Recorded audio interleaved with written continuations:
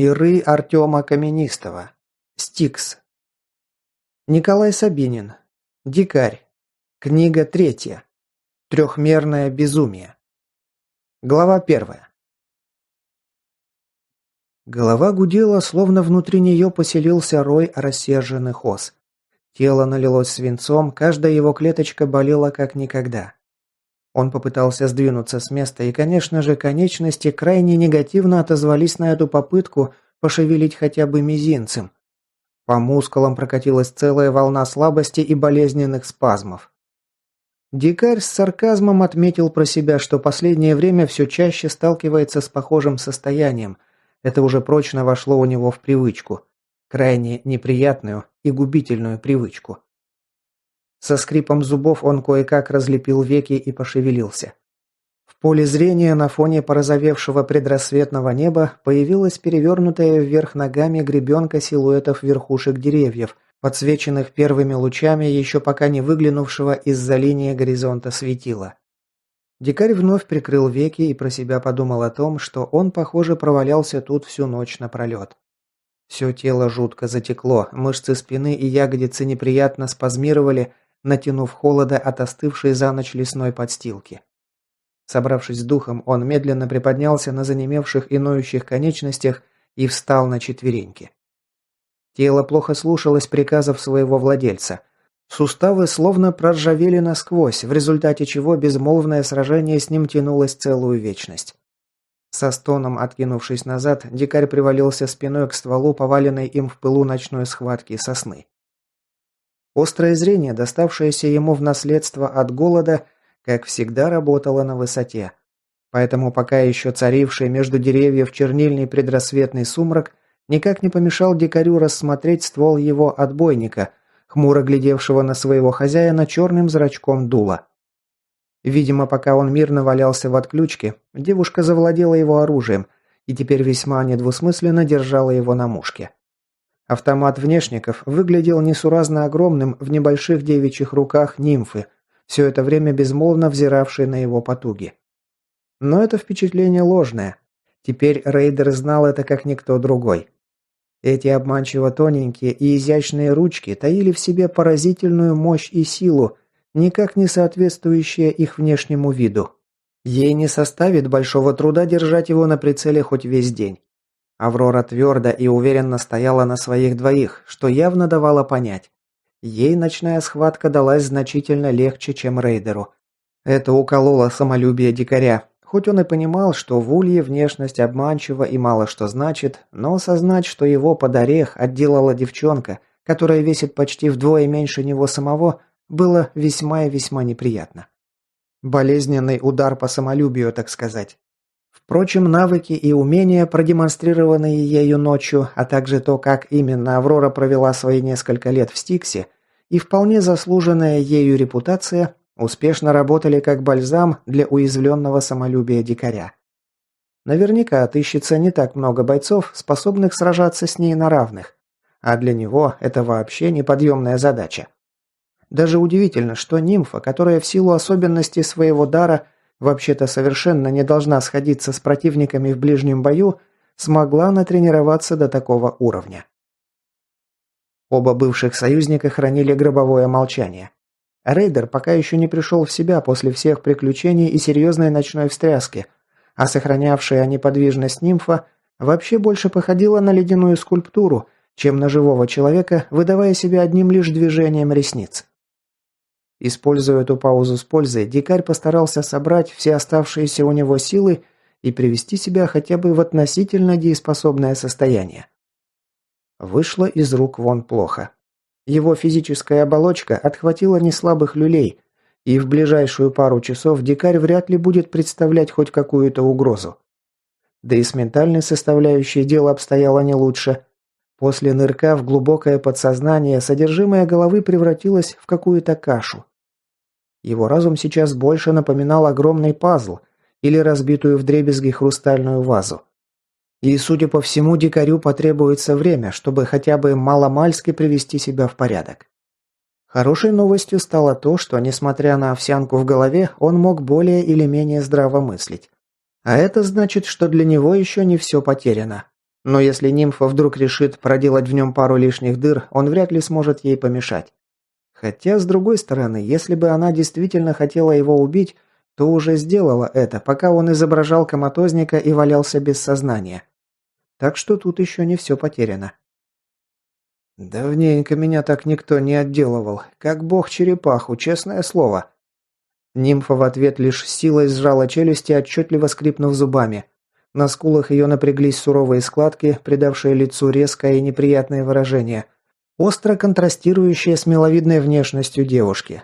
Похоже, он переоценил ее ледяное спокойствие. Внутри нимфы по-прежнему клокотал вулкан эмоций, внешнее проявление которого она мастерски скрывала от чужих глаз.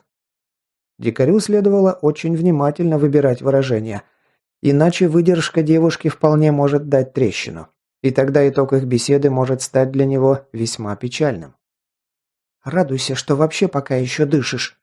Дикарь с кряхтением завозился на холодной земле, пытаясь принять более удобную позу. «Я и радуюсь, не видишь, что ли? На лицо мое глянь. Именно так и выглядит выражение неземного блаженства». Девушка нарушила собственную неподвижность и приблизилась к нему вплотную. Темный зев ствола автомата замер в каком-то полуметре от его переносицы, гипнотизируя своей чернотой сознание рейдера. Непосвященный человек мог бы решить, что беспечность девушки рано или поздно может выйти ей боком. Уж слишком явственно она подставляется, опасно сближаясь со своим пленником. Но дикарь теперь знал наверняка, что это просто иллюзия, причем очень опасная и глупая. Ночная схватка с Авророй наглядно ему продемонстрировала, что ее скорость и реакция далеко превосходят его собственные. А если сюда еще добавить крайне неприглядное текущее состояние рейдера, шансов завладеть автоматом у него было чуть меньше, чем никаких. «Вот теперь нахрен твои шуточки, с кем я разговариваю, и только попробуй водить меня за нос. Как только я увижу, что ты вешаешь мне лапшу на уши, тебе тут же кранты, понял? А я обязательно это пойму, даже не сомневайся. Отвечай!» Дикарь язвительно, насколько это вообще позволяла ситуация, усмехнулся ей в ответ. «А, то есть физически надругаться над моим бренным телом тебе показалось недостаточно? Ты меня теперь еще и морально унизить пытаешься, да? Нехорошо, вот это нехорошо, а с виду такая милая девушка». «Заткнись и перестань поясничать, я задала вопрос, будь, сука, любезен мне на него ответить». Рейдеру вдруг стало смешно. Даром, что ситуация совершенно не располагала к веселью. С трудом подавив рвущийся наружу неуместный гогот, он ответил нимфе. «Да не строй ты из себя дурочку, ты уже все давно сама поняла. Иначе я уже наверняка был бы мертв. Уж кто-кто, а ты-то наверняка способна опознать своего бывшего рабовладельца». Рот девушки некрасиво искривился, наглядно демонстрируя, что его слова ударили туда, куда следовало. «Следи за языком, пока я тебе его через жопу не выдернула». «Всегда, блин, к вашим услугам». В этот раз, на удивление, улыбка девушки вышла более позитивной и искренней. «Да уж, за словом в карман ты точно не лезешь». Дикарь лишь невинно пожал плечами в ответ. «Ты сама-то еще язва, так что мы, можно сказать, два сапога пара. Ладно, раз уж ты передумала меня убивать, может, теперь поговорим нормально? Мне кажется, у нас обоих есть куча вопросов друг к другу. Ты как, готова к конструктивному диалогу?» Аврора прикрыла глаза и глубоко вздохнула. Спустя мгновение она, похоже, приняла окончательное решение, опустила оружие и села на кочку напротив дикаря.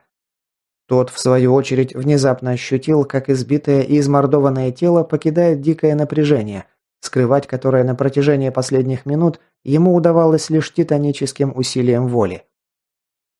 На лице нимфы проскочила череда сложных противоречивых эмоций, но она смогла взять себя в руки и кивнула ему в ответ. «Ладно, ты прав. Теперь выкладывай все без утайки».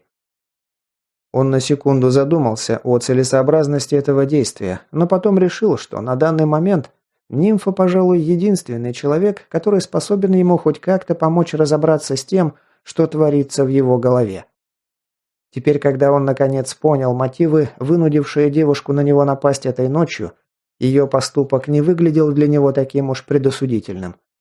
Наоборот, он прекрасно понимал, что ею двигало. Экскурс в глубины памяти Тритона дал ему массу пищи для размышлений. Быть сейчас максимально откровенным и этим постараться заслужить доверие Авроры – это, наверное, самое логичное и оправданное решение из всех возможных. Поэтому, собравшись с мыслями, рейдер принял более удобную позу и принялся не спеша рассказывать ей обо всем, что с ним приключилось во время и после их последней встречи на складах. Когда он закончил, девушка впала в глубокую задумчивость, отсутствующим взглядом наблюдая, как светило улья медленно выглядывает из-за горизонта, и рассеянно барабанила пальчиками правой руки по ствольной коробке отбойника, мирно покоившегося на ее коленях. «Знаешь, я, пожалуй, еще никогда не встречала такого эталонного неудачника, которому бы так нереально фартило». Дикарь лишь хмыкнул в ответ на эту сентенцию. «Слушай, давай вот без этого всего обойдемся, а? Я и без тебя прекрасно понимаю, что нахожусь в глубокой жопе. Может, уже по сути пройдемся без подколок и всего прочего?» «Ладно, ладно, не нервничай ты так. Лучше скажи, что было, пока ты был в отключке. Ты же наверняка не просто так бревном валялся, колись?»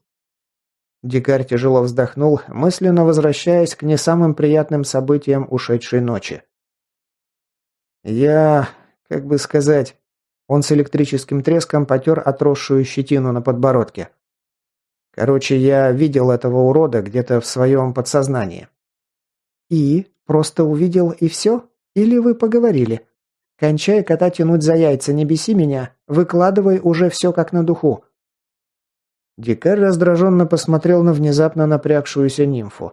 Осознание того, что он каким-то боком умудрился подцепить очередного пассажира, раздражало, как скрипящий на зубах песок. А поведение нимфы добавляло в ситуацию свою порцию негатива. К тому же этот тритон был как бы не хуже голода. Было отчего ощущать себя не в своей тарелке. Вот уж кому действительно везет, как утопленнику. «Да хватит так на меня смотреть, дыру протрешь. Не успел я с этим ублюдком ни о чем поговорить. Я, как его увидел, меня словно перемкнуло, а потом раз, и я уже тут, на тебя любуюсь». Девушка раздраженно хрустнула костяшками и снова принялась барабанить пальцами по оружию, размышляя о чем-то не самом приятном. Уж больно яркие эмоции отпечатались на ее лице. «Лучше ты мне скажи, как вообще такое возможно? Почему этот гад ко мне прицепился? Кто из нас двоих знахарь-то в конце-то концов?» Нимфа тяжело вздохнула, после чего сняла с пояса флягу с живчиком, сделала хороший глоток. Потом она завинтила крышку и протянула емкость ему. Дикарь не стал отказываться. Его фляга осталась в рюкзаке, который валялся где-то в окрестных кустах. А сил идти его искать у него сейчас банально не нашлось. Глоток универсального лекарства ласково прошелся по пищеводу и упал на дно желудка, от которого по всему телу прошлась теплая, успокаивающая волна. Рейдер лишь отвлеченно подумал о том, что уже довольно давно вообще перестал замечать отвратительный запах и вкус живца, окончательно подсев на местный аналог наркоты. «Слушай, я знахарь без году неделя, поэтому то, что я сейчас скажу, это просто мои досужие домыслы, приправленные кое-какими наблюдениями и выводами, которые я сделала благодаря этому дару. И хоть я и не претендую на правду в последней инстанции, но все же считаю, что мои умозрения не очень-то далеки от истины. Короче, слушай сюда. Ты вообще когда-нибудь задумывался, что такое личность человека? Задавался вопросом о сути сознания?» Вопрос был неожиданным и застал дикаря врасплох. «Насколько я понимаю, личность – это то, что электричество переносит по нашим мозгам. Вроде бы так, да?» Нимфа кивнула в ответ. «Да, если сильно упростить. Человеческое сознание – набор электрических сигналов, перемещающихся по нейронам нашего мозга. Нейронная сеть хранит все наши воспоминания, опыт и знания именно в виде таких сигналов». «Ну и какое это имеет отношение к тому, что со мной произошло?» Аврора в ответ раздраженно дернула уголком рта. «Самое непосредственное. Умение Тритона, с помощью которого он подчинял себе людей, связывало его личность с энергией Стикса напрямую, через его персонального паразита.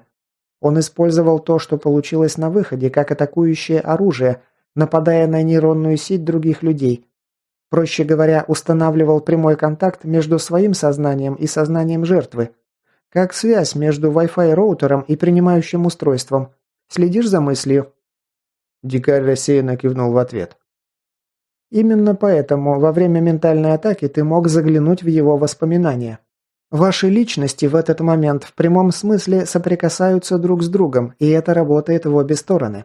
И вот это самый опасный нюанс в умении Тритона. Ведь стоит потерять контроль над процессом и нырнуть слишком глубоко в чужую структуру личности, и вы моментально начинаете сливаться на базовом уровне. С ним такое уже произошло однажды, в его самое первое подчинение. Он натуральным образом оторвал кусок личности другого человека и прилепил его к себе. И это очень сильно на него повлияло. Он на самом деле стал другим человеком. Хотя так и остался тем еще сволочью и подонком. Это не образное выражение. Сама его личность довольно сильно поменялась под влиянием чужого опыта и знаний. А что стало с тем, кого он пытался подчинить? Насколько я знаю, у того чувака просто-напросто перегорели мозги. Слишком большая нагрузка. Его нейронная сеть не вынесла такого урона и перенапряжения. Дикарь снова поскреб пальцами подбородок. И что с ним после этого стало? Впал в кататонический ступор. Проще говоря, окончательно и бесповоротно превратился в овощ. Да уж, незавидная судьба. А Тритон почему уцелел?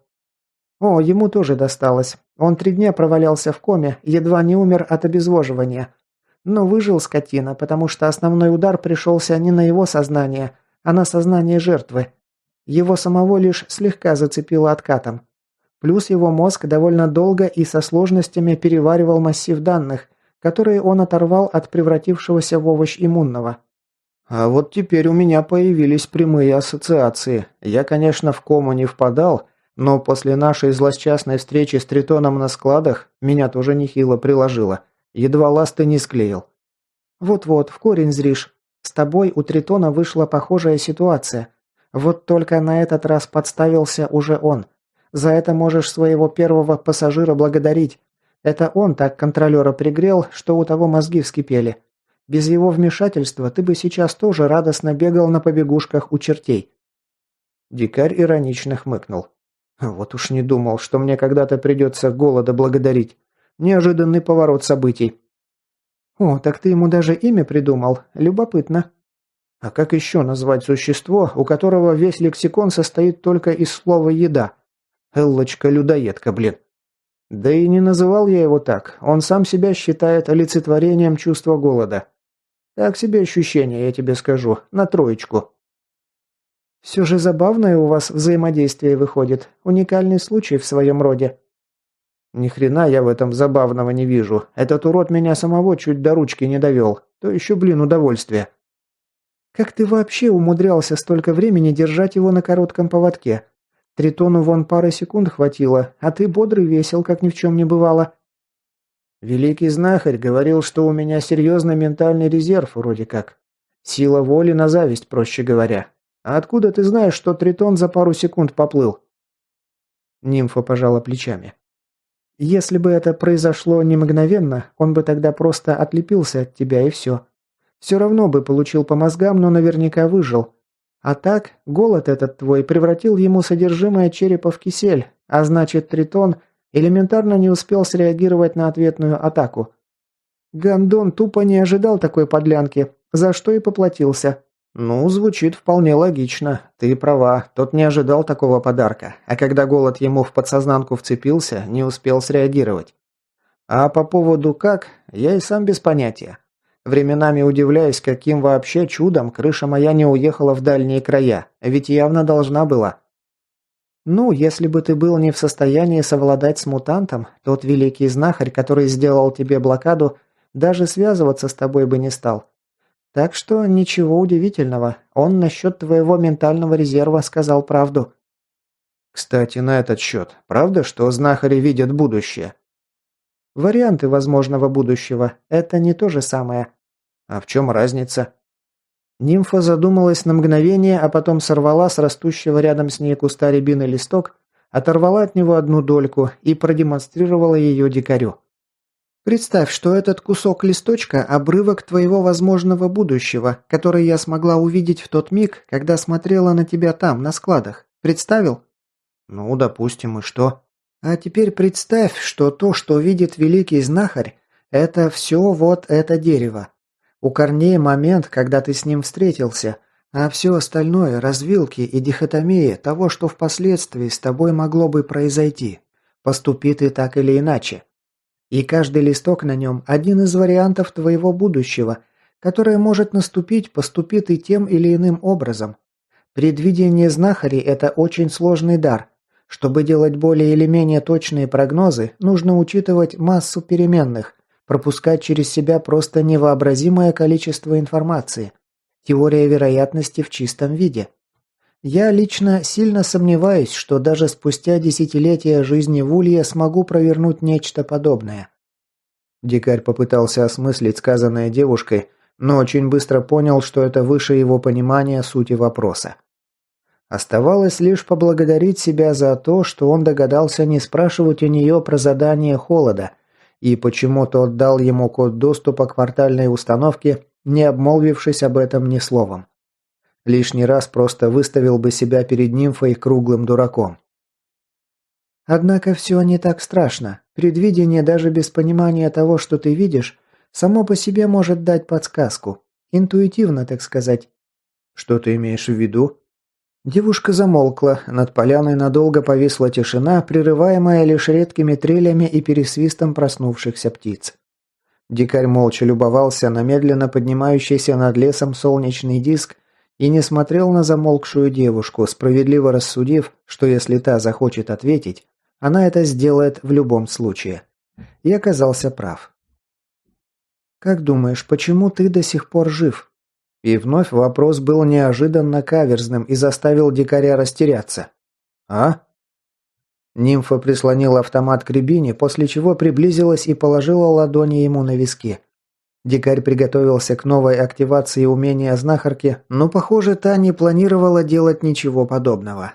Она приблизила свое лицо вплотную к лицу рейдера и несколько бесконечно долгих минут вглядывалась в его глаза, словно пытаясь найти там ответы на терзавшие ее вопросы. От этой ситуации ничего не понимающему дикарю стало немного не по себе. «Аврора?» «Стоит мне лишь подумать, что эта гнида засела в твоей голове и, возможно, прямо сейчас смотрит на меня твоими глазами, у меня внутри все начинает кипеть. Хочется сжать твою голову руками и давить до тех пор, пока череп не лопнет, словно перезревший арбуз, а мозги из ушей не потекут». От ее леденящего кровь тона сердце дикаря заколотилось в 3 раза быстрее обычного. Он понял, девушка не шутит, и она вполне способна привести свою угрозу в исполнение. Рыпаться сейчас было бы глупо, ведь этим он мог бы просто спровоцировать ее, а сил драться с ней снова у него просто не осталось. Поэтому дикарь молчал и истово надеялся на благополучный исход. И, как оказалось, правильно сделал. Нимфа вполне контролировала свои эмоции. Она отстранилась от его лица и продолжила говорить уже более ровным и спокойным тоном. «Как ты уже и сам понял, прикончить его мне хочется больше всего на свете. Но тебя я трогать не стану. И знаешь почему?» Дикарь, уже в который раз за сегодня испытавший чувство нереального облегчения, хрипло ее спросил. «Ну, удиви меня». «Потому что в тот день, когда я впервые тебя увидела на складах, я очень быстро поняла, что твоя судьба и твое будущее, какими бы они ни были, очень тесно переплетены с судьбой Бурана и Шута, а значит и с моей собственной тоже. Не знаю, почему это случилось, но это уже свершившийся факт. Мы теперь в одной упряжке. И мне остается лишь надеяться, что ты оправдаешь мои ожидания». «Какие еще, мать твою, ожидания?» «Ну, для начала постарайся остаться самим собой». «Что ты имеешь в виду?» Аврора тяжело вздохнула и посмотрела на него долгим взглядом, в котором дикарь уловил совершенно неожиданные для себя эмоции. Сочувствие? Печаль? Разобраться в них он так толком и не успел, уж больно они были мимолетными. «Ты не забыл, что умение, раньше принадлежавшее Тритону, внезапно стало твоим?» «И вправду, а с чего бы это? Только не говори мне...» Он внезапно замер, словно громом пораженный. Смысл странного, сочувствующего взгляда нимфы наконец дошел до него, пусть и с запозданием. Картинка в голове со щелчком приняла окончательный вид. И от понимания этой простой мысли дикарю захотелось завыть. «Я уже говорила, ты прослушал. Так же, как Тритон когда-то слился со своей первой жертвой, так и ты теперь постепенно впитываешь его личность, со всеми навыками, привычками, дарами улья и со всем прочим. Совсем скоро вы станете одним целым». «Сука, нет, нет, нет, нет, только не это!» Девушка внезапно замялась, продемонстрировав очень нетипичную для нее неуверенность. «Дикарь, послушай». Тот лишь скривился в ответ, все душевные силы бросив на усмирение эмоциональной бури, в мгновение ока всколыхнувшейся внутри. «Пожалуйста, просто помолчи немного, лады? Мне нужно пару минут, чтобы все обдумать в тишине». Нимфа кивнула в ответ и предоставила его собственным мыслям. А мысли эти радостными отнюдь не были. Наконец-то все встало по своим местам. Все те странности, что творились с ним последнее время. Неожиданные решения, которые удивляли его самого. Разом нашлось множество ответов на внутренние вопросы и недосказанности. Вот только позитива в его существовании это совершенно не добавляло. Аврора права. Он редкостный неудачник. Только ему могло так повести. Выбрался из одной ямы для того, чтобы снова угодить в следующую. С этим можно что-то сделать? Девушка лишь пожала плечами. Если и можно, то я совершенно без понятия, как и что именно. Сколько у меня времени? Неделя, может, 2 или 3, сложно сказать точно. Дикарь скрипнул зубами и с хрустом сжал кулаки. Твою же мать! Нимфа встала и, приблизившись, положила к нему на плечо ладонь. «Слушай, все не так страшно, как выглядит на первый взгляд. Судя по тому, что ты мне рассказал, Тритон уже пытался тебя взять под контроль, но у него ничего из этого не вышло. Да это и не удивительно. Он моментально проиграл схватку твоему голоду, а вот ты своего мутанта вполне успешно нагнул. А это значит, что ему с тобой не тягаться, у тебя ментального ресурса в разы больше». Это не отменяет того факта, что этот выродок скоро станет частью моей личности. В кого я тогда превращусь? В такого же психопата и морального урода? Я уже сейчас не чувствую абсолютно никаких угрызений совести после того, как собственноручно отправил на тот свет несколько десятков человек. Как будто так и должно быть. Он с чувством врезал кулаком по собственному колену. Девушка лишь пожала плечами. Ну, положа руку на сердце, внешники, которых ты отправил в мир иной, трижды заслужили такую участь, так что тут твоя совесть кристально чиста. Но ты прав, неизвестно, чем все обернется в будущем. Дикарь сидел некоторое время, удрученно понурив голову, продолжая предаваться своим не самым радужным мыслям. Наконец, приняв для себя трудное решение, он вскинул подбородок и пристально посмотрел в глаза нимфе. «Аврора, послушай, ты лучше, чем кто-либо знаешь, что из себя представляет Тритон. Поэтому я прошу тебя пообещать мне одну очень важную вещь». Девушка наклонила голову на бок. «Какую же?» «Если ты увидишь, что я превращаюсь в него, пообещай мне, что убьешь меня. Ты-то уж наверняка сможешь это сделать». Глаза девушки превратились в две бездонных дыры, которые, казалось, стремились заглянуть в глубины его разума. Спустя пару минут гробового молчания она ответила. «Уверен насчет этого?» Дикарь выдержал ее взгляд и твердо кивнул ей в ответ. Он уже принял это решение. Увиливать от него, проявляя малодушие и слабость, было бы глупо с его стороны. Нимфа вместо ответа поднялась на ноги, подошла ближе и приблизила свое лицо к нему вплотную, продолжая сверлить взглядом его череп. Словно пыталась найти там ответы на одни ей известные вопросы. Тяжело вздохнув, спустя еще пару напряженных минут, она положила ладонь к нему на плечо и проникновенным голосом ответила на просьбу рейдера. «Хорошо, я тебе это обещаю. Ты меня спас, я все еще у тебя в долгу. Значит, это меньшее, что я могу для тебя сделать, если дела примут совсем уж печальный оборот. От себя гарантирую, что исполню обещание лишь в самом крайнем случае, если пойму, что уже все, других вариантов не осталось». Дикарь лишь невесело хмыкнул ей в ответ. «Ну что же, и на том спасибо. Хотя странно благодарить за такое, тебе так не кажется?» Девушка пожала плечиками и в тон ему ответила. Согласна, так себе благодарность за спасение. Давай лучше мы постараемся не доводить до такого, окей? Да кто ж спорит-то? Думаешь, я сам жажду схлопотать пулю в голову? Просто теперь я буду чувствовать себя немного уверенней, зная о том, что ты меня прикроешь и не позволишь этому уроду переродиться в моем теле. Это явно хуже смерти, я такого для себя точно не хочу. Ладно, давай с этими похоронными разговорами завяжем и перейдем на более животрепещущие темы. Как ты себя чувствуешь? Рейдер прислушался к собственным ощущениям. Ну, после того, как ты меня отделала под орех, самочувствие так себе, если честно. Но с другой стороны, бывало и похуже. Нимфа передала ему в руки отбойник, а сама положила руки на виски дикарю. «Сейчас я тебя немного подлатаю и двинемся обратно к ребятам. Они там уже наверняка все испереживались, особенно Лунь. У него с этим вообще конкретные проблемы, хоть виду и не подает». Дикарь удивился. «Что, правда? А я и не знал».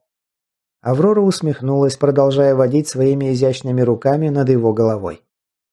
«Ага, я же мало того, что девушка, так еще знахарь.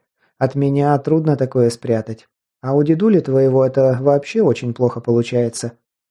«Ну, он уже не такой уж и дедуля. Неплохо так годков сбросил за те несколько дней, что мы были разделены». «Ну, вообще-то в Улье омоложение гораздо медленнее происходит, но с Лунем ему в плюс сыграла красненькая. Неплохо ему старые косточки смазала». Дикарь удивленно присвистнул. «Похоже, мне предстоит узнать много интересного про ваши с ним совместные похождения, верно?» Он краем глаза увидел, как неожиданно тепло девушка улыбнулась в ответ на его вопрос. Эта мимолетная улыбка много чего рассказала дикарю. Похоже, Лунь перестал быть посторонним и для нимфы. Эти их похождения и для нее не прошли мимолетно, сблизив с советским разведчиком. Что в принципе было совершенно неудивительным. Сибирский охотник был человеком надежным, на него можно было положиться, кроме того, с ним рядом было довольно комфортно находиться. Есть такой тип людей, располагающих к себе и совершенно не напрягающих в общении. Вот Лунь как раз и относился к подобным людям, несмотря на видимость деревенской неотесанности и поверхностной сухости в общении. Потом сам у него спросишь, расскажет наверняка. У меня сейчас совершенно другим голова занята. Знаешь, а ведь ты сумел меня серьезно удивить. Давненько уже мне так не прилетало. Колись, когда успел так насобачиться. Обычно за моей скоростью мало кто поспевает. Пара оплеух и мое опустошение противника валит с ног. Разве что против опытных клокстоперов не играет. Но там тема для отдельного разговора. Да и мало их совсем, очень редко встречаются. А с тобой пришлось повозиться. Вон какую поляну вытоптали. Дикарь лишь пожал плечами. Снова моему голоду спасибо надо сказать. Без его рефлексов ты меня моментом раскатала бы. Но вообще, чем ты, блин, думала, а? Я ведь чуть тебе шею не сломал. Не трави ты мне душу, будто я этого без тебя не знаю. Аврора раздраженно потерла ладошкой лиловое кольцо синяков на своей шее, оставленных руками рейдера в финале их ночной схватки. Я тебя серьезно недооценила. Кроме того, в тот момент я думала, что у меня нет другого выхода. Я ведь на полном серьезе считала, что Тритон уже прибрал тебя к рукам. Мне от одной этой мысли до сих пор не по себе. Даже подумать страшно, на что он станет способен, если к своим старым дарам прибавит твои способности и тело, раньше принадлежавшее зараженному. Она зябко передернула плечиками, тем не менее продолжая колдовать над его головой. Кстати, насчет этого, как ты уже понял, его дар – черная дыра, способность скрывать себя от ментатов, ценсов и знахарей, перешла к тебе, и ты уже вполне успешно научился ею пользоваться. Дикарь покачал головой. Это само собой случилось. Я сам был очень удивлен, когда узнал, что там меня не видит своим даром. А он ведь один из самых сильных сенсов, что мне доводилось встречать в Улье. Нимфа фыркнула. Есть и посильнее, поверь мне. Ты в Стиксе без году неделя, ни хрена еще толком тут не знаешь. Наверное, ты права, я же не спорю. Но насчет дара. Я подумал, что у меня новая способность из-за белки прорезалась. А ну, видишь как? Нет, то, что тебе белая жемчужина подарила, у тебя пока еще дремлет и не подает никаких признаков жизни. Я едва-едва в тебе ощущаю нарождающийся новый дар, но пока даже примерно не вижу, каким он будет. А по поводу черной дыры, тебе нужно срочно научиться его отключать. Почему это? Да, похоже, я переоценила твои умственные способности. Голову-то не пробовал включать хоть иногда. Как думаешь, какая реакция будет у любого ментата или знахаря, как только он поймет, что совершенно не может тебя прощупать собственным даром? Напряжется? Само собой. Это же как красная тряпка для быка. Раз скрывается, значит, есть что прятать. Ну а дальше все вытекающие отсюда последствия. Ага, и тогда первый же встречный ментат узнает, что внутри меня сидит Мур, которого все считают погибшим. Аврора лишь тяжело вздохнула и покачала головой. «Ох, какой же ты еще зеленый! Если ты сам об этом трепаться не начнешь, как ментат вообще об этом догадается? Полиграф же не видит тебя насквозь, лишь считывает твою реакцию на его вопросы. Правду ты сказал или нет? А если нет вопроса, нет и ответной реакции». Дикарь намотал информацию на ус. Сказанная девушкой действительно стала открытием для него. Но вообще-то ты прав. К знахарям тебе теперь соваться не стоит. По крайней мере, пока это ваше слияние не завершится. Иначе спалишь себе всю контору. И поверь на слово, ничем хорошим это для тебя точно не закончится. Рейдер почувствовал благодарность к девушке за очень своевременное предупреждение. Кто знает, чем бы для него мог обернуться бездумный поход в гости к тому же монаху. Даже думать о последствиях того, что флюгеровский знахарь просек бы его сложную жизненную ситуацию, не хотелось. Наверняка последствия для самого дикаря были бы весьма и весьма печальными. И что, мне забить на свои новые способности? Аврора неожиданно треснула его кулачком по голове. Не больно, но дикарь все равно вздрогнул. Не потому, что было больно, а больше от неожиданности. «Лучше уж дождаться самостоятельной активации, чем так подставляться, дурила». «Ладно, ладно, чего сразу драться-то, понял я». «Ну вот, раз понял, так прекращай тупить. У тебя теперь есть персональный знахарь». В ответ на это рейдер лишь хохотнул негромко. «Ага, еще бы этот персональный знахарь не пытался мне голову открутить, был бы я на 7 небе от счастья». «Ой, слушай, заткнись, пока я тебе опять по голове не надавала. Лечишь тут его, лечишь, а благодарности ноль». Но в ее словах совершенно не чувствовалось злобы или раздражения. Напротив, дикарь уловил в них нотки тщательно скрываемой улыбки. И это развеселило его еще больше. Ага, всегда бы так. Сперва калечит, потом лечит. Просто мечта. Девушка снова шлепнула его ладошкой по макушке головы и наигранно суровым голосом сказала: «Ты ведь с огнем играешь, да шутишься, я тебе точно уши откручу и в карман засуну». Он втянул голову в плечи, сделав вид, что напуган, и с большим трудом подавил рвущийся наружу истеричный смех. Похоже, накопленный стресс и негатив от ночной схватки и последующих мрачных новостей начали давать о себе знать таким вот необычным образом. «Сиди смирно, дурачина, я еще не закончила тебя латать». «Ладно, ладно, не дерись только». Но она уже сбросила с себя шутливое настроение и продолжила говорить уже гораздо более серьезным и задумчивым тоном. «Кажется, теперь я начинаю понимать, что в тебе нашел Буран». «Ты сейчас о чем?» «Да так, не обращай внимания». «Ну ладно, могу и не обращать. Тогда скажи мне вот что. Тот дар, который мне Белка подарила, как скоро он пробудится?» Нимфа за его спиной пожала плечиками. «Хрен его знает, тут уж как Ули решит.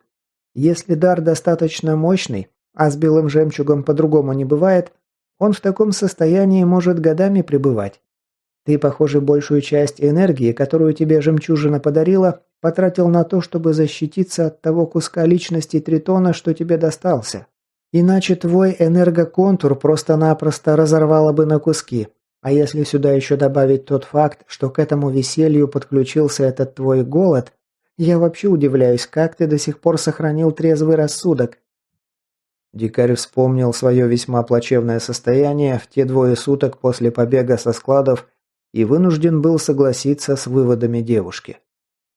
Да я и сам удивляюсь не меньше твоего.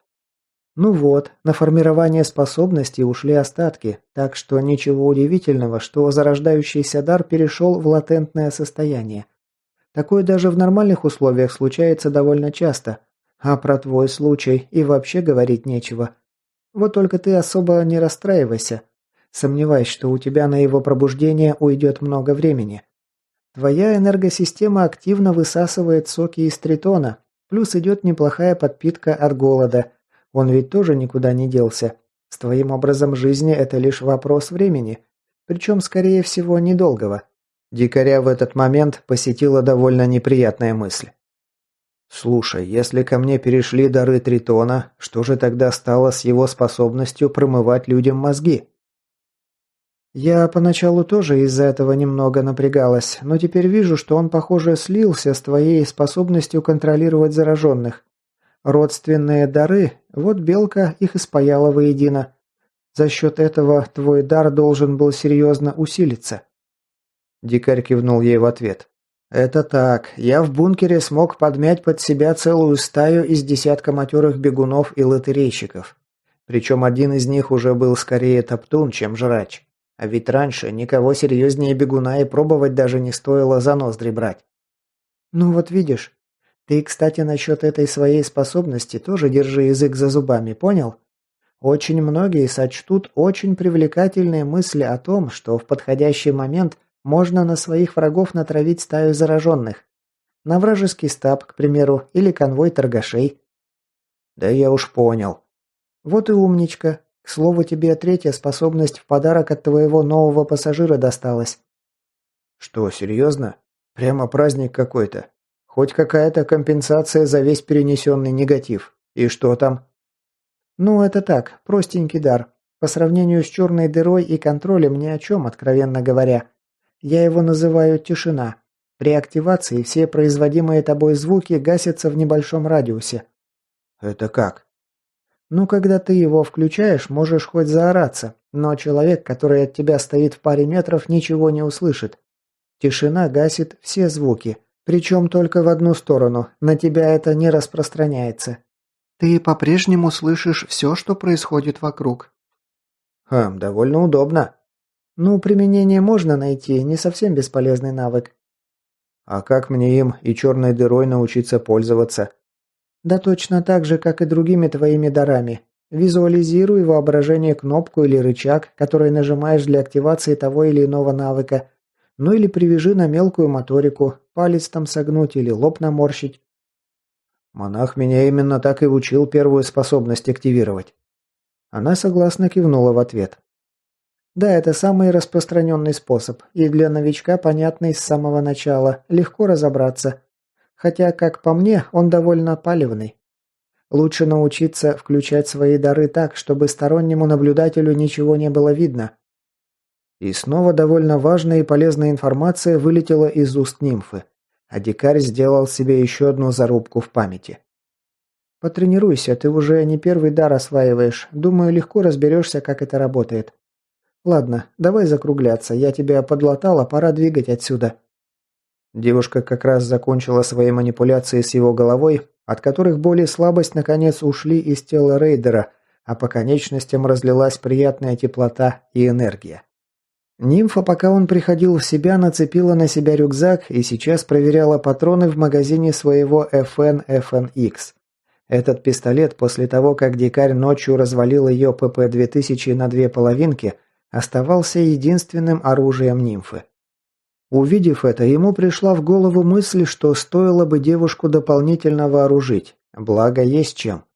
По дороге трепаться не будем, тут еще хватает проблемных мест. Не знаю, как ты, а я за последние дни и без того перенапряглась. Неохота больше подставляться. Думаю, ты со мной в этом согласишься. Ладно, давай закругляться, и так тут полночи проторчали, давно пора сваливать. Дикарь осторожно встал на ноги и полез в кусты в поисках рюкзака. Найдя свою ношу, он обернулся к девушке. «Двинули, торчать тут и впрямь больше не стоит». Обратная дорога прошла спокойно. После того, как дикарь утопил в темных водах баржу, дроны, больше не имевшие места для посадки и дозаправки, к утру больше своей частью попадали на землю. Серьезных зараженных им тоже не встретилось, всякие мелкие пустыши и бегуны не в счет. С этими местными жителями их парочка особо не церемонилась, проламывая черепа слабеньким зараженным клювами. Свежеупокоенные мутанты в качестве благодарности одарили их несколькими спаранами. Пока их дуэт проворно пересекал перелески, дикарь озвучил не дававший ему покоя вопрос. «Аврора, слушай, насколько я понимаю, нам теперь во флюгер дорога лежит. Согласна? Вопрос лишь в том, как именно мы туда доберемся».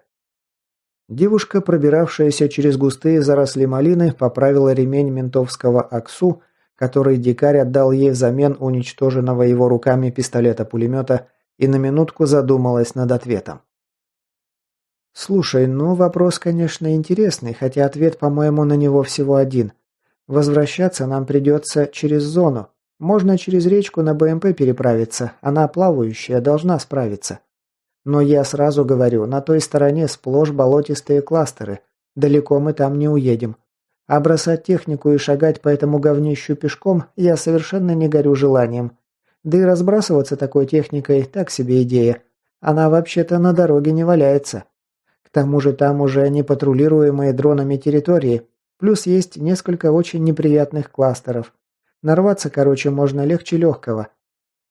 Дикарь, которого от воспоминаний об его похождениях по радиоактивной зоне под черным дождиком просто передернуло, лишь с сомнением хмыкнул. Не уверен, что поездка через зону будет более приятным занятием. Там, насколько я понимаю, сейчас пора черных дождей. Особо не разгуляешься. Это так, но по срокам там уже должно все близиться к концу. Кроме того, именно сейчас шанс нарваться на атомитов в зоне минимальный. Они все по выездам шатаются в окрестных кластерах. В самой зоне их сейчас минимум. А учитывая, что черти в данный момент серьезно дезорганизованы и лишились поддержки своих хозяев, атомитам вообще полное раздолье. И они непременно этим прекрасным шансом воспользуются, что открывает перед нами некоторые возможности. Да я такие возможности в гробу видал, если честно. Девушка с недовольным видом прочистила горло, после чего ответила ему.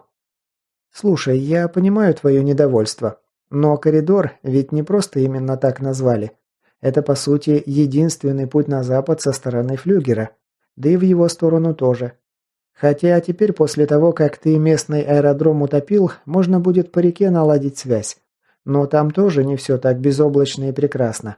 Река на многих участках несудоходна. На ней частенько с перезагрузками случаются серьезные перепады уровня воды. Есть пара плотин, с тамошними шлюзами намучаешься, будь здоров. Короче, тоже то еще приключение». Рейдер на ее отповедь лишь тяжко вздохнул и ответил без лишнего восторга в голосе. «Ладно, я понял. Через зону, значит, через зону». Глава 2. Скрипачка в белоснежной блузке нервно теребила смычок и время от времени посматривала на своих напарников, клавишника и виолончелиста, в ожидании того, когда они смогут наконец сыграть марш Мендельсона.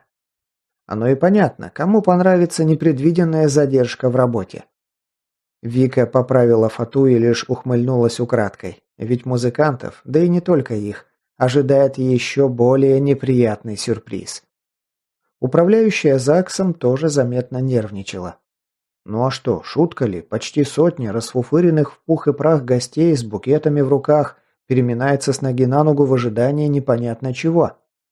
Маман жениха, Александра Викторовна, судя по разлившейся на коже одутловатого лица и шее пунцовой краски, вообще вот-вот готова была взорваться гневной тирадой, и лишь тихие, размеренные увещевания супруга кое-как сводили на нет ее нарастающую истерику. Вика скосила глаза на жениха.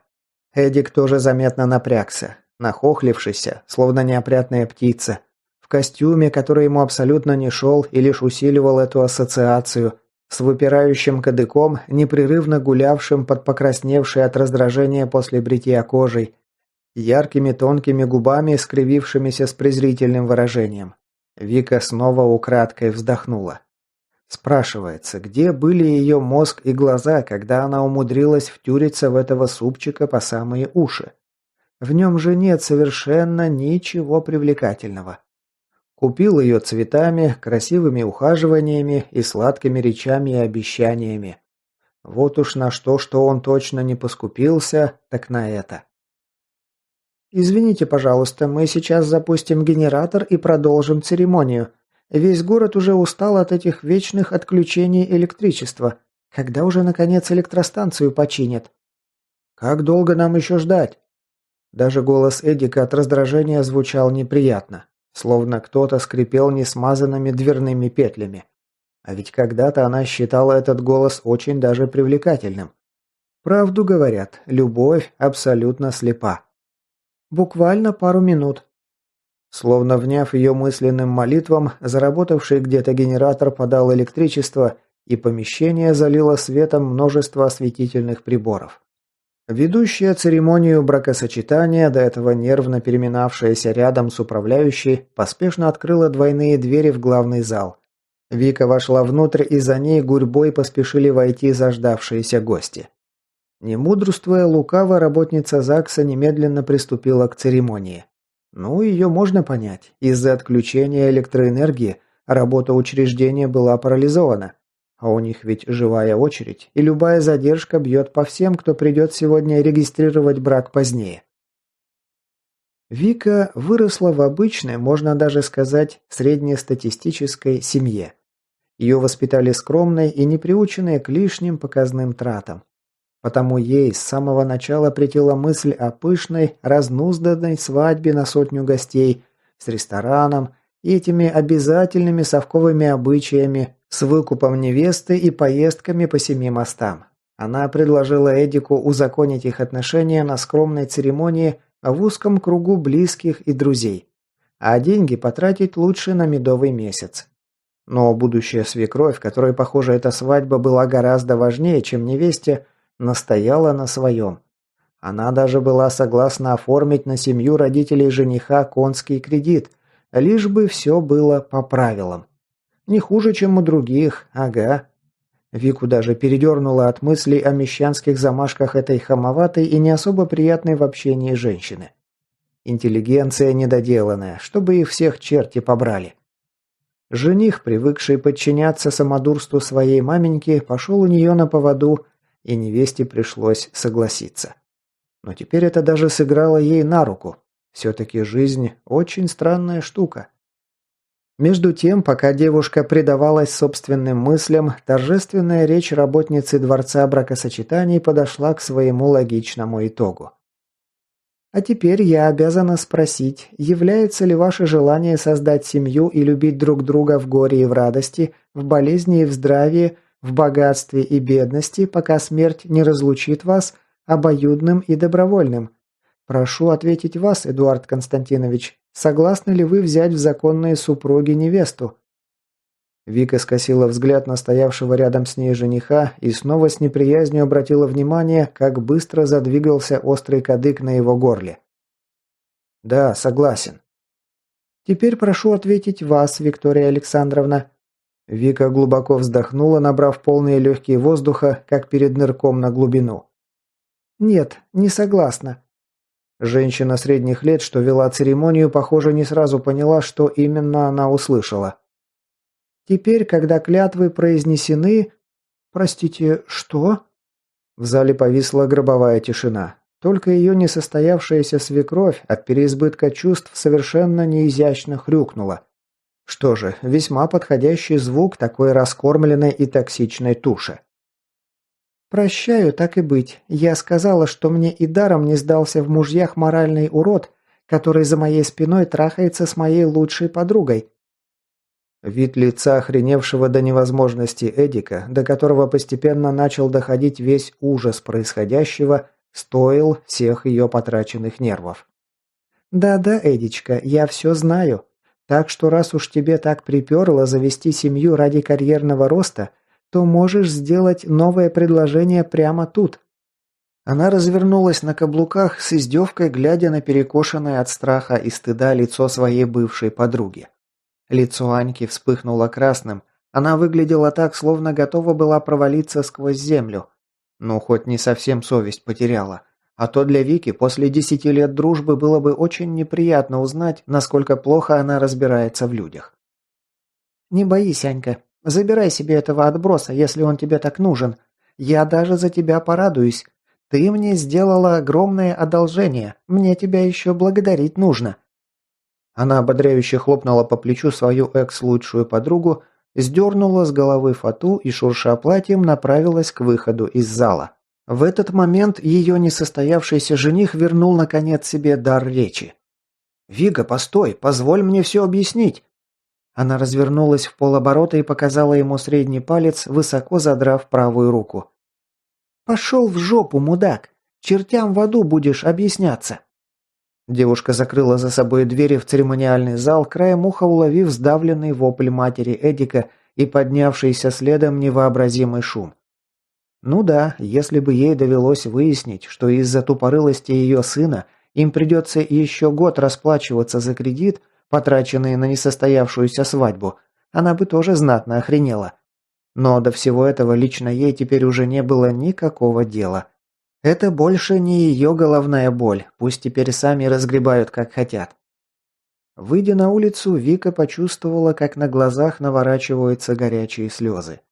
То ли от кипевшей внутри обиды, которую даже ее состоявшаяся месть не смогла усмирить, то ли от резкой химической вони, непонятно откуда взявшегося густого тумана, укрывшего все вокруг ватным одеялом.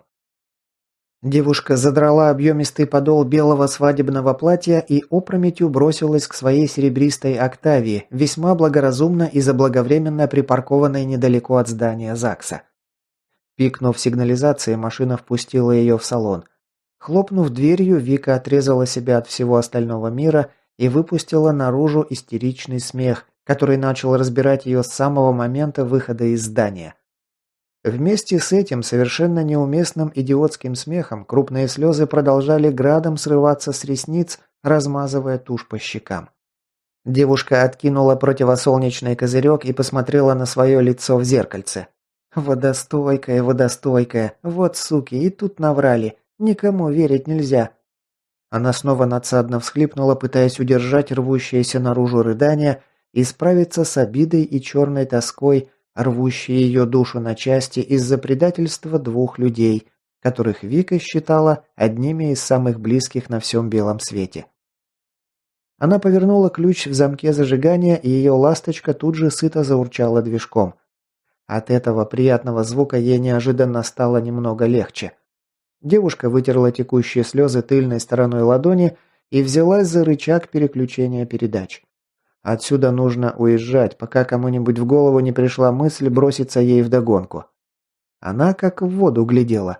В зеркале заднего вида она сквозь клубы тумана разглядела фигурку в костюме. Ее теперь уже бывший жених что-то кричал, размахивая руками на бегу. Но Вике было уже на это плевать. Она отпустила сцепление и выжала педаль газа почти до упора. Машина норовисто взревела движком и сорвалась с места, оставив после себя на асфальте черные следы от протектора покрышек и запах сжженной резины. Нелепая фигурка в сером костюме растворилась в тумане. Девушка некоторое время давила на педаль газа, совершенно отключившись от реальности.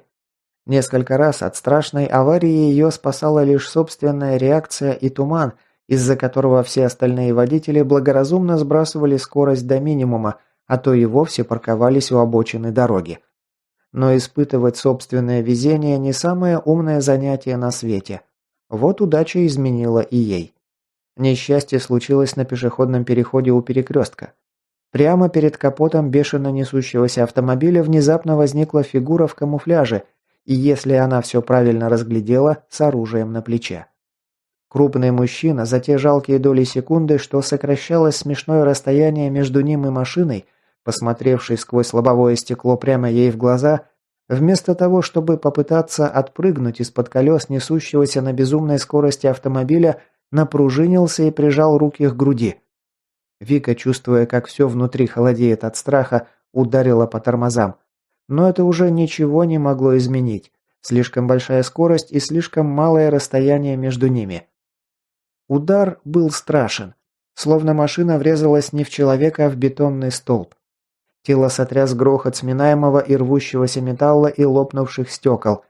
а потом ей в лицо ударила подушка безопасности, оглушив треском ломающихся хрящей ее собственного носа.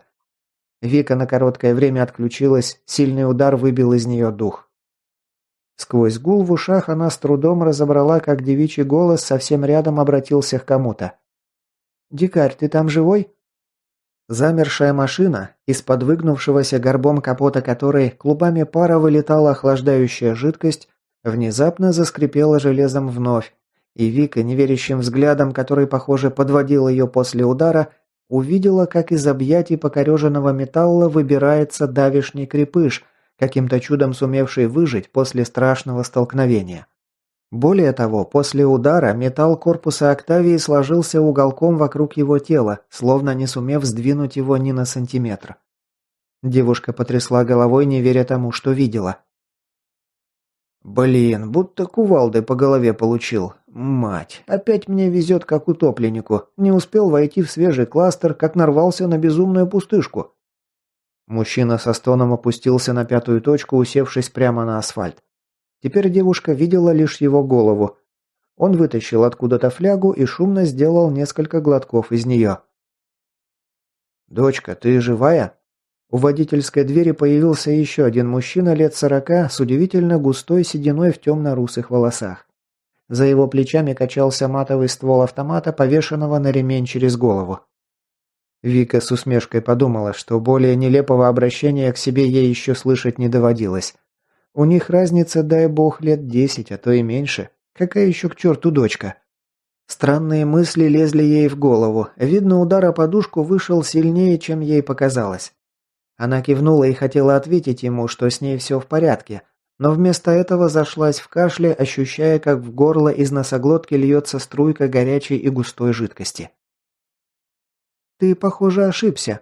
Рядом с преждевременно посидевшим человеком появилась ослепительно красивая блондинка в ладном, подогнанном по фигуре камуфляжном костюме и с куцестволом автоматом на груди. Она пронзительным взглядом своих серых глаз окинула распластавшуюся на кресле в покореженном автомобиле девушку в свадебном платье и повернула голову к сидевшему на дорожном полотне мужчине. «Свежачка, с иммунитетом». Тот, делая очередной глоток из своей фляги, вполголоса чертыхнулся в ответ. «Блин, вот только балласта нам сейчас и не хватало». Блондинка взялась руками за край покореженной двери и с неожиданной силой дернула ее на себя. «Черт, заело! Дикарь, иди сюда, нужна твоя помощь. Не дергайся, сейчас мы тебя вытащим оттуда». Это уже было обращено к Вике, ошарашенно взиравшей на этих странных вооруженных людей. Крепыш, которого блондинка назвала странным прозвищем, с кряхтением поднялся с земли. Девушка в пострадавшей машине с удивлением и страхом окинула его взглядом. Высокий и крепко сложенный, словно некогда он активно увлекался культуризмом. Глубоко посаженные глаза, цвет которых она не смогла разобрать из-под навеса темных бровей. Его можно было бы даже назвать красивым, если бы не крупные черты лица и сильно выступавшие белоснежные клыки, отлично заметные в те моменты, когда он начинал говорить, не придавали ему весьма угрожающий и опасный вид. Девушка снова потрясла головой. Похоже, удар подушкой безопасности и впрямь вышел приличным. Вон как она ее кровью залила. Иначе объяснить то, что она увидела, было просто невозможно.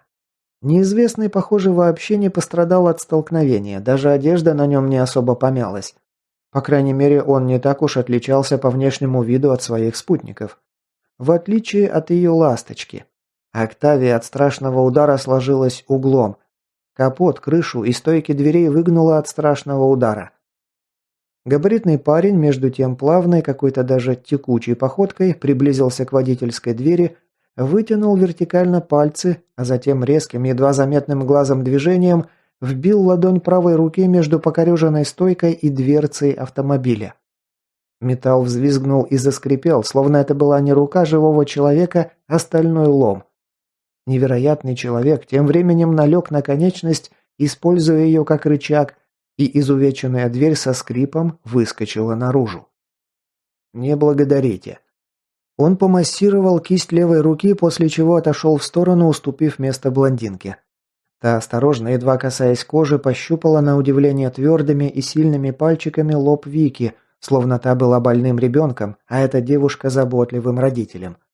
После чего с до нельзя довольным видом бросила через плечо. «Ну да, иммунная, я ж говорила». Крепыш, тем временем поднявший откуда-то с земли странно выглядевшее оружие, как раз повесил его себе на плечо и извивительно откликнулся на это. «О, боже мой, радость-то какая!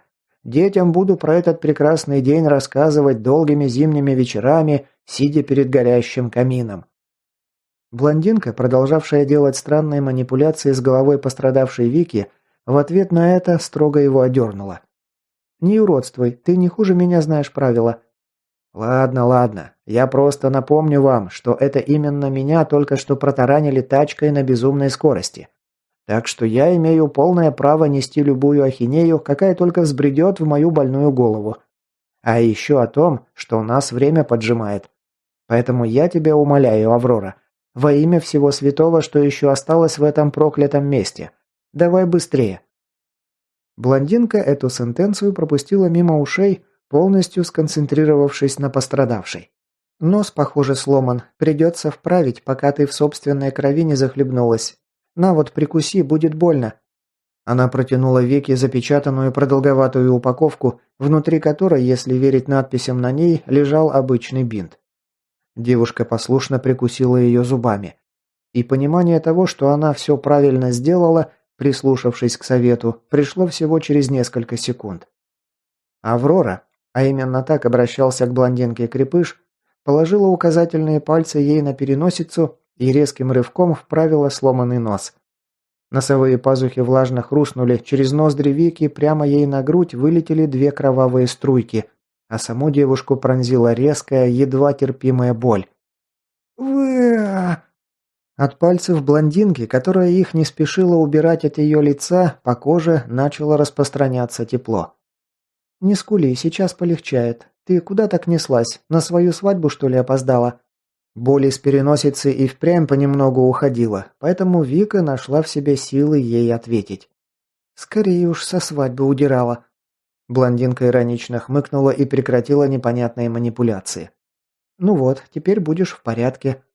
Сбежавшая невеста кое-как выбралась из покореженного авто, осторожно потрогала вроде как только что сломанный напрочь нос и поблагодарила собеседницу наклоном головы. После чего кивнула в спину высокого парня, который сейчас активно крутил головой, что-то внимательно высматривая в поредевшем вонючем тумане. «Окей, а что насчет него? Я его вроде как машиной протаранила». Она со страхом и изумлением окинула взглядом изуродованный корпус своей Октавии. В голове не укладывалось, как человек вообще может выжить после такого страшного столкновения. Блондинка же в ответ на это лишь легкомысленно махнула ладошкой. «Да чего ему сделается? Выбрось из головы, он еще тебя переживет. Лучше скажи-ка мне, ты жить хочешь?» До Вики наконец стала доходить вся необычность этой странной тройки. Почему они одеты и снаряжены так, словно собрались на войну? И это в центре не самого маленького города. Это уже не говоря про те странные экстрасенсорные способности, которые двое из них продемонстрировали чуть ранее. Похоже, она таки заработала себе сотрясение. Иначе объяснить, почему эти вопросы возникли у нее только сейчас, просто-напросто невозможно. «Хочу. Только сперва объясните, что тут вообще происходит». Аврора лишь отмахнулась от ее вопроса.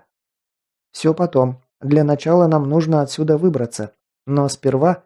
Она окинула критическим взглядом ее свадебный наряд, некогда белоснежный, а сейчас изрядно запачкавшийся и залитый брызгами крови. «Немного поработаем над твоим имиджем». Она вынула из небольшого чехольчика на поясе складной нож, большим пальцем выкинула лезвие и, злорадно ухмыляясь, шагнула к девушке. Та съежилась от недобрых предчувствий, но блондинка, как показали ее дальнейшие действия, не собиралась ей вредить. Несколько быстрых отточенных движений, и пышный подол ее свадебного платья свалился к ногам Вики, а само оно превратилось в некое подобие балетной пачки. По оголившимся ногам прошелся влажный липкий воздух, кожа мгновенно покрылась пупырышками. «Ой, что ты творишь?» Аврора хмыкнула в ответ. Ты сама сказала, что сбежала со своей свадьбы, а значит, платье это тебе уже ни к чему. Уродовать-то зачем? Оно вообще-то довольно дорогое. Вика с сожалением окинула взглядом то, что совсем недавно стоило несколько десятков тысяч рублей, и на выбор чего она с восторгом потратила целую уйму времени. Теперь все это превратилось в неприглядную замызганную тряпку. «Прямо как вся моя грёбаная жизнь», – подумалось вдруг девушке. Из глубин собственных размышлений ее вырвал резкий окрик крепыша. «Заканчивайте болтать. Нужно срочно двигать отсюда, пока гости не набежали. Вон уже подтягиваются. Жрач на 5 часов».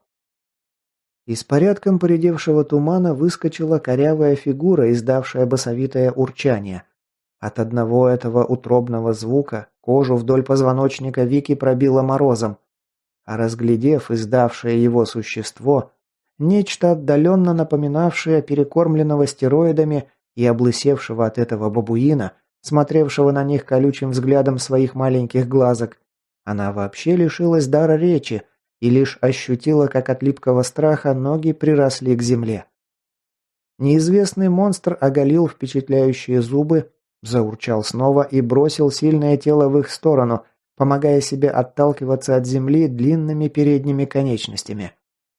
Впрочем, эта кошмарная картина не произвела на странную троицу абсолютно никакого впечатления. Крепыш синхронно с блондинкой вскинули оружие, хлопнули негромко глушителями, вроде так эти штуки правильно зовутся. Его пистолет и короткий автомат девушки. Одна из пуль прошила висок спешившего к ним монстра, вторая ударила в подбородок. Тварь споткнулась на полпути и зарылась мордой в асфальт, по инерции проскользив еще несколько метров по дорожному покрытию. Теперь огромная жутковатая туша лежала неподвижно и лишь слабо подергивалась. «Лунь, потроши, я прикрою». Посидевший мужчина довольно резво бросился к поверженному монстру и начал непонятную возню с его затылком, а блондинка повернулась к Вике в полоборота и хитро ей подмигнула. «Как видишь, твой выбор был правильным. Как звать-то тебя, беглянка?» «Вика, Виктория». «О, супер, тогда будешь отныне просто Ви». Девушка лишь растерянно развела руками, а вот крепыш выдал короткий смешок и прокомментировал Кристины собственным едким замечанием. «Класс! Меня тогда можешь звать просто Ди!» «Ну давай, беглянка, выкладывай!» Девушка в обезображенном свадебном платье кинула настороженный взгляд в сторону дикаря. Похоже, она все еще не пришла в себя после аварии, к тому же ее пугал то ли его внешний вид, то ли продемонстрированные им способности, а может и то, и другое одновременно. Что именно? Где тут у вас ништяками разжиться можно? Это какими же? Рейдер шагал по тротуару полупустого проспекта, распугивая своим видом редких растерянных прохожих. Известно какими. Оружие интересует. Вспоминая, где тут есть охотничьи магазины или, может, отдел полиции, ОМОНа, части армейские. Ви неуверенно покачала головой. «Извини, я такими вещами никогда не интересовалась, да и район не мой. Я на окраине города живу, тут не очень хорошо ориентируюсь». «Плохо, очень плохо. Выходит, для нас ты совершенно бесполезный пассажир». В разговор вклинилась нимфа. «Не грузи ты ее, дикарь. Себя лучше вспомни, каким было самочувствие, когда в Улье очутился». «Ну это да, откат, там все дела. Но я, чтобы ты знала, в первые сутки в Стиксе супера прикончил, своими собственными руками. Причем такого супера. Всем элитникам элитник. После того таких отожравшихся больше видеть не доводилось. Хотя такие, как он, наверное, только в пекле и водятся». Аврора удивленно приподняла брови. «Похоже, у тебя в загашнике есть пара занимательных историй, которые я бы с удовольствием послушала. Не знала, что ты из пекла вынырнул». «Может, как-нибудь в стабе под пиво и расскажу. А сейчас у нас на повестке дня другие проблемы». «И дался тебе этот оружейный магазин. Мы с Барсука и его бригады и так нормально сливок сняли. Едва все добро в десантный отсек БМП поместилось. Куда тебе еще-то?» «Если бы мы были сами по себе, я бы с тобой согласился. Но теперь все иначе. С нами много других людей связано». «Даже если мы намутим пару-тройку цинков патронов, глобально это мало что изменит. Капля в море». Так дождь как раз и состоит из таких мелких капель. А любое половодье начинается именно с дождя. Нимфа тяжело вздохнула, признавая проигрыш в этой короткой пикировке. «С чего ты вообще решил, что тут есть этот магазин или что ты там ищешь?» «Помнишь вещь, которую я передал Бурану перед отъездом? Там была пометка в этом кластере. Так что тут совершенно точно имеется что-то интересное. Осталось лишь выяснить, что именно и где оно находится». «Да уж, упрямство и настойчивости в тебе на троих». «Ой, да брось наглаживать мое эго. Ты сама еще интереснее меня». Нимфа пожала плечами. «Может и так, тебе видней со стороны». Тут их неспешную беседу прервало негромкое покашливание, подобранной ими перед этим свеженькой. «Ребята, а вы можете объяснить, что тут вообще происходит? Какая-то война началась или что?» Дикарь предоставил право отдуваться нимфе. Когда до блондинки дошло, что рейдер не собирается отвечать, она взяла инициативу в свои руки. «Все, что тебе нужно знать, рядом с нами ты выживешь. Останешься одна, и с тобой очень скоро произойдет нечто очень плохое. Остальным себе голову не забивай, а просто делай, что тебе говорят, и не путайся под ногами. Мы тебе зла не желаем. Все объяснения будут после того, как выберемся из города. У тебя тут родственники есть?» «Нет, я полгода назад всего сюда переехала. Мама в другом городе осталась. Она уже не молодая, приболела. Даже на свадьбу из-за здоровья не приехала. Есть еще подруга, но она в пригороде живет». Беглянка махнула рукой куда-то на запад. «Тот кусок города в кластер не влез». «Что это значит?» Нимфа раздраженно вздохнула. «Это значит, что волноваться тебе нужно лишь о своей собственной шкуре. Подруге твоей повезло больше, чем тебе, ясно?» Разглагольствования парочки на этом моменте были прерваны вызовом луниапарации. «Дикарь, я, кажись, нашел то, что тебе нужно». Рейдер отцепил рацию от Молли на своей бронезагрузке и нажал клавишу для ответа. «Здорово. А что за неуверенность в голосе?» «Ну, тут на вывеске ружье нарисовано. И еще чепуха какая-то намалевана на басурманском. Я ж в ихнем ни в зуб ногой не разумею, так что черт его знает, то это или нет. Ты бы подошел да глянул, а?» «Не вопрос, только куда идти-то?» «По проспекту Коммунаров еще метров 300 вперед, потом налево, а через дом еще раз налево во двор. Дальше сам увидишь». «Лады, через пару минут буду». Он обернулся, вопросительно наклонив голову. «Дамы, вы его слышали? Вперед!» Идея разделиться ради разведки принадлежала Луню. Дикарь не стал возражать. Этот кластер был, похоже, из затяжных. Уже прошло больше часа после перезагрузки, а им на глаза пока не попался ни один свежий пустыш. Местные, само собой, ходили порядком придавленные откатом, но вполне еще адекватные. Несколько аварий, свидетелями которых их группе пришлось стать не в счет. Особого наплыва мутантов тоже пока не было заметно. Регуляция численности популяции зараженных дронами и мурами давала о себе знать. Единственный вид проблем, которые они могли сейчас себе заработать, это столкновение с местными представителями власти. Но до сего момента вроде бы все шло гладко. В указанном месте обнаружился сам Лунь, переминающийся с ноги на ногу, и та самая вывеска со стилизованным изображением двуствольного ружья на красном фоне и вычурной надписью на английском «Hunter Team», которая ввела разведчика в ступор. Зато у дикаря отпали всяческие сомнения о том, по адресу ли они заявились. Довольно крупный магазин, занимающийся продажей оружия, охотничьей и рыбацкой одежды и амуниции, расположился в подвальном помещении. Ввиду чего внутрь можно было попасть лишь по узкой лесенке, круто сбегающей вниз на 1,5 пролета. В конце спуска дорогу перекрыла запертая толстая стальная дверь. Похоже, это был единственный вход в помещение оружейного салона. Доклад Луня подтвердил его догадки. Тот обошел здание вокруг, но черного входа в подвал так и не обнаружил. Осталось лишь понять, как им попасть внутрь. Он не стал изобретать велосипед и применил свое уже неоднократно отработанное на практике средство. Если есть результат, смысл придумывать что-то еще. Но предварительно он простучал рукояткой люгера поверхность металла в районе замочной скважины, чтобы наметить размеры и примерную область нахождения запорного механизма. Закончив с этим, он вновь с силой вбил вытянутую мечом ладонь в стык стальной двери и косяка. Покрытая силовым полем рука с невыносимым для ушей визгом и скрипом вошла в металл так же, как горячий нож входит в масло. Вот только дикарь недооценил массивность замка. Ему потребовалось еще трижды повторить процедуру, прежде чем механизм окончательно утратил свою целостность, и дверь слегка приоткрылась. Правда, от неаккуратного обращения металл двери деформировался, и ее начало клинить в дверном проеме. Потребовалось несколько сильных рывков, чтобы проход расширился достаточно, и человек спокойно мог войти внутрь. Вот только за первой дверью оказалась новая преграда в виде второй решетчатой перегородки, сваренной из металлических уголков и арматуры. Но более неприятным сюрпризом оказалось наличие там полноватого лысеющего мужчины, который держал дверной проем на прицеле дробовика. Судя по подрагивающим рукам и взмокшей лысине, этот тип был на грани того, чтобы нажать на спуск. «Убирайтесь, или я выстрелю! Я вызвал ментов! Будут тут через пару минут!» Ага, интересно как, если связь не работает.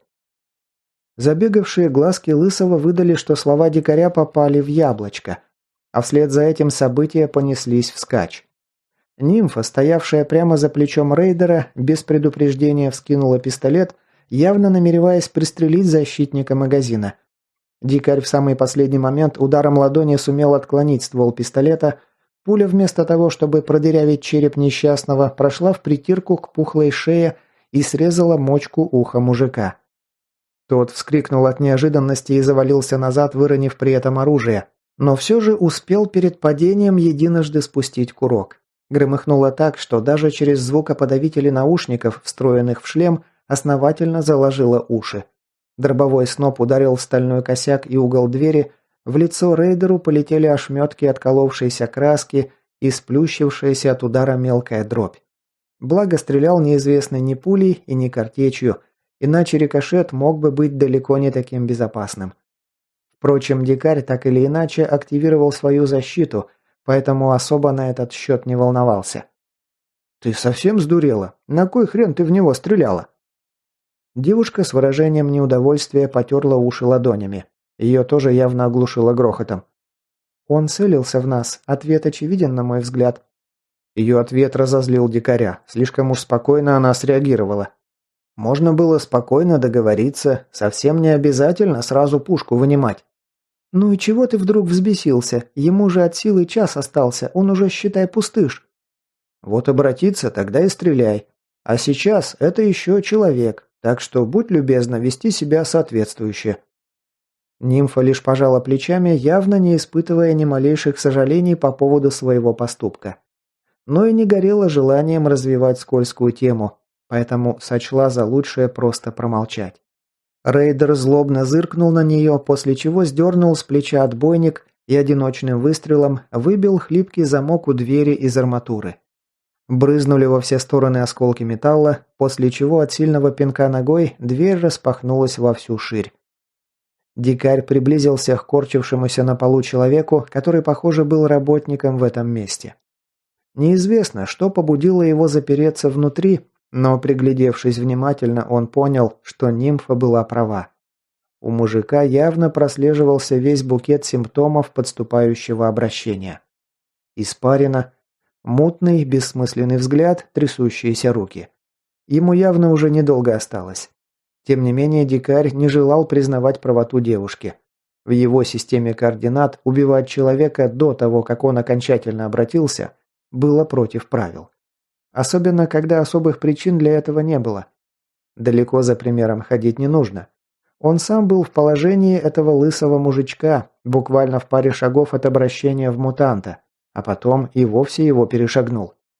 Так что ее поступок вызвал у него справедливый гнев. Рейдер выдернул из разгрузки медпакет, распотрошил его, по-быстрому сделал тампон и передал его пострадавшему. Тот все так же корчился на полу, прижав руки к тому месту, где раньше находилась мочка уха. Пуля, выпущенная из пистолета нимфы, ее напрочь отстрелила. После чего помог работнику магазина подняться на ноги. «Мужик, ты извини, что так вышло. Мы тебе ничего плохого не сделаем. Просто не нужно в нас пушкой тыкать». Мужчина прижал тампон к пострадавшему уху. «Оно и видно, блин. Чуть голову мне не отстрелили». «Вот и радовался бы, что не отстрелили». «За каким чертом вы вообще сюда полезли? Не видите, что ли, что закрыто?» Дикарь тяжело вздохнул. Похоже, процессы, протекающие в голове будущего пустыша, уже затронули мыслительную деятельность мозга. Другого объяснения, почему пострадавший продолжал упрямо игнорировать тот факт, что вторженцы все как один были основательно вооружены, у него не было. «У тебя семья есть?»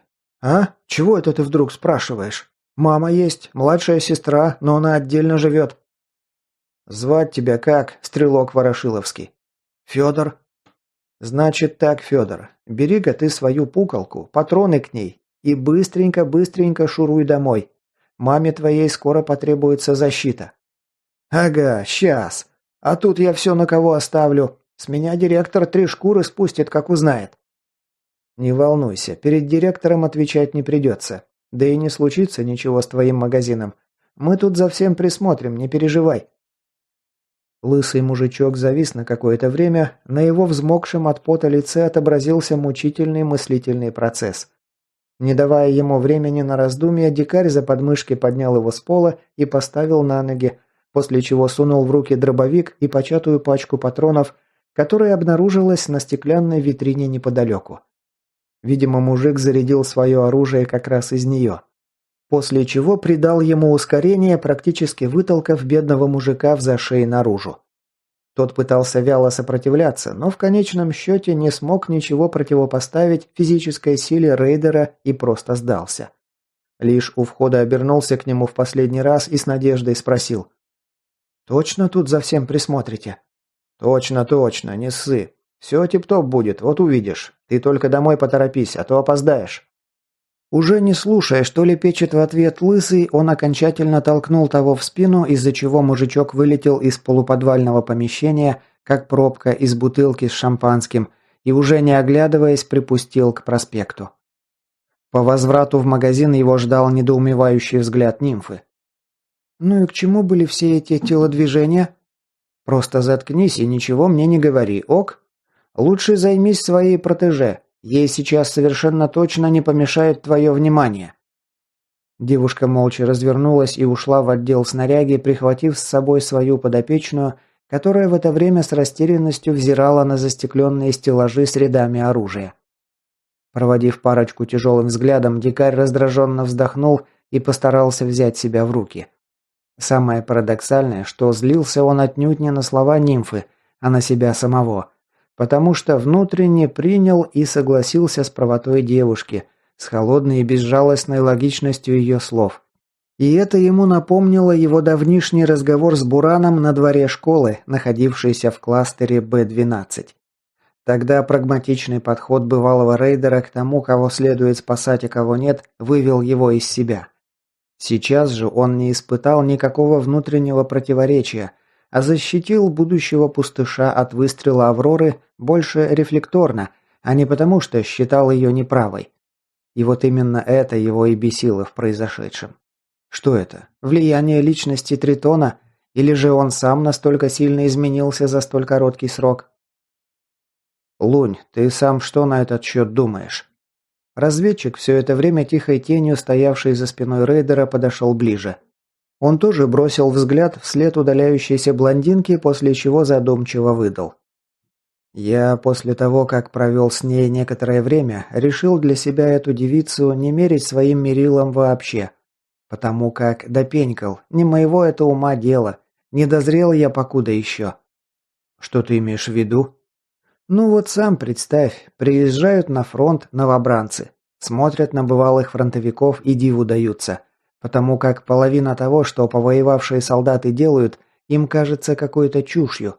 В темноте там не курят, передвигаются все время в наклонку, рот лишний раз не раскрывают и все такое.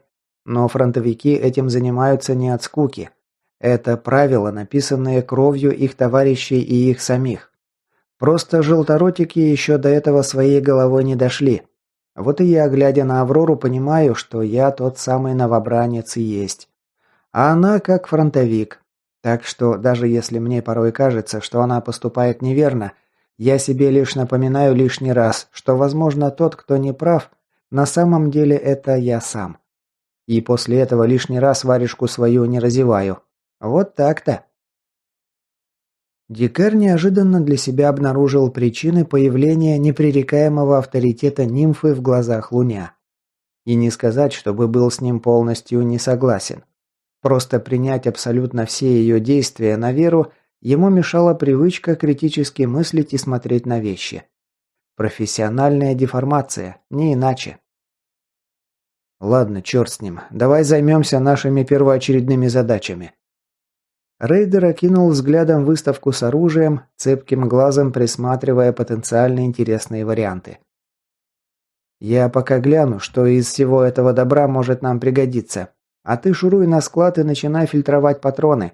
На упаковках сейчас в основном ставят английскую маркировку, так что я тебе сделаю пометки, на что нужно обращать внимание». Дикарь зашел за прилавок, выудил из-под него блокнот и ручку. Значит, смотри. В первую очередь отбираешь крупнокалиберные патроны, к примеру, 375 Magnum от Голланд, блюмовские 9 на 54R и 9 на 63. Во вторую очередь 7,62 на 54R. Это отлично тебе известный трехлинейный патрон. Спустя столько лет им все еще пользуются? Его ж еще при царизме придумали. Пользуется. И еще как. Один из самых распространенных патронов в мире.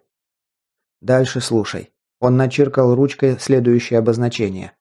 7,62 на 51, он же 308 Вин. 3006 Спрингфилд, он же 7,62 на 63 и 7,62 на 39. Последний тоже отечественный, ты его легко узнаешь. Твой АЕК как раз этот патрон употребляет. Потом смотри, люгеровский 9 на 19 и наш 9 на 18. Это дичь для пистолетов и ПП всегда уйдет.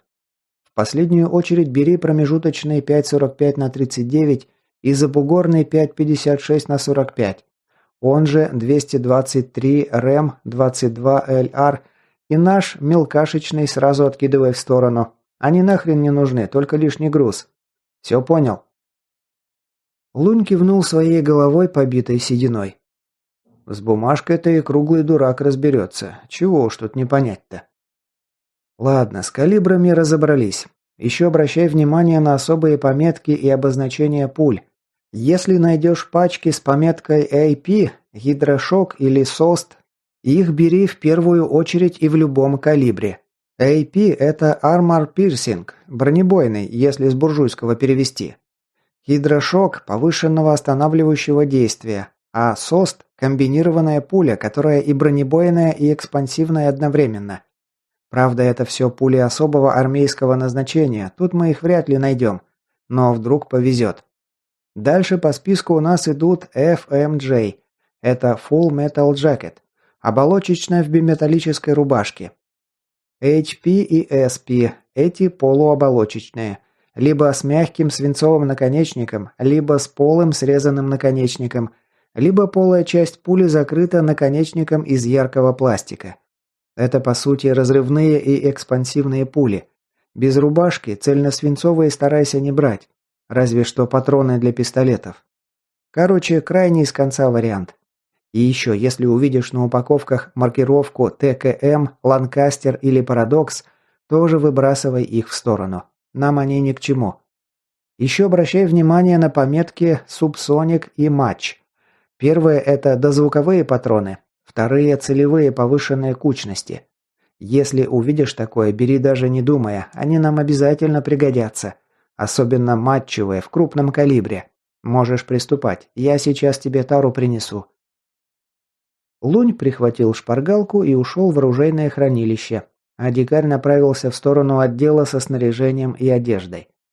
Краем глаза отметил, что нимфа уже вовсю колдует над обмундированием для Ви, после чего углубился в уголок, где были развешаны разнообразные рюкзаки и сумки. Подобрал 3 объемистых, самых удобных и качественно выглядевших баула и отнес их в подсобку к закопавшемуся в картонные коробки с патронами ровными рядами расположившиеся на металлических стеллажах, разведчику. Похоже, в ближайшие полчаса, а то и час тому будет чем заняться. Сам же порылся в ящиках, где работники магазина хранили всякую необходимую мелочевку, и выудил оттуда связку ключей от выставочных стеллажей с оружием, после чего уже принялся за детальное изучение их содержимого. Похоже, ассортимент Hunter Team, несмотря на говорящее название, был весьма дальновидно ориентирован не только на охотников, но и разного рода выживальщиков и любителей страйкбола, хардбола и пневматики. Вывод этот напрашивался сам собой хотя бы потому, что тут имелись не только сугубо гражданские модели в классическом исполнении, но и услада для глаз тактикульщика. Например, ему сразу в глаза бросилась гражданская версия его собственного ментовского АКСУ под пистолетный патрон. Как сказала нимфа, этот пистолет-пулемет называется «Витязь», что самому дикарю было неизвестно. На стенде покоились два гражданских клона «Витязя» под названием «Сайга-9», если верить прайсу. Один из карабинов в стоковом варианте, а вот внешний вид второго ствола претерпел основательные изменения. Согласно все тому же прайс-листу, этот ствол получил банку глушителя от Гексагона и обвес от компании «Зенит». В частности, вентилируемое цевье с планками под обвесы, крышку ствольной коробки с планкой, на которой угнездился холосановский коллиматор, складной приклад с регулируемой длиной и выступом под щеку стрелка и сдвоенный клипами магазин. К слову, цена тюнингованной сайги почти втрое превышала стоимость стокового полуавтомата. Похоже, этот оружейный салон делал нехилый профит на любителях фанатского тюнинга. Даже тот факт, что переделанное оружие на стенде занимало место рядом со своим базовым вариантом, был явно маркетинговой уловкой. Наглядное пособие, так сказать. От его «Витязя», что сейчас находился в руках нимфы, эти стволы отличало лишь отсутствие полностью автоматического режима и невозможность вести огонь со сложенным прикладом. В принципе, и то, и другое довольно просто было исправить при помощи напильника и прямых рук. После первичного осмотра оба карабина и заряженный ствол, и стоковый вариант, сразу же были сняты со стенда и помещены на стойку. Тюнингованная сайга станет донором для его собственного ПП, а с простеньким вариантом пусть начинает дружить Ви. Ведь их новой знакомой тоже потребуется оружие. Стрелять с него она пока не сможет, но пусть хоть привыкает носить его с собой. Да даже если из этой идеи ничего не выйдет, нимфа потом наверняка с удовольствием заберет себе эту огнестрельную игрушку. Следующим в очереди стал поиск подходящего оружия для Луня, потому что по результатам зрелого анализа А-545, которым разведчик пользовался на данный момент, хорош против людей, а вот с серьезно развитыми зараженными все уже не настолько радужно. И что-то подсказывает дикарю, что в скором времени стрелять по последним им придется гораздо чаще, нежели по первым. Так что стоило подготовиться к этому заранее. После непродолжительного штудирования содержимого выставки, его выбор пал на детище концерна «Молот» из Вятских Полян. А если конкретнее, на карабин Вепрь Хантер в калибре 30.06 Спрингфилд. Поколдовав с инструментами, благо работники магазина оказались людьми запасливыми и все необходимое нашлось в подсобном помещении, он сменил штатную неуклюжую ложу из довольно грубо и халатно обработанного дерева на симпатичное полимерное изделие со спортивным рамочным прикладом и регулируемой щекой в камуфляжной раскраске. Прошелся по выставленной на стенде оптике, подобрал подходящий ресивер, переходник и прицел от Aimpoint, включавший в себя жестко закрепленный на планке коллиматор и откидной трехкратник «Магнифер», дающий карабину универсальность как для стрельбы на коротке, так и для средних и даже с небольшой натяжкой дальних дистанций. Выбор пал именно на этот калибр совсем не случайно. 7,62 х 63 был разработан на основе швейцарского патрона Шмидта-Рубина GP-11, который уже на протяжении целого века считается одним из лучших крупнокалиберных патронов для снайпинга и охоты, причем вполне заслуженно. Патрон 3006 разрабатывался для армии США и стоял на вооружении еще до Второй мировой войны. Кстати, именно в этом калибре поставлялась в войска знаменитая винтовка М1 «Гарант» и пулемет Браунинга. Уже значительно позднее, когда были разработаны более совершенные сорта быстро горящих бездымных порохов, Штаты перешли на патрон калибра 7,62 на 51. Но 3006 не только не исчез с рынка, но и за счет все тех же новых сортов пороха и пуль из более современных материалов стал еще совершеннее. Он по многим характеристикам превзошел даже трехлинейный патрон и прочно занял нишу среди калибров для охоты на крупного зверя и спортивной стрельбы на дальние и сверхдальние дистанции. По расчетным данным, дульная энергия патрона 3006 примерно на 20% превышает таковую у 308-го. А ведь именно этот показатель влияет на начальную скорость и на стильность траектории полета пули. Кроме того, Лунь уже имел опыт общения с вепрем, купленным им у Натфеля, пусть и не особо продолжительный. А значит, освоиться с новым оружием ему будет гораздо легче. Так что выбор дикаря был более чем обоснованным. Данный карабин идеально вписывался в те задачи, что виделись рейдеру в их ближайшем будущем. Он еще немного порылся в приблудах, подобрал несколько увеличенных магазинов на 20 и 30 патронов, выкинув в дальний угол штатные на десятку. Еще прикрутил к оружию складные сошки, ремень для переноски и прибор бесшумной беспламенной стрельбы. При таком калибре толку от него немного, но процентов 20-30 от звука выстрела он срежет, плюс спрячет дульную вспышку, что тоже немаловажно, особенно при стрельбе из здания и в сумерках. Кроме того, заменить его на штатный дульник – дело десятка секунд. Это можно сделать в любое время и в любом месте, будет такая потребность внезапно появится. Результатом своей возни дикарь остался доволен.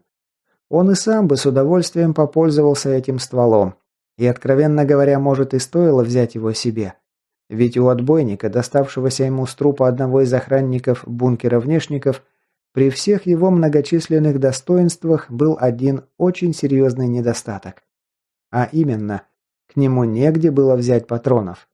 А главный источник этих симпатичных безгильзовых прямоугольничков, торчавший из массы спрессованного пороха тяжеловесной пулей, он собственными руками перемножил на 0. То есть сделал то, что резко снизило ценность отбойника. Да и вообще патроны – это такой ресурс, конечный. И расходуется он по местной жизни весьма и весьма оперативно. Так что момент, когда ему придется повесить это замечательное оружие на стенку в качестве украшения, наступит довольно быстро. И ему стоило бы подготовиться к этому событию заранее, подыскав, если не равнозначную, то как минимум вполне достойную замену. Он уже был опасно близок к малодушному решению и впрямь оставить вепря в личном пользовании, как его внимание привлек еще один из экспонатов выставки. Даже удивительно, что он заметил это чудо только сейчас. Так, и что это тут у нас? Как только детище концерна Blazer перекочевало со стенда к нему в руки, дикарь понял. Все, никому этот карабин не отдаст ни за какие ковришки. И сейчас до него наконец-то дошло, почему все хозяева карабинов и винтовок Blazer готовы с пеной у рта доказывать, что их оружие самое лучшее во всем белом свете. Ему в руки попал карабин марки R8 в компоновке Ultimate Silence, то бишь с интегрированным оглушителем. Один из самых востребованных и продаваемых карабинов на европейском и американском рынках. Внешний вид оружия не был чем-то примечательным. Тусклое хромирование и серый пластик ложи. А это совсем не то, чего ожидаешь от карабина премиум-класса. Тут скорее бы подошла вычурная объемная гравировка на ствольной коробке, перемежающаяся с позолотой и химическим травлением, да лакированный орех классической кожи. Эдакий экспонат из коллекции чопорного англичанина, который время от времени выбирается куда-то в Африку на экзотическое сафари. И, откровенно говоря, в ассортименте у Blazer есть и такие образчики оружейного искусства. Но конкретно этот вариант, похоже, разрабатывался под влиянием веяний тактикульной моды. То есть он был выполнен в стиле строгого милитари, прагматичный функционал в чистом виде при полном отсутствии какого-либо бессмысленного декора. Однако дикарю буквально пара минут хватило, чтобы он натуральным образом влюбился в это детище немецкого оружейного гения. Ортопедическая ложа с регулируемой длиной приклада за счет выдвижного затыльника, регулируемая же по высоте щека, идеально выверенный баланс, оригинальный затвор, воплотивший в себе средоточие инженерных идей и решений с вековой историей. Оружие ложилось в руки сразу и навсегда. «Ты чего тут слюной исходишь? Что-то интересное нашел?» К нему сзади подошла Аврора, за спиной которой маячила Ви. Обе уже в обновленном гардеробе. Словно две амазонки, сошедшие со страниц журналов для любителей фетиша «Бейба с пушкой». «Ага, нашел. Даже удивительно, как такая вещь оказалась в этом захудалом магазинчике?» Девушка окинула помещение взглядом и пожала плечиками. «Вроде нормальный магазин, вполне приличный». Дикарь лишь усмехнулся ей в ответ. «Ты просто слабо представляешь, что находится у меня в руках. Этот карабин стоит, как однокомнатная хата среднего ценника». Брови девушки взметнулись вверх от удивления. «А по внешнему виду и не скажешь. Винтовка как винтовка, ничего особенного». «Ой, много ты понимаешь. Это, блин, Ламборгини в мире винтовок и карабинов». Она лишь со смехом пожала плечами. «Серьезно? Ну ладно, я ведь и не претендую на статус знатока. А чего у нее такой ствол толстый? Крупнокалиберный?» Дикарь скрутил интегрированный глушитель, который закрывал собой весь ствол карабина, из-за чего и вправду казалось, что у него ствол толстоват. «Ого, это глушитель, теперь понятно. А сам ствол не коротковат случаем?» Нимфа была права. Со снятым глушителем ствол карабина был на удивление коротким, всего сантиметров 50. Ну, ценник в космос задран ведь не за красивые глаза. Тут инновационная система холодной ковки и обработки ствола. Блазер – одна из самых точных винтовок в своем классе. Считай, уже готовая снайперка. Оптику только пристрелять и все. Рейдер ненадолго отложил свою прелесть в сторону и обратился к свеженькой. «Ви, ты как, стрелять умеешь?» Та помотала головой.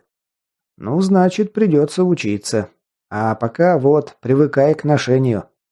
Он передал в руки растерянной и явно не слишком понимавшей, как ей следует отреагировать девушке, отобранную ранее полуавтоматическую сайгу. Не слишком тяжелая, довольно скромных габаритов и массы. Самое то для новичка. Мне что, просто носить это с собой?» «Ну да, таскай, привыкай к весу. Потом подучим тебя, потренируешься в стрельбе». «Я же никогда ни в кого не стреляла и не уверена, что смогу это сделать». Сомнения в голосе девушки можно было черпать ложкой. «Помнишь того облезлого здоровяка, что бросился к нам на проспекте?» Дикарь дождался утвердительного кивка. «Если бы мы не вмешались, этот парнишка выковырял бы тебя из твоего покореженного автомобиля и сейчас весело догрызал твои хрупкие косточки. Так что стрельба здесь не роскошь, а необходимость, без которой ты можешь разве что тихо сдохнуть. Поэтому кончай морщить свое хлебалушко и бери оружие в руки, пока я добрый». Тут ее контраргументы подошли к концу. Ви покорно приняла карабин в руки и неловко повесила сайгу на плечо. Дикарь же обратился к нимфе. «А ты давай-ка сюда моего витязя». Нимфа недоуменно хмыкнула. «Собрался меня с одним пистолетом оставить?» «Да не переживай, с возвратом. Поколдую немного над ним и верну». Забрав у девушки ПП, он отстегнул от него магазин и вернул его обратно. «Вы пока что подберите себе по разгрузке с клапанами под такие магазины. И еще одну для луня, вот под такое». Он сунул в руки Авроре еще одну обойму, на этот раз от вепря, который выбрал для разведчика. «Там выбор большой, я уже обратил внимание. Наверняка найдете что-то подходящее». Снова спровадив девиц, попутно нагрузив их полезным делом, дикарь вернулся к карабину. Вернее, сперва он сходил на склад, где после непродолжительных поисков и пары-тройки забористых чертыханий наткнулся на искомое. Конкретно на пластиковый кейс, идущий в комплекте с блазером. Внутри, как он и подозревал, хранились еще 2 сменных ствола для карабина. И перед ним встала дилемма. Какой именно калибр он хочет использовать?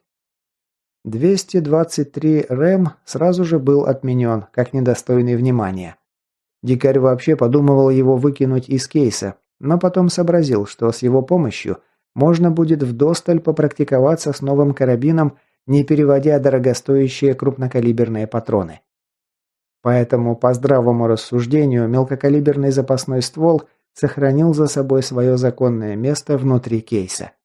А вот дальше выбор встал сложнее некуда между 375 H&H Magnum и уже упоминавшимся ранее 3006. Оба калибра имели массу преимущества и довольно мало недостатков, поэтому рейдер на некоторое время подвис. С одной стороны, унификация по калибру с новым вепрем Луня выглядела довольно привлекательно. Это уже не говоря про преимущества патрона, о которых он сегодня уже размышлял. С другой стороны, детище Голланд обладало просто поражающей воображение мощью и кинетикой. Не зря же это был один из самых популярных калибров для африканского сафари. И в условиях улья это было очень весомым аргументом в его пользу. После непродолжительного ломания головы рейдер сходил с проверкой к Луню, удостоверившись, что патроны обоих калибров имеются в наличии и в достатке. И только после этого решил остановиться на 375-м. В конце концов, Блазер славился своей системой быстрой замены ствола и личинки затвора. Их можно было поменять всего за минуту, вообще без какого-либо инструмента, за счет того, что производитель полностью отказался от установки ресивера в свое оружие. Из этого технического решения вытекал один нюанс. Оптика крепилась прямо на ствол, и замена его производилась вместе с прицелом. С одной стороны, это было довольно удобно, ведь тебе не требовалось при каждой замене ствола производить новую пристрелку оружия. Достаточно сделать это один раз и надежно закрепить прицельные приспособления. С другой, для каждого ствола требовался свой оптический прицел. Ну, либо переставляй оптику при каждой замене. Но тогда каждый же раз тебя ждала новая пристрелка оружия. Одним словом, довольно любопытный и занимательный вопрос. И, кстати, к слову об оптике. Дикарь, уже определившийся с калибром и стволом, снова шагнул к витрине с оптическими прицелами. Времени на выбор ушло мало. Не особенно заморачиваясь, он выбрал цейсовскую «Виктори» с просветленной оптикой и увеличением от 2,5 до 12 крат. Компания Цейс не зря уже 1,5 века занимается разнообразной оптикой, их репутация на рынке более чем заслуженная. А то, что ценник на их прицелы такой же конский, как на Блазер, так ему за них не платить. Несущественно, одним словом. Попутно прихватил с витрины еще инфотеховский теплак, тепловизорный монокуляр и ПНВ. Такие вещи на дороге не валяются, им всегда найдется применение. Жаль только, что все это было в магазине в единственном экземпляре, как видно исключительно в качестве образца. Клиентам, скорее всего, их привозили под заказ. Ему самому ПНВ в силу особенностей зрения не особенно нужен, а вот кому-то из напарников однажды может пригодиться. А о безусловной пользе тепловизорной оптики вообще смысла говорить не имеет. Еще для полного комплекта прихватил для себя баллистические очки, да и для спутников прихватил несколько штук на выбор. Вещь в хозяйстве совершенно точно не бесполезная. Подобрав соответствующее крепление для прицела, он произвел замену ствола и закрепил оптику на своем новом оружии. Все, осталось лишь произвести пристрелку, и он готов к безжалостному изничтожению любой живности улья, вплоть до кусачей и среднеразвитых руберов. Из минусов у Блазера лишь невозможность установки опорных сошек, что при довольно скромном весе карабина не особо критично. И то, что в комплекте с карабином шло по 2 магазина на 5 и на 10 патронов и 1 магазин 20-ка. И больше в салоне магазинов к этому оружию было не сыскать. Блазер тут присутствовал в единственном экземпляре. С другой стороны, болтовая винтовка – это тебе не калаш, который способен за 10 секунд опустошить собственный магазин. Так что с этим тоже вполне можно жить. По идее, такая винтовка – это оружие одного выстрела. Одна пуля – один труп. Но тут уже все зависит от навыков самого стрелка. Напоследок рейдер перекидал с выставочного донора обвес от зенитки на своего «Витязя». Нашел в ящиках с десяток магазинов тридцаток для 9-й сайги, без которых девушкам явно теперь было не обойтись. Благо магазины были взаимозаменяемыми для его ПП. Закончив на этом приятную возню, дикарь проверил, как там дела у Луня. Удостоверившись, что разведчик почти закончил с сортировкой патронов, вручил ему обновленного вепря, на что получил сдержанную благодарность. Ну и напоследок утащил его с собой в отдел снаряги, обновив свой собственный и его гардеробы. А то и вправду, ходить в полосатой шкуре внешников тут становилось довольно рискованным занятием. Вполне можно схлопотать рандомную пулю где-нибудь на стандарте. Глава 3. Перед выходом загрузились словно ишаки. Помимо 4 объемистых баулов с патронами, 2 из которых в силу их нереального веса пришлось нести дикарю, на руках болтались еще несколько рюкзаков со всякими полезными мелочами. Спальниками, туристическими пенками и разнообразной туристической же приблудой и комплектующими для тюнинга оружия. После непродолжительного обсуждения этого вопроса с Авророй было справедливо решено, что раз уж они передвигаются по кластерам на бронированной, отлично защищенной и вооруженной машине, глупо этим не воспользоваться и не обеспечить себе хотя бы минимальный уровень комфорта для езды и отдыха. Но когда они уже полностью настроились на выход, оказалось, что покинуть помещение оружейного салона они не могут. Причина была до банального проста. Прямо перед входом в подвальное помещение магазина встал полицейский патруль с включенными проблесковыми маячками. Аврора, едва успев высунуть нос наружу, тут же шмыгнула обратно. «Ты чего?» Та лишь хмыкнула и опустила поклажу на ступеньки, взяв на изготовку «Витязя». Ответ на его вопрос пришел снаружи и без участия девушки. «Бросить оружие и выходить с поднятыми руками!» Голос полицейского, что озвучил требование сдаться, был довольно напряженным. Неизвестно, налет на оружейку спровоцировал появление полицаев, и их сдал кто-то из бдительных граждан, или же сами служители закона проявили недюжинную наблюдательность. Да это уже было не так уж и важно. Важнее сейчас было то, каким образом им выпутаться из этого переплета. «Шли бы вы отсюда, мусорки!» Нимфа дослала патрон в казну и сняла ПП с предохранителя, явно решив разрубить образовавшийся Гордиев узел самым кардинальным из доступных способов. Дикарь, к тому моменту уже тоже освободившийся от неподъемной ноши, положил ей ладонь на плечо, намекнув, что со смертоубийством пока можно и повременить. Самих ментов такой резкий и решительный отлуп, похоже, ввел в серьезное замешательство. Явно подобной ответной реакции они ожидали меньше всего на свете. «Во наглая, а!»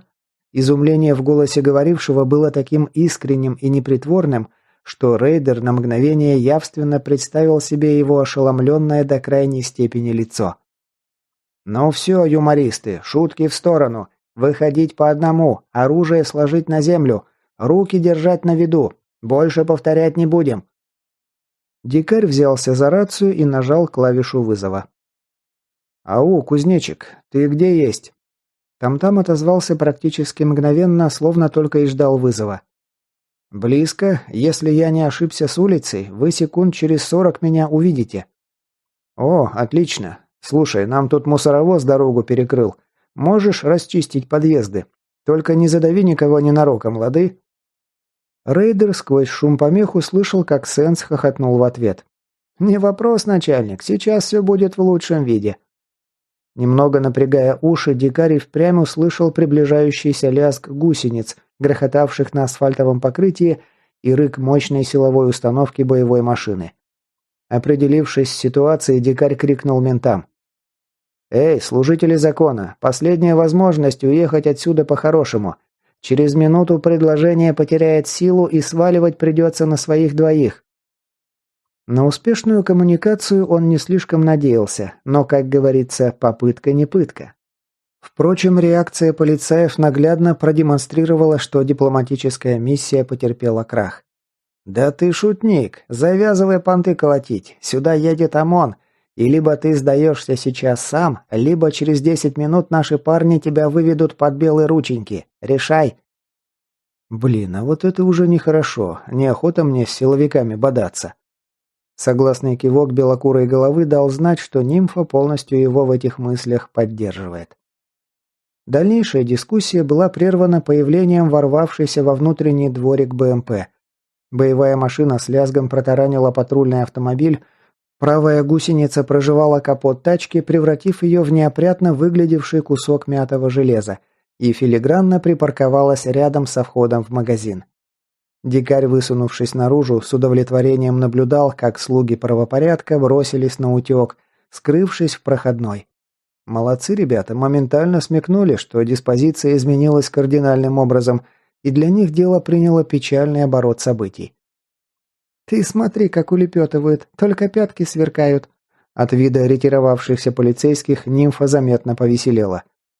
«Ага, всегда бы так. Ладно, давай грузиться, пока действительно сюда не подтянулись бойцы посерьезнее». Они подхватили свои трофеи и гуськом направились к задней части БМП. Дикарь раскрыл задние двери. Это удалось сделать с некоторым усилием. Одна из половинок, закрывающих вход внутрь машины, в свое время серьезно пострадала от клинка Хевика. Тот вскрыл ее словно консервным ножом. У него вместе с Сенсом ушло прилично времени на попытки вернуть ей хотя бы относительно работоспособное состояние. Закинув свои баулы внутрь, рейдер помог проделать то же самое девушкам и разведчику. После чего дал Тамтаму команду на отправление. Пора и им уносить отсюда ноги. Уйти чисто не вышло. Стоило им вырулить на проспект, как Стронг, перекрикивая гул двигателя, гаркнул со своего места.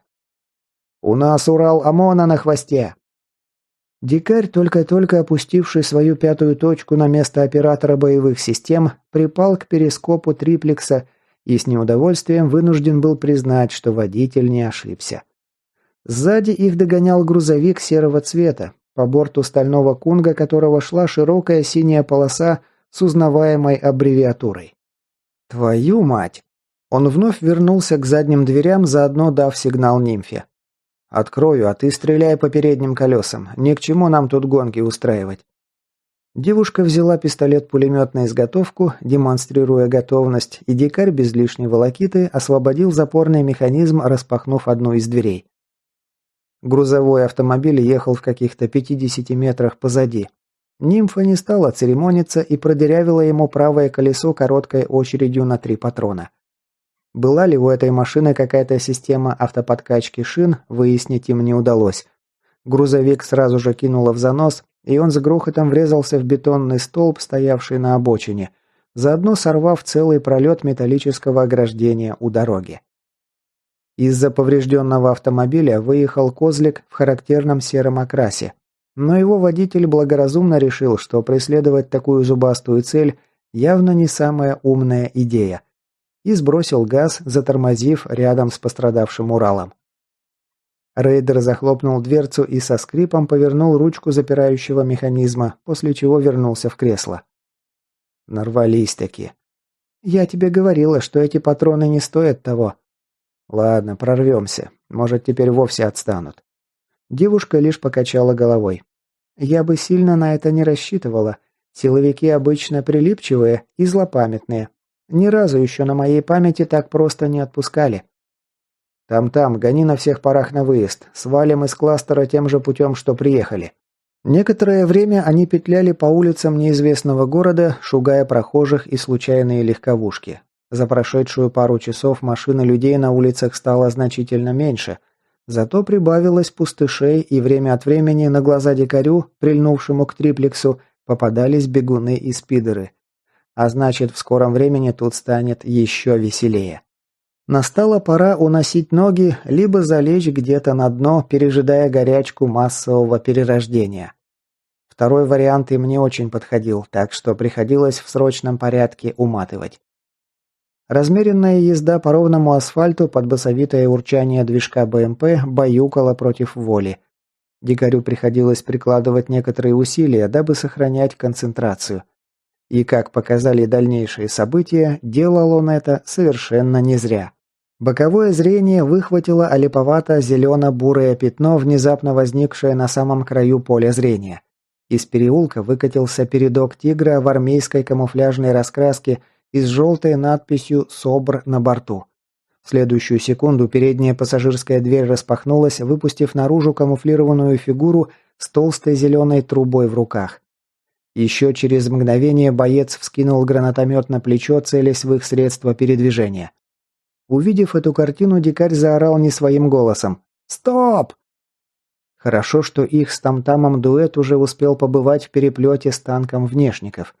Сенс не стал тратить драгоценные секунды на осмысление приказа и рефлекторно дал по тормозам. Торможение вышло очень жестким. Неподъемные сумки и прочий хабар со скрипом и скрежетом проехался по гофрированному стальному листу на полу, пассажиры попадали со своих сидений в проход, образовав там кучу малу. Собровец промазал совсем немного. Он явно не ожидал такого внезапного маневра от бронемашины противника и дал небольшое упреждение перед выстрелом. Дикарь практически спинным мозгом ощутил пролетевшую от брони на расстоянии вытянутой руки смертоносную морковку.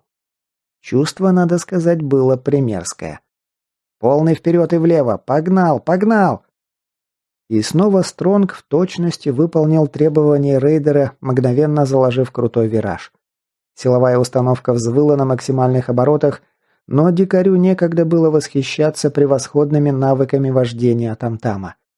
Едва отдав команду, он бросился к задним дверям, невежливо пробежавшись прямо по телам девушек и Луня. Все еще вперемешку с грузом, барахтавшихся на полу и пытавшихся понять, где чьи конечности находятся. Кто-то жалобно ойкнул после того, как его берц наступил на что-то мягкое и податливое, но рейдеру сейчас было не до сантиментов. Лихорадочно рванув ручку запирания, он выбил бронестворку плечом и выпал наружу, перекатившись по асфальту и щурясь от яркого солнечного света. Сенс филигранно выполнил свою часть работы. Камуфлированная туша тигра находилась всего в 1,5 десятках метров от того места, где стоял сейчас дикарь. БМПшка проехала дальше. Из нее сейчас пыталась выбраться Аврора, но он отметил этот факт лишь рефлекторно, совершенно бессознательно. Все внимание было поглощено 4 фигурами в цифровом камуфляже с оружием в руках.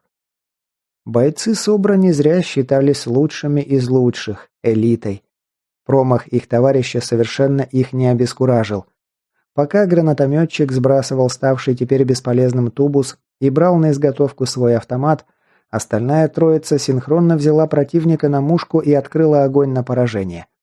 И это при том, что они совершенно не ожидали того, как из движущейся на довольно приличной скорости бронемашины на ходу выскочит вооруженный человек.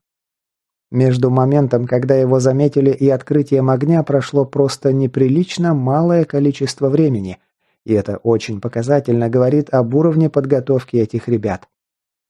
Эти мысли прошли задним фоном в голове рейдера.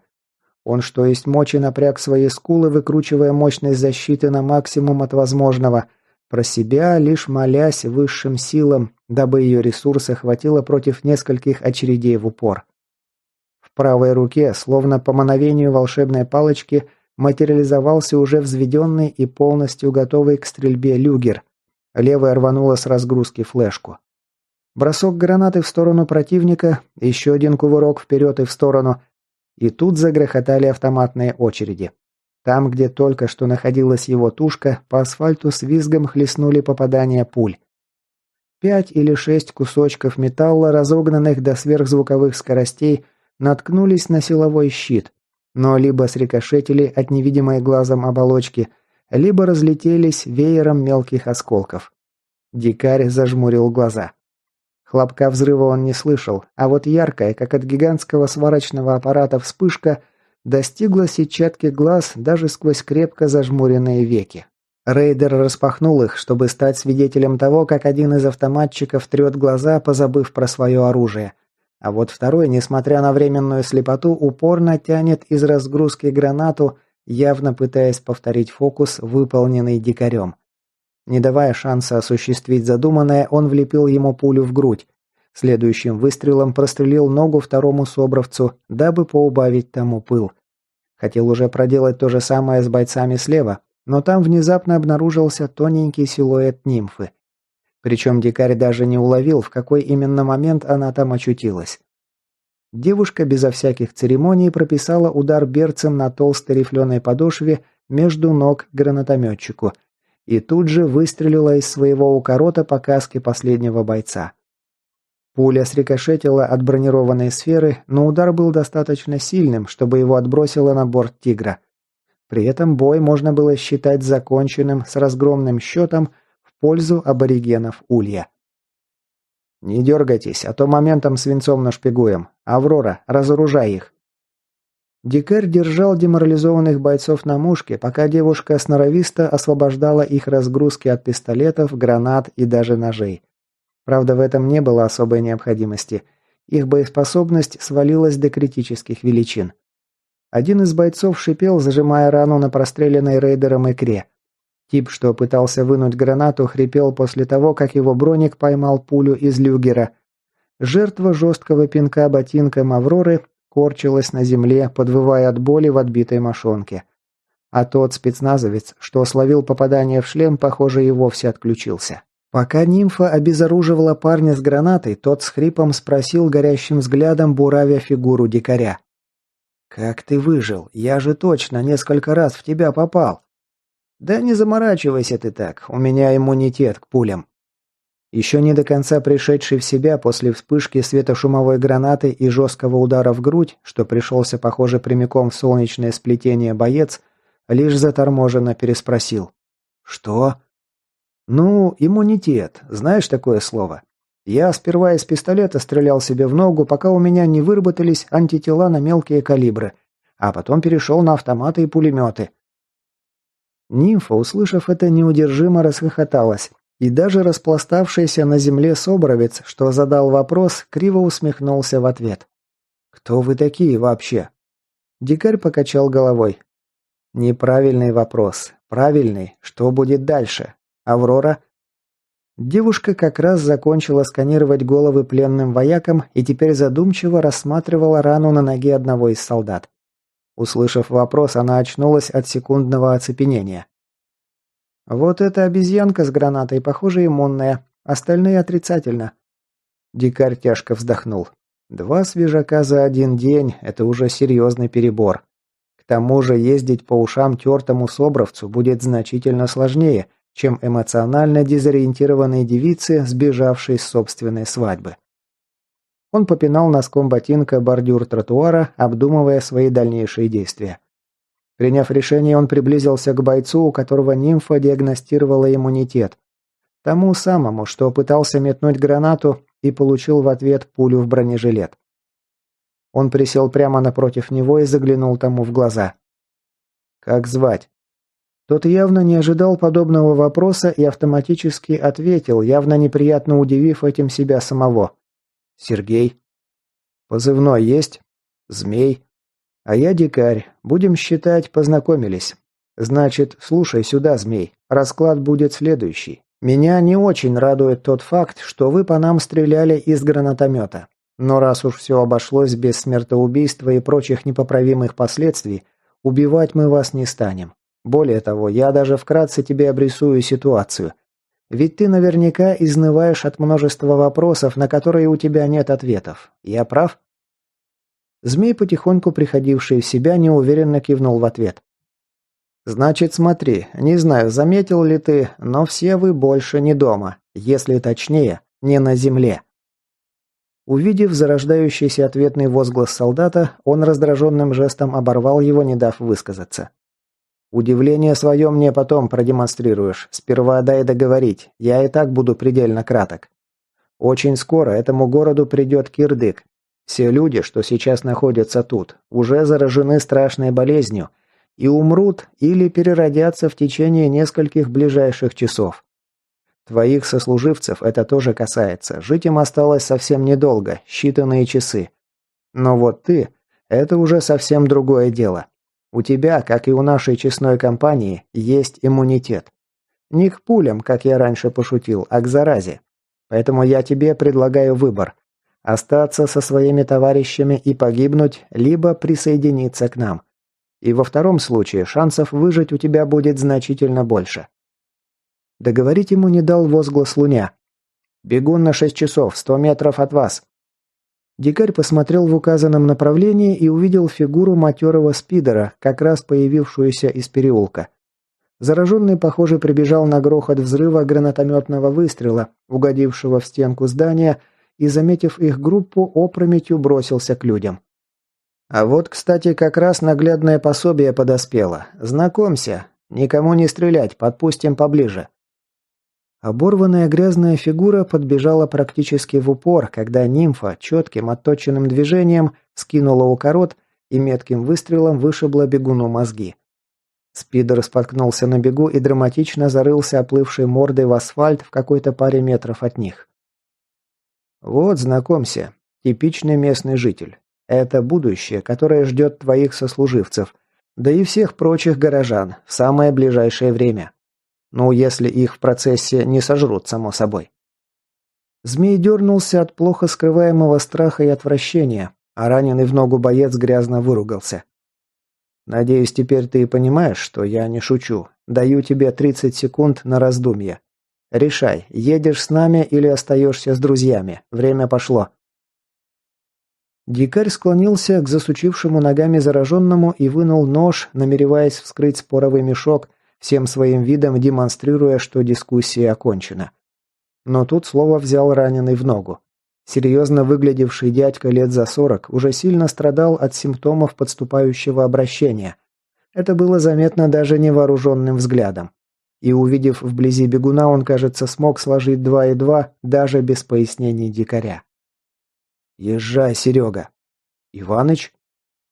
«Ты ведь и сам видел, что в группе у Иванюка произошло. Уроды эти, опять же, что по всему городу слоняются. Да и пригород непонятно куда испарившийся. Это совершенно не то, на что можно просто закрыть глаза. Я этому мордовороту почему-то сразу поверил. А ты ведь знаешь, меня на Микине не проведешь. Так что послушай своего командира, езжай, понял? Считай это приказ». Они несколько секунд смотрели друг другу в глаза, после чего змей слабо кивнул. «Весьма разумно с вашей стороны. Мужики, без обид, но мы заберем вашу тачку и часть оружия. Вам все это уже совсем скоро перестанет быть нужным».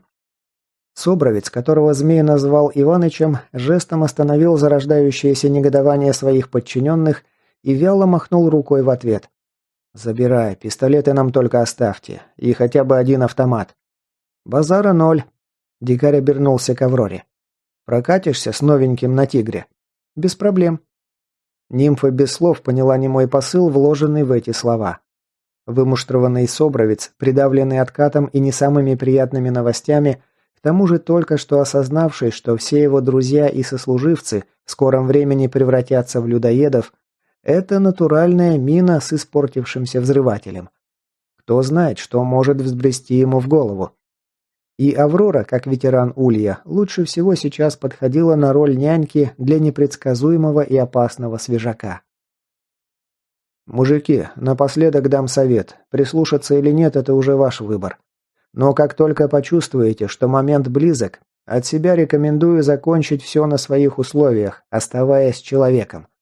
Добровольно отдать свое тело в руки людоедской твари – это хреновый выбор. Очень хреновый».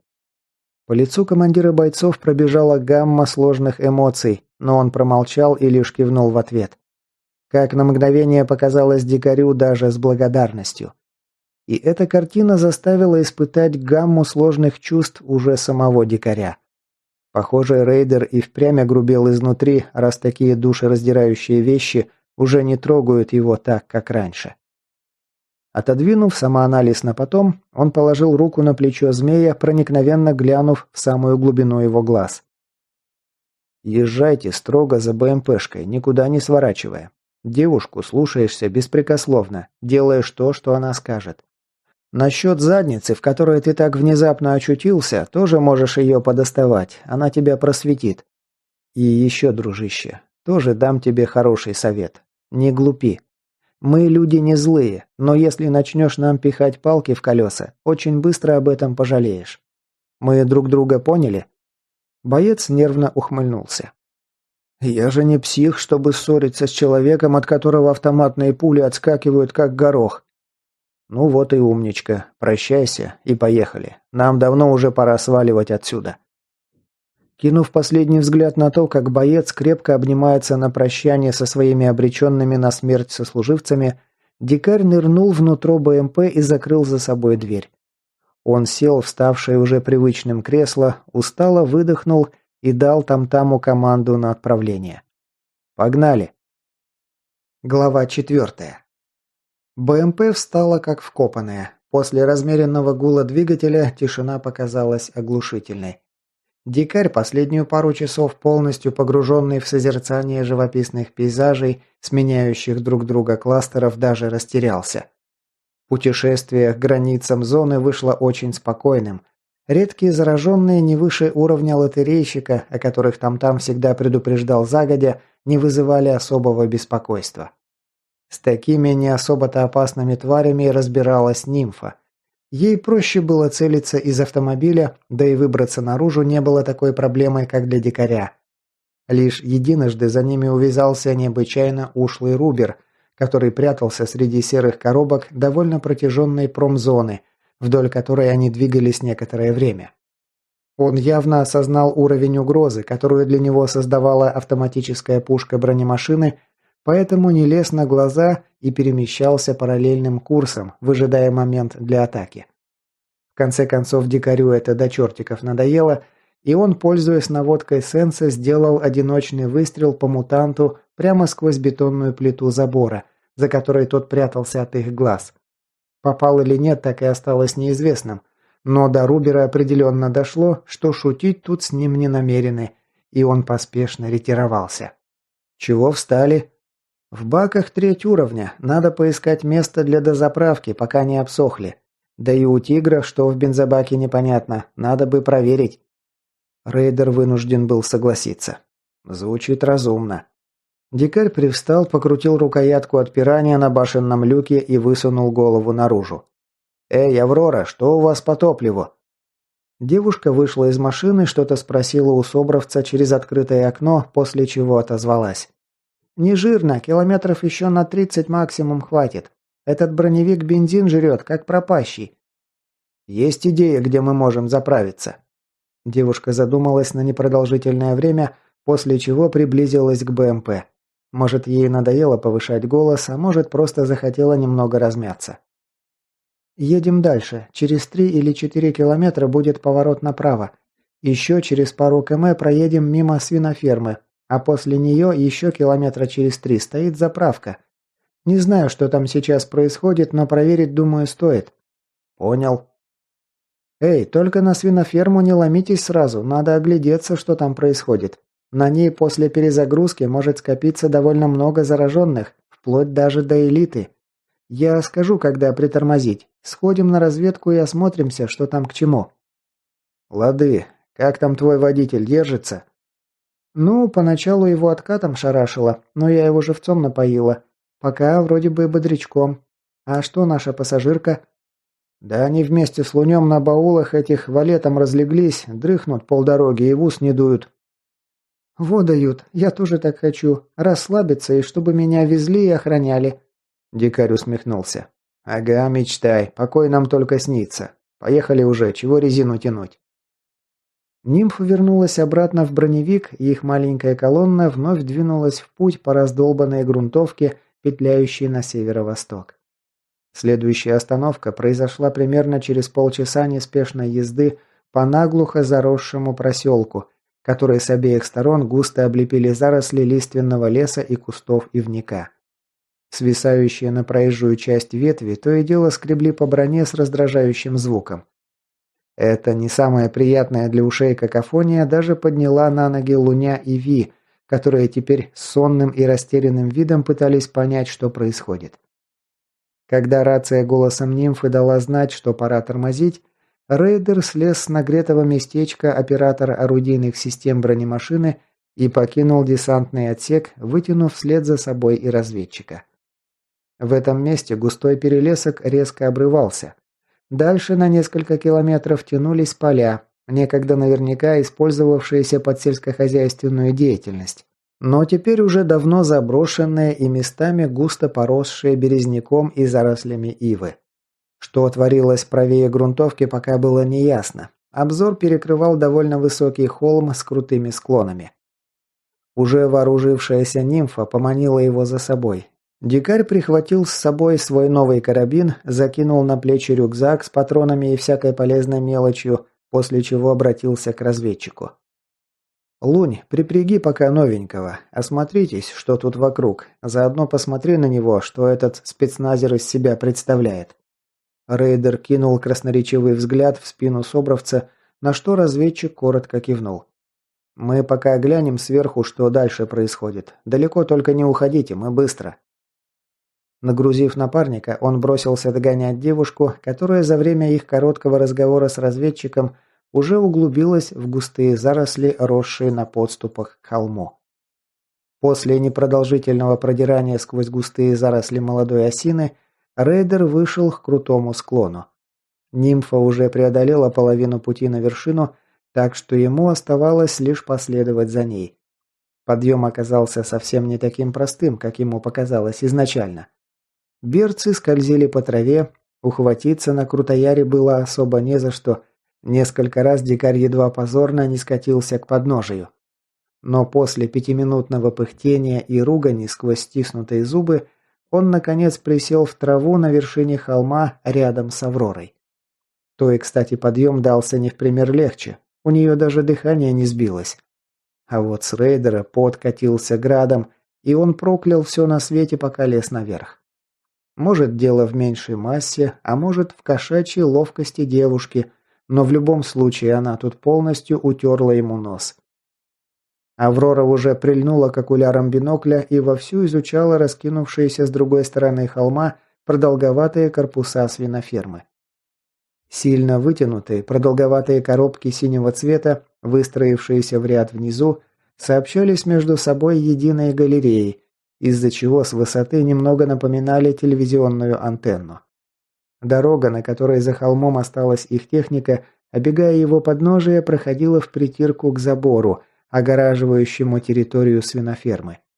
Если там живет кто-то достаточно серьезный, для него будет легче легкого напасть на проезжающие мимо машины. Дикарь расчистил себе от растущей травы сектор обзора, перевел селектор кратности прицела на цифру 12, после чего тоже прилип к окуляру и принялся изучать строение в мощную оптику. Спустя несколько минут наблюдения он озвучил первичные выводы. Вроде тихо вокруг, вот только запашок мне оттуда не нравится. Тонкий нюх дикаря даже с такого расстояния уловил зловонные миазмы, распространяемые свинофермой по округе. «Плохо. Раз воняет, значит, не так уж давно этот кластер перезагрузился.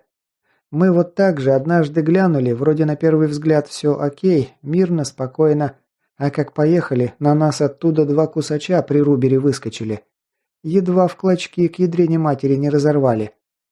«Думаешь, они внутри прячутся?» «Вполне допускаю подобную мысль. С зараженными никогда наверняка не знаешь, как они себя поведут. Некоторые охотятся исключительно ночью, особенно если они переродились из хищных животных. Другим вообще плевать, они в любое время могут быть активными. Может, там нет никого, а может, одиночная элита на дневку остановилась, прячется от дронов. А наш не знает пока, что дроны все уже кончились. А может, там здоровенная стая уже неделю пирует на костях. И как предлагаешь действовать? Нимфа пожала плечами. Посидим пока, посмотрим. Может, что интересное заметим. Дикарь ненадолго задумался, после чего вынул из благоразумно прихваченного небольшого рюкзака теплак.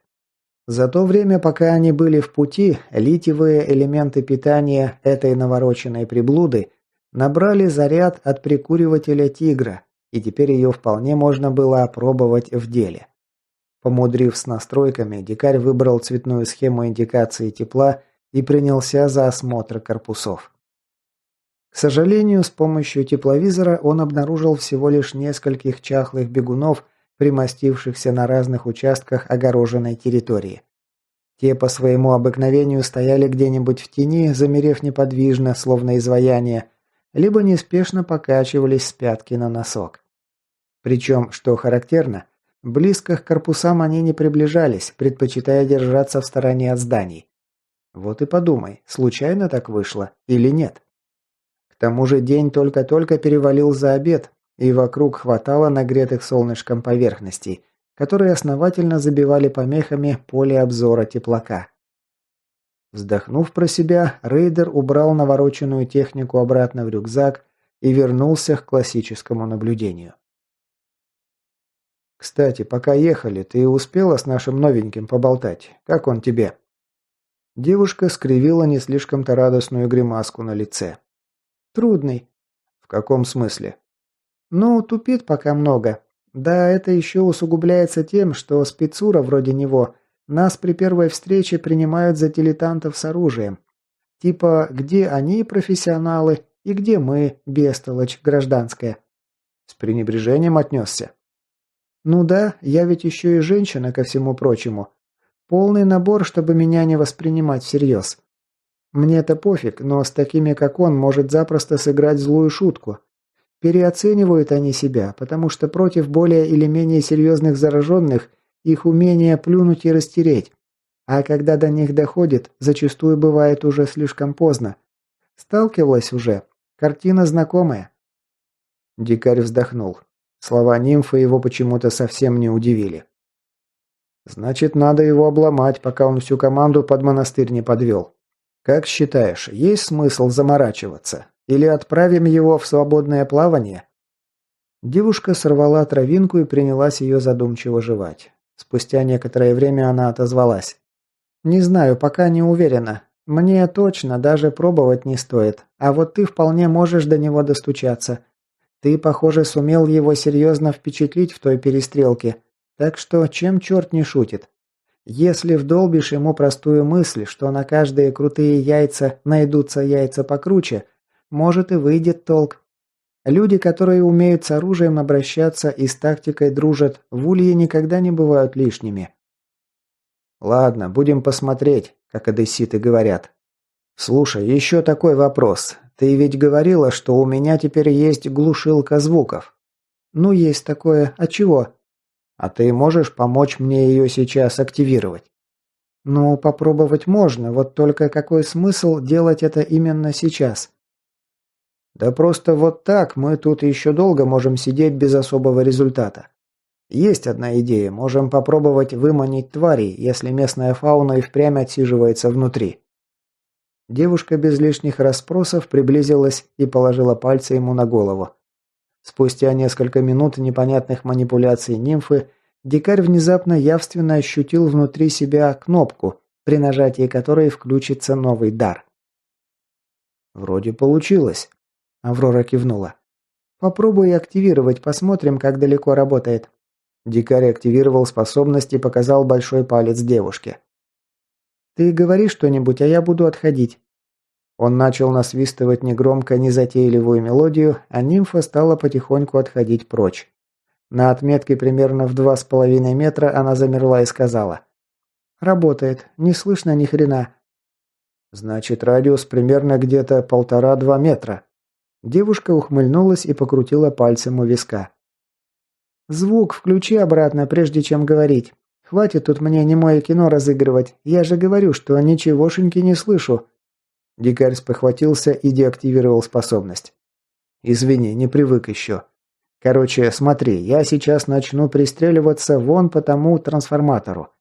А ты поработай у меня наблюдателем. Если там внутри кто-то есть, он обязательно среагирует на звук попадания. А вот звука выстрелов он за счет моей глушилки слышать не будет». «Ага, если только ты вообще будешь попадать по этому ящику». «Ну уж постараюсь как-нибудь». Дикарь уселся на землю, опираясь на одно колено, а второе использовал как подставку для блазера. Расстояние до намеченной им цели навскидку составляло порядка 280–300 метров. Практически предел для него прежнего. До попадания в улей Егор просто физически не мог стрелять дальше 300 метров. За этой отметкой результаты его стрельбы сильно ухудшались.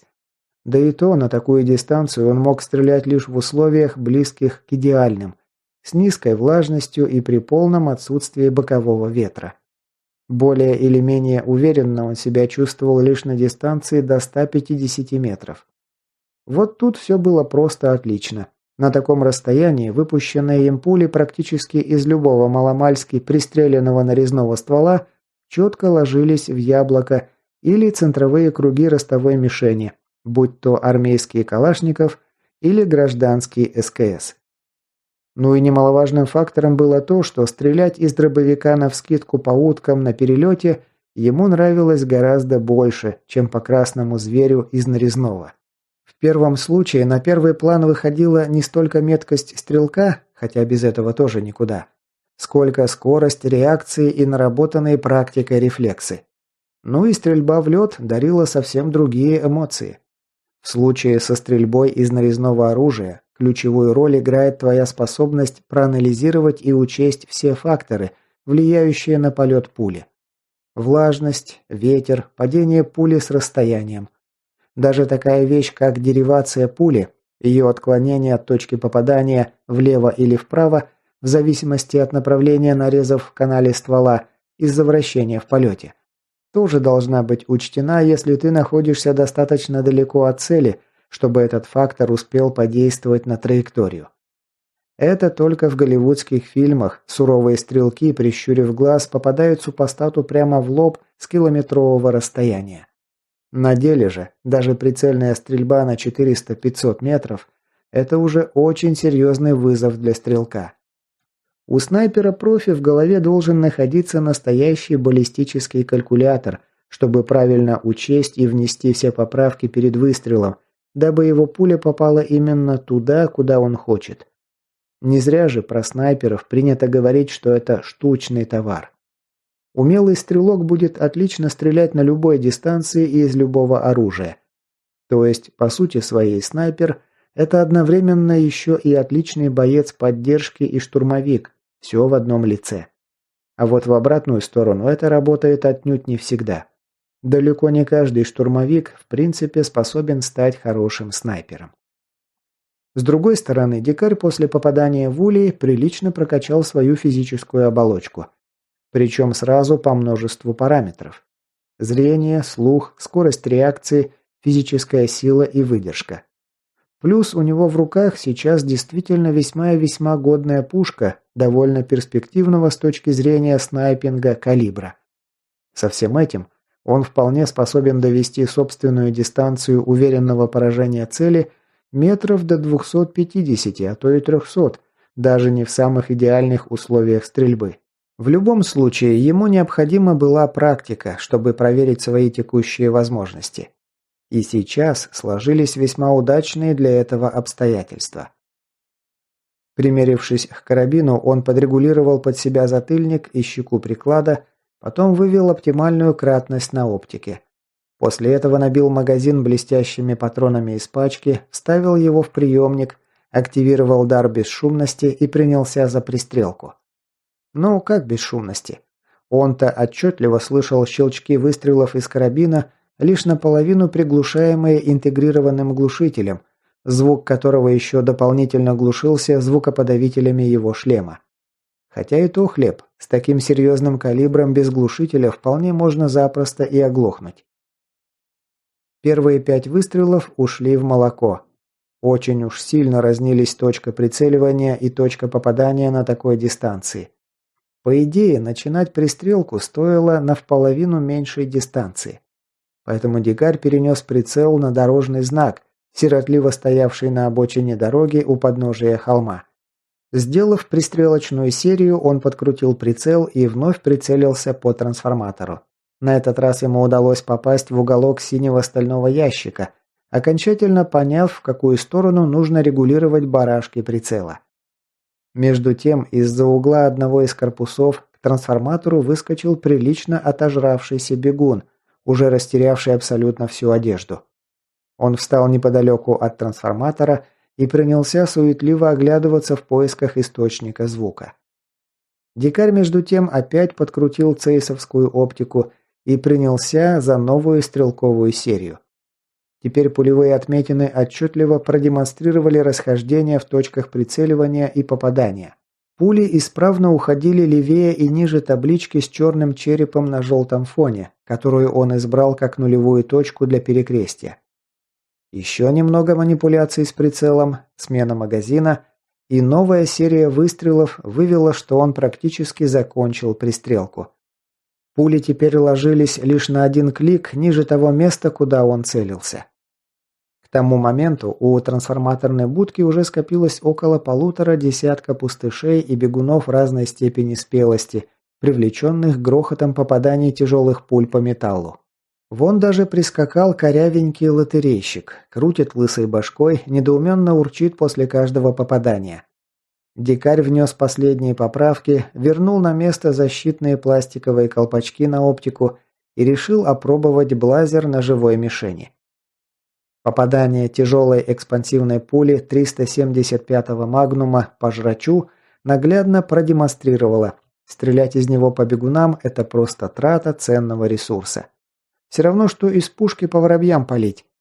Начинающий лотерейщик, словив высокоскоростную пулю в широкую грудь, дикарь специально не стал целиться в голову, хотел проверить эффект, свалился на землю как подкошенный. Из него словно разом выдернули хребет. Как стоял, так и стек на землю, распластавшись в пыли безо всяких признаков жизни. Окружавшая его толпа из его менее развитых компаньонов, воочию узрев смерть собрата по оружию, заволновалась уже всерьез. Пробежавшись взглядом по этой разномастной шайке-лейке, стрелок выбрал в ней самого жирного и развитого бегуна. Дикарь задержал дыхание и легонько потянул довольно мягкий спуск, который, если верить инструкции, можно было сделать еще мягче. Результат получился весьма предсказуемым. Зараженный, который при близком контакте мог доставить неприятных впечатлений даже ветерану, типа той же нимфы, после попадания пули в грудную клетку мгновенно превратился в мешок из костей и мяса. Удар швырнул его на землю. Приличная клякса крови украсила стенку трансформаторной будки за его спиной. Решив, что пристрелка окончательно завершена и нужно завязывать переводить ценный ресурс на мелочевку, дикарь принялся высматривать более перспективные цели. Тут, словно по заказу, голос подала нимфа. «Кусач на 2 часа. Вход во 2-й корпус». Дикарь перевел прицел в указанное место, но ничего там не увидел. «Где?» Девушка его, само собой, не услышала из-за активированной тишины, но по движению губ смогла понять смысл вопроса. «Сейчас, погоди, только что оттуда высунулся и сразу после твоего последнего выстрела спрятался обратно. Во-во, смотри, нос высунул из ворот». Рейдер добавил кратности и впрямь увидел небольшой кусочек зубастой пасти мутанта, которую тот осторожно высунул наружу, явственно втягивая широкими ноздрями прогретый воздух, в попытках, если не увидеть, то хотя бы унюхать источник угрозы. «А ну-ка, ну-ка, ну-ка!» Дикарь перевел прицел чуть левее, туда, где за металлическим профилем стены ангара примерно находилась голова зараженного. Глубокий вдох и выдох до гипервентиляции, мягкое касание спуска и очередной свинцово-мельхиоровый подарочек стремительно улетел к цели. Как дикарь и предполагал, Магнуму не составило большого труда пробить тонкий стальной профиль. Пуля ударила кусача куда-то в район уха.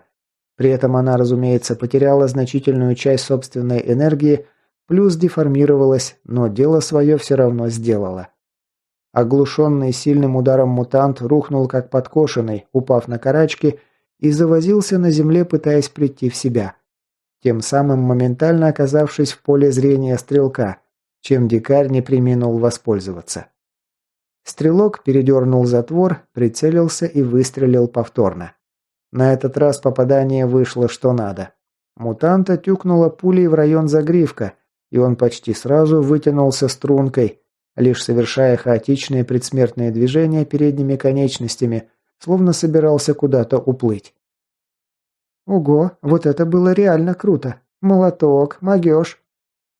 Нимфа, наблюдавшая за смертью кусача в бинокль, показала ему большой палец, чем вызвала у рейдера самодовольную ухмылку. Первый выстрел и впрямь получился на зависть, а второй лишь закрепил этот успех. Но радость от победы, как это зачастую бывает в Улье, длилась лишь мимолетное мгновение. «Дерьмо! Дикарь! Крыша первого ангара!» Следуя указаниям своего наводчика, он перевел прицел в указанное место и на короткое мгновение увидел стремительно перемещающийся серо-коричневый силуэт кошмарной твари, весь бугрящийся мышцами и узловатыми элементами биологической брони. Здоровенный, зараза, словно племенной бык. Это тоже был кем-то вроде кусача или начинающего рубера, но выглядел он на порядок страхолюднее, чем его, павший смертью храбрых чуть ранее, собрат. Вылупился он, похоже, из каких-то псовых, то ли из собаки, то ли из волка, внешне смахивал и перемещался на 4 лапах стремительными рывками. Хищник, точно так же привлеченный урчанием своих собратьев, в отличие от своих тупоголовых собратьев, проявил смекалку и быстро сделал правильные выводы из их смертей. Дикарь даже через линзу прицела ощутил, как страхолюдина смотрит своими голодными глазками прямо на него. Несмотря на свою хваленую реакцию, рейдер не успел навести маркер прицела на тушу зараженного. Тот совершил совершенно немыслимый по своей длине и стремительности прыжок на землю и скрылся среди пристроек. Вот только радоваться этому было рановато. «Твою мать! Дикарь! Это стая! Гаси их, пока до кустов не добежали!» Он оторвался от окуляра и с нарастающим страхом увидел, как через довольно высокий забор свинофермы одна за другой перепрыгивают гибкие мускулистые твари. Зубастые когтистые мутанты, теперь уже только отдаленно походившие на собак и волков, приземлившись в траву, скользили в ней, как акулы на мелководье, с незаурядной прытью направляясь в их сторону. И было их до неприличия много, даже по самым скромным прикидкам никак не меньше десятка. От этой картины у дикаря неприятно и болезненно засосало под ложечкой. А ведь помимо них, где-то там еще был вожак этой стаи. Дальше его восприятие окружающего мира сузилось до поля зрения окуляра оптики. Суматошным движением рейдер сбросил кратность почти до минимума и принялся ловить скользившие в пышной растительности покатые спины переродившихся тварей, стараясь сделать все в максимально короткие сроки. Перекрестие уцепилось за холку первого мутанта в прошлой своей жизни, если судить по цвету редких клочков шерсти, кое-где еще сохранившихся на мерзостной серо-бурой шкуре, бывшего обычной овчаркой, наверняка верой и правдой служившей человеку до самого момента своей смерти. Теперь единственными чувствами, которые она испытывала по отношению к людям, были лишь жажда убийства и неуемный голод. От одного только вида разверстой клыкастой пасти и горевших голодным огнем зрачков становилось не по себе. Первый выстрел ушел в молоко. Вторым выстрелом, на этот раз сделав нужную поправку, дикарь попал. Тяжелая экспансивная пуля вошла ровнёхонько между лопаток зараженного пса и пролетела вдоль его позвоночника. Эффект от попадания был поистине впечатляющим. Мутанта в мгновение ока словно разрезало вдоль спины огромным невидимым ножом. В воздух взмыл настоящий фонтан из кровавых брызг. Еще секунду назад мощное опасное тело превратилось в отбивную и покатилось по земле. Мозг, пока он передергивал затвор, автоматически убавил счетчик на 2 патрона. В магазине и стволе оставалось еще 5 смертоносных подарков. Поймав в прицел очередного мутанта, дикарь поразился, насколько сильно успели приблизиться твари к их убежищу за такой смехотворный промежуток времени. Всего пара-тройка секунд, а они уже преодолели никак не меньше 100 метров. Однако тут были и положительные стороны. Стрелять на такой дистанции ему стало значительно легче. Следующая пуля залетела прямехонько в зубастую слюнявую пасть крупного мутанта размером никак не меньше Сенбернара и разнесла ее в клочья. Третья мутировавшая тварь была меньше размером, поэтому ее почти не было видно в траве. Сделав выстрел скорее интуитивно, чем по трезвому расчету, рейдер все ж таки попал. Горбатая спина рухнула в заросли и замерла. В этот момент затарахтел гексагоновским глушителем пистолет-пулемет «Авроры». А значит, дистанция сократилась настолько, что она уже могла вести огонь по зараженным.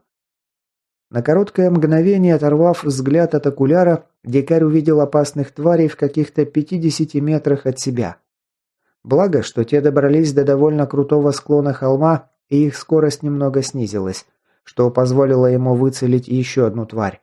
Она была уже настолько близко, что ее разъявленная кошмарная пасть, с избытком напичканная вершковыми зубами, заняла все обзорное поле прицела. Торопливо нажав спуск, он тут же передернул затвор и уже не видел, как пуля вошла в горло мутанту, отбросив его мощное, перевитое канатами мышц тела, вниз к подножию холма. Уже дослав патрон в патронник, дикарь понял, что не успевает сделать выстрел. Добежавшая до холма одна из последних тварей, вместо того, чтобы замедлиться на косогоре, напружинила задние ноги и взмыла вверх, словно подброшенная катапультой, совершив чудовищный по своей длине прыжок. Осознав, что ему никак не поспеть за ней, рейдер разжал руки, позволяя карабину упасть в траву, а сам нырнул с перекатом вперед, подныривая под корпус, вытянувшийся в струнку твари. Параллельно с этим он выдернул из новенькой кордуровой кобуры свой люгер. Еще не обношенная велкро, липучка на ней, едва не сыграла с ним злую шутку, не желая выпускать из объятий кобуры пистолет. Дикарь успел внутренне похолодеть, прежде чем крепление сдалось и пистолет выскочил наружу. Мутант понял, что безбожно промахивается, разочарованно заурчал и изогнул мускулистое тело прямо в полете, словно кошка, явно пытаясь изменить траекторию и достать шустрого человечка когтистыми лапами. Но физика – наука бессердечная, и камуфлированная фигура рейдера, уже взявшего пистолет на изготовку, разминулась с кошмарной тварью на пару десятков сантиметров. Мушка нащупала затылок зараженного хищника, люгер дважды чихнул глушителем. Пули выбили бурые фонтанчики из головы мутанта, и он с визгом покатился по земле, сминая своей тушей кусты и траву. Но радоваться этой победе ему было некогда. Дикарь почувствовал, как свело от недобрых предчувствий кожу на затылке. И было отчего. Давишний, монструозный и пугающий своим адским внешним видом Рубер, неизвестно как и когда, успел преодолеть 300 метров, разделявшие их холм и территорию свинофермы. Он как раз напружинился, изготовившись повторить чудовищный прыжок погибшего только что члена своей стаи. И в тот же миг левее надсадно закричала девушка. Краем глаза он увидел, как когтистая тварь вцепилась пастью в цевьё ее автомата, а сама в это время принялась рвать задними лапами живот девушки. Но это были далеко не все плохие новости. В воздухе зависла еще одна такая же зубастая скотина. И если он ничего не предпримет, уже через мгновение она накроет своей тушей сцепившуюся с первым мутантом Аврору и окончательно уничтожит любые шансы нимфы самостоятельно отбиться от этого смертоносного дуэта.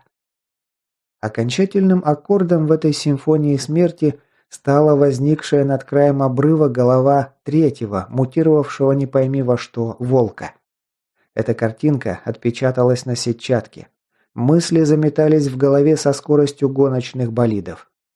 Заставить себя отвести взгляд от вожака стаи, который через пару секунд приземлится ему на голову, было чертовски сложно. Но у него хватило ума понять, что если он сейчас оставит девушку самостоятельно разбираться с этим переплетом, то ему наверняка придется разбираться с кошмарным вожаком стаи и его прихвостнями в одиночку. Нервы зазвенели, словно перетянутые гитарные струны. Время уже привычно превратилось в какой-то кисель. Наклонившись вперед и уже находясь в процессе прыжка вперед, он навел пистолет на оседлавшего девушку-мутанта и нажал на спусковой крючок. Тут же перевел прицел на пикирующую на Аврору тварь и еще дважды выстрелил, целясь в лопатку и основание передней лапы. Люгер трижды брыкнулся в ладони, но дикарю было некогда любоваться результатами своей стрельбы. Он нырнул вперед, уходя в перекат, и напряг внутренние резервы, активируя два дара одновременно – защиту и контроль, дорезив в глазах, всматриваясь в мутанта, который, взрывая сухую каменистую почву когтистыми передними лапами, уже почти поднялся на вершину холма. Солнце на краткий миг скрылось за монструозной тушей вожака, пролетевшего прямо над рейдером. Мускулистая лапа, украшенная крючьями острейших когтей, с визгом и скрежетом прошлась по его спине. Включил он силовое поле на мгновение позднее, и конечность мутанта, больше походившая на инструмент для пыток средневекового экзекутора Священной Инквизиции, распорола бы его от шеи до поясницы, скрыв словно устрицу. Удар этой лапы был столь силен, что он явственно ощутил, как потемнело в глазах и заметно просел внутренний резерв. Вожак стаи, который вблизи выглядел еще страшнее, немало не смутившись собственным промахом, приземлился и принялся тормозить лапами, разворачиваясь для нового прыжка. Из-под когтистых могучих конечностей вверх фонтаном полетели куски дерна и комья земли. Кошмарная тварь предстала перед рейдером во всей своей ужасающей красе. Огромный, словно саблезубый махайрод из доисторической эпохи, поджарый и хищный, весь упакованный в темно-серую чешую биологической брони, с разъявленной алой пастью, смахивавшей на пасть нильского крокодила. Один укус такой хлеборезкой вполне способен в мгновение ока оторвать среднестатистическому мужчине ногу. Пока дикарь любовался своим противником, этот живой стенобитный таран не терял времени даром. Напружинив задние лапы, он рванул к своей цели, явно планируя довести начатое до конца. Рейдер, больше от безысходности, чем реально надеясь остановить противника, принялся опустошать магазин пистолета, судорожно сжимая рукоятку люгера враз вспотевшими ладонями. Но мягкие, полуоболочечные пули застревали в броне, и если и наносили мутанту какой-то урон, то очень незначительный. Во всяком случае, 3 или 4 попадания не произвели на него никакого особого эффекта. Огромная пасть стремительно приближалась, и он рефлекторно загребал ногами, бессознательно стараясь отодвинуться от нее подальше. Слева мелькнула серая тень, и прямиком на голову твари приземлилось гибкое тело одного из мутантов, повинуясь приказу взявшего его под контроль дикаря. Принялся рвать морду своего бывшего хозяина когтистыми лапами. Правда, длилось это совсем недолго. Клыкастый капкан с треском сомкнулся, дробя кости и разрывая мышцы безрассудного мутанта. А следом, где-то левее, вне поля видимости рейдера, затарахтел глушителем укорот нимфы, стремительно опустошая магазин. Этот звук заставил его почувствовать непередаваемый прилив облегчения и ликования. Девушка выжила. Автомат «Авроры», в отличие от его люгера, был заряжен бронебойными маслятами, к тому же плотность огня была не в пример выше. Пули градом осыпали бронированную голову мутанта, некоторые из них с визгом рикошетили, другие откалывали куски защиты, третьим удавалось проникнуть глубже и нанести некоторый, пусть и не смертельный, урон. Новая угроза заставила зараженного переключиться с дикаря на другого оппонента. Адский пес мотнул башкой, отшвырнув безжизненное тело мутанта, взятого рейдером под контроль, и изготовился к прыжку в сторону девушки.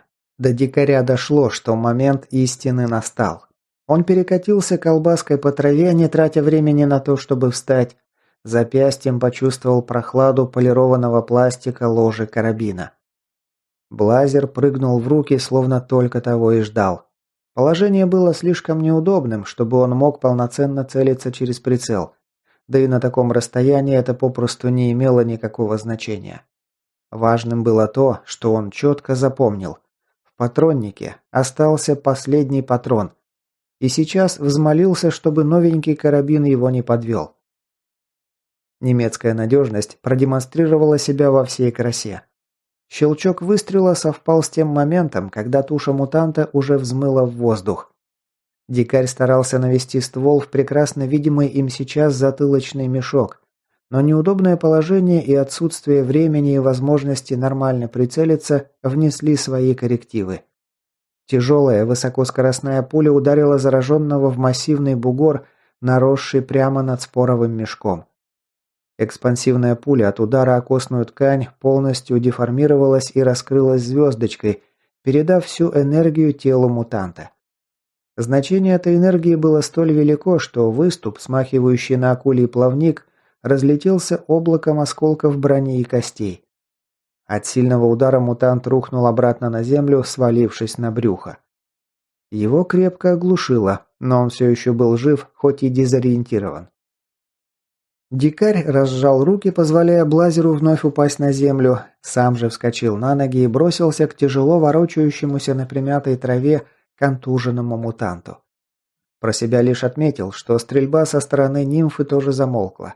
Оставалось лишь надеяться на то, что случилось это просто по причине того, что у нее закончились патроны в магазине. Через мгновение он очутился рядом с временно выведенным из строя мутантом, что уже неуклюже пытался встать на ноги. Окруженный щитом, кулак с треском обрушился на чесночную головку спорового мешка, продавливая костяную защиту внутрь. Только после этого удара ноги кошмарного монстра окончательно подкосились, и он тяжело рухнул в траву, распластавшись на земле. Чувствуя, как его покидают силы, дикарь свалился рядом с поверженным Рубером. «Твою мать! Чуть было не было!» Он выдохнул, пытаясь справиться с накатившим после дела мандражом. «Аврора, ты там жива?» Девушка отозвалась слабым голосом откуда-то из-под туши поверженного мутанта. «Да нормально, жить буду, прическу только попортили. Вот ведь суки хвостатые, едва-едва на фарш не пустили». Дикарь с облегчением выдохнул и откинулся назад, с бессмысленной улыбкой пялясь на медленно плывущие в голубом небе белые облака. «Это было реально близко. Ты там точно в норме?» Со стороны девушки послышалось кряхтение и слабенький скулёж. «Справлюсь, не первый раз. Вот скотина, новые штаны порвал». Судя по возне и шуршанию рвущейся упаковки, девушка приготовилась латать свои повреждения. Дикарь кое-как встал на ноги, перезарядил сначала пистолет, потом поднял из травы карабин. Критически осмотрел затвор и дульную часть глушителя на предмет засорений. Убедившись, что все в порядке, он сменил пустую обойму и дослал патрон в казенник. Рановато им пока расслабляться. Не факт, что внутри внушительных корпусов фермы не затаилась еще парочка подобных стай или еще какая-нибудь гадость. Дикарь покрутил головой, напрягая уши и глаза, в попытках превентивно обнаружить угрозу. Но над побоищем царила тишина. Разве что хрипел и шевелил лапами один из недобитков, да свистели в зарослях у подножия холма птицы. Он обошел вершину по кругу, после чего добил подранка, которому досталось из автомата девушки. Только убедившись, что непосредственной угрозы нет, он приблизился к Авроре. После первичного осмотра стало ясно, что ей несказанно повезло. Зараженный волк, или кто там в нее вцепился, немного не рассчитал свой прыжок. А может, сработала нечеловеческая реакция нимфы. В любом случае, мутант, вместо того, чтобы вцепиться пастью ей в горло, закусил зубами стальное цевье, да так, что зубы раскрошились и заклинили челюсти в перфорированной болванке, которой по сути это цевье и является. К чести этого продукта тактикульного гения надо отметить, что деталь с честью выдержала испытание. Однако когти твари тоже представляли серьезную угрозу. И от серьезных ранений девушку спасла разгрузка. Когти передних лап крепко вцепились в толстые плечевые лямки и не нанесли ей никакого урона. С нижними ногами, которыми мутант принялся драть живот и бедра своей жертвы, все обстояло чуть хуже, но не настолько, как могло бы показаться на первый взгляд. Основной удар на себя приняла все та же разгрузка. Если точнее, то клапаны, набитые магазинами для «Витязя». И глядя на то, насколько печально теперь выглядела совсем новая еще недавно разгрузка, дикарь осознал, как же сильно повезло. Кривые когти задних ног твари вырвали целые куски из синтетического волокна, прочность которого наверняка просто запредельная. Даже магазины пострадали от ударов. Но несмотря на это, бедрам нимфы все же досталось. Ее новенькие штаны обзавелись парой длинных прорех, в которых зияло несколько рваных ран и царапин. Девушка сидела на земле и яростно пыталась распечатать медпакет, чтобы забинтовать раненые конечности. Дикарь присел на колено рядом с ней. «Давай помогу». Она передала ему перевязочный материал. «Надо остановить кровь, пока я ею все тут не залила. Потом я залечу раны». «Спусти штаны». Девушка с гневом посмотрела на него. «Совсем сдурел? Бинтуй поверх». «Ага, чтобы у тебя все штаны кровью пропитались, а потом этот бинт где-нибудь на кустах отвалился? Снимай, говорю, даром мне твоя драгоценная невинность не сдалась». Девушка вспыхнула, но спустя пару секунд успокоилась и взяла себя в руки. «Ладно, черт с тобой». Она расстегнула широкий ремень своих камуфляжных брюк, привстала на одной руке, помогая себе другой, морщась и шипя от боли, словно спущенная шина, приспустила брюки с талии до колен. «Вы только гляньте, какие миленькие котики!» Увидев ее нижнее белье с мультяшными рожицами котов, дикарь не смог удержаться от подколки. Кто бы мог подумать, что наша железная леди предпочитает что-то такое? Щеки девушки неожиданно покраснели. «Я тебя сейчас точно ударю». «Ладно, ладно, молчу». Он полил водой из бутылки на пострадавшие бедра девушки и принялся промокать и убирать кровь вокруг продолговатых и довольно глубоких ран. При этом он про себя подумал, что, наверное, впервые за все время их знакомства нимфа предстала перед ним в образе обычной девчонки, а не хладнокровной стервы, которой море по колено. Смыв кровь, он наложил ватный тампон на левую ногу и принялся плотно бинтовать. Потом повторил процедуру с бедром правой ноги и помог Авроре натянуть штаны на пострадавшие ноги. «Ну как?» «Сам-то как думаешь? Больно капец. Но края раны уже схватились, завтра буду как новенькая. Правда, пока что быстро передвигаться мне не светит». Она критически осмотрела пострадавшие штаны и разгрузку, из которой торчали синтетические лохмотья. «Вот ведь, блин, вечно так. Стоит только шмотки сменить, и обязательно во что-нибудь вляпаешься». «Знакомая история. Ладно, разгрузку у новенькой заберешь. Ей все равно пока ни к чему. Но штаны пока придется так оставить». «Я там в один из баулов кинула шмоток на всякий случай. Что-нибудь подберу себе». Нимфа кинула на него косой взгляд. «Спасибо, что помог. Если бы ты тех двух тварей не подстрелил, они меня вдвоем моментом бы распустили на ленточке». «Ерунда. Я бы раньше выстрелил, но пока бегущую стаю отстреливал, ни на что другое внимания не обращал». «Ты все правильно сделал. Если бы стаю не ополовинил, пока они сюда бежали, нас бы тут точно растерзали. Ненавижу зараженных, которые из животных получаются. Каждый раз, как на таких тварей натыкаюсь, мне шкуру портят. А эти наверняка еще и рад-мутанты. Вообще, блин, просто праздник какой-то». «Уверена?» Она кивнула головой, отчего растрепавшаяся пшеничная коса переметнулась из-за спины ей на плечо. «Ты сам на главного у них глянь.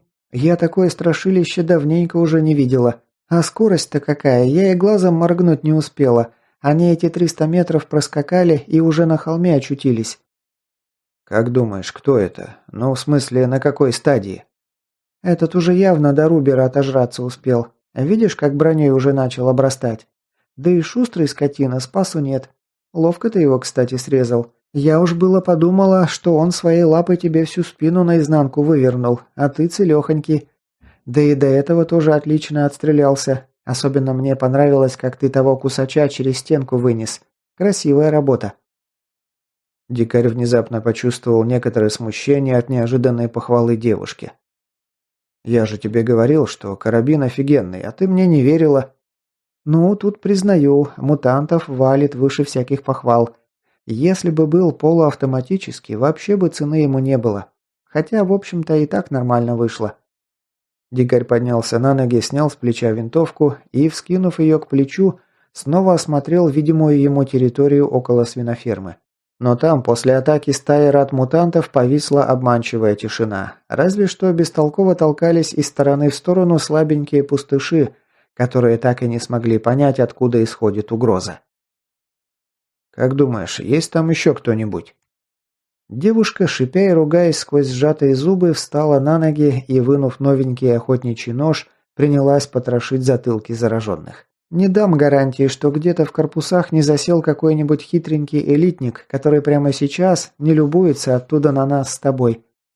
«Ты как знаешь, а я внутренней ногой. Хватит на сегодня с меня приключений». От этих ее слов дикарю стало очень некомфортно. Он зябко передернул плечами, ощущая, как по спине пробежал целый эскадрон мурашек. «Надеюсь, что нет. Ладно, ты пока потроши этих, а я дроном обзаведусь». Девушка что-то переспросила у него, но он уже сконцентрировался на одном из пустышей и не услышал ее. Для начала он заставил зараженного подойти к пожарному щиту, издалека выделявшемуся красным пятном на темно-синей стене, и взять с нее топор на длинной, выкрашенной красным цветом рукояти. На таком расстоянии связь пинговала. Пустыш тупил и не особо понимал, что от него хочет кукловод. Пока прорубил топором споровый мешок жрача, едва не отсек себе топором ногу. Зато внутри нашлась горошина. Не зря лотерейщик был перекормленный до предела. У него даже потихоньку начали меняться суставы нижних конечностей. Освободив от трофеев трупы мутантов и сунув непослушными зомбячьими лапками их в карман грязной, как смертный грех, рабочей куртки, дикарь отправил своего почтового голубя к трупу кусача, лежавшему у входа в один из корпусов. С мешком этой твари его посыльному пришлось повозиться. Благо кусач, хоть лег перед смертью удобно, вытянув голову затылком вверх. Наградой за меткий выстрел через металлическую стенку стало 9 спаранов и 3 горошины. Закончив с обыском трупов, дикарь дал своему подопечному команду шагать в сторону их холма, а сам переключился на другого бегуна, помощнее и уже полностью голова.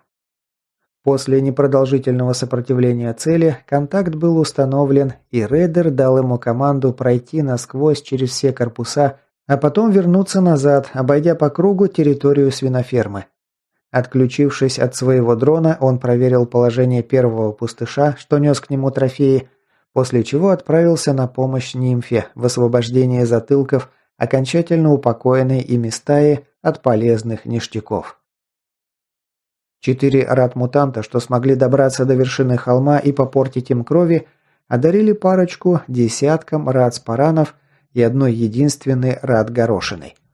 А вот в затылочном наросте их вожака обнаружилось 12 спаранов и целых 4 рад-горошины. Кроме того, в споровом мешке Рубера нашлось несколько шнурков узелкового янтаря, насыщенного оранжевого цвета. Насколько знал дикарь, такой вид потрохов тоже считался весьма ценным и кое-чего стоил. Можно сказать, что только один Рубер обошел по уровню добычи всех остальных членов своей стаи. Да и завалить его оказалось значительно сложнее. Правда, у подножия возвышенности валялось еще 5 или 6 тел зараженных. Их затылки почти наверняка обогатят баланс группы еще примерно на десяток виноградин.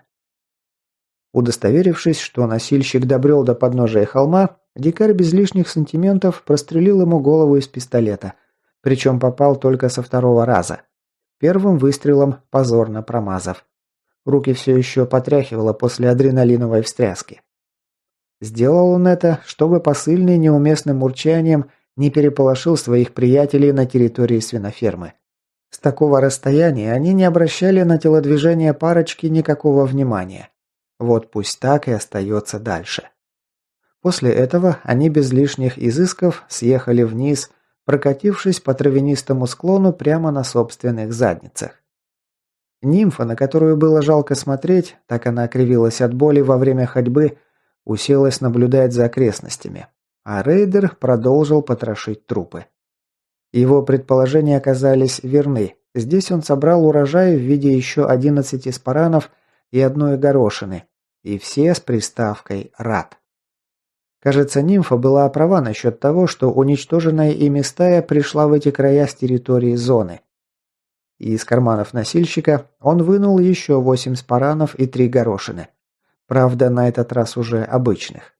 Таким образом, суммарно, за этот непродолжительный бой они разбогатели на 33 рад виноградины, 5 рад горошин, 3 нитки узелкового янтаря, 8 обычных спаранов и 3 простых горошины. Довольно жирная добыча, если опустить тот факт, что нимфе пришлось расплатиться за это богатство целостностью собственной шкуры. Ну да ничего, для такого старожила, как она, к тому же наделенного даром знахаря, это сущая ерунда. Уже завтра, послезавтра будет бегать, как ни в чем не бывало. Эту бочку с медом испортила довольно весомая ложка дегтя. Он потерял контакт со своим разведывательным дроном. Причем вряд ли дело было в непомерно увеличившемся расстоянии между контролером и его подручным. Дикарь, пусть и с перебоями, но довольно четко ощущал бегуна на ментальном поводке. Тот уже начал возвращаться назад, когда обратную связь просто обрубило. И что бы там ни случилось, ему это категорически не нравилось. «Слушай, похоже, ты была права, там есть кто-то еще. И этот кто-то достаточно умен, чтобы не показываться нам на глаза и по-тихому удавить моего засланца». Девушка поморщилась, поудобнее устраиваясь на траву, и взяла Витязя на изготовку. «Ничего удивительного. Какие мысли?» Дикарь лишь пожал плечами ей в ответ. «Ты как хочешь, а я туда ни за какие ковришки не полезу. Мне на сегодня уже хватило экстрима. Вызываем кавалерию. Если оттуда какая-нибудь тварь вылезет, я предпочту встретить ее очередью из автоматической пушки». «Согласна». Она вынула рацию из кармана разгрузки и нажала клавишу вызова. «Кузнечик, давайте к нам. Мы с другой стороны возвышенности, в кустах возле трассы, рядом со знаком «Неровная дорога». Сильно не разгоняйся». Ее рация ответила голосом Тамтама. «Принял, сейчас будем». Спустя пару минут чуткий слух рейдера, усиленный звукоуловителями наушников шлема, уловил басовитый рык движка бронемашины. Спустя несколько минут маленькая колонна, состоявшая из 2 единиц техники, выехала из-за поворота. Дикарь, ощущая растущее внутри напряжение, дорезив в глазах через оптику на карабине, всматривался в выкрашенное синей краской строение, стараясь уловить там признаки опасности. Не хотелось бы обнаружить эту самую опасность после того, как что-либо с ней делать будет уже слишком поздно. Поднимающийся откуда-то из глубин сознания тревожный перезвон интуиции возник не просто так. Она предупреждала носителя о том, что в самое ближайшее время вполне может полететь дерьмо на вентилятор. У собровцев в машине еще один гранатомет лежал. «Ага, что-то вроде вампира, если я правильно разглядела». «Как сядешь в тачку, возьми его в руки и приготовься к стрельбе через люк. Муторно что-то на душе». «Ага, мне тоже как-то не по себе. Только бы пронесло». «Прорвемся». Когда БМП затормозила рядом с их укрытием в кустах, дикарь помог девушке встать на ноги и трустой направился к боевой машине. Он залез на броню, открыл башенный люк и спустил внутрь карабин, после чего спрыгнул сам. Едва его пятая точка приземлилась на кресло оператора боевых систем, он сразу же активировал внешние камеры системы наведения, после чего бухнул берцем в перегородку, отделявшую десантный отсек от кабины водителя. «Чуешь что-нибудь?» Там-там удивленно обернулся, явно ощутив напряжение в голосе рейдера. «Не, на радаре чисто, кроме нескольких вялых бегунов». Слова Сенса ни капли не успокоили дикаря. К тому моменту его интуиция взвыла, словно сирена перед авианалетом. А раз даже Сенс Стронгов с его развитым даром не способен почуять того, кто не давал покоя его интуиции, этот кто-то запросто может им доставить кучу проблем. И вполне возможно, что проблем неразрешимых. «Вытаскивай нас отсюда в темпе вальса». «Да чего такое-то?»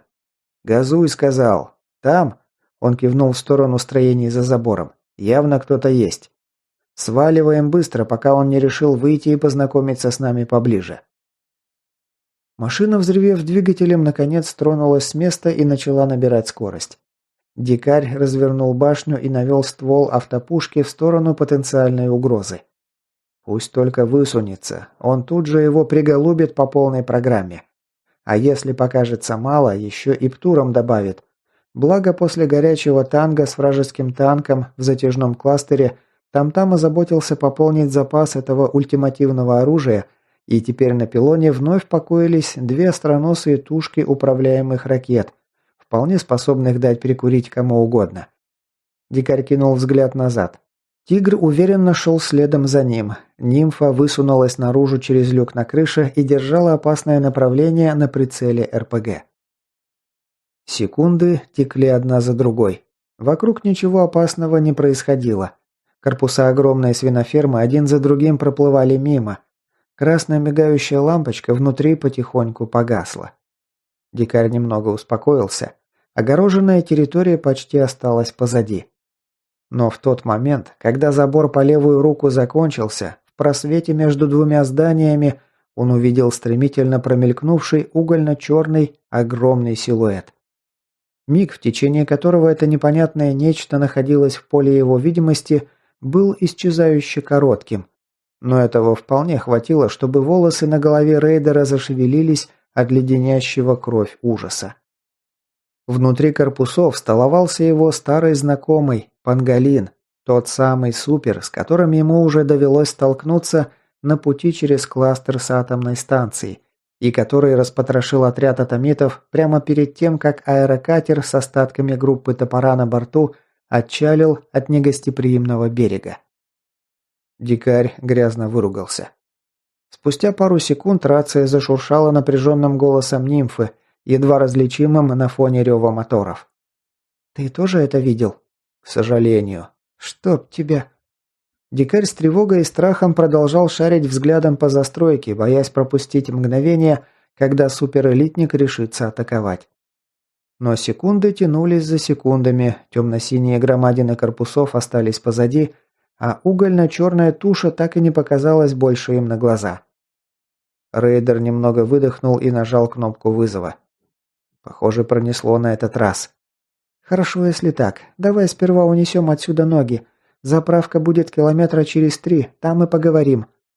«Окей, конец связи». Дальнейший путь прошел практически без происшествий, если не считать парочки пустышей-суицидников, бросившихся под гусеницы боевой машины.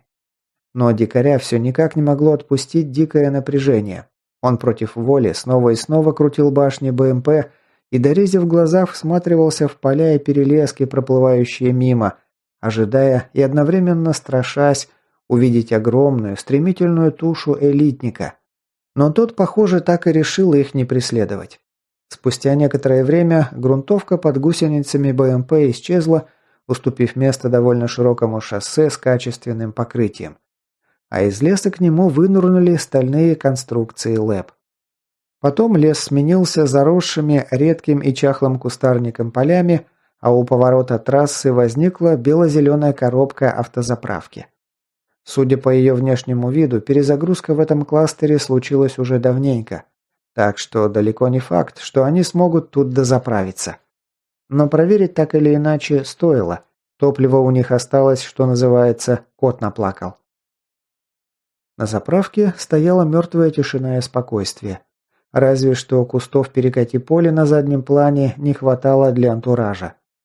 Зараженных поблизости не было, об их существовании напоминали лишь несколько раскуроченных корпусов легковых автомобилей, одиноко ржавевших на парковке, да разбросанные тут и там, убеленные солнцем и дождем, человеческие черепа и кости. На шум приближающейся техники из здания кафетерия при заправке никто не выскочил, что говорило о том, что там вряд ли кто-то живет. Но принимать этот факт на веру не стоило, поэтому дикарь сходу нагрузил разведчика. «Лунь, смотайся внутрь, проверь, все ли там тихо и спокойно». Тот лишь коротко кивнул в ответ и поднял с сиденья свой автомат. «Новенькую с собой возьми, пусть привыкает. Ви, поднимайся, сходи с ними, ноги хоть разомнешь. И ствол с собой взять не забудь. Он теперь все время с тобой должен быть, пока до стаба не доедем». Девушка посмотрела на него с затаенным страхом и сомнениями, что, впрочем, неудивительно. Надо было видеть ее лицо, когда она заметила, во что превратилась амуниция нимфы после близкого знакомства с зараженным псом. Но спорить не стала и отправилась следом за разведчиком. Сам рейдер взгромоздился на башню, активно крутя головой и оглядывая окрестности в окуляры бинокля. Когда спустя 5 минут Лунь вышел наружу в сопровождении девушки, дикарь спрыгнул на бетон и направился к ним. «Все тихо. Одного квелого пустыша только в пристройке нашли, и еще один старый труп. Парень, похоже, понял, что обращается, привязал себя к стулу и записку оставил. Мол, кто найдет, пристрелите. Сам, похоже, не смог».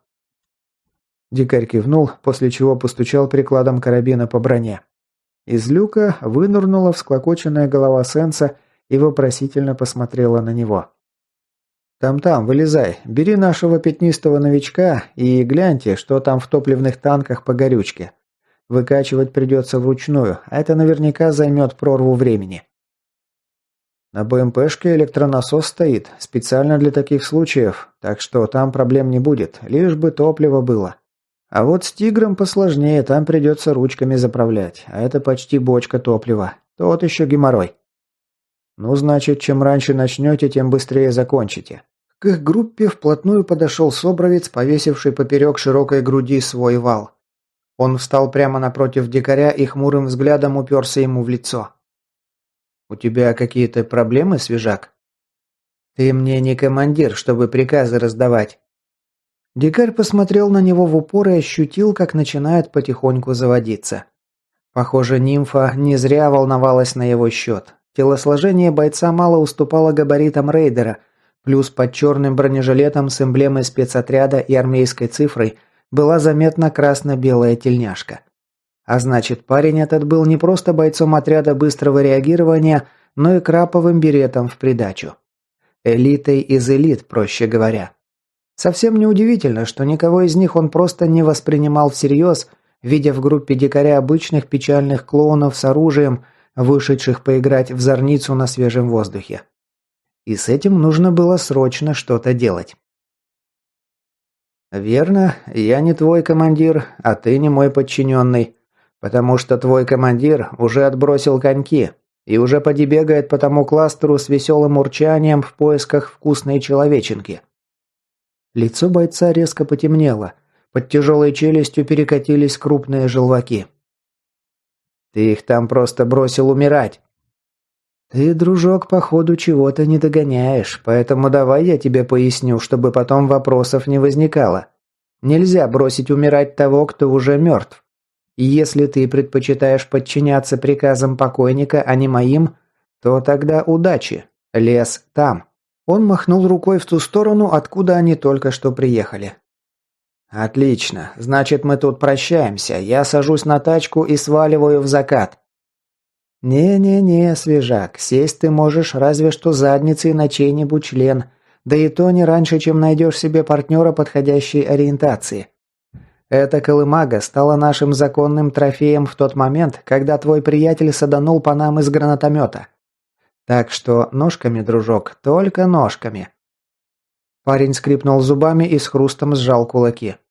Спецназовец, глаза которого тем временем налились кровью, сделал короткий замах и нанес резкий удар кулаком, целясь в подбородок рейдеру. Дикарь краем глаза увидел, как нимфа положила руки на свое оружие, но едва заметным жестом остановил ее. Сам он не сделал даже минимальной попытки уклониться или заблокировать атаку, лишь напряг скулы, сформировав перед лицом линзу силового поля. Краповика, похоже, его бездействие сбило с толку. В его глазах за мгновение до удара мелькнула тень сомнения, но уже было слишком поздно что-то менять. В следующий миг его кулак столкнулся с невидимой глазом защитой дикаря. Треск костей был такой, словно кисть парня провернули через мясорубку. Его и без того перекошенное от злости лицо исказило гримаса нестерпимой боли. Он вцепился в пострадавшую кисть и скрючился, упав на колено. Рейдер от этой картины лишь удовлетворенно ухмыльнулся и присел на корточки рядом. «Дошло или еще раз повторить?» Собровец посмотрел на него долгим взглядом. И взгляд этот несколько изменился за прошедшую пару секунд. На смену безумной ярости и неконтролируемому гневу пришли первые нотки осмысленности. «Если ты закончил колотить голозадые понты, слушай сюда и впитывай. Ты, кажется, решил, что тут у нас пионерский лагерь, а мы все пионер-вожатые, которые тебя будут в задницу целовать. Ну так вот, хрен ты угадал, свежачок. Думаешь, ты такой крутой вояка, который всех вокруг нагнет через колено? Типа круче тебя только вареные яйца? Тоже хрен там плавал. Видишь эту девочку?» Дикарь ткнул большим пальцем себе за спину, где переминалась ноги на ногу Ви, явно чувствовавшая себя не в своей тарелке из-за этой перепалки.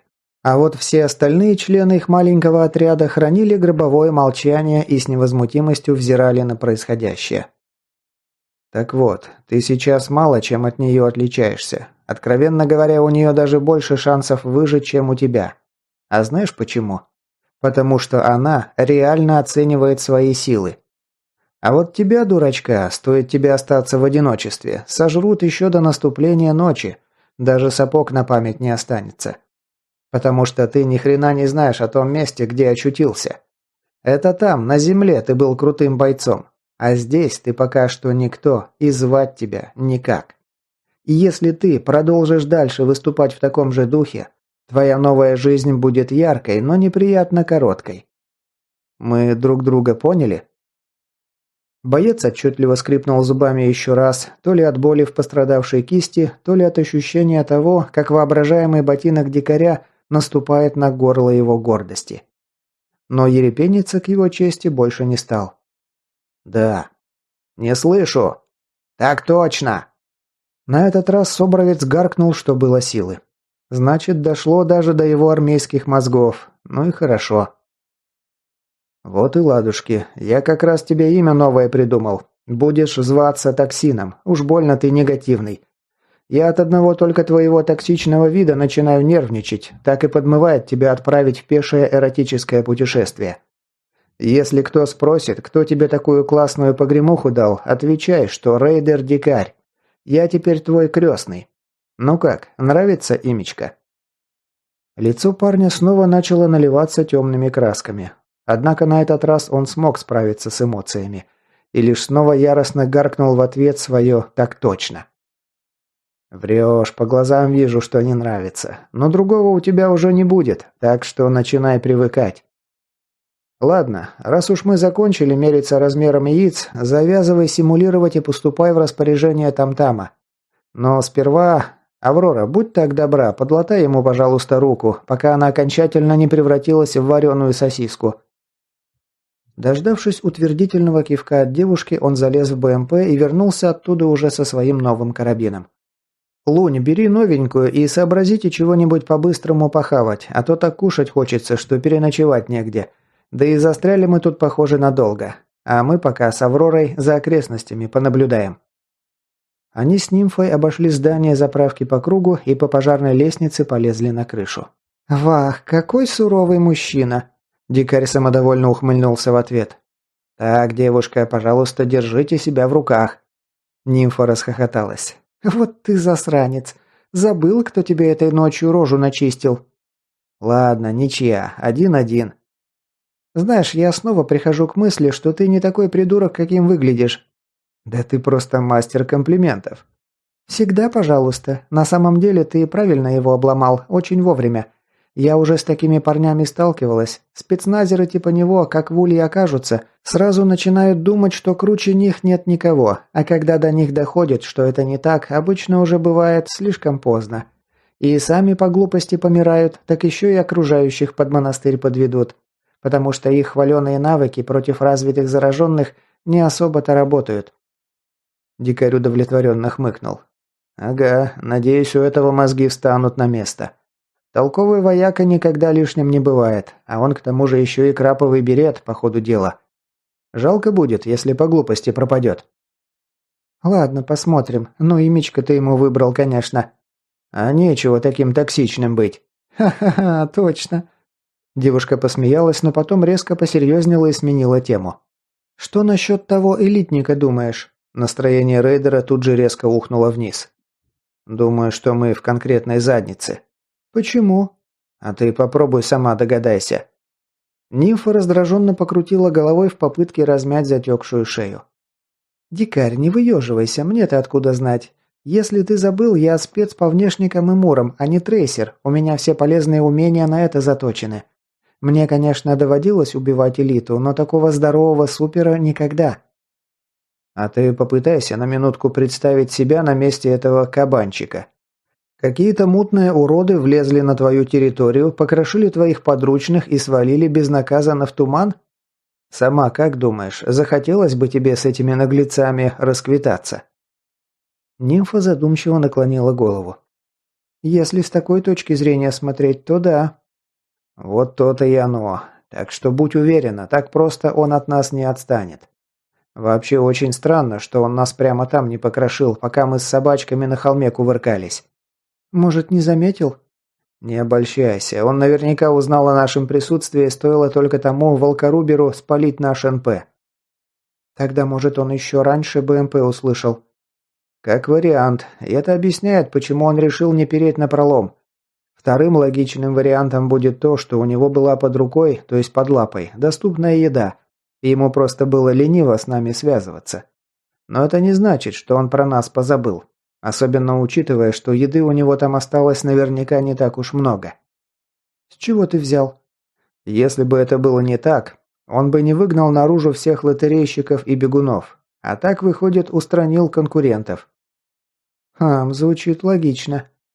А еще теперь понятно, где этот гад умудрился так отожраться. На этой свиноферме тонны биологического материала. Он очень может быть сам как раз из свиньи и переродился. Странно только, что так далеко от зоны залез. Я слышал, что рад-мутанты стараются поближе к очагам излучения держаться, как и атомиты. И угораздило же нас именно на эту паскуду нарваться, а?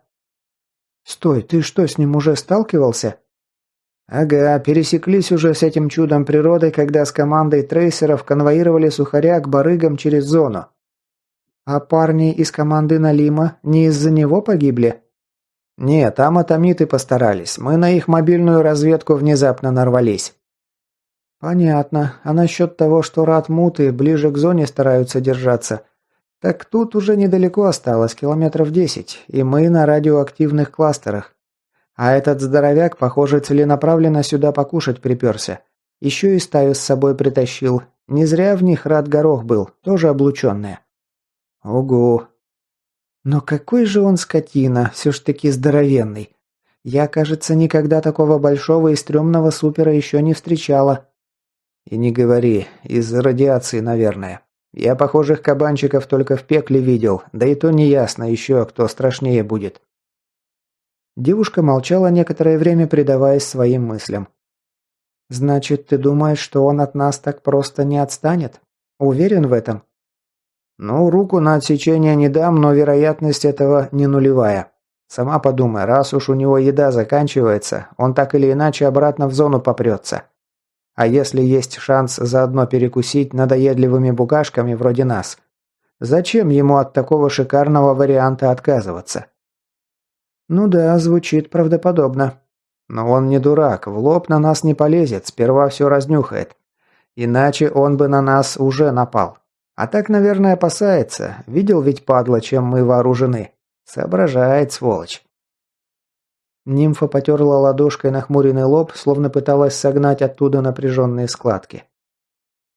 «Если мы хотим в этих местах закрепиться, его так и так надо со свету сживать, иначе он нам еще море крови попортит. Вот только я слабо представляю, как мы вообще можем это сделать. Тут, по идее, нужно несколько команд серьезных трейсеров и много техники». Можно и без них обойтись, но тогда нам потребуется взрывчатка, много взрывчатки. Девушка прикусила нижнюю губу и задумчиво посмотрела вдаль.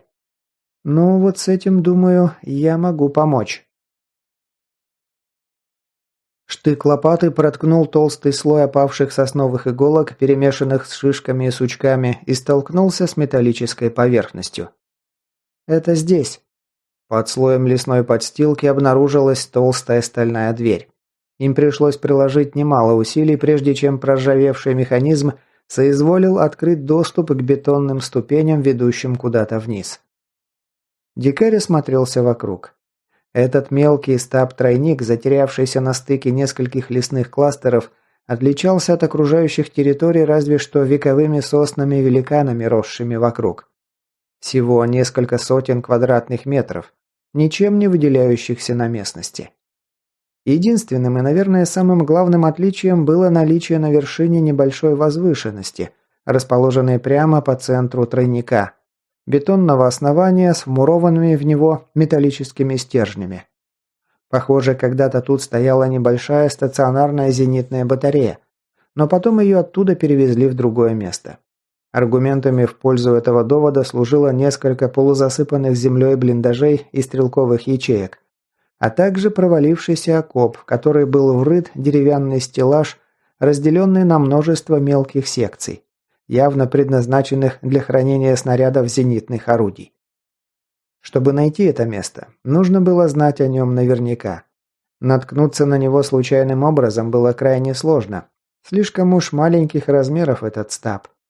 После того, как они залили полные баки на той автозаправке, нимфа приказала их маленькой колонне углубиться в лесной массив, расположенный на подступах к кластерам зоны и зажатый между рекой и кластерами сплошной черноты. Здесь даже не было нормальных дорог, а лишь заросшие, местами почти незаметные на фоне остального леса зимники и старые усы узкоколеек, на которых даже рельс не осталось. Лишь совсем прогнившие шпалы из половинок бревен. Видимо, когда-то давно, задолго до попадания в улей, в этих местах велась серьезная вырубка леса.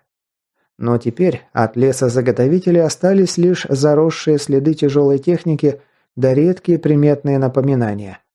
То пробитый радиатор от трелевочника, наполовину вросший в мох, то несколько ржавых бочек из-под топлива, то обвалившаяся сторожка, в которой когда-то отдыхали и восстанавливали силы между сменами бригады лесорубов. Под конец нимфа вообще приказала им оставить технику, и еще примерно полкилометра они шагали на своих двоих, пока не добрались до этого места. «Что это вообще такое?» Девушка нацепила на голову налобный фонарик и щелкнула переключателем. Темноту подземелья прорезал стерильно-белый луч светодиодов. «Просто одно из убежищ моей прошлой группы. Команды Ржавого?» «Ага, похоже, ты слышал про нас от Бурана, я права?» «Ржавый был классным командиром, он научил меня всему, что я умею. Без него я бы пропала». В углу скрытого в сумраке помещения нимфа нашла угловатый запыленный корпус бензогенератора. «Иди сюда и помоги мне завести эту штуку». Пока дикарь возился с ним, проверяя уровень топлива в бачке и пытался понять, как заводится этот агрегат, девушка подсвечивала ему своим фонариком. «Не похоже, что сюда кто-то наведывался после того, как наша команда прекратила существование. Впрочем, неудивительно, о существовании этого места знали только 4 человека, включая и меня, 2 из которых уже больше года мертвы. А Буран после того, как это случилось, старался держаться от территорий чертей и полосатых как можно дальше. После того, как было включено зажигание и открыта воздушная заслонка, рейдер дернул на себя рукоятку стартера. Генератор чихнул несколько раз, потом движок схватился и затарахтел на низких оборотах. Загудела вытяжка где-то над головой, высасывая выхлопные газы наружу. Девушка пошарила рукой по стене, щелкнула выключателем. На потолке вспыхнул ряд ламп дневного света, заливая небольшое помещение ярким светом. Оглядев его, дикарь изумленно присвистнул. И было отчего. У стены по правую руку стояла оружейная пирамида, заставленная законсервированным оружием. Дальше шли стеллажи, на деревянных полках которых лежало множество ящиков, очень характерного темно-зеленого цвета, явно намекавшего на военное предназначение их содержимого. Он прошелся вдоль стены, проведя рукой по запыленным деревянным емкостям. Его подозрения оказались верными. Тут находились патронные и гранатные цинки, взрывчатка, коробки с минами, взрывателями и запалами, провизия, а также целый баул с запечатанными контейнерами, в которых хранились комплекты химзы. Он подобное уже видел, их ему продал Надфиль перед забегом по зоне. Откуда такое богатство? Нимфа пожала плечами. Мой крестный был, что называется, рачительным хозяином, тащил все, что не приколочено. Быть стронгом занятие довольно опасное, никогда не знаешь, где тебя может застать внезапная нужда. Ржавый устроил себе целую сеть таких убежищ, разбросанных по всей внешке. Мне известно местонахождение лишь малой части из них, а крестный говорил, что их у него несколько десятков. Ничего себе, это сколько же времени потребовалось убить, чтобы все это обустроить? Даже мне это неизвестно. Я провела рядом со своим крестным 3 года, а он занимался этим намного дольше. Охренеть. И как подобного динозавра смог обвести вокруг пальца такой абсос, как барсук? На лицо Авроры набежала тень. Она хрустнула костяшками рук, сжав их в кулаки. У этого козла был дар эмпатии. Он при первой встрече мог подсознательно вызвать у человека доверие и расположить его к себе. Что-то не сильно он ему помог там, в психбольнице. Нимфа грустно усмехнулась. Да уж, я про его дар уже потом узнала, пока была в плену у муров. Тритон очень долго и тщательно готовился, прежде чем провернуть эту диверсию. Ему и его хозяевам ржавый был как кость поперек горла.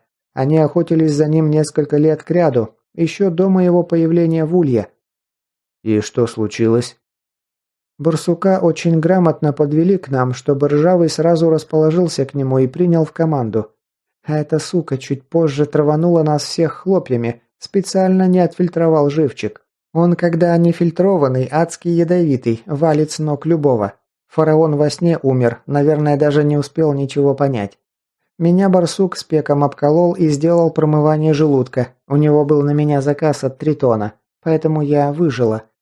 А ржавый не умер, потому что в улье десяток лет коптился. На него даже хлопья не сразу подействовали. Ему совсем чуть-чуть сил не хватило, чтобы этой падле шею свернуть, свалился в последний момент. Тот его потом просто пристрелил без затей, а меня увез на склады. Конец этой истории ты и сам уже знаешь. А как так вышло, что Буран выжил? Он как раз тогда шута подобрал, повел его во флюгер. Монаху показывать. Вот мы и разделились. А когда вернулся в наше убежище, обнаружил, что оно выгорело дотла, а внутри 3 обгоревших трупа. Барсук перед тем, как все сжечь, притащил туда пустышку, переодел ее в мою одежду и снаряжение. Специально все обставил так, чтобы Буран думал, что я тоже погибла. Иначе бы он наверняка не успокоился, пока всю эту шайку-лейку на фарш не пустил. Девушка задумчиво потеребила пальцами кисточку своих волос на конце косы. «Знаешь, я думаю, хорошо, что Буран не знал о том, что я выжила. Иначе бы он гарантированно погиб сам, да еще и шута за собой утянул. То, что они оба уцелели, вполне окупает год моего плена». Дикарь решил сменить тему, чтобы не вгонять девушку в еще большую тоску. «А что это вообще за место?» Нимфа прошлась по довольно узкому помещению. В дальнем конце его примостились двухэтажные нары, вполне способные уместить 5 или 6 человек. Обеденный стол и небольшой шкаф с разнообразной бытовой утварью внутри. После чего указал рукой куда-то дальше. Кинув туда взгляд, рейдер увидел продолжение галереи, которая упиралась в завал из грунта. Кто его знает, какой-то бункер, наверное. Дальше находится следующий кластер. Там, сам понимаешь, никакого бункера и в помине нет. Сюда прилетел только этот огрызок, остальное осталось на земле. Девушка вернулась к стеллажам и с кряхтением выудила из-под нижней полки внушительную банку противотанковой мины. «Но мы ведь сюда не ради ностальгии приперлись, верно? Думаю, того, что тут есть, должно нам хватить. И да, к слову говоря...» Она приблизилась к оружейной пирамиде и сдернула с нее запылившийся хрусткий кусок брезента. «Раз уж мы теперь знаем, что ты весьма неплохо умеешь отстреливать противников с расстояния, держи обновку». «Ого, ничего себе слонобой!» Глазам дикаря предстал очень необычный образчик оружейной мысли. Довольно короткий и компактный буллпап-корпус, на ресивере угнездилась очень и очень серьезная оптика от Сваровски, явно предназначенная для стрельбы на приличное расстояние. На цевье рукоятка для удержания и крепкие сошки, в походном положении складывающиеся на правую сторону. Толстый ствол и непомерно широкий магазин, расположившийся сразу за пистолетной рукоятью, явно намекали на серьезный калибр этого оружия. Никак не меньше 50 BMG, либо отечественного 12,7 на 108, который применялся в качестве штатного калибра для крупнокалиберных пулеметов КОРТ, НСВ, а также снайперской винтовки АСВК. Самым интересным в этой винтовке было то, что она, похоже, использовала не газоотводный механизм, а инерционную систему. Ствол не был закреплен неподвижно на ресивере, а двигался внутри цевья на специальных шарнирах, словно колено телескопической удочки внутри рукояти, доходя казенником практически до самого затыльника приклада. Обратный импульс, создаваемый раскручивающейся на нарезах пули, толкал подвижный ствол назад, приводя в движение автоматику винтовки, за счет чего производилась экстракция стреляной гильзы, досылался новый патрон, и УСМ вставал на боевой взвод. Плюс такой системы должен быть в том, что двигающийся в противоположном движению пули направления и ствол в силу приличного веса всей инерционной системы должен гасить довольно большую часть отдачи, что немаловажно при таком калибре. Плюс в походном положении ствол можно было сдвинуть внутрь цевья так, что снаружи останется торчать только дульный тормоз. Это уменьшало габариты винтовки минимум на треть общей длины, делая ее чертовски компактной. Ну, разумеется, компактной относительно любого другого крупнокалиберного снайперского оружия. В походном положении эта винтовка должна быть минимум вдвое короче, чем тот же Barrett M2, несмотря на то, что обе они стреляли патронами 50 BMG. Серьезная пушка. Что за зверь такой? Девушка провела пальчиками по поверхности ствольной коробки монструозной винтовки, потом растерла на их кончиках ружейную смазку и пыль.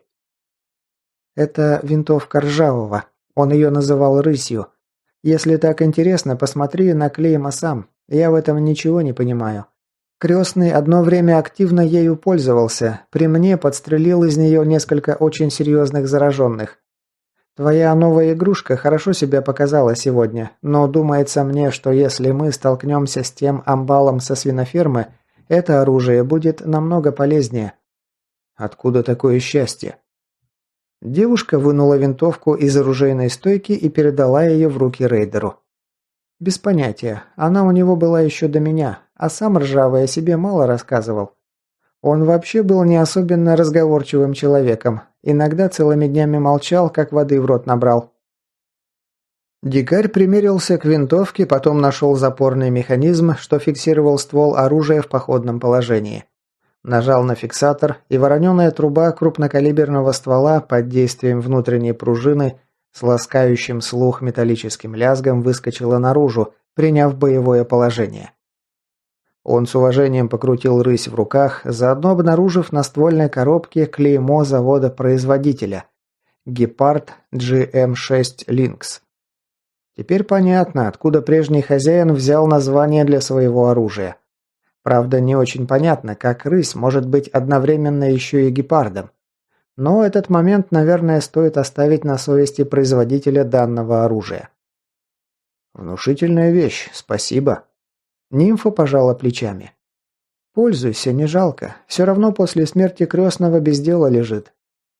Ты уверен, что он придет за нами, и мы весь этот огород городили не впустую? Дикарь нажал на кнопку вызова на гарнитуре и ответил нимфе. «Я знаю не больше твоего. Нужна гарантия, купи себе кофеварку». Девушка ничего не ответила, и на канале на некоторое время повисла тишина. Рейдер никому ничего не говорил про давящее чувство, что навалилось на него словно старое ватное одеяло.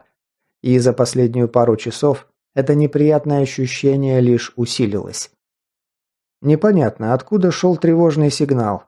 То ли от того, что ему досталось в наследство от голода, то ли от его обострившейся интуиции, но факт остается фактом. И от неизвестности тревожного ожидания градус раздражения и нервозности только повышался. Иначе он бы себе не позволил просто так сорваться на невинный по сути вопрос девушки. Его спутники, похоже, тоже что-то ощущали мрачнее на глазах. «Эй, новенький, слышишь меня?» Рация буркнула недовольным голосом токсина. «Ну?»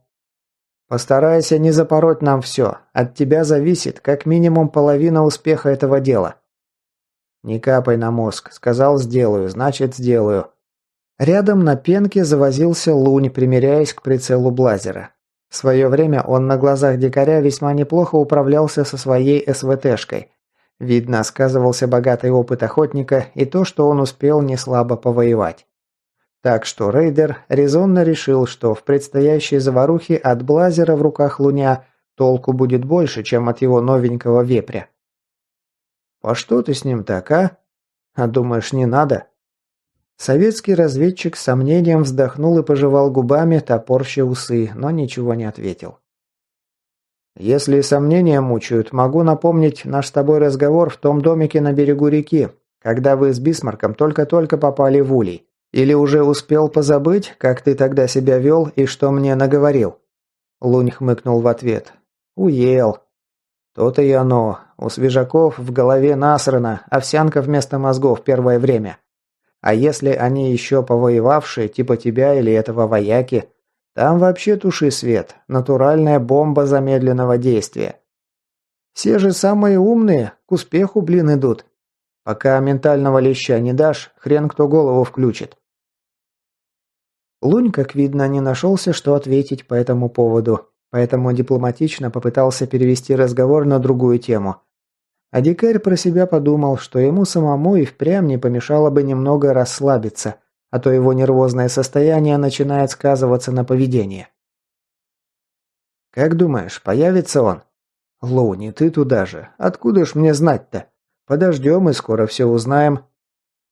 Дикарь и сам не знал, откуда у него такая внутренняя уверенность, что рад-элитник обязательно явится по их душе. И неизвестность раздражала его самого ничуть не меньше, чем всех остальных, а то и больше.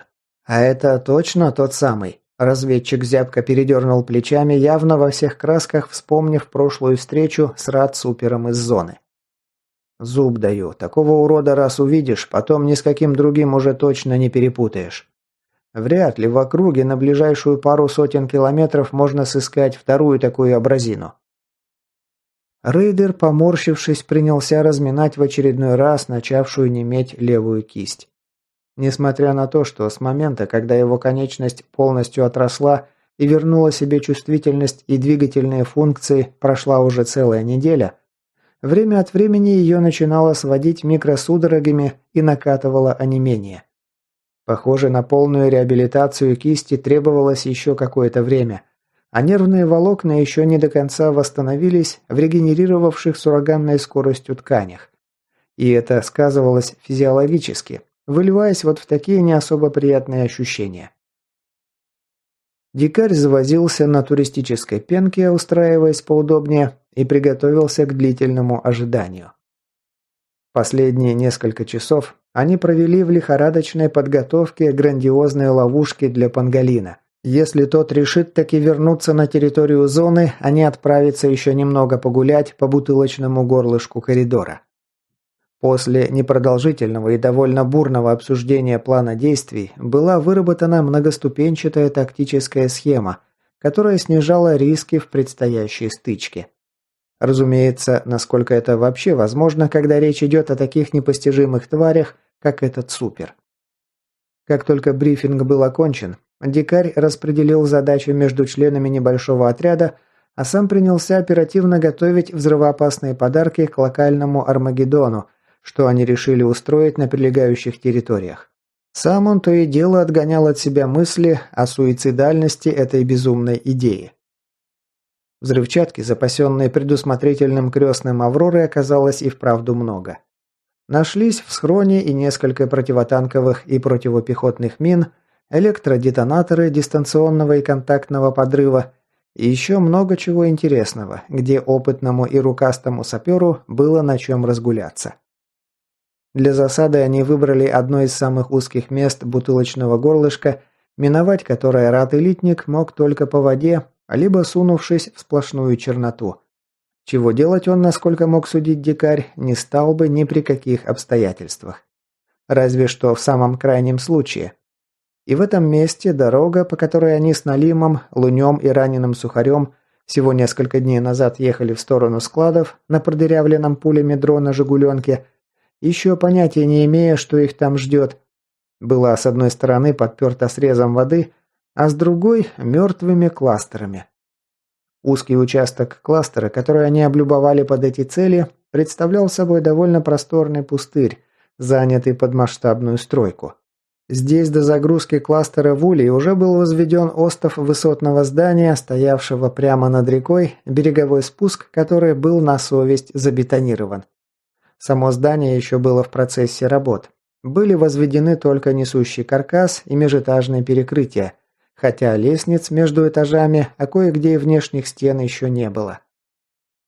В непосредственной близости от недостроенной высотки расположилась огороженная площадка, с одной стороны которой находился уже почти что полностью готовый фундамент для второго высотного здания, из бетонного основания которого торчали несущие стальные балки и множество компактно расположенных арматурин, которым еще предстояло впоследствии быть залитым цементным раствором и превратиться в железобетонные основания. Все остальное пространство пустыря было заставлено разномастной строительной техникой, оборудованием и вахтовыми домиками, плюс внушительными кучами щебня и песка. С другой стороны дороги тоже были какие-то постройки и оборудование. Но там уже верховодила чернота, превратив содержимое той половины кластера в оникс и кристаллическую труху. Вот этот-то пустырь вместе с дорогой дикарь совместно со своей командой спустя несколько часов ударного труда и превратил в огромную минную ловушку. Для изготовления самопальных мин направленного действия отлично подошли обрезки толстостенных стальных труб, использовавшихся строителями для работы, а также небольшие стальные бункеры, которые применялись как основание для заливки бетона в железобетонные конструкции. На начинку пошли и болты, гайки и обрезки арматуры, коих тут нашлось в избытке. Связав это богатство в несколько цепочек одновременного подрыва, дикарь превратил огороженную территорию в смертоносную ловушку, готовую отправить в нижние слои стратосферы любого, кто будет иметь достаточно глупости, чтобы сунуть сюда свой любопытный нос. Подрывные машинки были переданы в руки токсина, и теперь дикарь занимался тем, что грыз себя мыслью. А правильный ли выбор он сделал, поставив на кандидатуру Собровца? Ведь ему досталась одна из ключевых ролей в этом марлезонском балете, и если спецназовец оплошает, плохо станет всем. С другой стороны, а какой у него был выбор? Луня рейдер забрал с собой на снайперскую позицию в качестве своего наводчика. Там, как и всегда, управлял БМП. Нимфа, в силу своих ранений, села на место оператора боевых систем. Эту миссию больше доверить было просто некому. Кроме дикаря, Тамтама и Авроры, никто управлять подобной техникой не умел. А огневой мощи бронемашины в его плане отводилась отдельная роль. Можно сказать, еще минимум треть успеха плана по ликвидации Супера держалась именно на ней. Оставалась еще Ви.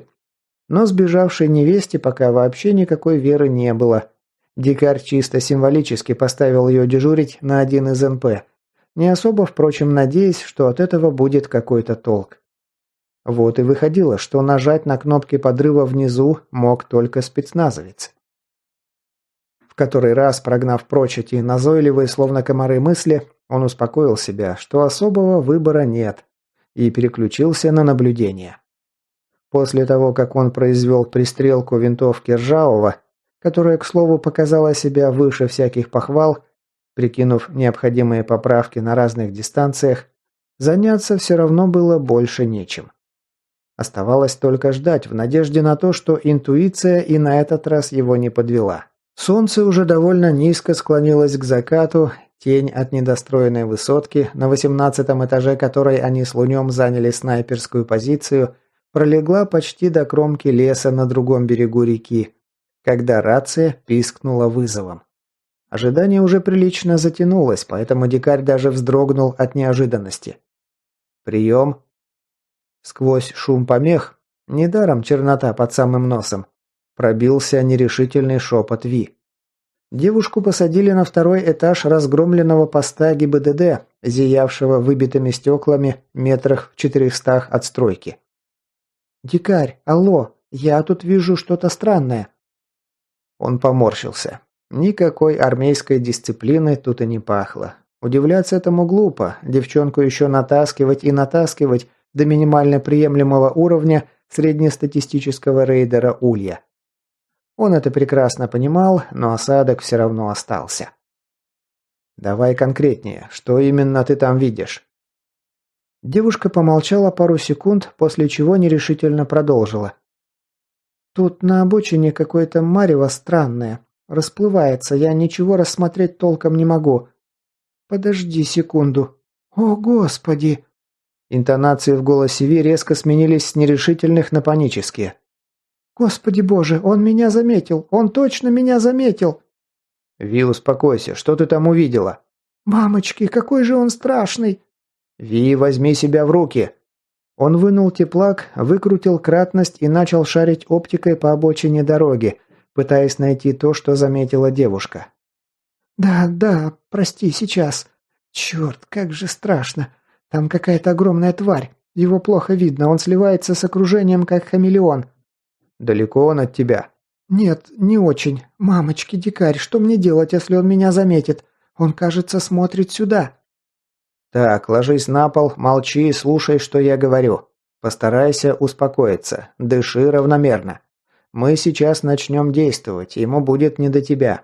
Главное, не высовывай носа и постарайся себя не выдать. Ты молодец, свою часть работы выполнила, сейчас наша очередь».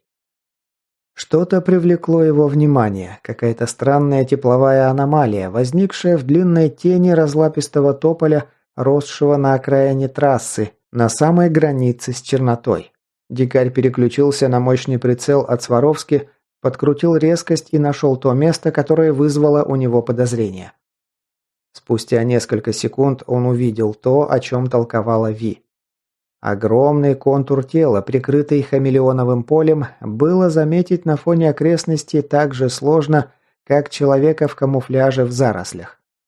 Но благодаря тому, что мутант неспешно двигался вперед, это все же можно было сделать. Судя по неторопливому движению, Супер пока ничего не заподозрил, а маскировку использовал пассивно, на автомате. «Всем внимание! Клиент прибыл. Дистанция 700 метров. Только что прошел мимо высокого тополя. Готовимся. Веселье начинается. Всем удачи!» Канал защелкал оговоренным заранее сигналом, двойным щелчком, сигнализирующим о том, что информация принята и его бойцы готовы. Правда, дикарь не вполне был уверен, готов ли он сам. Вновь оценив угрожающие размеры их цели, он ощутил подступающий мандраж. Вполне может статься так, что охотиться сейчас будут не они, а на них. Он тряхнул головой, выкидывая ненужные мысли оттуда, и настроился на схватку. Объемистый ящик из темно-зеленого пластика дожидался своей очереди, лежа на полу бетонного перекрытия этажа. Тащить сюда эту 20-килограммовую ношу с учетом того, что подниматься пришлось максимально высоко, а межэтажные лестницы строители успели сделать далеко не везде, было то еще задачкой. А ведь им пришлось переть на себе еще и винтовки с боеприпасами, и еще несколько важных и нужных вещей. Короче, вес получился приличный. Поднимались они наверх довольно долго, и делать это пришлось без особого комфорта. Он клацнул запорными защелками и откинул крышку. Неуклюжая конструкция цвета хаки покоилась в выемке защитного материала, терпеливо дожидаясь своего часа. Дикарь осторожно вынул из ящика и закинул на плечо толстую зеленую трубу с черными грибками заглушек на концах. Подключил баллон со сжиженным газом для предварительного охлаждения инфракрасной матрицы. Когда с этим делом было закончено, он включил тумблером командно-пусковой блок. Пискнул, прогреваясь тепловизор, на темном экране появилась монохромная картинка. Дважды проверил заряд элементов питания интеллектуального блока и работу систем лазерного наведения, так как ему показала днем нимфа, подсознательно опасаясь что-то пропустить. Лишь убедившись, что все работает штатно, он изготовился к пуску. Военное изделие, проходящее в армии США под индексом FGM-148, более известное как ПТРК «Джевелин». Один из самых сложных с технической точки зрения, но и один из самых эффективных противотанковых ракетных комплексов в мире. Неизвестно, где Ржавый умудрился отрыть это сокровище, но нимфа на этот счет тоже не смогла дать вразумительного ответа. Но сейчас эта вундервафля пришлась как нельзя кстати. Дикарь подошел к краю бетонной плиты. Здесь внешняя стена отсутствовала, и ему открывался вид с головокружительной высоты. Ветер на 18-м этаже был довольно ощутимым, Он трепал полы куртки, торчавшие из-под разгрузки, и подталкивал в спину, словно умоляя совершить суицидальный прыжок в пустоту. Но это в планы рейдера не входило. Перед ним сейчас стояли совершенно другие цели. Зуммировав картинку, он принялся искать свою цель тепловизором ПТРК, который за счет предварительного охлаждения матрицы работал не в пример лучше его гражданского теплака.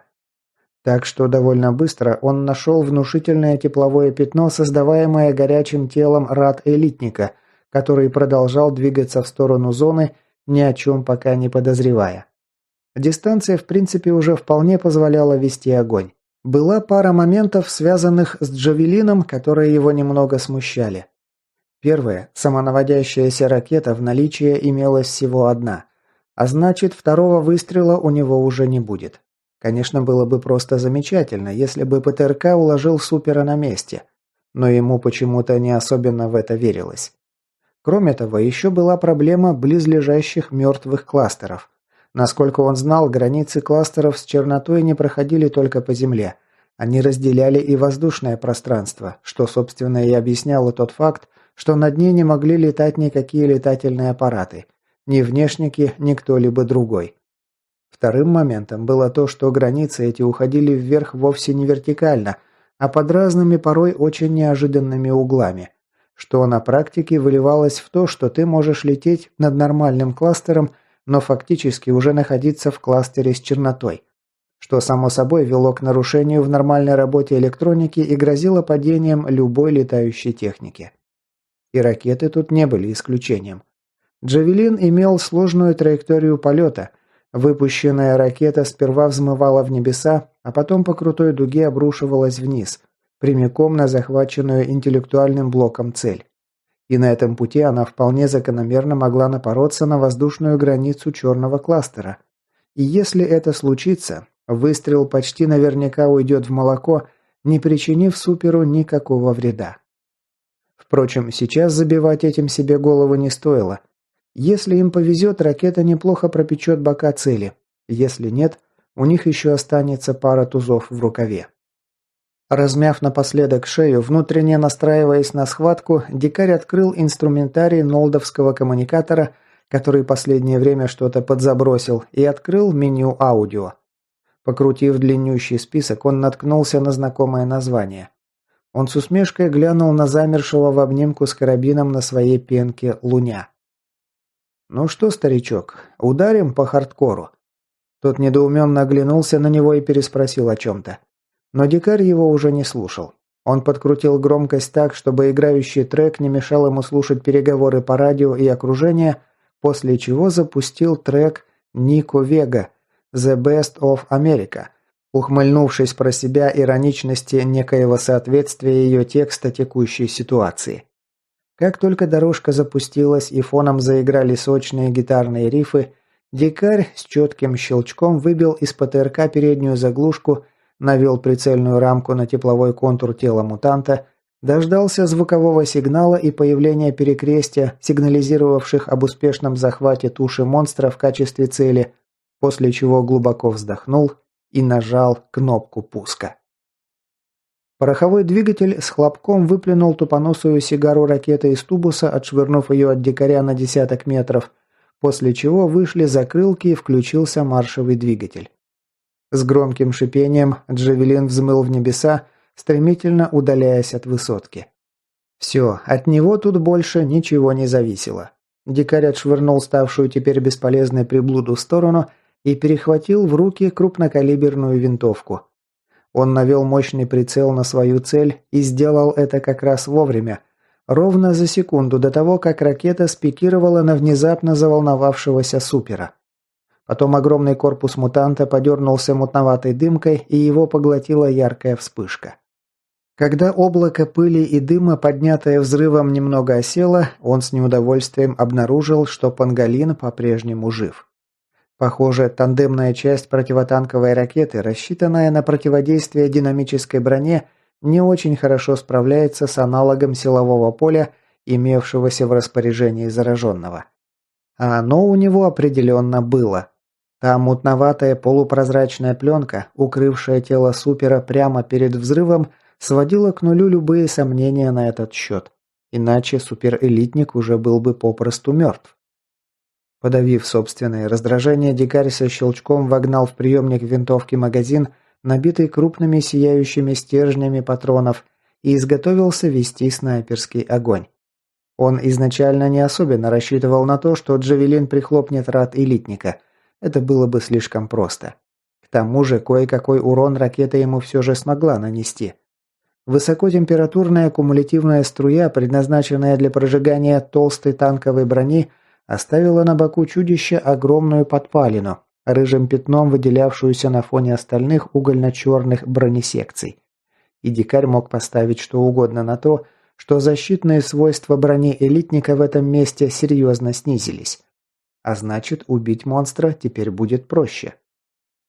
Элитник потряс головой, постепенно приходя в себя, вдруг насторожился и уставился на пост ГИБДД, где затаилась Ви. Может, девушка выдала себя неосторожным звуком, а может, причина была в другом. В любом случае, если сейчас не отвлечь чудище, ей конец. Рад-элитник, ярясь, хлестнул по земле хвостом, похожим на длинный шипастый хлыст, походя наискосок перерубив толстый ствол тополя позади себя, и подобрался, готовясь броситься к убежищу девушки. «Куда это ты собрался, а, урод?» Дикарь сделал поправку на понижение и боковое отклонение пули и нажал на спуск. По ушам крепко врезало грохотом выстрела, несмотря на звуковые фильтры наушников шлема. Дульный тормоз изрыгнул вперед и в стороны длинный язык пламени, ударная волна взметнула пыль над бетонным полом, забивая глаза. Прежде чем ствол откатился назад, выталкивая гильзу и гася отдачу, дикарь услышал ни с чем не сравнимый звук, летящий на сверхзвуковой скорости крупнокалиберной пули.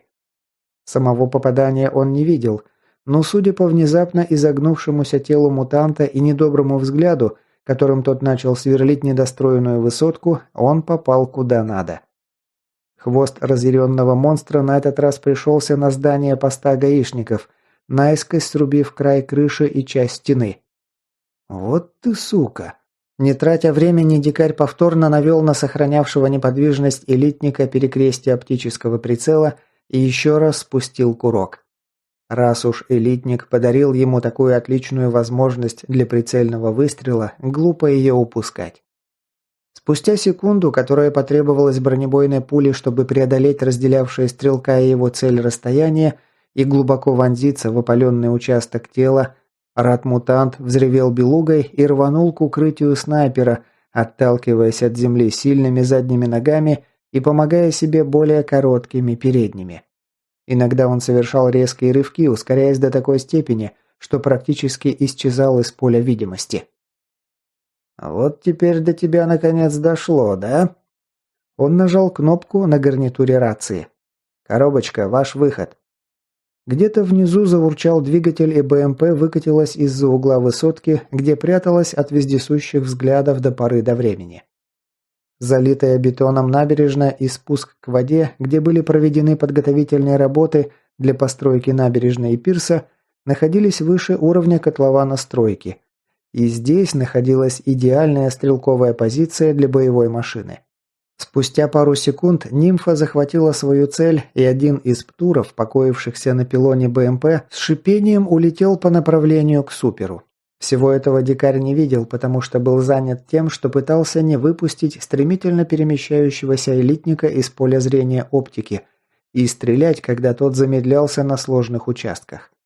Хотя, надо заметить, таких моментов у него было довольно мало. Мешающие ему брошенные покореженные автомобили, навсегда замершие на трассе, он сносил своей тушей как тараном, совершенно не сбавляя скорости.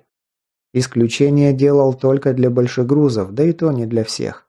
Вот такие моменты и подкарауливал стрелок, вбивая тяжеловесные подарки в черный корпус тела мутанта, с неудовольствием замечая, как в месте попадания раз за разом проявляется мутноватая пленка защиты зараженного. Одним словом, момент запуска ракеты он пропустил.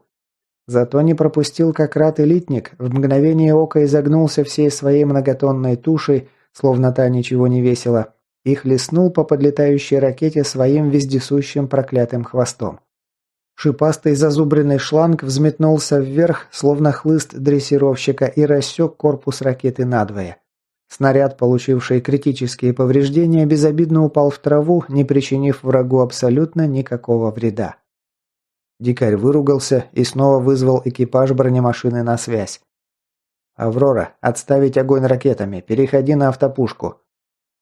Девушка не стала тратить время на ответ, и внизу зарокотал крупный калибр, а к несущемуся в их сторону монстру полетели огненные росчерки бронебойно-зажигательных снарядов. Нимфа стреляла короткими экономными очередями, подгадывая моменты точно так же, как это делал дикарь, в промежутках корректируя огонь. И надо отметить, стреляла она отменно. Проявления активации защиты элитника стали появляться с завидной регулярностью. Теперь схватка превратилась в гонку на выносливость, что кончится быстрее. Лимит прочности защиты зараженного или патроны у БМП и стрелков. Проблема была в том, что за считанный десяток секунд Супер успел преодолеть уже больше половины расстояния, разделявшего его и стройку, где засели наглые людишки, несясь вперед безумным пушечным ядром. Когда чудище преодолело отметку в 250 метров, огонь открыл Лунь. Благо промазать по такой мишени было сложно. Дикарь, как раз менявший магазин в своей монструозной винтовке, дал разведчику совет. «Целься в подпалину на боку. Если пробьешь защиту в этом месте, ему наверняка это придется не по вкусу». «Принял». Насколько это было близко к правде, было неизвестно. Две самых первых пули, выпущенных из рыси, те самые, что вошли аккурат в пятно поврежденной бронепластины, пока были единственными, и если и ухудшили самочувствие мутанта, то внешне он этого никак не проявил, продолжая двигаться на сумасшедшей скорости. Ну а все другие попадания зараженный попросту игнорировал. Но в любом случае смысл целиться именно туда был. Просто одного единственного попадания по мясу было явно недостаточно, чтобы угомонить такого гиганта. Еще несколько секунд противостояние оставалось примерно в том же ключе. Попадания по мутанту не давали видимого результата. Зато Супер стремительно сокращал дистанцию. Когда дикарь опустошил второй магазин, гигант ворвался на территорию пустыря. «Там-там, сваливайте! Токсин, жми кнопку!» БМП взревела мотором и поехала к срезу воды. В остальном ничего не поменялось.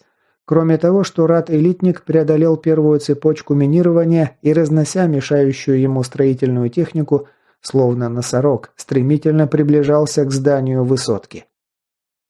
«Токсин, твою мать! Жми гребаную кнопку!»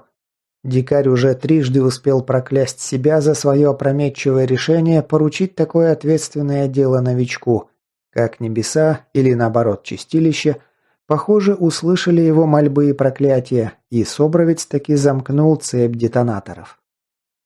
Спустя мгновение рейдер отчетливо ощутил, как содрогнулась многотонная конструкция высотного дома, а им на головы посыпалась бетонная пыль.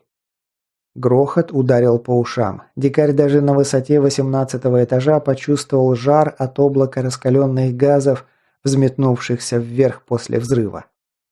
Рейдер вместе с Лунем отпрянули от края, по внешним стенам градом забарабанили камни и обломки кирпичей и бетона. Он перезарядил оружие и выглянул наружу, пытаясь понять, к чему привел подрыв множества взрывоопасных сюрпризов. Судя по всему, взорвалась только одна цепочка из 3, что он установил. Часть самопальных мин сдетонировала самопроизвольно от близкого взрыва других подарков. Но по его субъективным ощущениям, мощность взрыва не дотягивала даже до половины от запланированного. Дикарь почувствовал, как внутри все холодеет. Если этот взрыв не прикончил Супера, они попали на очень серьезные неприятности. Это уже 3-я неудача подряд. Сперва Джавелин, потом уничтоженный неожиданно метким ударом хвоста мутанта Птур, а теперь еще и провал минной ловушки, на которую он делал главную ставку в схватке с зараженным. Было от чего начать нервничать всерьез. Снизу донесся утробный рык разъяренного Супера, который язык не повернется назвать урчанием. Похоже, их план по подрыву 5-й точки Супера мощным фугасом потерпел фиаско. И вот теперь настало время бояться по-настоящему. Дикарь, уловив этот не предвещающий ничего хорошего звук, почувствовал, как у него заныли зубы. Перебежав на другую сторону помещения, он вновь выглянул наружу. БМП к тому времени преодолела большую часть спуска и уверенно приближалась к реке. В этот момент из-за угла стремительно выскочила дымящаяся туша рад-элитника, который даже после взрыва не забыл об одном из своих главных обидчиков. Он на непостижимой для своего веса скорости бросился вдогонку за бронемашиной. И сопоставив скорости, на которых сокращалось расстояние между бронемашиной и водой, а также между зараженным и БМП, дикарь понял, что элитник имеет все шансы сцапать транспортное средство. И если это случится, его друзьям тут же придет конец. Супер выковыряет их из коробочки, словно кильку из консервной банки. «Куда это ты собрался, щучий сын?» Он присел на колено, успокоил как мог дыхание и максимально плавно нажал на спуск. Элитник выглядел серьезно потрепанным. Множественный взрыв явно не прошел для него бесследно. Сегменты брони местами были довольно сильно повреждены, местами вообще оторваны импульсом поражающих элементов. Угольно-черная шкура монстра украсилась ярко-красными кляксами рваных ран. Она дымилась, кое-где на ней даже плясали язычки пламени. Не зря дикарь со своими друзьями корячился, подтаскивая бочки с битумом и сливая топливо из строительной техники. Время замедлилось, и он отчетливо увидел, как выпущенная рысью тяжелая пуля ударила мутанта в сустав на опорной ноге. Дикарь ощутил ликование, увидев, что неудобное положение сыграло с элитником злую шутку. Мутант споткнулся и покатился по бетонному спуску, растеряв свою безумную скорость. А еще рейдер понял, что резервуар силовой защиты их цели наконец обнулился. Пусть взрыв и не смог прикончить тварь, но кое-какую пользу он принес.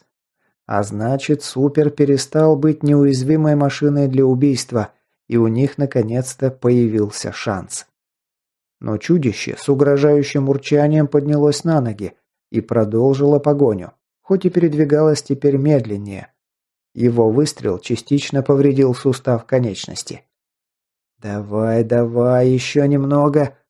Разогнавшаяся до предела машина вонзилась в водную поверхность, подняв настоящий фонтан брызг. Этого импульса хватило, чтобы она немного отдалилась от берега. Тут же заработал водометный механизм, толкая БМП в сторону водного простора. Супер выскочил на мелководье практически сразу за машиной. Передняя лапа с угрожающими крючьями когтей с противным визгом проскребла по поверхности металла, высекая из него искры.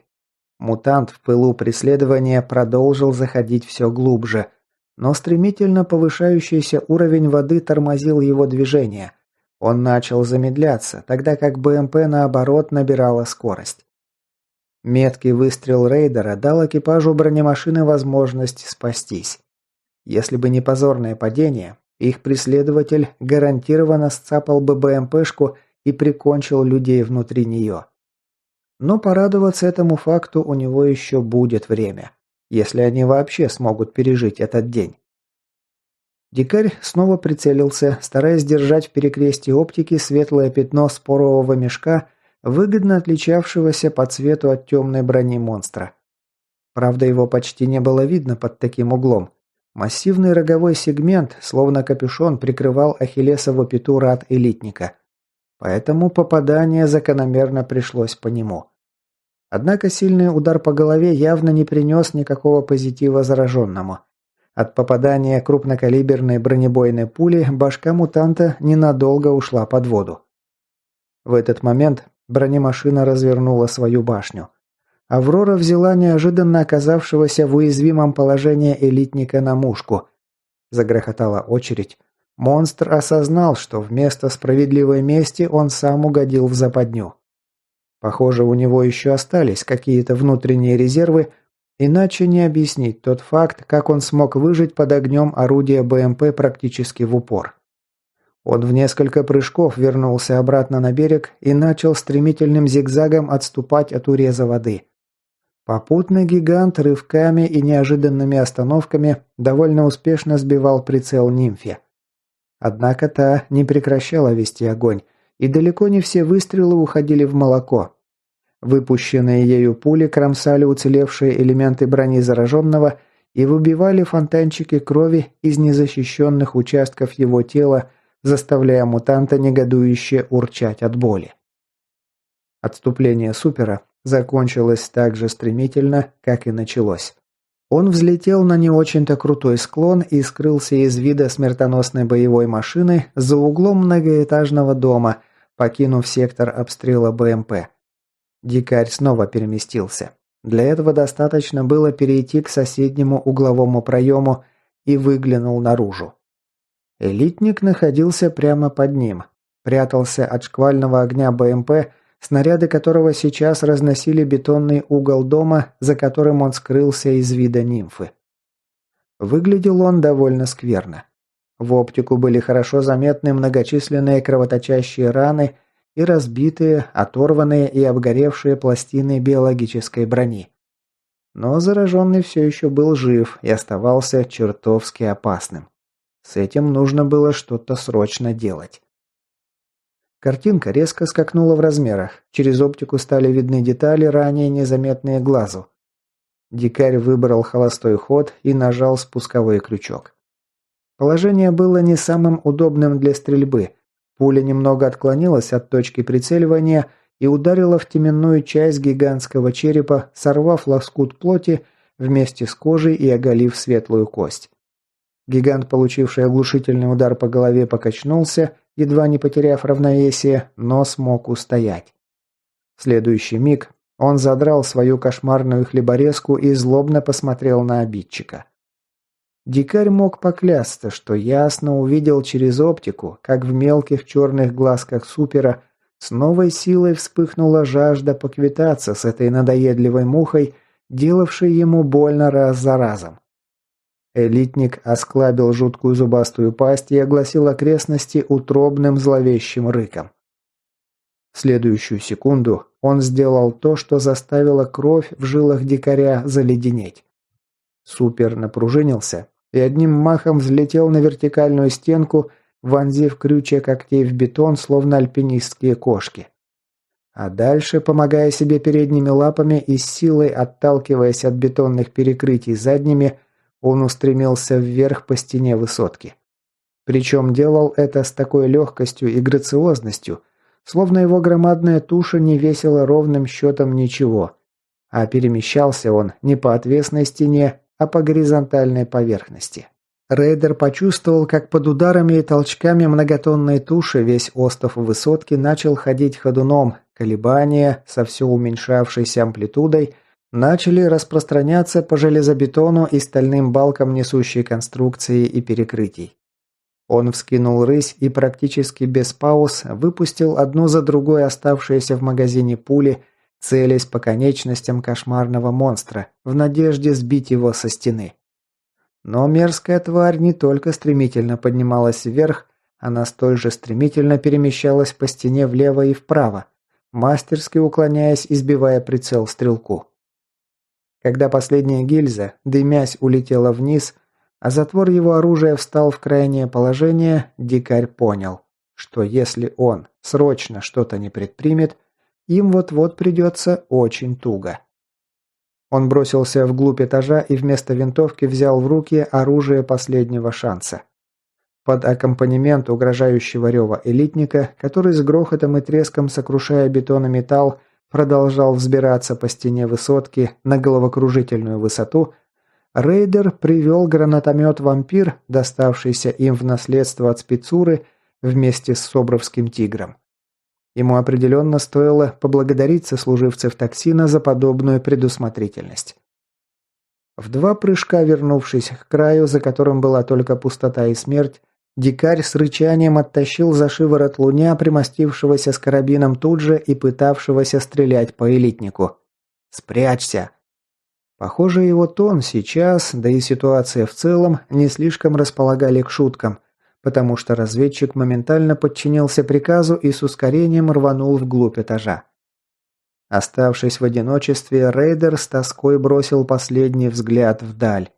Светило улья как раз коснулось линии горизонта и подсветило пейзаж красками угасающего дня. Поймав себя на мысли, что он, возможно, любуется этой неожиданно проникновенной картиной в последний раз в жизни, дикарь вскинул гранатомет на плечо, осторожно высунул голову наружу и перевел взгляд вниз.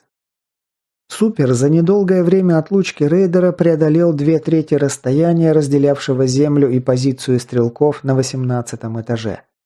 Прямо сейчас он взобрался на 13-й этаж. Еще несколько секунд, и он окажется здесь. Рейдер глубоко вздохнул, упершись бедром в край бетонной плиты, высунулся наружу по пояс и взял элитника на мушку. Теперь их разделяло от силы метров 30-40, практически минимальная дистанция для стрельбы, и дикарь мог бы поклясться, что увидел, как в мелких, горящих лютой злобой глазках супера вспыхивает внезапное понимание того, что на этот раз ему не удастся уклониться от неизбежного. Он попытался сместиться влево, чтобы выйти из зоны поражения и спрятаться за углом здания, но идея изначально была провальной. Дикарь занимал как раз угловое окно и мог вести огонь в любом направлении. Решив, что больше тянуть нельзя, он нажал на спуск. Снаряд зашипел соплом, реактивная струя ударила в потолок за его спиной, заполняя помещение волной пламени. Дикарь почувствовал, как опалило кожу на незащищенной шее, но это его сейчас заботило меньше всего.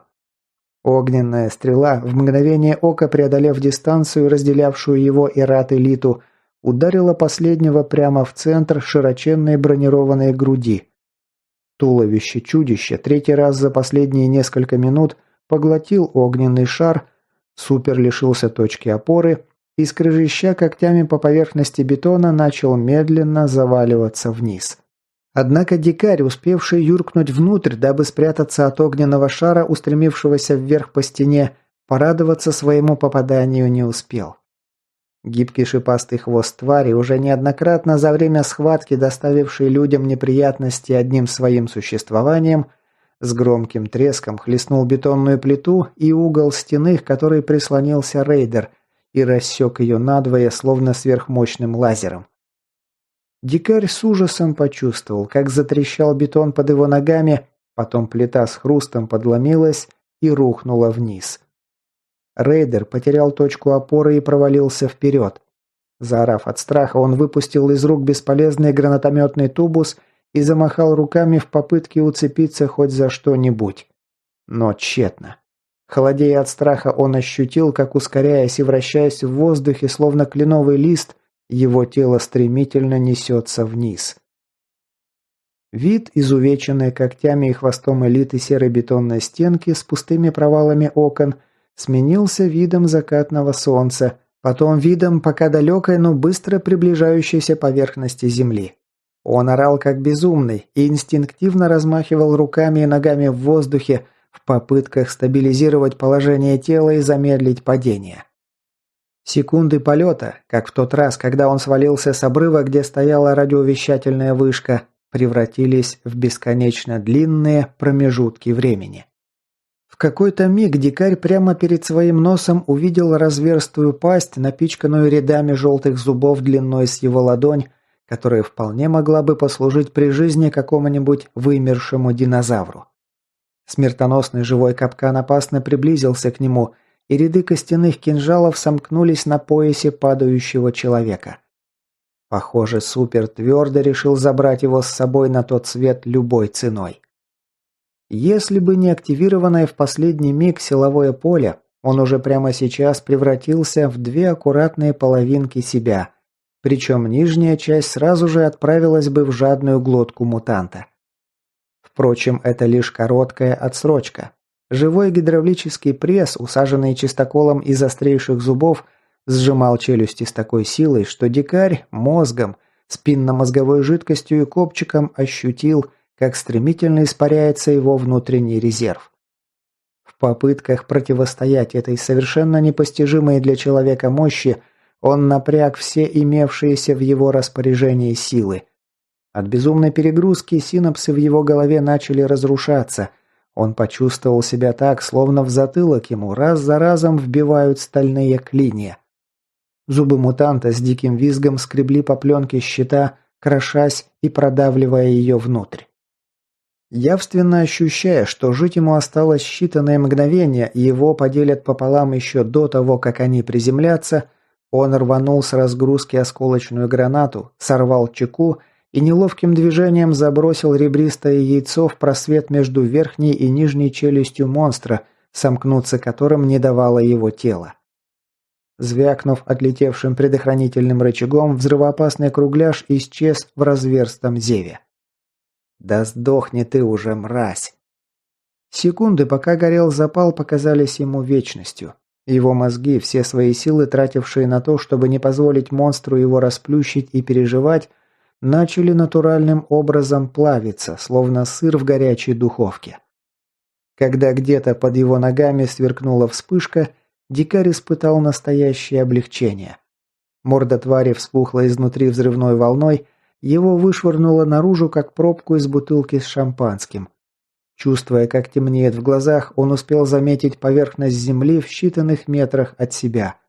Столкновение с кучей щебня отозвалось внутри его горевшим огнем черепа ударом огромного гонга, расколовшим его голову на 1000 кусков.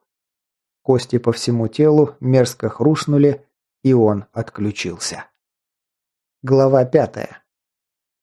Внимание! Организм-носитель получил критические повреждения. Угроза гибели. Активация экстренных мер. Запуск через 3, 2, 1. Нанорой активирован. Идет восстановление жизненно важных функций тела. Сознание дикаря плавало в каком-то густом киселе. Мысли скользили по этой жиже, словно ленивые медузы в толще морской воды. Он никак не мог понять, что за голос звучит внутри его головы. А потом ему в мозг океанской волной ворвалась боль. Вернее, не так. Боль. Захрипев от нестерпимых страданий, он ощутил, как все его тело скрутило одним спазмом. Он не смог бы ответить, сколько времени прошло, пока невыносимая боль немного спала, и он смог хотя бы связно выражать свои мысли. Класс. И еще одного голоса в голове мне и не хватало. «Настя, как ты тут очутилась?» «Здравствуйте, хозяин. Я была рядом с вами все время, с того момента, как вы приказали мне перенести себя с хранилища штурмовика на информационные носители базы. Я взяла на себя смелость и оставила дополнительную копию собственного кода на интеллектуальном модуле вашего коммуникатора. Только вы должны понимать, что сейчас тот виртуальный помощник, с которым вы общались на территории бункера, и я – это две довольно сильно различающиеся между собой программы. Если для меня господин Хедхантер лишь провел небольшой апдейт баз данных и программного обеспечения, то с хранителем все иначе. Его структура была серьезно изменена для повышения производительности и расширения рабочего инструментария. «Да, я помню, Настя в бункере что-то такое говорила. Так ты хочешь сказать, что ты и хранитель бункера не одно и то же?» «Именно. Можно считать меня исходным прототипом, а ее усовершенствованной версией».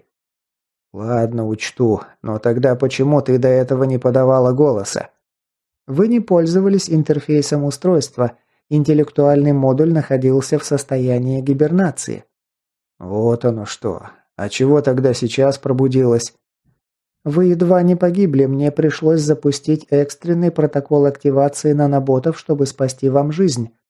Дикарь невесело хмыкнул. «А теперь, я так полагаю, будут плохие новости?» И виртуальный помощник не подвел его ожиданий.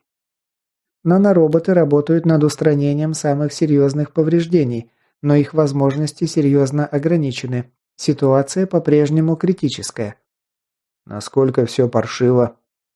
У вас сломано 4 ребра и около десятка трещин в костях грудной клетки, сильный ушиб спины, разрыв селезенки, а также есть другие повреждения внутренних органов, несколько внутренних кровотечений, вывих бедренной кости, сотрясение мозга. Все, не продолжай, я уже понял, что все не очень радужно. Если бы вы заранее озаботились установкой дока для производства нанитов в своем теле, я могла бы сделать больше для вашего спасения. Но сейчас Рой слишком мал, и его возможности сильно ограничены. То есть такая функция была у меня все это время? Ладно, озабочусь ей, как только выберусь из этой передряги. Ты можешь сделать что-нибудь для обезболивания, а то это сводит меня с ума. Конечно, я могу заблокировать часть болевых рецепторов с помощью нанитов в местах наиболее обширных повреждений, но предупреждаю, что это негативно скажется на динамике ликвидации повреждений. Плевать, делай, что велено, с остальным я сам разберусь. Выполняю. Тело медленно окутало волной тепла, боль отступила куда-то на задворки сознания, а перед взором прояснилось. Он понял, что лежит на куче щебня и бессмысленно пялится в закатное небо, на фоне которого черным контуром выделяется основательно пострадавшая, благодаря усилиям рад-элитника, высотка. Потом прямо над ним склонилось напряженное и встревоженное лицо нимфы. «Он пришел в себя. Там-там, тащи бегом мой рюкзак из броневика. Там есть пакет с физраствором, поставим ему, чтобы он от обезвоживания и кровопотери не загнулся, пока я им занимаюсь. Да шевелись ты уже, черт тебя побери!» Девушка посмотрела ему прямо в глаза. «Дикарь, слышишь меня? Не вздумай закрыть глаза и отключиться, понял? Не смей мне тут концы отдавать, отморозок ты гребаный!» Рейдер невнятно хмыкнул, ощутив, как сломанные ребра при самом малейшем движении неприятно трутся друг от друга и о плевральную ткань. Он хотел ответить нимфе, но вместо этого закашлялся, выплевывая себе на грудь сгустки черной крови. Спустя несколько секунд кашель унялся, и он смог говорить. «Даже не надейся, мать твою, я еще во всех вас переживу». Складки на лице девушки немного разгладились, а на губах даже возникло некое подобие улыбки. «Вот и правильно, я совсем не против. Ты, главное, не отключайся, я тебя сейчас подлатаю». «Выходит, мы справились? Это угребище сдохло?»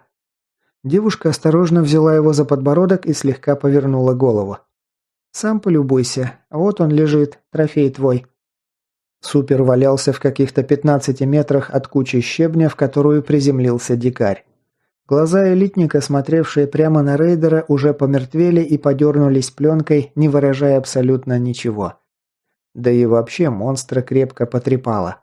Жуткую морду, которая вполне могла послужить какому-нибудь тирексу при жизни, основательно разворотила. Многие кинжальные зубы выбило осколками взорвавшейся в пасти гранаты. Еще совсем недавно выглядевшая абсолютно непробиваемая броня получила многочисленные повреждения от взрывов и попаданий крупнокалиберных пуль и снарядов автопушки. Целые секции бронепластин сорвало с тела мутанта, оголив розовую плоть. Место приземления панголина оказалось гораздо более неудачным, нежели у рейдера. Он сверзился с головокружительной высоты прямиком на площадку, подготовленную к постройке еще одного здания. Многочисленные железные балки и прутья арматуры, которым в несостоявшемся будущем предстояло стать основанием многотонного массива, превратились в подобие кольев на дне ловчей ямы.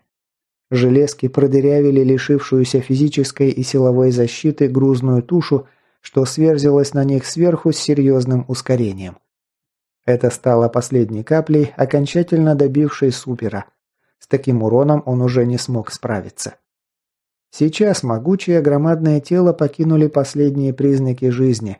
На бетоне под его телом из множества ран натекла здоровенная лужа темной крови.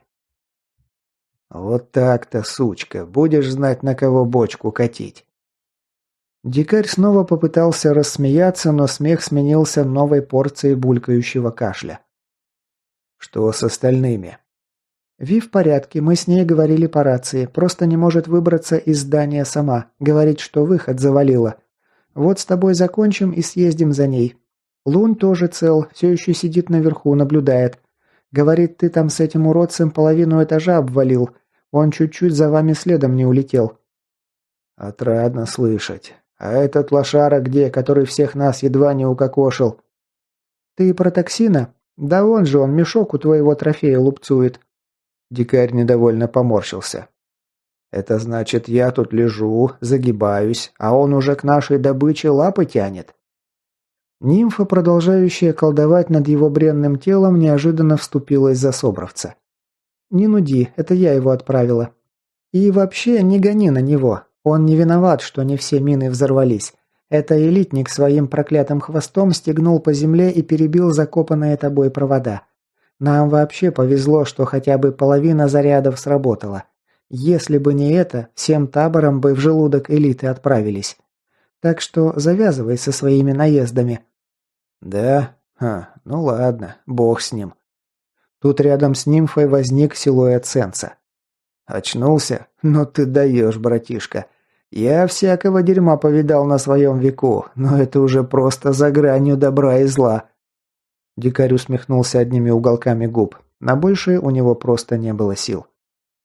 «Потом напомни, дам тебе автограф. Будешь баб в стабе клеить». Стронг хохотнул возбужденно. Он, похоже, еще не до конца отошел от горячки схватки, и адреналин, бурлящий в его крови, просил выхода. «Как ты умудрился не расшибиться в лепешку? Тут же 70 лететь, самое малое». Его грубо оборвала нимфа. «Да кончай ты уже трепаться, дай мне это сюда». Она вырвала из рук тамтама полупрозрачный герметичный пакет с жидкостью внутри и моток трубок для капельницы. Насадила на концы трубок иглы. Одна тут же была вколота в вену дикарю и примотана к руке лентой липкого пластыря. Вторую девушка вонзила в пакет, который вернула в руки Сенса. «На, держи повыше, хоть какая-то от тебя польза». Она встала, отошла немного в сторону, нашла метровый отрезок арматуры и вернулась обратно. Железка была воткнута в кучу щебня над головой рейдера, пакет с жидкостью девушка привязала к этому импровизированному держателю. Дикарь ощутил, как прохладная жидкость физраствора начала поступать в кровь, холодя стенки кровеносного сосуда и плоть вокруг иглы. Это меня крестный приучил эту штуку всегда заранее готовить перед всякими мутными делишками. Не зря старался, как видишь. Сегодня пригодилось. Она вернулась к своим манипуляциям, сканируя тело рейдера ладонями в поисках внутренних повреждений. Ребра сломаны, ливер отбит, сотрясение, спина вообще какой-то сплошной кусок мяса. Все хуже, чем мне казалось. Вертлюг бедра правой ноги заработал трещину и выскочил из сустава. Она пощупала крепкими пальчиками ногу, отчего дикарь моментально зашипел, словно ползучий змей. «Придется вправлять, пока нога окончательно не отекла. Проклятие. Я боюсь, что трещина разойдется, и мы получим еще один закрытый перелом. Там-там, дай ему что-нибудь прикусить, будет чертовски больно». Сенс отцепил с пояса кордуровые ножны и сунул их в рот рейдеру. Дикарю не оставалось ничего другого, как прикусить это зубами.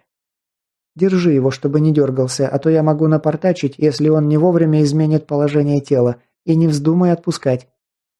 Стронг навалился на него сверху, прижимая собой к земле, отчего множество острых граней камней щебенки, что находились под его и без того пострадавшей спиной, впились ему вплоть через слои брони сразу в десятки мест. И без того небезоблачное состояние дикаря омрачилось новой порцией боли. Он бы и рад обругать чертового Сенса, да рот занят, приходилось лишь крепче стискивать зубы.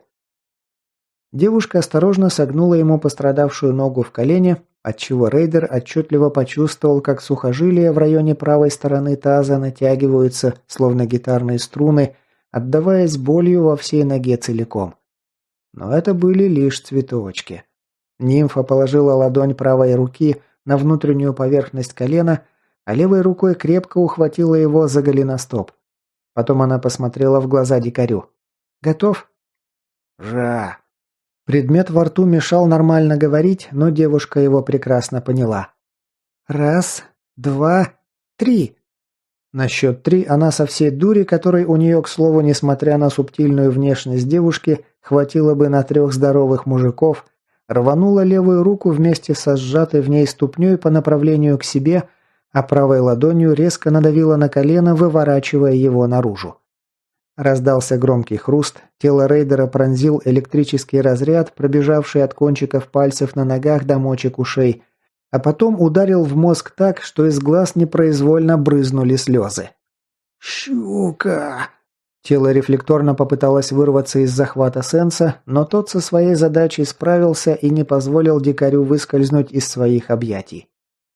Прошло с десяток секунд, пока к нему вернулась способность нормально разговаривать. Он выплюнул ножны и принялся ругаться со слезами в голосе. «Чтоб у вас лишай на причинных местах завелся, фашисты гребаные, живодеры, бля, пи***ц!» Аврора, не обращая никакого внимания на его ругань, пощупала осторожно место сочленения правой ноги и таза. Фух, пронесло, вроде не сломалось. Теперь надо зафиксировать ногу и найти что-то под носилки. Положим его на них и обработаем спину. Там полный абзац, он так кровью истечет. Там-там наконец-то отпустил его, перестав давить сверху, отчего у рейдера из груди вырвался вздох облегчения и ответил ей. «Сейчас посмотрю. Давай я его пока спеком ширну». Девушка вытащила из пластиковой коробочки объемистый шприц с янтарным составом внутри и ввела его в вену рейдеру, отчего тот сразу ощутил, как на него наваливается дикая слабость и вялость. Тут со стороны мертвого элитника донесся голос токсина. «Аврора, я вскрыл эту фигню. Дальше-то что?» «Выгребай все, что там есть внутри, в пакет и тащи сюда». Дикарь, все еще не пришедший в себя после экзекуции, к тому же начавший ощущать, как под действием ударной дозы спека его восприятие медленно теряет фокус, вяло вставил свои 5 копеек. «Ты бы развела мне рад-горошину, чтобы я мог запустить свою регенерацию, а то так ведь и впрямь могу тут загнуться. В разгрузке возьми из тех, что мы днем из тварей вынули». Девушка и ухом не повела на его невнятное бормотание. «Чего ты там бубнишь? Сейчас мы тебе в бак закинем что-нибудь действительно крутое, а не эту байду». Тут рядом с ними возникла фигура спецназовца, тащившего в руках раздутый, словно рыбий пузырь, пакет-майку с символикой какой-то торговой сети. Он кинул на распростертого на земле дикаря странный взгляд, в котором было что-то такое, что напомнило рейдеру далекие времена, когда он только перевелся из младших классов в среднюю школу и со страхом и уважением смотрел на старшеклассников, казавшихся ему тогда недосягаемо крутыми и взрослыми. Похоже, последний час очень серьезно повлиял на отношение токсина к своему крестному. Он передал объемистый пакет в руки девушки. Нимфа тут же начала рыться в нем, перебирая содержимое. «Ага, вот оно». Она вынула на свет божий черный шарик жемчужины и присела на корточки рядом с рейдером. «А ну-ка скажи «ам». «Аврора, какого хрена? Такие вещи надо обсуждать со всеми участниками этого безумного рейда». Девушка картинно нахмурилась. «Глотай, кому говорят. Ты тут помираешь лежишь, если еще не заметил». «Не помер же еще, как видишь». «Делай, что велено, кому говорят. Я не хочу с тобой еще 2 недели возиться, пока ты будешь лежать пластом и под себя гадить. Эта штука тебя в 2 счета на ноги поставит. Насчет остальных не переживай, там еще жемчуг есть, разберемся». Дикарь, перебарывая накатывающую волнами слабость, с сомнением посмотрел сперва на крупный перламутрово-черный шарик с вкраплениями оранжевых прожилок, потом снова на девушку. «Глотай уже, хорош вымораживать. Мы оба знаем, что на тебя еще действует тритонова белка, а значит, риск осложнений будет минимальный. К тому же ты больше всех приложил руку к тому, чтобы мы не слились тут сегодня бездарно, а завалили этого Борова. Так что не тяни кота за яйца и принимай пилюльку». Рейдер еще раз глянул на нимфу, потом вздохнул и открыл рот. Девушка закинула жемчужину ему в рот, и та моментально скатилась по пищеводу ему в желудок. Спустя несколько секунд по телу начала растекаться теплая волна, переходящая в нарастающий жар, на фоне которого действие спека показалось ему сущей ерундой. Спустя минуту дикарь понял, что снова соскальзывает в пучину бессознательности. Девушка говорила что-то еще, но он ее уже не слышал. Глава 6. Снова темный коридор с запертыми дверями, и снова мерзкий голос из-за одной из них. «Ты явно жаждешь нас угробить». «А ты явно упоролся. Нет никаких нас. Тебя вообще нет. Ты призрак мертвого отморозка, голос в чужой голове». «Похоже, кто-то не очень может уйти в философию. Не помнишь, как там у Декарта было? Мыслю, значит, существую». Дикарь поморщился. Тут тебе не прения по вопросам философии. Не закроешь варежку, пожалеешь. Тритон саркастично хмыкнул сквозь зарешеченное окошко в двери. Мне даже стало любопытно, что же ты можешь мне сделать? Сам ведь сказал, я уже мертв. По факту ты сейчас разговариваешь сам с собой, ведь я уже часть тебя. Не льсти себе, ты ничья часть, кроме себя самого. Кто вообще захочет такой эталонный кусок дерьма иметь частью себя? Все окончится предсказуемо, ты исчезнешь, а я останусь, понял? Нет других вариантов. Ну-ну, посмотрим. Да хоть смотри, хоть не смотри, результат от этого не изменится. И если тебе так не терпится, я могу этот процесс ускорить. Дикарь с силой пнул ногой в соседнюю дверь. Грохот металла вызвал негодующий рык голода, от мощи которого даже самому дикарю стало не по себе. Его зверек, судя по всему, за последнее время прилично набрал как в своей виртуальной массе, так и в злобности. «Услышал? Будешь гундеть, я вам устрою вместо отдельных камер двуспальный номерок для двоих. Вот и посмотрим, как ты тогда будешь улыбаться». Этот аргумент возымел действие и заставил, наконец, узника заткнуться. Проснувшись, дикарь некоторое время не мог понять, где он находится. Он лежал на чем-то относительно мягком, над головой навис ряд неошкуренных деревянных досок.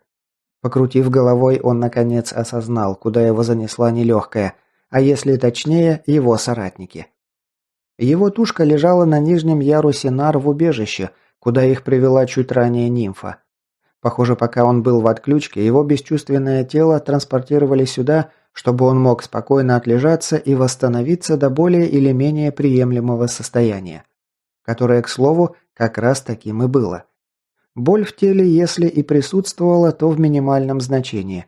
Не идет ни в какое сравнение с тем ощущением мешка с костями, в котором он пребывал перед отключкой.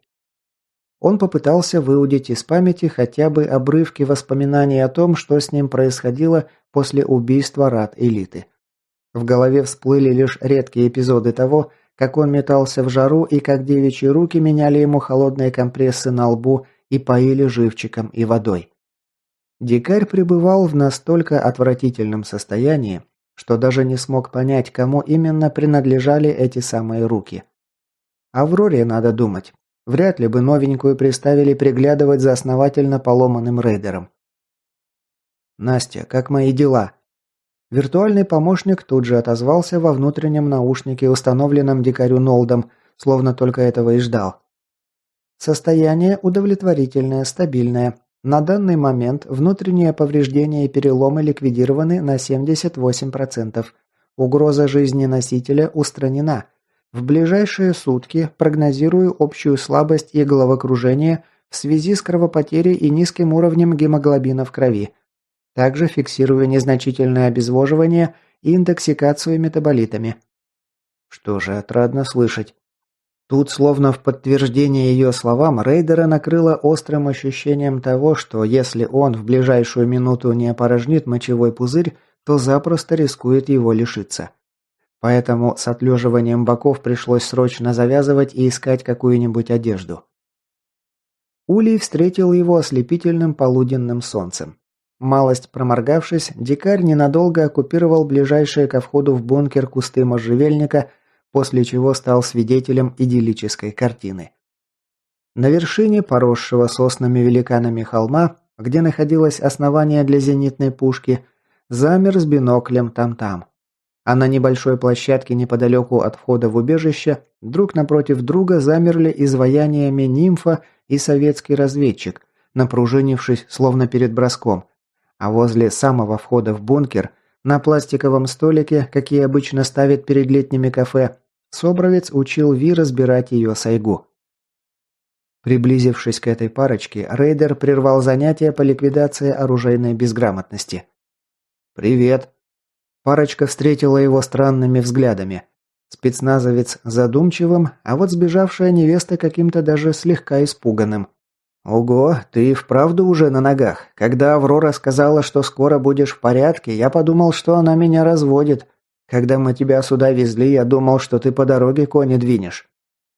«Ну, меня довольно сложно убить», – Токсин хмыкнул в ответ. «Да я уже вижу». Дикарь обратился к девушке, возившейся со сборкой своего карабина. «Ви, ты как, не пострадала?»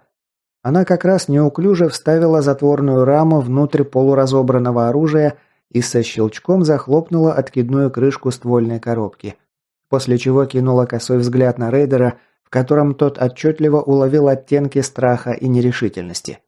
«Я в норме, спасибо, что спросил».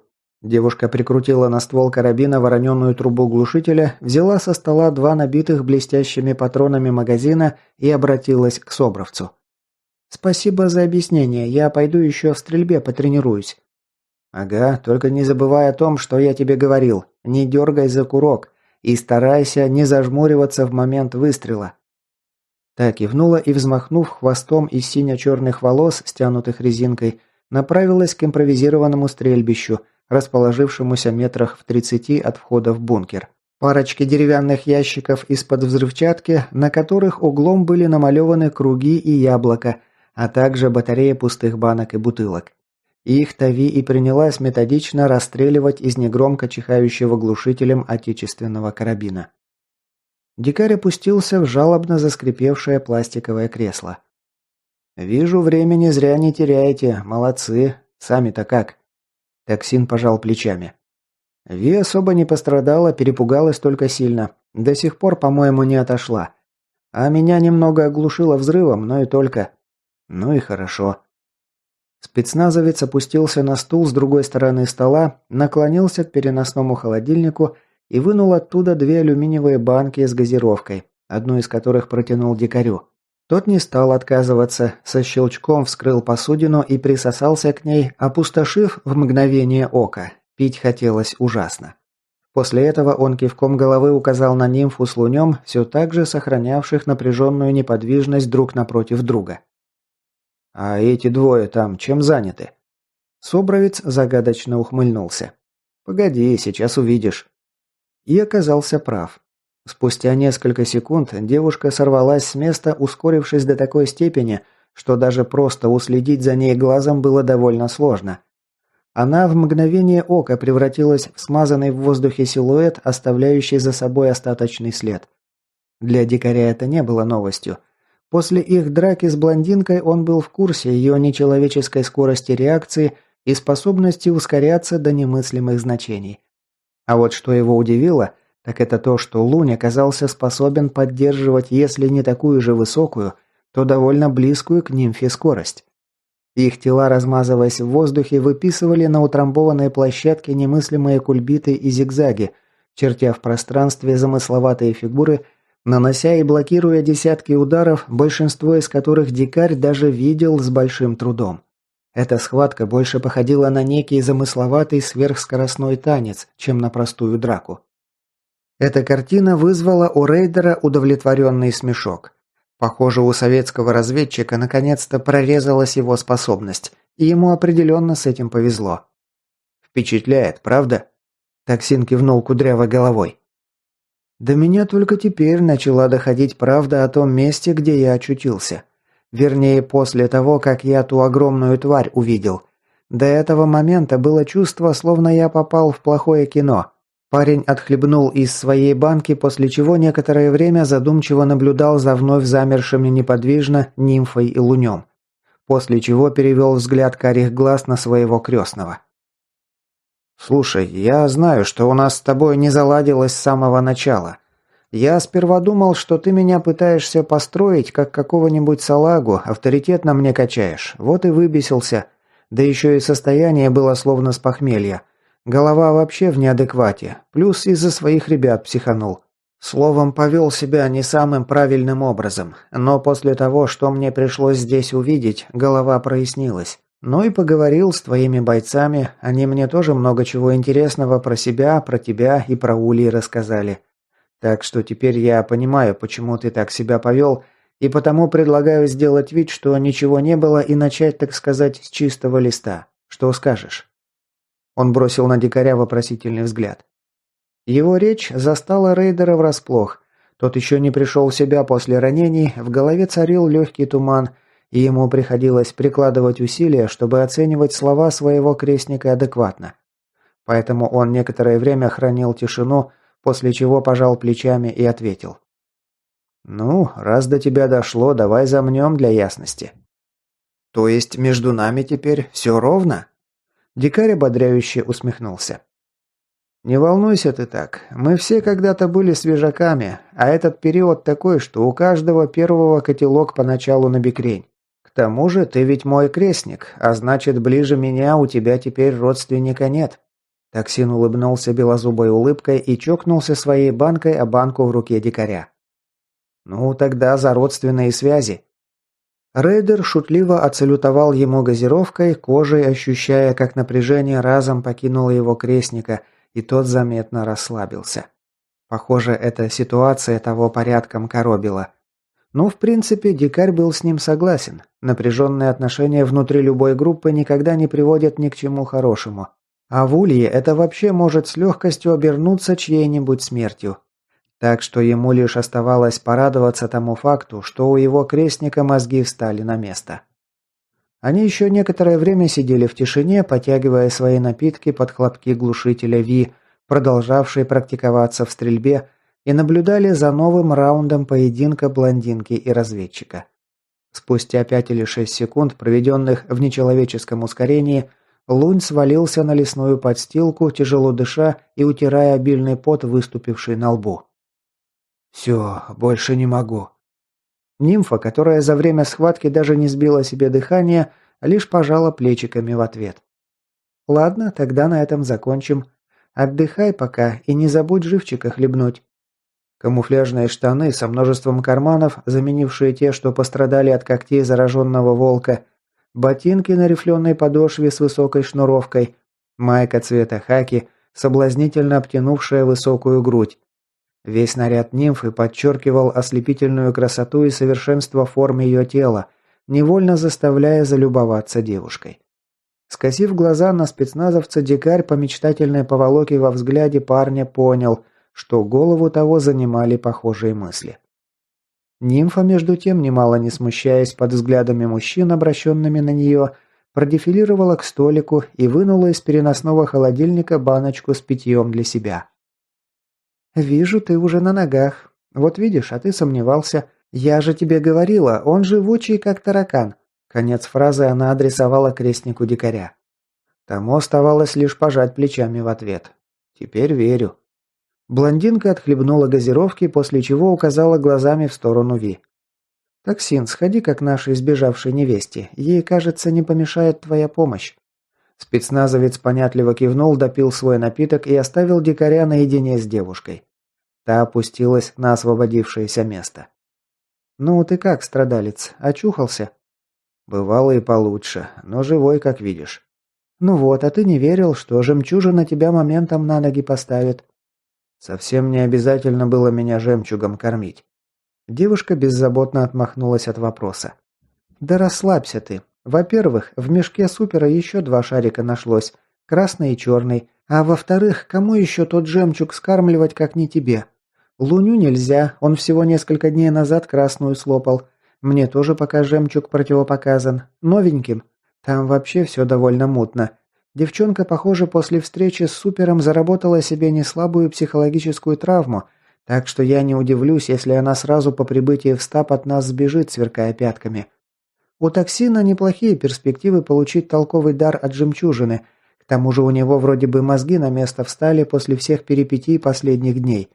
Но поручиться за это я тоже не могу. Есть шанс, что он тоже останется во флюгере. А переводить рад-жемчуг на свежаков, которые легко и просто могут свалить от нас, я морально не готова.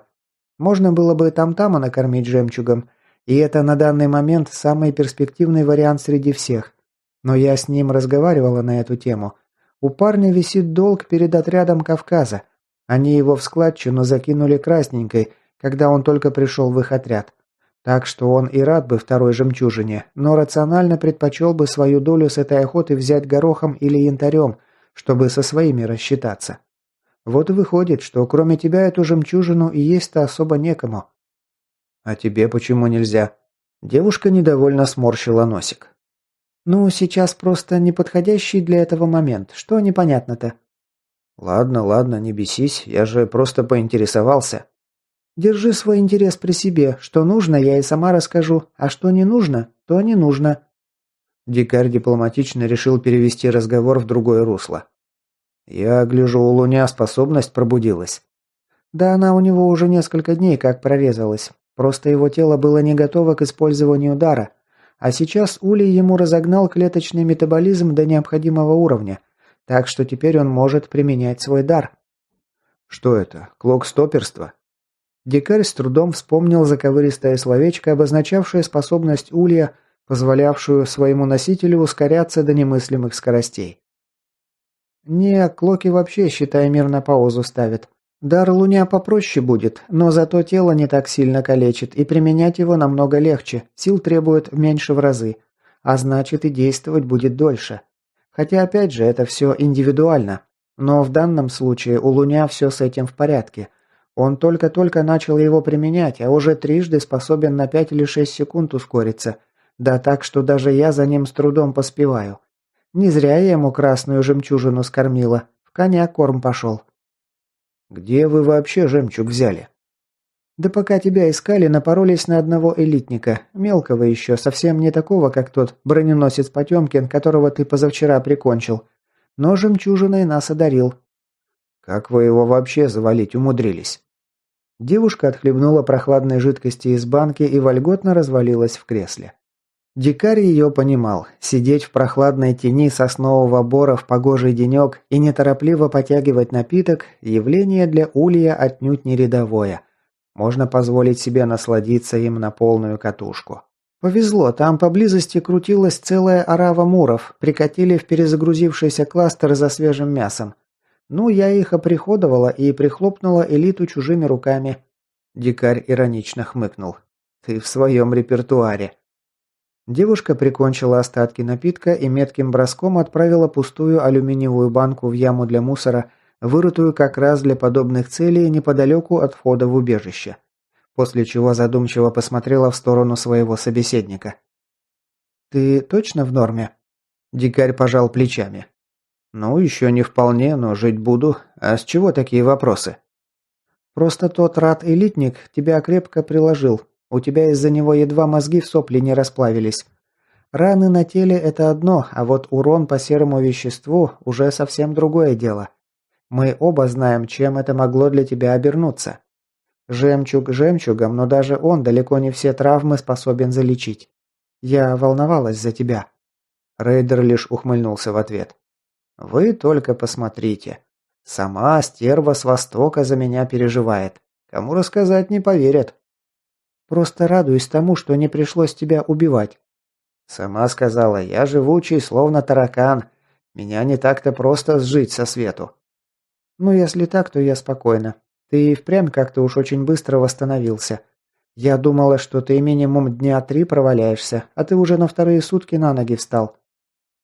Дикарь не стал ей говорить, что заслуга столь быстрого восстановления не только в его форсированной регенерации и принятом жемчуге, но и в рое нанитов, которые тоже внесли свою лепту в этот процесс, благоразумно памятуя о просьбе Ха-Ха не распространяться о нем и всем с ним связанном. Девушка между тем закинула ногу на ногу и покачала носком ботинка, выдавая раздражение от собственных мыслей. «Ну что, господин генералиссимус, какой у нас дальше будет план действий?» Дикарь лишь пожал плечами ей в ответ. «Ты мне скажи, это ведь я провалялся в постели 2 суток, а не ты?» Девушка лишь тяжко вздохнула. «Вот с этим у нас есть небольшая проблемка. Пока ты себе бока на нарах отлеживал, ребята в Диком наладили работу ретранслятора, и я смогла немного пообщаться с Бураном по рации. Прием сильно так себе. Сказывается близость черноты, но пара важных и не самых приятных моментов до меня дошла». «Ну, валяй, шокируй». Если в 2 словах, у нас на пути к флюгеру стоит весьма серьезный отряд атомитов. Из-за того, что мы, в смысле стронги, за последнюю неделю конкретно накошмарили муров, давление с их стороны на атомитов упало практически до нуля. Соответственно, сейчас они набрали много силы, и нам это теперь выйдет боком. Дикарь тяжело вздохнул.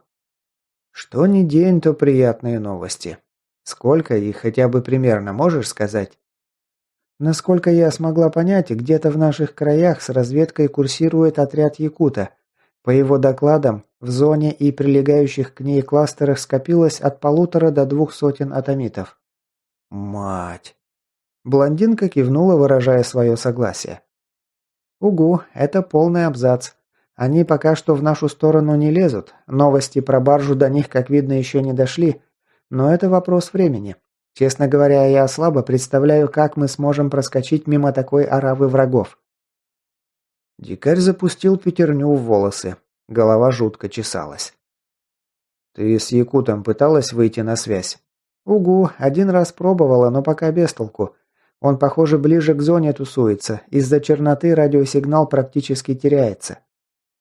«Плохо. Нам нужно узнать от него все, что ему известно. Без этого соваться КС все равно, что собственноручно голову в пасть тигру положить.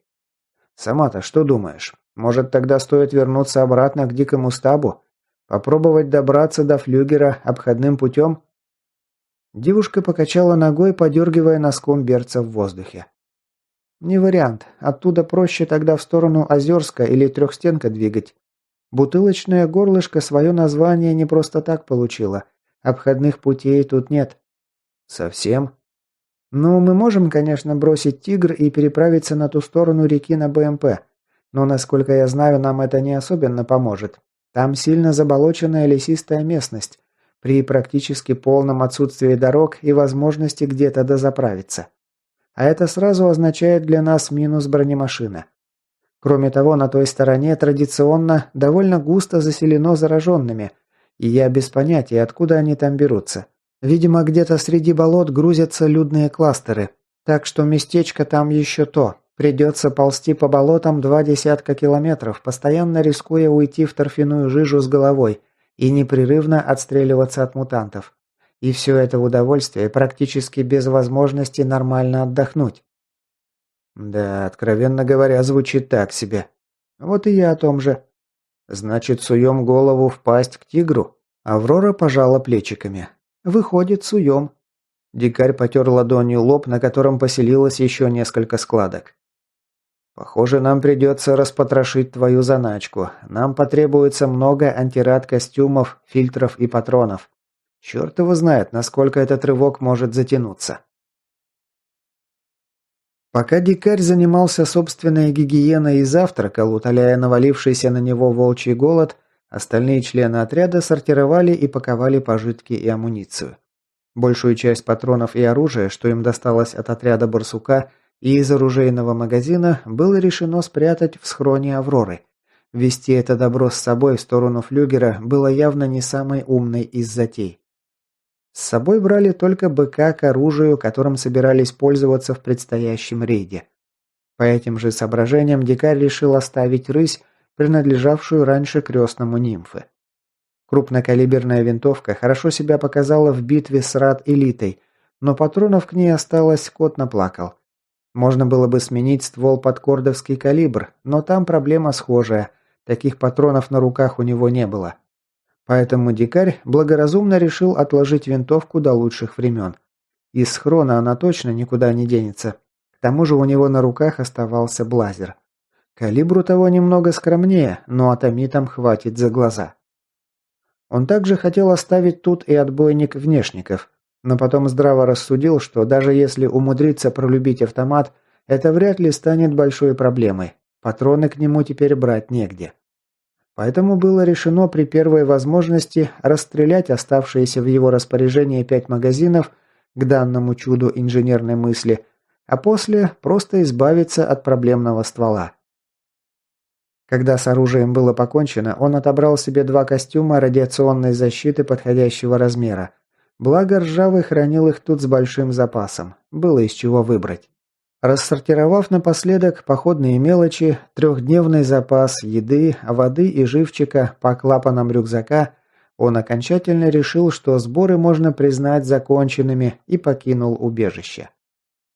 Его друзья и спутники к тому моменту уже тоже собрались, и после того, как они вновь замаскировали вход в схрон и скрыли все следы собственного присутствия, их небольшой отряд двинулся туда, где были спрятаны их средства передвижения. Тут, за то время, что он лежал в отключке, там-там при содействии Луня тоже провел подготовительную работу. Они подлатали пробоины и повреждения у их техники подручными средствами. Те, что было возможно починить с помощью проволоки и изоленты, разумеется. Их средства передвижения теперь были заправлены под пробку и готовы к очередному рывку. «Ну что, готов? Двигаем?» Нимфа бесшумно приблизилась к нему со спины, пока дикарь крепил новый фильтр на свой противогаз. Он обернулся к ней и уже в который раз с удивлением отметил, что даже бесформенный балахон костюма РХБЗ не только не портил, а казалось наоборот, даже подчеркивал красоту Авроры. Может, это ее природное умение, как у кошек, которые всегда падают на 4 лапы. А может, дело в ее умении нимфы, хоть она и говорила, что ее способность на дикаря не действует, но кто может знать наверняка? «Да, поехали. Нечего сиськи мять, и так кучу времени потеряли». После этого их маленькая и хлебнувшая приключений компания выдвинулась в сторону зоны. Дикарь невольно начал испытывать серьезное нервное напряжение. Оно и неудивительно. В прошлый раз ему вместе с командой покойного ныне топора пришлось хлебнуть лихо. Да и в этот раз поездка обещала быть как бы не хуже. Места распределили точно так же, как и раньше, с тем лишь отличием, что место нимфы в «Тигре» занял Лунь, а обеих девушек было решено спрятать под броню. Местность вокруг раскинулась незнакомая. В прошлый раз они с Лунем, Налимом и Сухарем, пребывавшим в бессознательном состоянии, ее проскочили на амфибии по реке. К тому же небеса тогда разверзлись потоками черного дождя. Так что в тот раз полюбоваться видами у дикаря возможности не было. Вокруг раскинулись заросшие кустами и перелесками поля. Время от времени в поле зрения триплекса мелькали индустриальные и технические объекты, всякие постройки и сараи, возведенные под сельскохозяйственные нужды и тому подобные вещи. Трасса, по которой они передвигались, оставляла желать лучшего. Они ехали то по средней паршивости грунтовки, то по асфальту весьма убогого качества. Зараженных вокруг было довольно мало, никого крупнее лотерейщика на грохот траков БМП и рев ее двигателя к ним пока не выходило. Поэтому поездка проходила довольно спокойно и размеренно. Что, впрочем, не давало дикарю поводов расслабиться. В его памяти отчетливо засели воспоминания о встрече со стаей рат-элитника на свиноферме, так что теперь пасторальными ландшафтами усыпить его бдительность вряд ли получится. Может, именно это и сыграло свою роль в том, что среагировать на внезапно появившуюся угрозу он смог быстрее противника. Из-за поворота, петлявшей среди вековых дубов грунтовки, им навстречу вылетел козел с пулеметом на крыше. Дикарь даже ощутил некое дежавю. Уж больно эта машина и ситуация в целом напоминали их столкновение с атомитами, в котором погибли вандал и топор. Похоже, у облученных аборигенов производство таких машин поставлено на поток. В любом случае, стрелок в топорно сваренной пулеметной башенке на крыше тюнингованного по моде улья внедорожника растерялся на пару секунд, сыгравших в его судьбе роковую роль. Дикарь, едва увидев через триплекс внезапно возникший прямо по курсу зеленый уазик, основательно побитый ржой и заляпанный присохшей грязью, довел прицел и нажал на спуск спаренного с автопушкой курсового пулемета. М-240 залаял, зайдя с длинной размеренной очередью. Рейдер перечеркнул кабину строчкой отлично видимых в тени деревьев трассеров. Лобовые стекла разлетелись мелкой крошкой. Стрелок в башне, которому, судя по истошному воплю, слышимому даже сквозь грохот выстрелов, прилетело по ногам, свалился внутрь салона. В следующую секунду внедорожник вильнул в сторону и врезался в березу, росшую на обочине. Дикарь, продолжая держать транспортное средство на прицеле, нажал на клавишу вызова на гарнитуре рации. «Лунь, Аврора, на выход. Проверьте наших приятелей. Токсин, возьми муху и посмотри, что там у нас сзади происходит». За его спиной скрипнула дверца десантного отсека, а спустя 10 секунд нимфа и прикрывающий ее разведчик появились в поле зрения рейдера. Они обошли заглохшую и изрешеченную машину с двух сторон. Его ухо уловило приглушенные хлопки глушителя «Витязя». Нимфа провела контроль водителя и пассажиров. Потом они с Лунем открыли боковую дверцу и вытащили наружу фигуру в линялом грязном комке, ноги и нижняя часть тела которого были довольно сильно залиты кровью.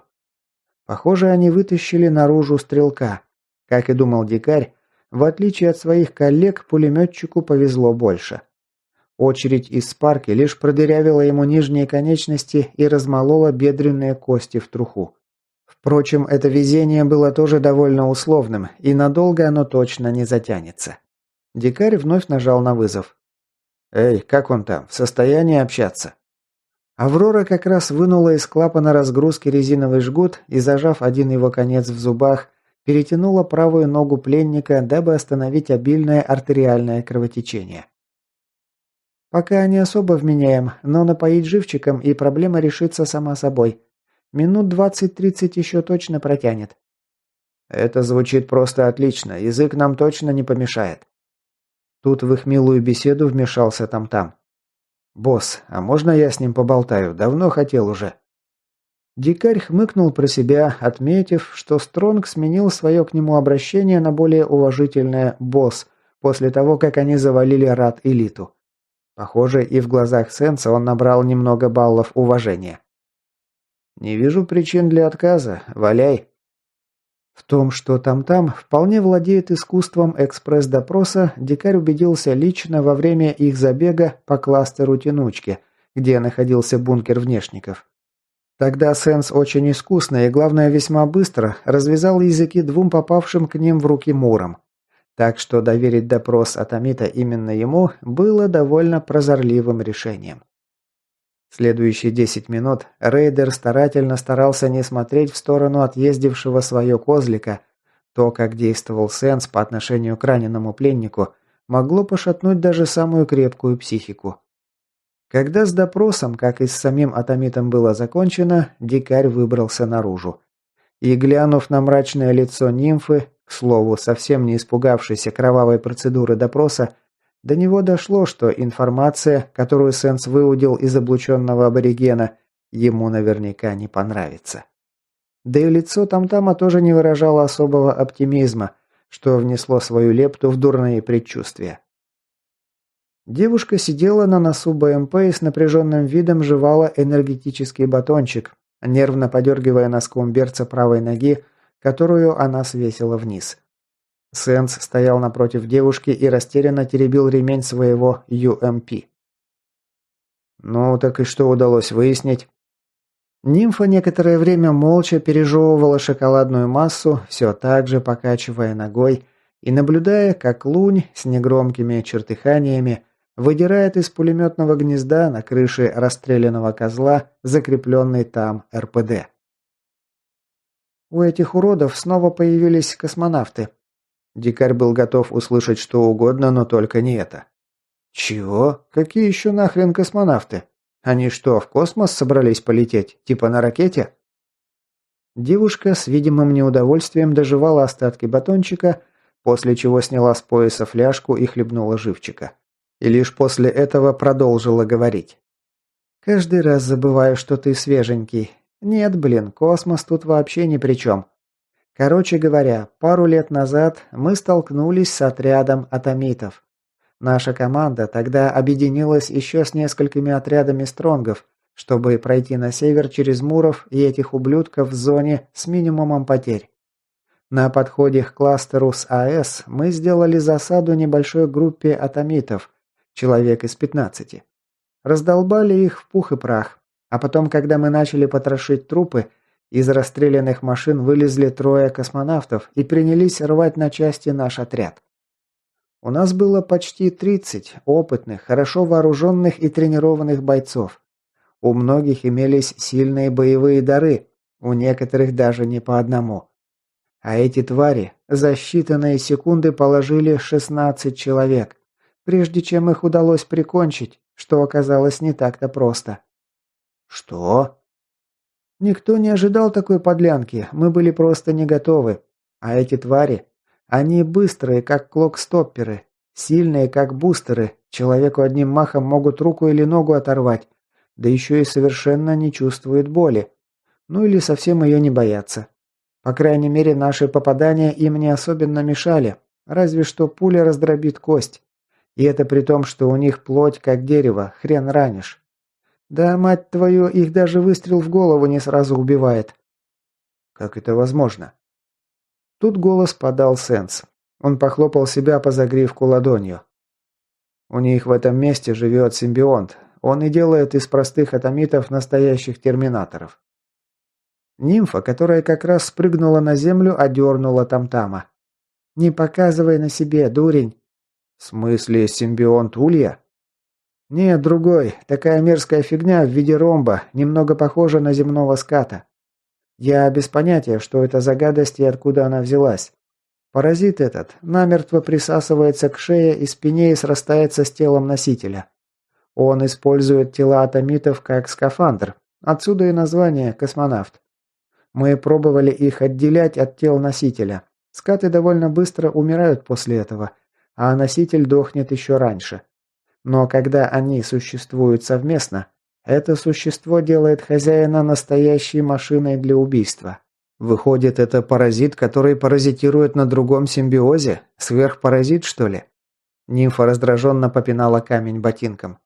Да хоть синхрофазотроном его назови, плевать. Мы потом еще несколько раз с ними сталкивались. И каждый, мать твою, раз несли тяжелые потери. А потом, если верить слухам и словам пленных муров, прямо незадолго до моего пленения, Кодла Тритона накрыла гнездо космонавтов и выжгла его дотла. После этого мы больше года про них ничего не слышали. И вот теперь эти мрази снова тут появились, чтоб им пусто было. Гнездо? Типа как у птиц или пчел? Космонавтам нужны особые условия, чтобы вырасти до размеров, когда они смогут присосаться к человеку. Плюс требуется радиация, без нее они быстро отъезжают в мир иной. Именно по этой причине они присаживаются только на атомитов. Обычный иммунный им не по зубам, они на нем быстро зачахнут. Это причина, почему мы никогда не встречали их на чистых кластерах.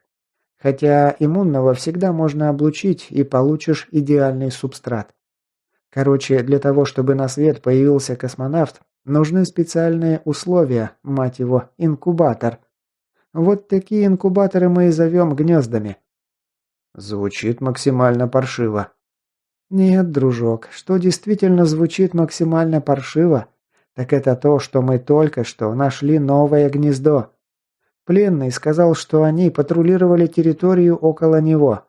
Так что мы сейчас в непосредственной близости от этого не самого радужного места. И вполне можем напороться на того самого космонавта, а то еще и не на одного. В воздухе повисла напряженная тишина. Глава 7. «Ты точно уверена, что нам нужно туда лезть?» Нимфа, пристроившаяся с биноклем в кустах неподалеку от Лёшки Дикаря, тяжело вздохнула. «Абсолютно не уверена. А если ты еще пару раз у меня спросишь об этом, я плюну на все и сбегу отсюда к хренам». «Видно, они и вправду такие стрёмные, как ты говоришь, раз уж даже тебе страшно». «Ты чертовски прав, дикарь, они охрененно стрёмные. И мне действительно страшно, потому что у нас нет отряда из 30 обученных и хорошо вооруженных бойцов, а вместо них один ветеран, один хороший сенс, тройка откровенных новичков и еще один мутный хмырь, который вечно выкидывает нечто несусветное». Рейдер хмыкнул. «По-моему, этого более чем достаточно. Забыла? Я в одиночку взял бункер внешников».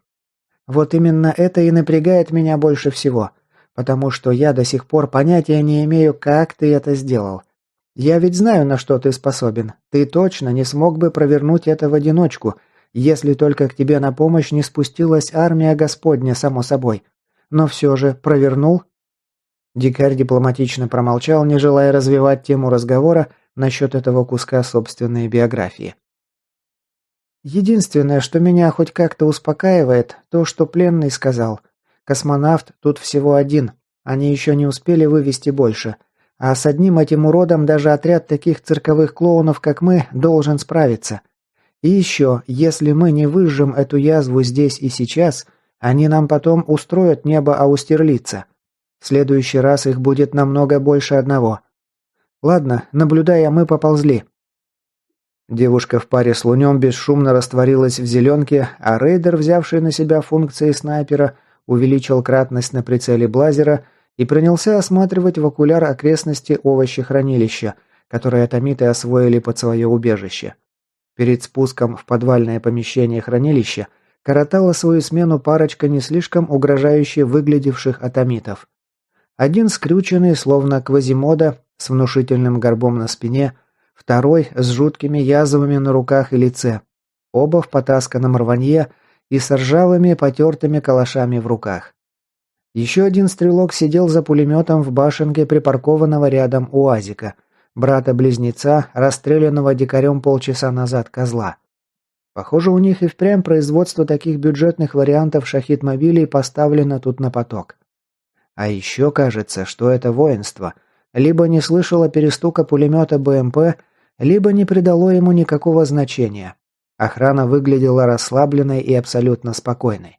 Пока дикарь осматривал окрестности овощехранилища из кустов на склоне холма, нимфа в паре с Лунем обошли позиции врага по окружности, проверив местность на предмет всяких неожиданных сюрпризов. На случай, если ситуация совсем накалится, на противоположной стороне дороги, метрах в 200 от входа в подземелье, залег с трофейным пулеметом токсин. Но дикарь строго-настрого запретил ему открывать огонь без команды. Он планировал войти без лишнего шума, да и потом будет лучше двигаться по-тихому, хотя бы на начальном этапе проникновения. Вдруг в той стороне, где сейчас находилась парочка доморощенных диверсантов, в зарослях пронзительно закричала сойка. Дикарь напрягся и пробежался перекрестием прицела по фигурам атомитов. Парочка у входа не обратила на птичий крик никакого внимания, продолжая меланхолично тянуть службу. А вот стрелок в козле звуком заинтересовался. Насколько сильно, понять было сложно. Его лицо наполовину было скрыто маской технического респиратора, но повернутый в сторону потенциальной угрозы ствол ПКМа говорил сам за себя. Дикарь затаил дыхание и поймал голову стрелка в перекрестие прицела, готовясь проделать в ней неаккуратную дыру, едва тот решит открыть стрельбу раньше запланированного ими срока. Но вокруг по-прежнему царило спокойствие и тишина. Поэтому спустя 30 секунд часовой расслабился и отвлекся от подозрительного участка леса. Дикарь выдохнул. Спустя еще несколько минут на связь шепотом вышла Аврора. «Чисто. Убрали секрет в кустах. Теперь можно начинать». «Долго возитесь». «Не нуди, тут мин кругом понатыкано. Пришлось попотеть, пока их обходили. Готовься убрать пулеметчика. Мы будем на позиции через минуту». «Принял». Когда отведенный срок закончился, и он через прицел увидел, как из кустов высунулась матовая труба глушителя пистолета, дикарь вновь навел перекрестие прицела на голову своей цели и, задержав дыхание, спустил курок. Хлестнуло по ушам приглушенным звуком выстрела. Пуля, в мгновение ока преодолев 200 метров, что разделяли позицию рейдера и атомита, вошла в скулу стрелка. Сквозь прицел он увидел, как за спиной пулеметчика расцвел кроваво-красный бутон, а тело швырнуло на сварной бортик пулеметной башенки. Того, как атомит завалился в салон автомобиля, дикарь уже не увидел. Он поспешно перевел прицел на парочку врагов, стоявших у входа. Но нимфа и разведчик сработали чисто, и его помощь тут не потребовалась. На устранение 3 врагов ушло меньше десятка секунд. Тела только начали заваливаться на землю, как от сплошной стены зеленки, отделились 2 пятнистые фигурки и, подхватив трупы подмышки, оперативно унесли их в кусты, скрыв от глаз случайного свидетеля. «Токсин, остаешься на позиции, прикроешь нас, если что». Кроповик отозвался по рации. «Я могу пойти с вами, прикрою, если что». Ответить ему дикарь не успел, его опередила нимфа. «Ты думаешь, я просто так не взяла с собой там-тама? А ведь нам хороший сенс мог быть там очень полезен, но если мы нарвемся на космонавта, он вас железно порвет на клочки за секунду. Из нас только я, Лунь и дикарь могут с ним сражаться без угрозы мгновенно помереть. Так что не возбухай и делай, что тебе велено». «Принял». По его не особо довольному тону стало понятно, что ответ нимфы не слишком его убедил. Но этот аспект очень мало кого сейчас волновал. Девушка была на 100% права. Если их враг действительно так страшен, как она его описывает, делать там токсину нечего. Это у дикаря с его щитом есть все шансы. Хватать его в момент активации защиты не самая дальновидная затея. Сама нимфа и разведчик способны ускориться и избежать захвата, поэтому рейдеру сам Улей прописал послужить приманкой для опасного противника, пока двое их ускорителей с ним разбираются. Нимфа, к слову, подошла к процессу подготовки зачистки гнезда очень серьезно. Она сменила Витязя на ставший бесхозным АЕК Луня, тот вошел во вкус и теперь не расставался с вепрем, забила все свободные клапаны на своей разгрузке магазинами и гранатами, как флешками, так и осколочными и наступательными. И то же самое посоветовала сделать Луню и Дикарю. Тем временем, пока девушка с разведчиком потрошили и прятали трупы атомитов, рейдер закинул блазер за спину, сменив его на отбойник. Ситуация для оружия внешников сейчас подходила как нельзя лучше. Когда он спустился со своего холма, нимфа с Лунем уже ждала его перед спуском в овощехранилище, взяв автомат на изготовку. «Готов?» Ее лицо, как и всегда, хранило невозмутимое выражение, но дикарь уже немного научился читать свою неординарную спутницу, и, судя по тону ее голоса, девушка нервничала. Возможно, даже боялась. И если даже она переживает, то уж у дикаря-то наверняка есть куча поводов для страха. Но он, как ни странно, после того, как встал на ноги, вообще не ощущал ни страха, ни волнения. Возможно, так проявились симптомы ПТСР после схватки с рат-элитником, который едва не перекусил его пополам. Но сейчас разбираться с проблемами своей головушки и психологическим здоровьем явно не самый подходящий момент. Так что он решил отложить это дело до лучших времен. Его непоколебимое спокойствие сейчас даже сыграет на руку. Проще будет действовать. Минутку. Дикарь закинул карабин в ближайшие кусты. В предстоящей зачистке он будет ему только мешать. Ну а если все пойдет по плану, он его заберет на обратном пути. Вряд ли кто-то будет настолько ловок, что сможет утащить блазер под прицелом пулемета токсина. Так что оружие в любом случае его дождется. Как действуем? Девушка протерла обзорное стекло своего противогаза. Явно не потому, что оно запылилось, а скорее потому, что ей хотелось почесать вспотевший под намордником лоб. Загнала патрон в патронник и проверила предохранитель. На этом стабе, несмотря на то, что он находился довольно далеко от центра зоны, дозиметр регулярно выдавал всплески показателей, регистрируя радиационные очаги. Как и планировали, ты прешь грудью на амбразуру, мы стараемся держаться сзади и не отсвечивать раньше времени. Как находим засранца, стараемся его обнулить с максимально возможной скоростью. Потом кайфуем и наслаждаемся проделанной работой. И да, держите флешки и обычные гранаты под рукой. Они против этих мразей довольно эффективны. Так что не стесняйтесь закидывать их в непростреливаемые помещения. Это тот случай, когда лучше перестраховаться. И постарайтесь палить поаккуратнее. Космонавты, которых мне доводилось видеть, довольно шустрые. Не хватало еще друг друга пострелять. И еще, старайтесь действовать быстро. Там почти наверняка приличный фон. Не хотелось бы облучиться всерьез. Вопросы? Дикарь поправил маску противогаза, поелозив герметизирующей резинкой по коже лба в попытках пристроить мешающую приблуду поудобнее, после чего пожал плечами. «Я готов». «Лунь?» «Поехали, чего лясы точить. Быстрее начнем, раньше закончим». Дикарь включил фонарик и направился к растрескавшемуся бетонному спуску в подвальное помещение. В первой галерее стоял проржавевший тентованный КАМАЗ, четко давая понять, что они действительно находятся на стабильном кластере. При приближении к нему датчик истерично запищал, сигнализируя, что большой груз лучше обойти стороной, если не хочешь получить пару-тройку лишних микрозиверт радиационного облучения. Больше тут ничего интересного не было. Всякий хлам и мусор, заплесневевшие и разбухшие от влажности деревянные подставки под палеты с грузом, пустые пластиковые и стеклянные бутылки, да проржавевшие банки из-под консервов. От фонарика на стенах плясали длинные тени, но ни одной живой души здесь не было. Зато парочка атомитов обнаружилась практически сразу за ржавыми створками ворот, находившихся в конце галереи предбанника. Похоже, они не услышали, как вторженцы уничтожили охрану на входе, поэтому вели себя максимально расслабленно. Сидели на двух невзрачных потасканных стульях друг напротив друга и вели о чем-то беседу. Атомит, сидевший лицом ко входу, сощурился от света фонаря, потом издал горловой звук. Сказать он ничего так и не успел. Дикарь нажал на спуск, и отбойник нашпиговал свинцом обоих противников, повалив их на грязный бетонный пол. Из-за его плеча тут же выскользнула нимфа и ножом добила подранка, хрипевшего простреленным легким. Второго атомита добивать необходимости не было. Он словил одну из пуль раскрытым ртом, и та раздробила ему позвоночник. Легкая смерть.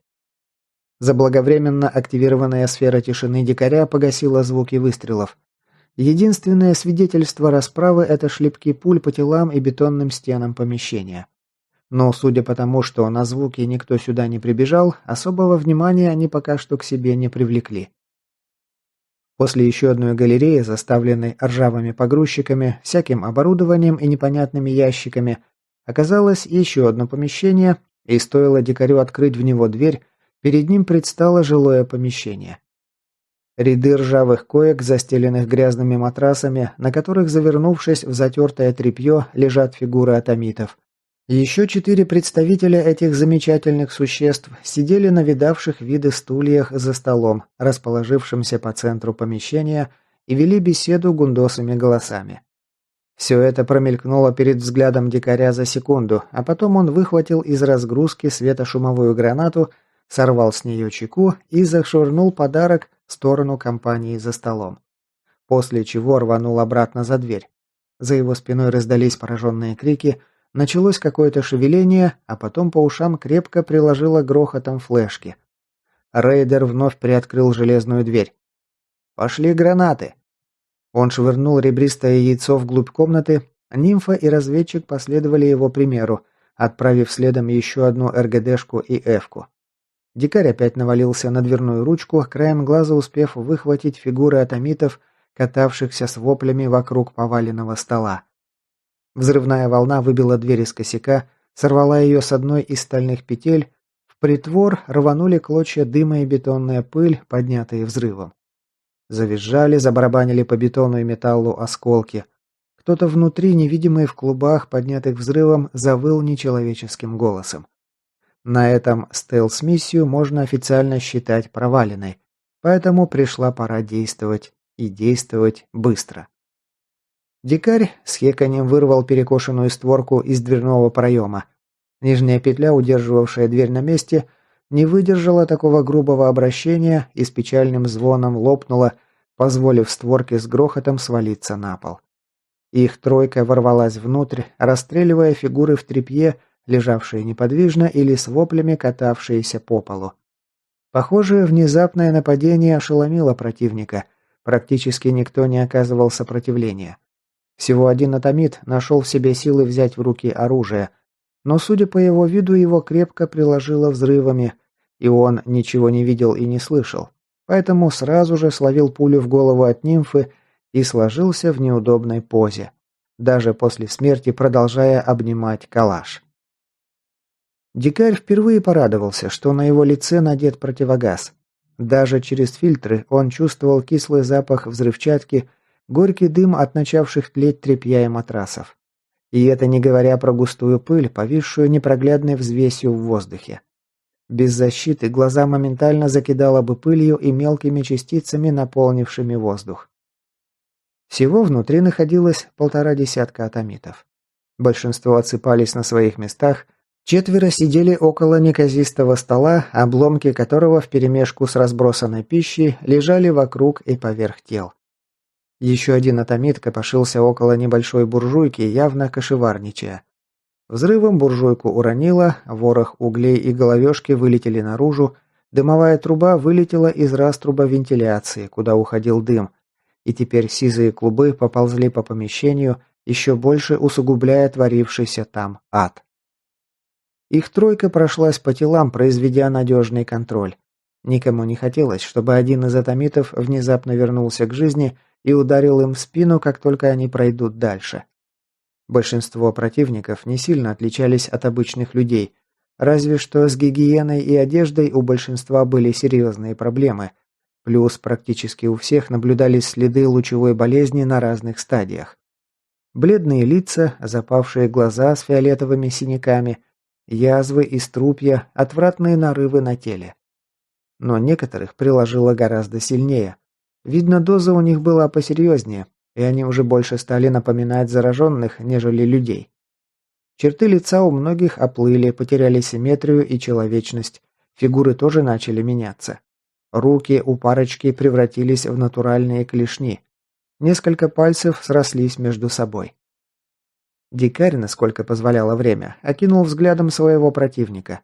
Нормально ознакомиться с внешним видом атомитов ему до сих пор не выпадало шанса, поэтому он утолил талику любопытства. Впрочем, сейчас тоже было особо не до любопытства.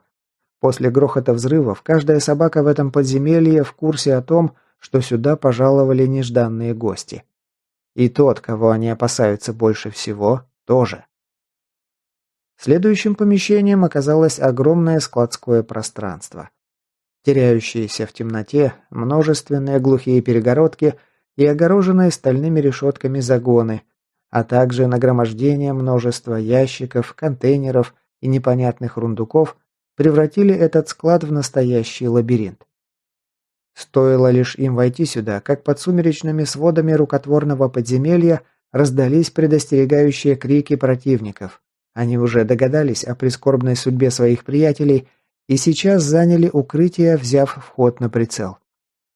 Дикарь в самый последний момент успел активировать защиту, прикрыв собой Аврору от попаданий, а сам, как мог, нежно и аккуратно толкнул в плечо Луня.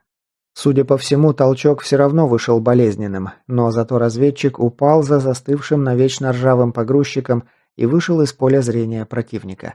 Наступая на нимфу спиной, дикарь попятился назад и в сторону, спрятавшись за стальным ящиком в половину человеческого роста. Пули бились о стену позади них, высекая крошки и яркие, но быстро гаснущие искры.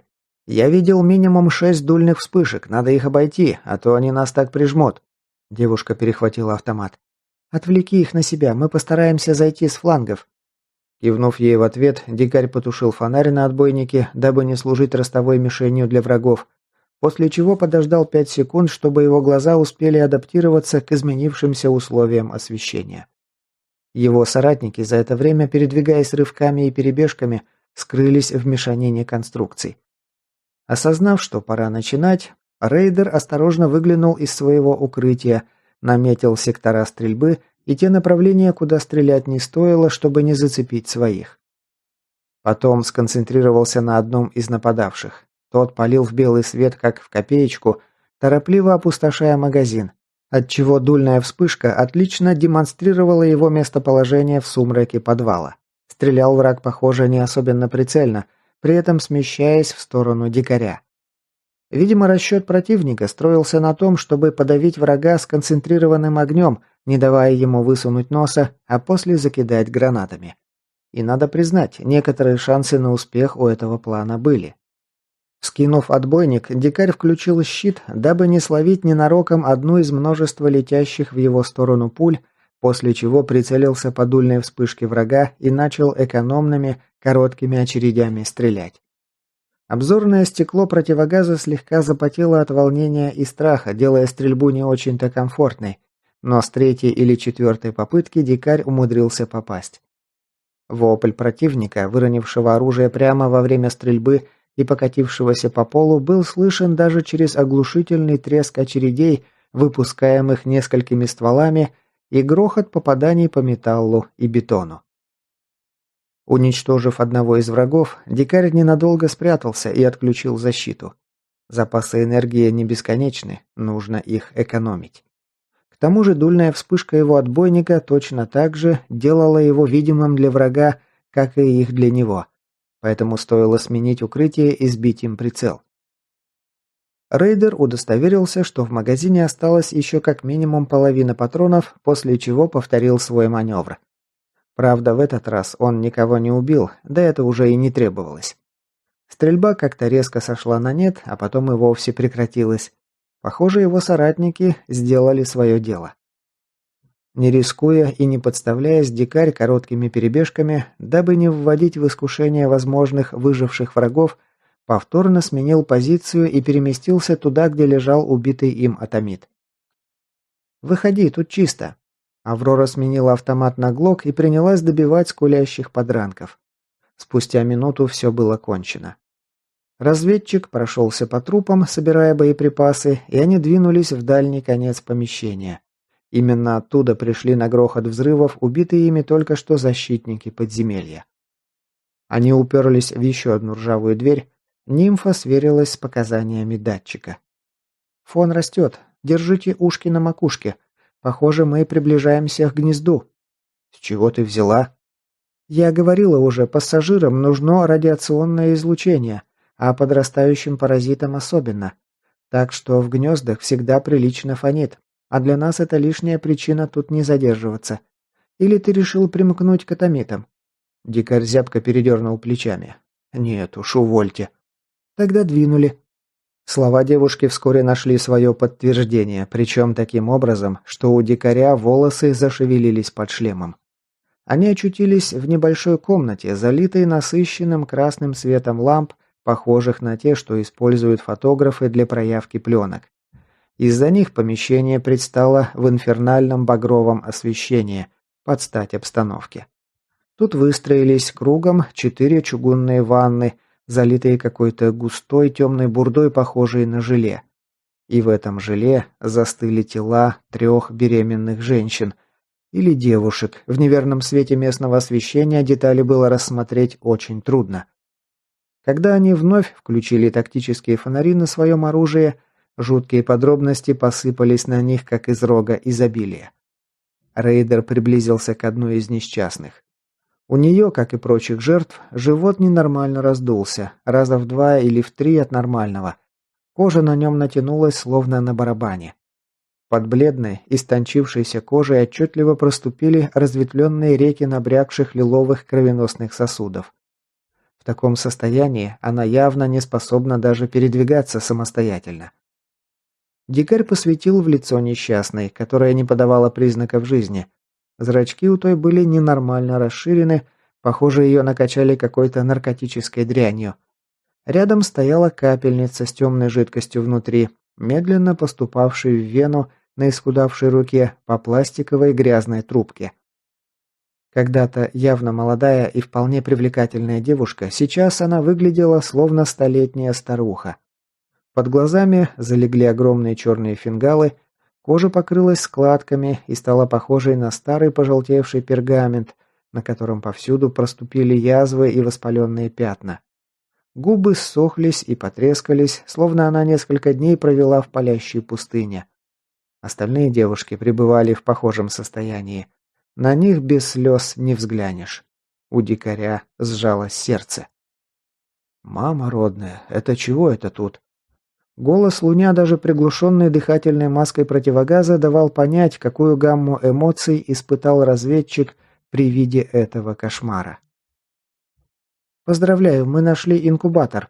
У дикаря кровь застыла в жилах. «Ты хочешь сказать?» «Я хочу сказать, что эта троица инфицирована личинками пассажиров. Да что там, она ими напичкана по самые уши. Видишь ведь, как животы раздуты. Те уже наверняка сожрали ребенка внутри, присосались к плаценте и теперь отъедаются на полную катушку». Девушка попинала берцем одну из пустых ванн, заполненную непонятной темной жижей, рядом с которой стояла опустошенная капельница. «Похоже, мы как раз вовремя. Одна из них дозрела, ее наверняка уже вскрыли. Еще несколько дней, и из этого гнезда космонавты полезут сплошным потоком. Вернее, полезли бы, не объявись мы тут». Рейдер прокашлялся в попытках прочистить вдруг запершившее горло. «Им помочь можно?» Девушка посмотрела на него с жалостью, как учительница на первоклашку, сморозившего несусветную глупость. «Дикарь, им конец. У них уже наверняка решето вместо половины внутренних органов. Они до сих пор живы только потому, что их постоянно стимами и еще какой-то ядреной бурдой накачивают». Она указала пальцем на одну из объемистых капельниц с непонятным темным содержимым. «Без них они бы на всю зону моментально от боли орать начали. Еще бы, их же живьем изнутри жрут. Тут прилично фонит, надо с ними разобраться по-быстрому, потом дальше пойдем. Девушка застыла на мгновение, прислушиваясь к чему-то и уставившись на дверь на противоположной от них стороне комнаты. «Бойся!» Договорить она не успела. Та самая дверь распахнулась резким рывком, а следом из темного проема в комнату проскользнула темная тень, очертаний которой дикарь даже не успел толком рассмотреть, настолько быстро та двигалась. В короткое мгновение, за которое он едва бы успел моргнуть, эта тень очутилась рядом с ним. Рейдер лишь каким-то чудом успел включить свою защиту, прежде чем нападающий вцепился ему в предплечье железной хваткой. Дикарь среагировал похожим образом и сжал свободную руку на запястье атаковавшего его существа. Человеком это нечто уже явно не было. Стоило лишь взглянуть ему в глаза, чтобы это понять.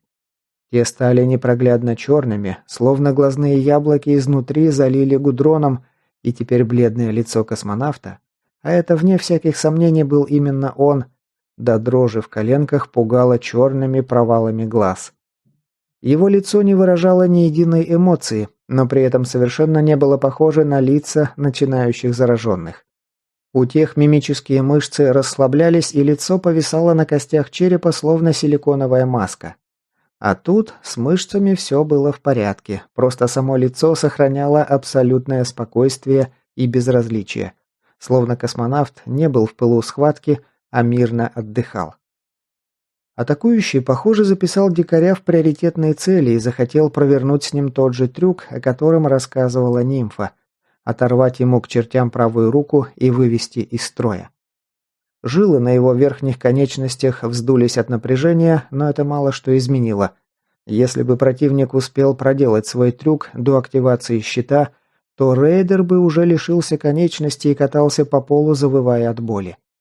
Но сейчас, какой бы силой и скоростью не был наделен космонавт, ему это мало поможет. Силовой кокон даже матерый рад-элитник не смог раздавить своими мощными челюстями, хотя и был опасно близок к этому. Куда уж этому дохляку. Дикарь злорадно ухмыльнулся и сжал кисть на запястье врага. Его пальцы, окруженные невидимым полем, сработали как стальной манипулятор. Кости в конечности космонавта отчетливо затрещали, моментально превращаясь в кровавый фарш. Тот уставился на зажатую конечность и, кажется, оставил попытки оторвать руку дикарю, осознав, что они поменялись с жертвой местами. После непродолжительного раздумья он совершил немыслимый кульбит, за которым глаз рейдера не смог уследить, хотя тот и пытался.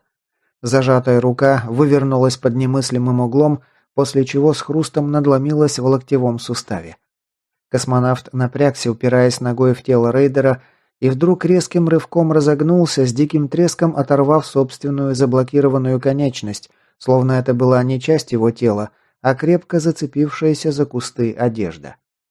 Хотя событий прошло немало, времени это заняло всего лишь несколько жалких мгновений. Нимфа и Лунь едва успели вскинуть свое оружие, прежде чем космонавт освободился от захвата, а потом все вокруг пришло в движение, за которым сознание дикаря не успевало следить. Комнату осветили вспышки выстрелов, которые выхватывали из красного сумрака размазанные, хаотично метавшиеся силуэты, которые даже идентифицировать не удавалось. Ведь Лунь и Нимфа разогнались практически до таких же скоростей, как и нападавший.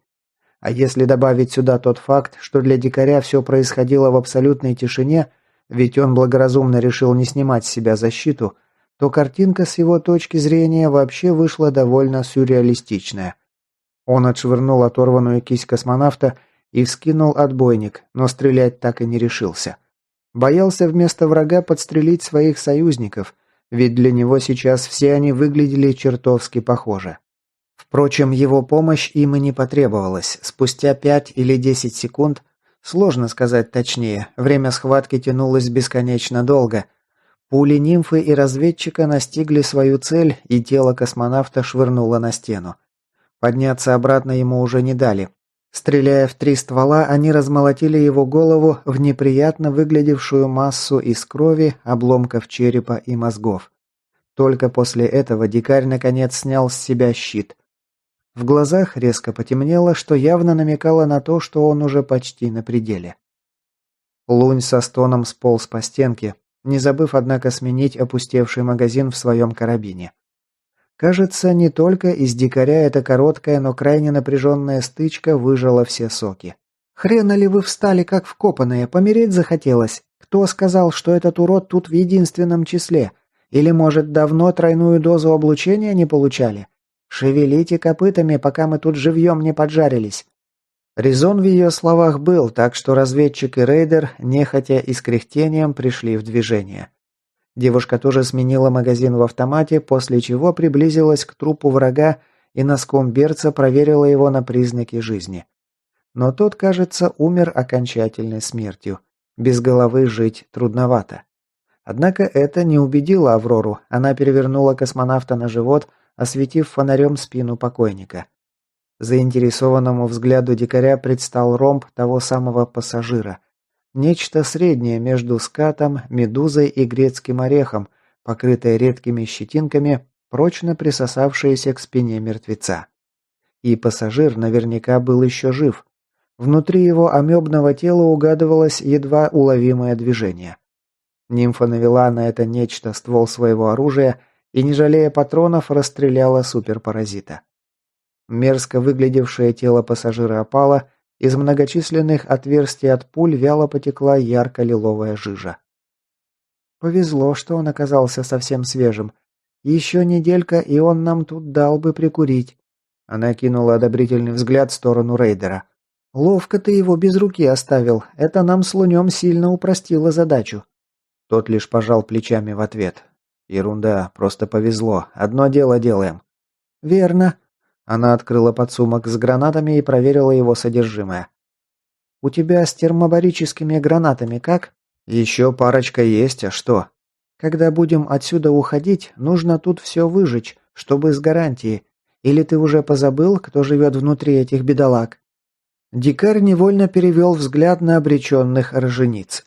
После короткой, но напряженной схватки он успел про них позабыть. Двум из несчастных не повезло. Или наоборот повезло, как посмотреть. Им досталось по случайной пуле. Одной пуля попала в голову прямо за ухом, отчего та мгновенно умерла.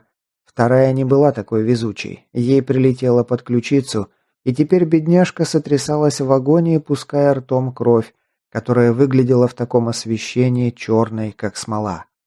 Рейдер, продолжавший смотреть на эту экзекуторскую комнату, словно заколдованный, вздрогнул от чего-то внезапного прикосновения. Он отдернул руку от неожиданности, но угрозы не было. Это лишь пришла в себя последняя из девушек.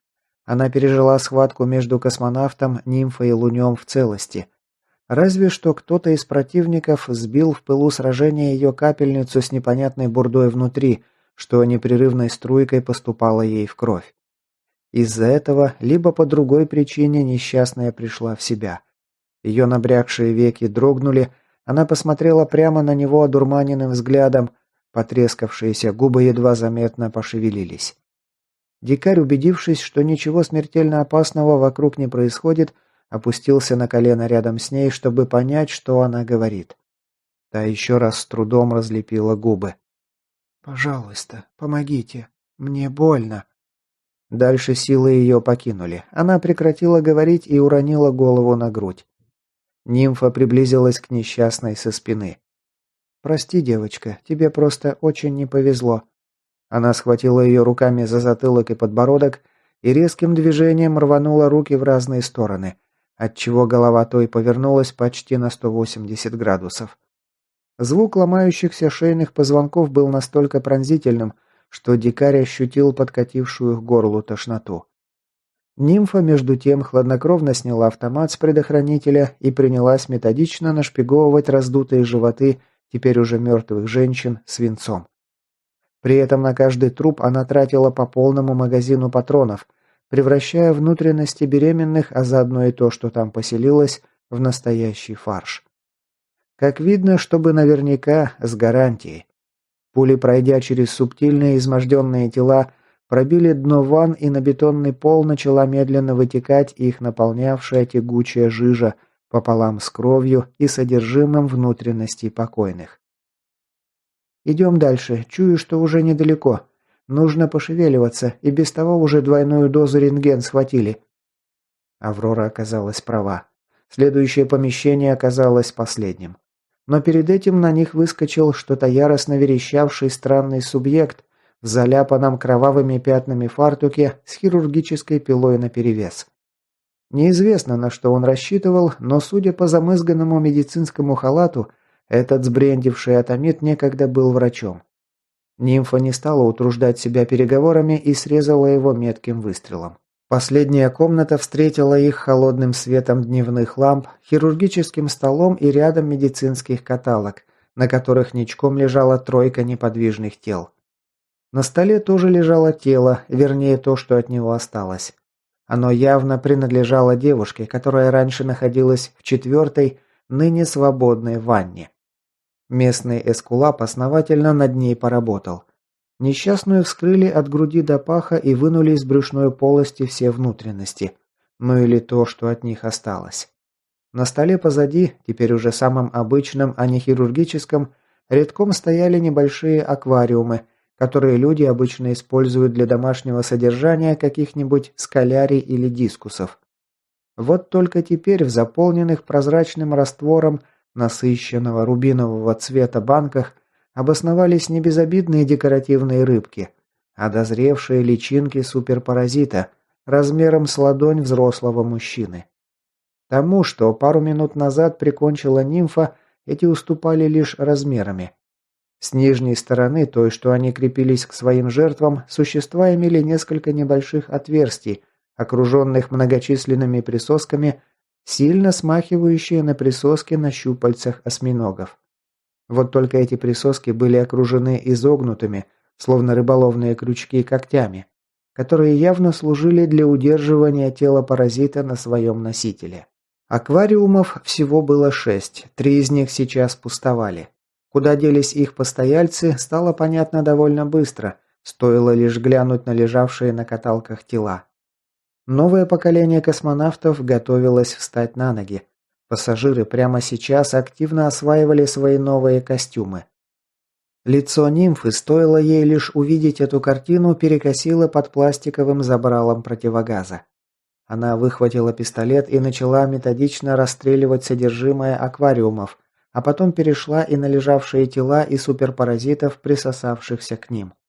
Но прежде чем она успела прикончить последнего будущего космонавта, вмешался Лунь. «Стой!» Он схватился рукой за глушитель Глока, не давая девушке сделать решающий выстрел. «Дед, ты сдурел? Тебе одного этого урода не хватило? Ждешь, пока второй на ноги встанет?» Однако ее напор не поколебал уверенности разведчика. «Да угомонись ты хоть на минутку. Это же топор!» «Какой еще топор?»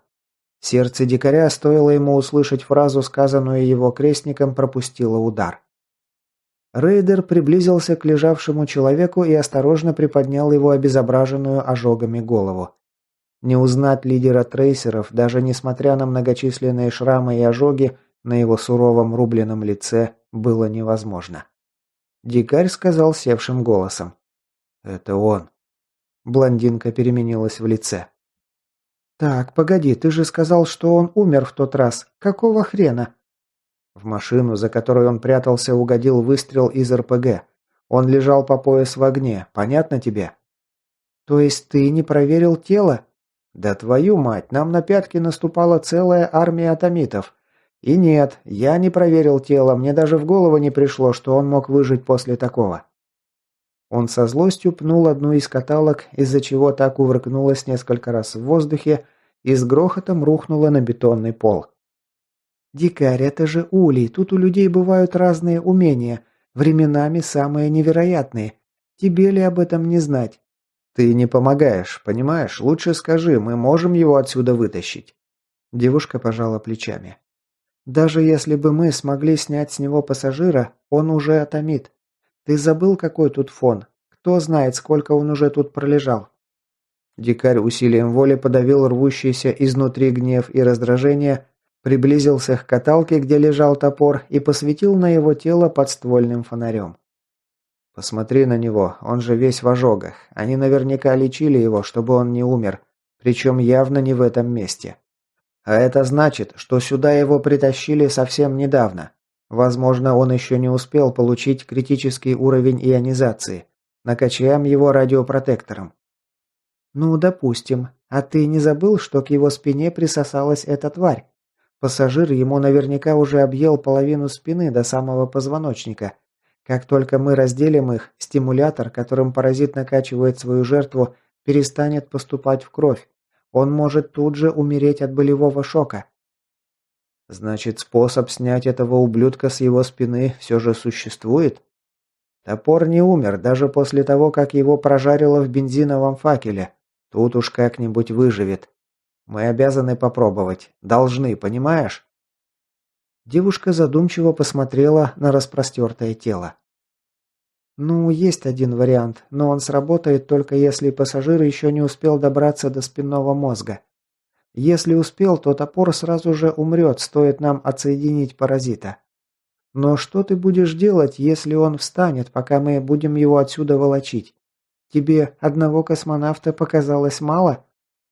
В разговор вмешался Лунь. Так примотаем его к каталке, чтобы не слинял. Тем паче ты сама говорила, что свежие они не особливо страшны. И ты туда же, дед. Девушка задумалась на несколько бесконечно долгих секунд. Ладно, черт с вами. Лунь, помогай мне его спеленать. Дикарь, займись минами. Нужно тут все разнести к чертовой бабушке, чтобы даже воспоминаний не осталось. Там в углу, рядом с генератором, стоит канистра с бензином. Нужно в соседней комнате все залить и поджечь, прежде чем будем уходить. Ладно, поехали. Следующая пара минут прошла в лихорадочной подготовке к отступлению. Дикарь вынул из своего рюкзака собственноручно изготовленную мину. Одну из тех, что были им массово заготовлены на рады литника, но не сработали. 5 килограммовых шашек тротила, соединенных воедино в стальном корпусе, разнесут тут все в щепки. Пока он колдовал с запалом и заливал бензином из канистры комнату с ваннами, нимфа с разведчиком примотали топора к каталке кровоостанавливающими резиновыми жгутами смарха, чтобы тот не свалился при транспортировке и не смог встать, если очнется уже в другой своей ипостаси. «Валим отсюда. Запал догорит через пару минут. Пора уносить ноги». Девушка кивнула в сторону выхода. «Выкатывайтесь отсюда. Я вас сейчас догоню». Дикарь с Лунем покатили грохочущую каталку по бетонному полу, лавируя между замершими навсегда проржавевшими погрузчиками и завалами разнообразного хлама. Когда они уже выезжали из огромного складского помещения, позади ухнула термобарическая граната. В подземелье словно вздохнул великан. К точке взрыва устремились огромные массы воздуха. Рейдер с тревогой посмотрел назад, но нимфа уже их нагоняла торопливой рысью.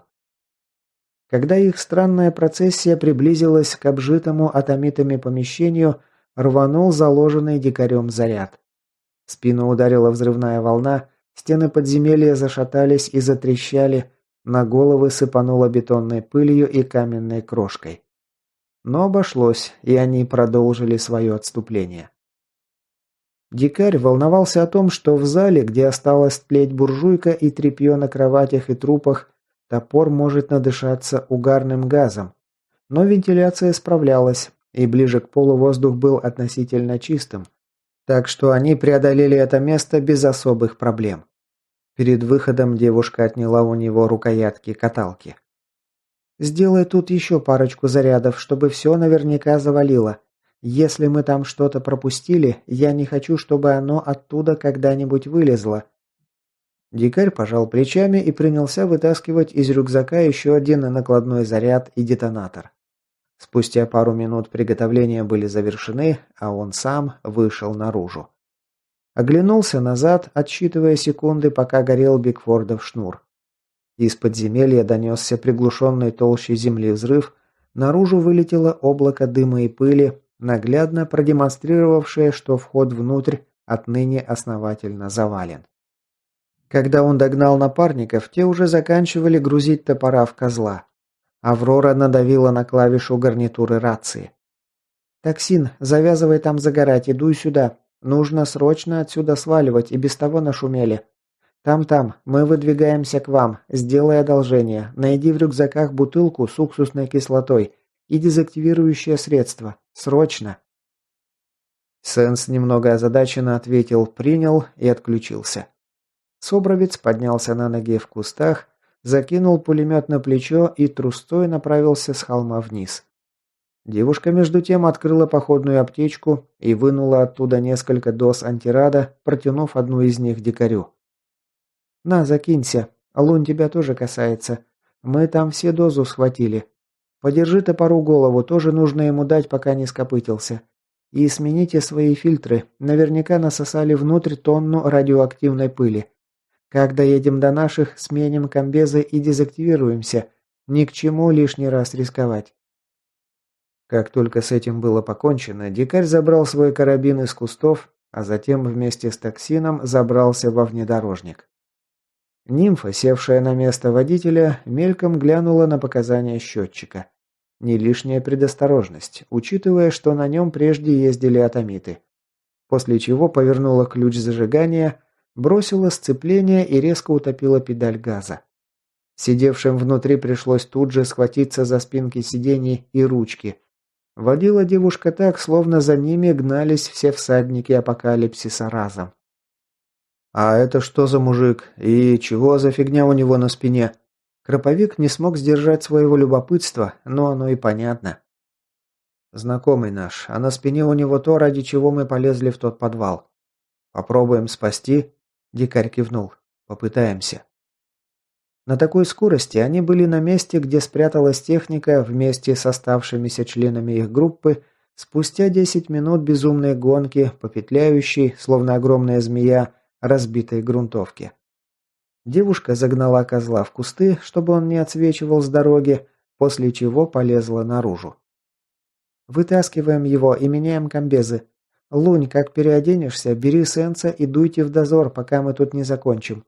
Не хватало еще какого-нибудь хитрого рубера или еще одну разведку атомитов проворонить. Токсин, вы с Ви берете дезактиватор и влажными салфетками протираете тело нашего нового соучастника. Противогазы только не снимайте, и потом не забудьте протереть руки. На нем наверняка тоже полно фонящих частиц. И к этой гадости на спине не вздумайте прикасаться. Она жалит, словно медуза. Мало не покажется». «Да я ни за какие ковришки к этой мерзости не прикоснусь». Ви, как раз изучавшая пассажира на спине топора, с видом крайней брезгливости на лице, даже передернула плечами от омерзения. «Мое дело предупредить».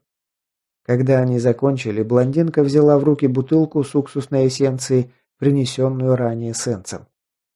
«Дикарь, держи его на прицеле. Если очнется до того, как я смогу отцепить пассажира, стреляй без промедления, понял? Иначе он нам половину группы положит, сам ведь видел, на что эти твари способны». Тот лишь кивнул в ответ и взял отбойник на изготовку. Нимфа отогнала спецназовца и Ви на безопасное расстояние и щедро залила ромб суперпаразита уксусной кислотой. «Да ты у нас юный химик». «Я нет, а вот ржавый был, это верно. Он этот способ и выявил, когда нам в руки попался раненый, но живой космонавт. Правда, в тот раз подопытный потом почти сразу сдох». Дикарь нерадостно хмыкнул. «Умеешь же ты воодушевить. И что же за способ?» «Этим мразям очень не нравится уксус. Сейчас сам все увидишь. Ему скоро резко поплохеет, и это наш шанс его отцепить от топора». «А если просто попробовать оторвать?» «Ты когда-нибудь живого осьминога в руках держал?» «Нет, не доводилось, а что?» «Пассажир присасывается к своей жертве покруче того осьминога. У него помимо вакуумных присосок еще на нижней стороне крючья есть. Обратил внимание? Он уже обожрал плоть до самого позвоночника и запустил крюки в тело. Начнешь отдирать и увидишь, как топор выглядит изнутри. Пока что он свой будущий костюм пичкает только через кровь. От выделений пассажира жертву вставляет круче, чем от героина. Этот секрет, который паразит выделяет в кровеносную систему жертвы, типа комбинации мощнейшего стимулятора и наркотика. Потом он еще и к спинному мозгу подключается. И тогда все, их уже не разделить. Носитель умирает почти сразу. Будем надеяться, что наш приятель еще не успел добраться до спинного мозга топора. Суперпаразит тем делом начал потихоньку меняться в цвете. Из темно-фиолетового его шкура начала окрашиваться в темно-зеленый цвет. К К тому же ромб начало как-то нехорошо корежить. Тельце пассажира скрутили корчи. Похоже, нимфа была права. Уксусная кислота пришлась ему не по вкусу. К тому же дикарь почувствовал странный зуд в ушах, сопровождавшийся непонятным не то писком, не то свистом. «Ты это слышишь?» Блондинка кровожадно ухмыльнулась в ответ. «Ага, наш говнюк умеет пищать. Правда, в основном в ультразвуковом диапазоне, поэтому большинство людей его не слышит, просто ощущает непонятный дискомфорт. Но ты-то у нас другое дело, у тебя ушки особенные». «Ага, только странно, что активные наушники меня не спасают от этой гадости». Дикарь поморщился от нарастающего неприятного ощущения в ушах. «Ну, у них тоже есть рабочий диапазон, чего удивляться-то? Готовься, уродец уже почти дозрел». Суперпаразит и впрямь чувствовал себя все хуже и хуже. Это стало заметно. Его корежило, цвет кожных покровов начал переходить из темно-зеленого в ядовитую зелень.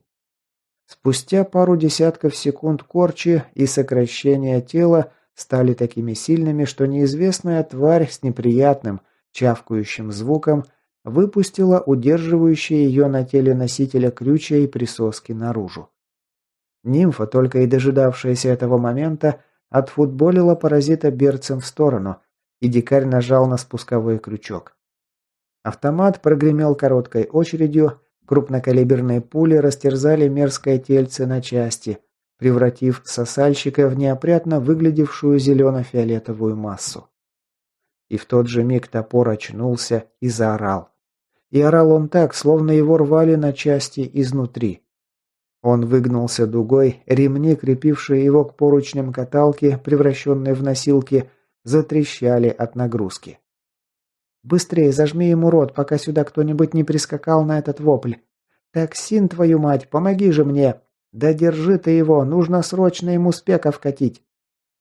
Они втроем навалились на трейсера сверху. Дикарь сжал ему челюсти, из-за чего надрывный крик превратился в судорожное мычание. Нимфа налегла на нижнюю часть тела, схватила за руку и вогнала в вену иглу шприца с янтарной жидкостью внутри. Спустя 30 секунд трейсер прекратил мычать и отключился. Нимфа с облегчением выдохнула и сползла на землю, сорвав с себя противогаз и утерев пот со лба. Дикарь повторил за ней. Лицо под резиновым намордником дико чесалось. Теперь выживет, спина у него выглядит, прямо скажем, не очень. Дикарь был прав. Паразит частично растворил мышцы на лопатках и позвоночнике, из-за чего розоватые кости проступили наружу. Блондинка лишь пожала плечами. «Если не умрет от шока и облучения, будем надеяться, что он не успел хватануть критической дозы и сможет выкарабкаться». Девушка с видимым облегчением хлебнула живчика из фляги, потом сходила к тигру, взяв из салона бутылку с водой. Приложилась и к ней, после чего омыла кровоточащие раны на спине трейсера и принялась потрошить рулон с ватой и бинтами, готовясь сделать перевязку. «Сейчас его подлатаю и перенесем в БМП, там привяжем к сиденьям. Каталку эту лучше с собой не брать. Она наверняка тоже фонит, будь здоров. Подержите, нужно его как следует перебинтовать». Когда девушка закончила, они отвязали пострадавшего от каталки и перенесли на сиденье в десантном отсеке бронемашины, где положили на грудь и снова надежно зафиксировали. После этого нимфа примотала над его головой пакет с физраствором. Точно такой же, как совсем недавно она использовала на дикаре после стычки с рад-элитником. Вколола иглу на трубке в вену топора, убедилась, что жидкость поступает. Он через столько всего прошел, теперь просто обязан выжить. Аврора лишь сокрушенно покачала головой.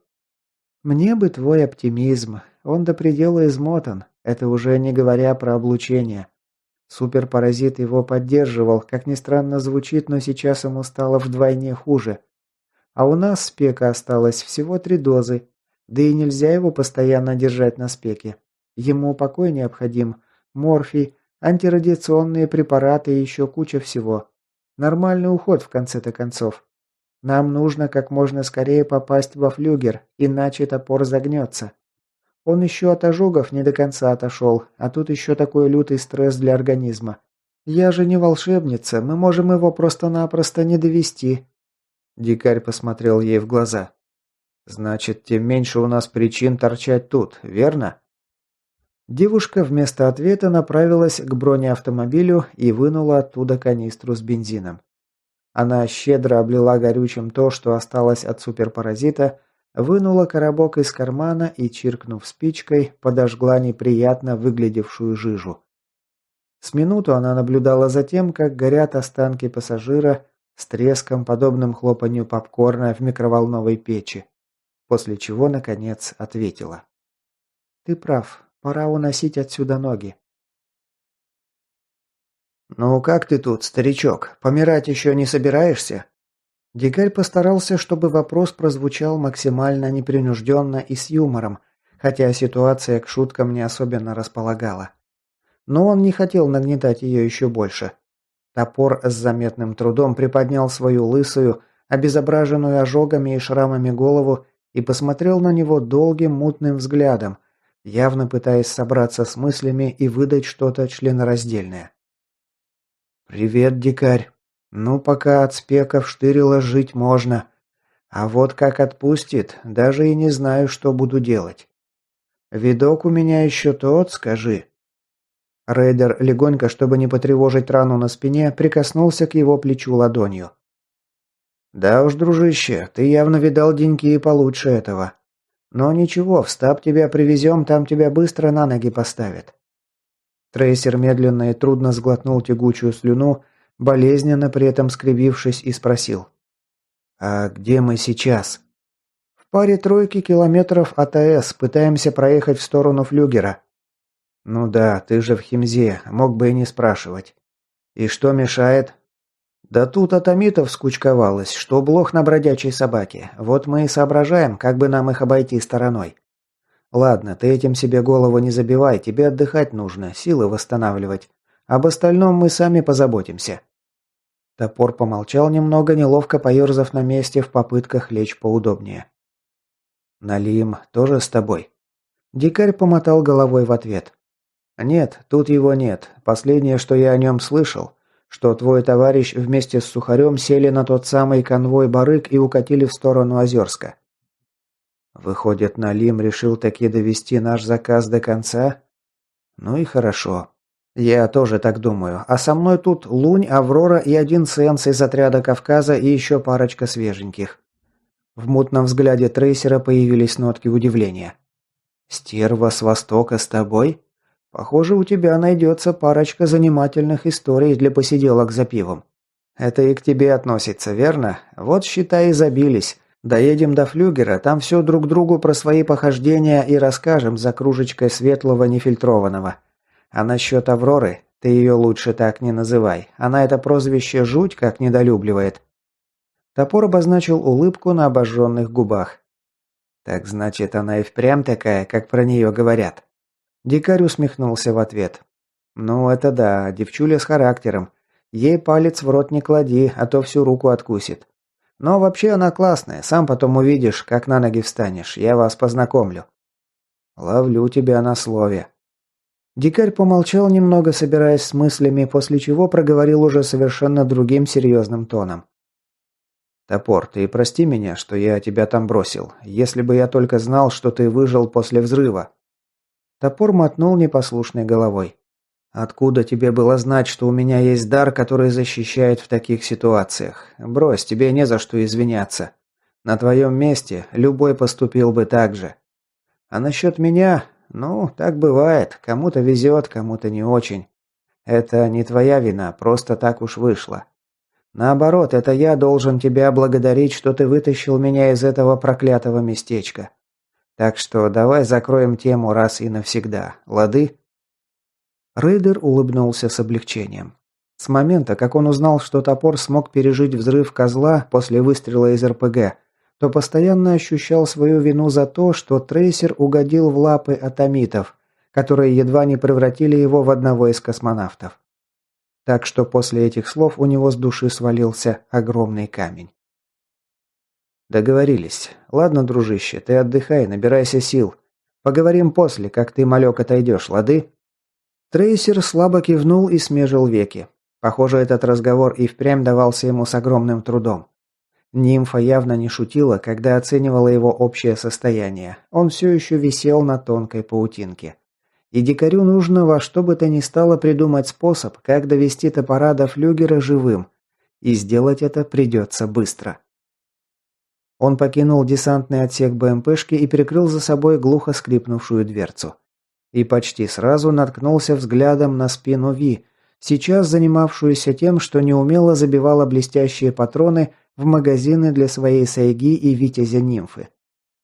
Дикарь хотел было пройти мимо, но что-то вдруг его остановило. Он подошел ближе и присел на зеленый цинковый ящик напротив девушки. «Помочь?» Та вздрогнула от неожиданности и со страхом посмотрела на него. Но потом справилась с эмоциями и ответила с вымученной улыбкой на устах. Не надо, я уже почти закончила, но спасибо за предложение». Она перевела взгляд на корпус БМП. «Как там раненый? Вид у него был такой, что краши в гроб кладут. И еще эта гадость на спине. Фу, как вспомню, так мороз по коже». «Да уж, в улье какой только дряни не увидишь. Я уже перестал удивляться». Девушка добила последний магазин и, отложив его в сторону, тоскливо вздохнула. Дикарь посмотрел на нее испытующим взглядом. «Эй, Ви, ты в порядке?»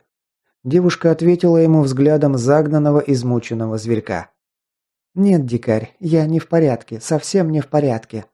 Тот присел на бревно рядом с ней. «Поделись, полегчает». Она некоторое время молчала, явно раздумывая, принять ли ей предложение рейдера, но все же решила ответить. «Мне плохо, дикарь. Плохо и страшно.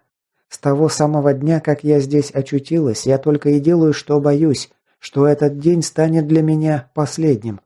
И чем дальше, тем хуже становится все вокруг. Это просто невыносимо, я так больше не могу». Теперь настала пора задуматься уже ему. Дикарь тоже помолчал некоторое время, после чего вынул из кордуровой кобуры люгер, дослал патрон в казенник и снял пистолет с предохранителя. После чего взял его за ствол и протянул девушке рукоятью вперед. Та непонимающе уставилась сперва на оружие, а после на его хозяина. «Что это?» Дикарь холодно усмехнулся. «Как что? Пистолет не видишь, что ли?» «Я вижу, что пистолет. Зачем ты мне его даешь?» Рейдер пожал плечами. «А разве не очевидно? Предлагаю тебе легкую смерть на своих условиях. Пуля в голову явно лучше, чем быть растерзанной зараженными или умереть под ножами муров после того, как из тебя вынут все внутренности. Или сгореть во взрыве, загнуться от радиации, спорового голодания, лишиться разума. У Улья есть 1000 способов тебя уничтожить, и один хуже другого». Девушка отпрянула прочь и посмотрела на него неверящим взглядом. «Ты совсем больной?» Дикарь подбросил пистолет в воздух и ловко поймал его в полете, ухватив за рукоять. «А ты думала, что ты поплачешься мне в жилетку, а я тебя пожалею? Скажу, что ты бедная и несчастная, но все обязательно будет хорошо?» «Нет, дорогая, не будет. Если не чувствуешь в себе сил, чтобы бороться за свою жизнь, сдаться для тебя единственный выход. Это для того, чтобы выбрать жизнь, нужны силы. Опустить себе пулю в лоб очень даже просто. Намного легче, чем ты думаешь». Виз сжалась в комок, как от удара. Дикарь обвел поляну разведенными руками и продолжил говорить. «Сама подумай, мы прямо тут тебя и похороним. Отличное место для могилы, шикарный вид на окрестности. Что скажешь?» «Пошел ты, ненормальный, урод!» Ее резкий окрик вызвал у рейдера широкую улыбку. Он спрятал люгер обратно в кобуру. «Если самоубийство не твой выбор, тогда завязывай ныть и подумай над тем, как собираешься выживать дальше, и чем ты можешь быть полезна окружающим. Балласт тут не нужен никому». Девушка вспыхнула, сжала губы в тонкую нитку, несколько секунд на ее лице явно читалась внутренняя борьба. Но она сдержалась от гадостей, что рвались из нее в ответ на резкие слова рейдера, и молча рванула прочь от него. Но уйти дикарь ей не позволил. Он молниеносно сократил дистанцию между ними и схватил девушку за руку, притянув ее к себе. Рейдер схватил ее за подбородок и приблизил лицо Ви к себе в упор. Та попыталась вырваться, но осознав, что у нее не получается освободиться от стальной хватки, замерла и со злостью посмотрела ему прямо в глаза. Дикарь ухмыльнулся еще шире и отпустил девушку. «Вот так-то. Этот взгляд мне нравится гораздо больше взгляда побитой собаки. А вздумаешь вновь себя жалеть, получишь от меня по жопе, ясно? Благо по твоей-то заднице хрен промажешь, вон какой бампер себе наприседала». «Дурак!» Лицо Ви налилось пунцовой краской, и она бросилась прочь, по пути толкнув плечом токсина. Тот с недоумением посмотрел ей в спину, после чего остановился рядом со своим крестным. «Что это было?» Тот лишь пожал плечами. «Профилактика, не обращай внимания. Девчонка вздумала меня нагрузить, что она устала и больше так не может. Ну, я и предложил ей пулю в лоб, раз сил терпеть такую жизнь у нее больше нет». Собровец скорчил рожицу, а-ля «вот же блин». «Жестко, не перегнул?» Дикарь хрустнул шеей, помассировал сам себе затекшие плечи пальцами. «Если тебе так кажется, вспомни своих сослуживцев. Достанься иммунитет им, а не этой кукле. Они-то уж наверняка не стали бы ныть, мол, за что мне это все, да чем я это заслужил». Лицо крапового берета огрубело и напряглось, но после мгновения молчания он был вынужден согласиться с мнением крестного. «Ну, так-то оно так. Но нас-то натаскивали, готовили, тренировали. А она, считай, комнатный цветочек. Ей в разы труднее». Улью на это начхать. Лучше уж пусть до нее дойдет после моих слов, чем после того, как ее сцапают муры, атомиты, внешники, килдинги, зараженные или еще черт знает кто. Тут политика партии простая – борись или умри, потому что Стикс не прощает слабости. А я не люблю нытиков. Токсин лишь вздохнул тяжело. Суровый ты человек, дикарь, гвозди бы из тебя делать. А куда деваться, приятель? Хочешь ты или нет у Стикса на этот счет разговор короткий. Рейдер встал на ноги и покинул общество своего крестника. Он прошелся по лесной подстилке поляны, где они припарковали свою технику, спрятав ее от лишних взглядов в зеленке, после чего забрался внутрь «Тигра», усевшись на место переднего пассажира. Аврора, возившаяся с радиопередатчиком, метнула на него вопросительный взгляд. «О, Ди, это ты? Ну что, как он там?» Тот лишь отмахнулся в ответ. «Пока спек еще действует, около помолимся. Как отпустит, будет хуже. Но я думаю, он справится. Столько всего пережил, теперь-то уж глупо сдаваться». «Ну, будем надеяться, что это действительно так.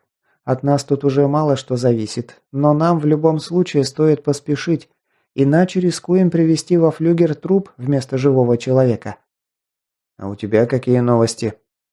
Девушка покрутила регуляторы на портативке, ловя нужную частоту шипящего эфира. «Погоди, сейчас сам все услышишь».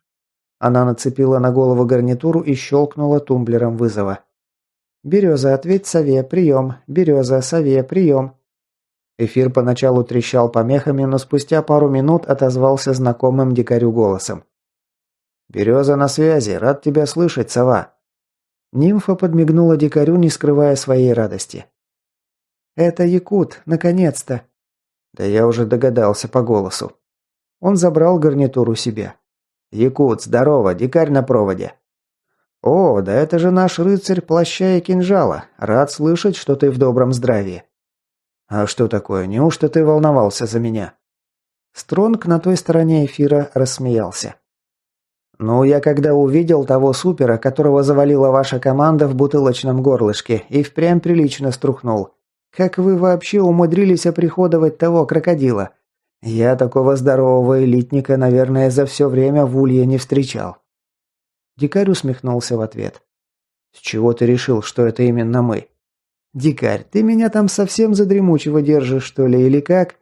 Я же не слепой, и голова у меня на плечах не только для того, чтобы в нее есть. Но ты ведь меня вызвал не для того, чтобы похвастаться своими трофеями, верно? Где вы сейчас?» «С моей горки уже видно трубу АЭС. Мы на соседнем городском кластере к северу от него». «О, так мы совсем рядом, можно сказать. Мы на этом же кластере торчим уже сутки». «Расскажешь, кого видели, что узнали?» «Сова все еще рядом с тобой?» Ага, мы оба тут жаждем животрепещущих подробностей. Якут на том конце провода вздохнул и сменил шутливый тон на гораздо более серьезный. Короче, дикарь, ситуевина тут крайне сложная и напряженная по самое не могу. Мой отряд застрял в западных кварталах города, а по соседству с нами прячутся шакалы-фашиста вместе с ним самим. Нимфа на соседнем сиденье заметно напряглась. «Воюете там, что ли?» «Наоборот, сидим тихо, как мыши под веником». «А чего это, перемирие решили устроить?» «Дикарь, если помнишь, отряд у меня не то чтобы большой, всего 10 человек. У фашиста тоже людей осталось мало. По прикидкам моего снайпера, от 15 до 20 человек. А тихоримся и мы, и они совсем не просто так. А потому что тут в каждой дыре сидит по парочке атомитов, а то и все 3. Рейдер ощутил, как у него заныли зубы от предчувствия плохих новостей. Насколько их много? Сложно сказать, они окучивают этот свежий кластер и постоянно перемещаются. Но мой наблюдатель говорит, что от 1,5 до 200 рыл. Мать моя женщина. Ага, теперь понимаешь, почему мы тут стараемся прикинуться ветошью и не отсвечивать, и лишь с мурами в гляделки играем? Да уж догадался. Пока дикарь переваривал полученную информацию, нимфа конфисковала у него гарнитуру обратно. «Эй, Якут, привет!» «Здравствуй, сова, рад тебя слышать!» «Ага, взаимно. Слушай, у меня тоже есть новости, хорошие и плохие». Стронг тяжело вздохнул в трубку и ответил ей севшим голосом. «Я-то уж думал, что уже ничего не сделает мой день еще хуже, но тебе кажется это вполне под силу. Давай, ломай меня полностью». «Мы сегодня встретили космонавтов». «Не новость, я тоже видел парочку прямо тут, в этом кластере». Блондинка выругалась в сердцах. «Вот дерьмо». «Вот-вот, и не говори-ка. Надеюсь, это была плохая новость, и теперь за ней последует хорошая. Пожалуйста, пусть это будет так. Мне прям надо услышать что-то светлое и позитивное. А то того и гляди, в депрессию впаду». Девушка усмехнулась, но тут же посерьезнела обратно. «Мы с Дикарем и Лунем прикончили одного взрослого космонавта и еще 3 недозревших. Плюс выжгли кучу личинок и взорвали ко всем чертям их гнездо». На той стороне на некоторое время повисла пораженная тишина, но потом Стронг подал до нельзя возбужденный и удивленный голос. «Что, серьезно? Вот это действительно классная новость. Я даже духом воспрянул. Как это вы умудрились?» Нимфа пожала плечиками, перекинув свою пшеничную косу за спину. «Да просто повезло, напоролись на патруль наших стрёмненьких приятелей. Кузнечик у одного из них добыл инфу про гнездо. Вот мы и наведались туда с визитом вежливости». Она немного помолчала, после чего задала Стронгу вопрос. «Слушай, а ты уверен, что вы именно космонавтов видели?» «Более чем. Они кодлу фашиста прямо на моих глазах уполовинили. Часть его отряда решила, что они могут по зоне кататься, как на своих собственных кластерах. Но тут им не там, вот и нарвались. Наши терминаторы их подкараулили и в 3 секунды порвали 10 бойцов на куски. С тех пор до фашиста дошло, что ему тут не рады. Теперь он со своими людьми сидит и даже дышит через раз. Ну и мы за ним повторяем. Сныкались так, что нас днем с огнем не сыщешь. Переглядываемся только с мурами в бинокль и молимся, чтобы нас тут не нашли плохие парни». «То есть муры про вас знают?» Якут усмехнулся. «Конечно знают. Они же у нас на хвосте висели, когда мы прикатили в этот кластер. Если бы не атомиты, нам бы уже наверняка жабры прищемили, к гадалке не ходи. Мне их благодарить, по идее, надо бы. Они нам шкуру спасли, как ни посмотри». «Ну вот и передашь им свои благодарности, если встретитесь». «Нет уж, спасибо, но я бы предпочел обойтись без этих расшаркиваний». Дикарь снова забрал у девушки микрофон. «Якут, где находится основная масса атомитов?» «Они в основном кучкуются на юго-востоке, по идее как раз где-то с вашей стороны. Потрошат там продуктовые супермаркеты, но отдельные отряды шастают по всему кластеру, так что шансы нарваться на мобильную разведку есть всегда. Они уцелевших иммунных ищут, похоже, ну и оружие шукают по ментовкам и оружейным магазинам. В зоне же их не трясет никто в это время. Кому охота после перезагрузки облучиться до зеленых соплей под черным дождиком? Рейдеров тут не бывает. Ладно, мужик, я тебя понял. Мы тут пока обмозгуем вашу инфу, как чего придумаем, выйдем на связь. Так что радейку далеко не прячь. Ну и если что интересное увидите, маякуйте сразу. Не боись, нам тут пока бежать некуда, так что буду ждать новостей. Только вы там тоже особо не затягивайте, а то мне от здешнего фона сильно не по себе. Да и парни мои тоже нервничают. Принял. Давай до связи. Бывай, дикарь, осторожнее там. Стронг отключился, а рейдер посмотрел на нимфу с усмешкой. Ну что, подруга, похоже, пора нам собираться на вылазку. Ох, чую, вечер обещает быть томным. Глава 8. Здесь, где смыкались два кластера, коридор прекращал быть таковым. Кластеры с чернотой уходили левее на юго-запад и терялись в дымке горизонта. А зелень лесных кластеров и серые квадраты городской застройки ширились, занимая все обозримое пространство. Городской кластер, где они сейчас находились, хоть и примыкал к кластеру из полярных зарей с АЭС, но грузился откуда-то из средней полосы. Так что все красоты Заполярья их встретят дальше.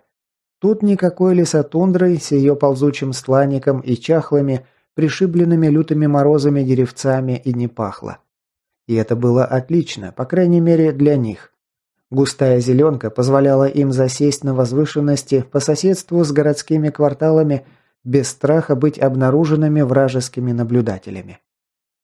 В прошлый раз, когда он двигался вглубь зоны с группой трейсеров, до этого кластера они не доехали, свернули к заливу реки, что протекало правее, и дальше перемещались по горлышку водой.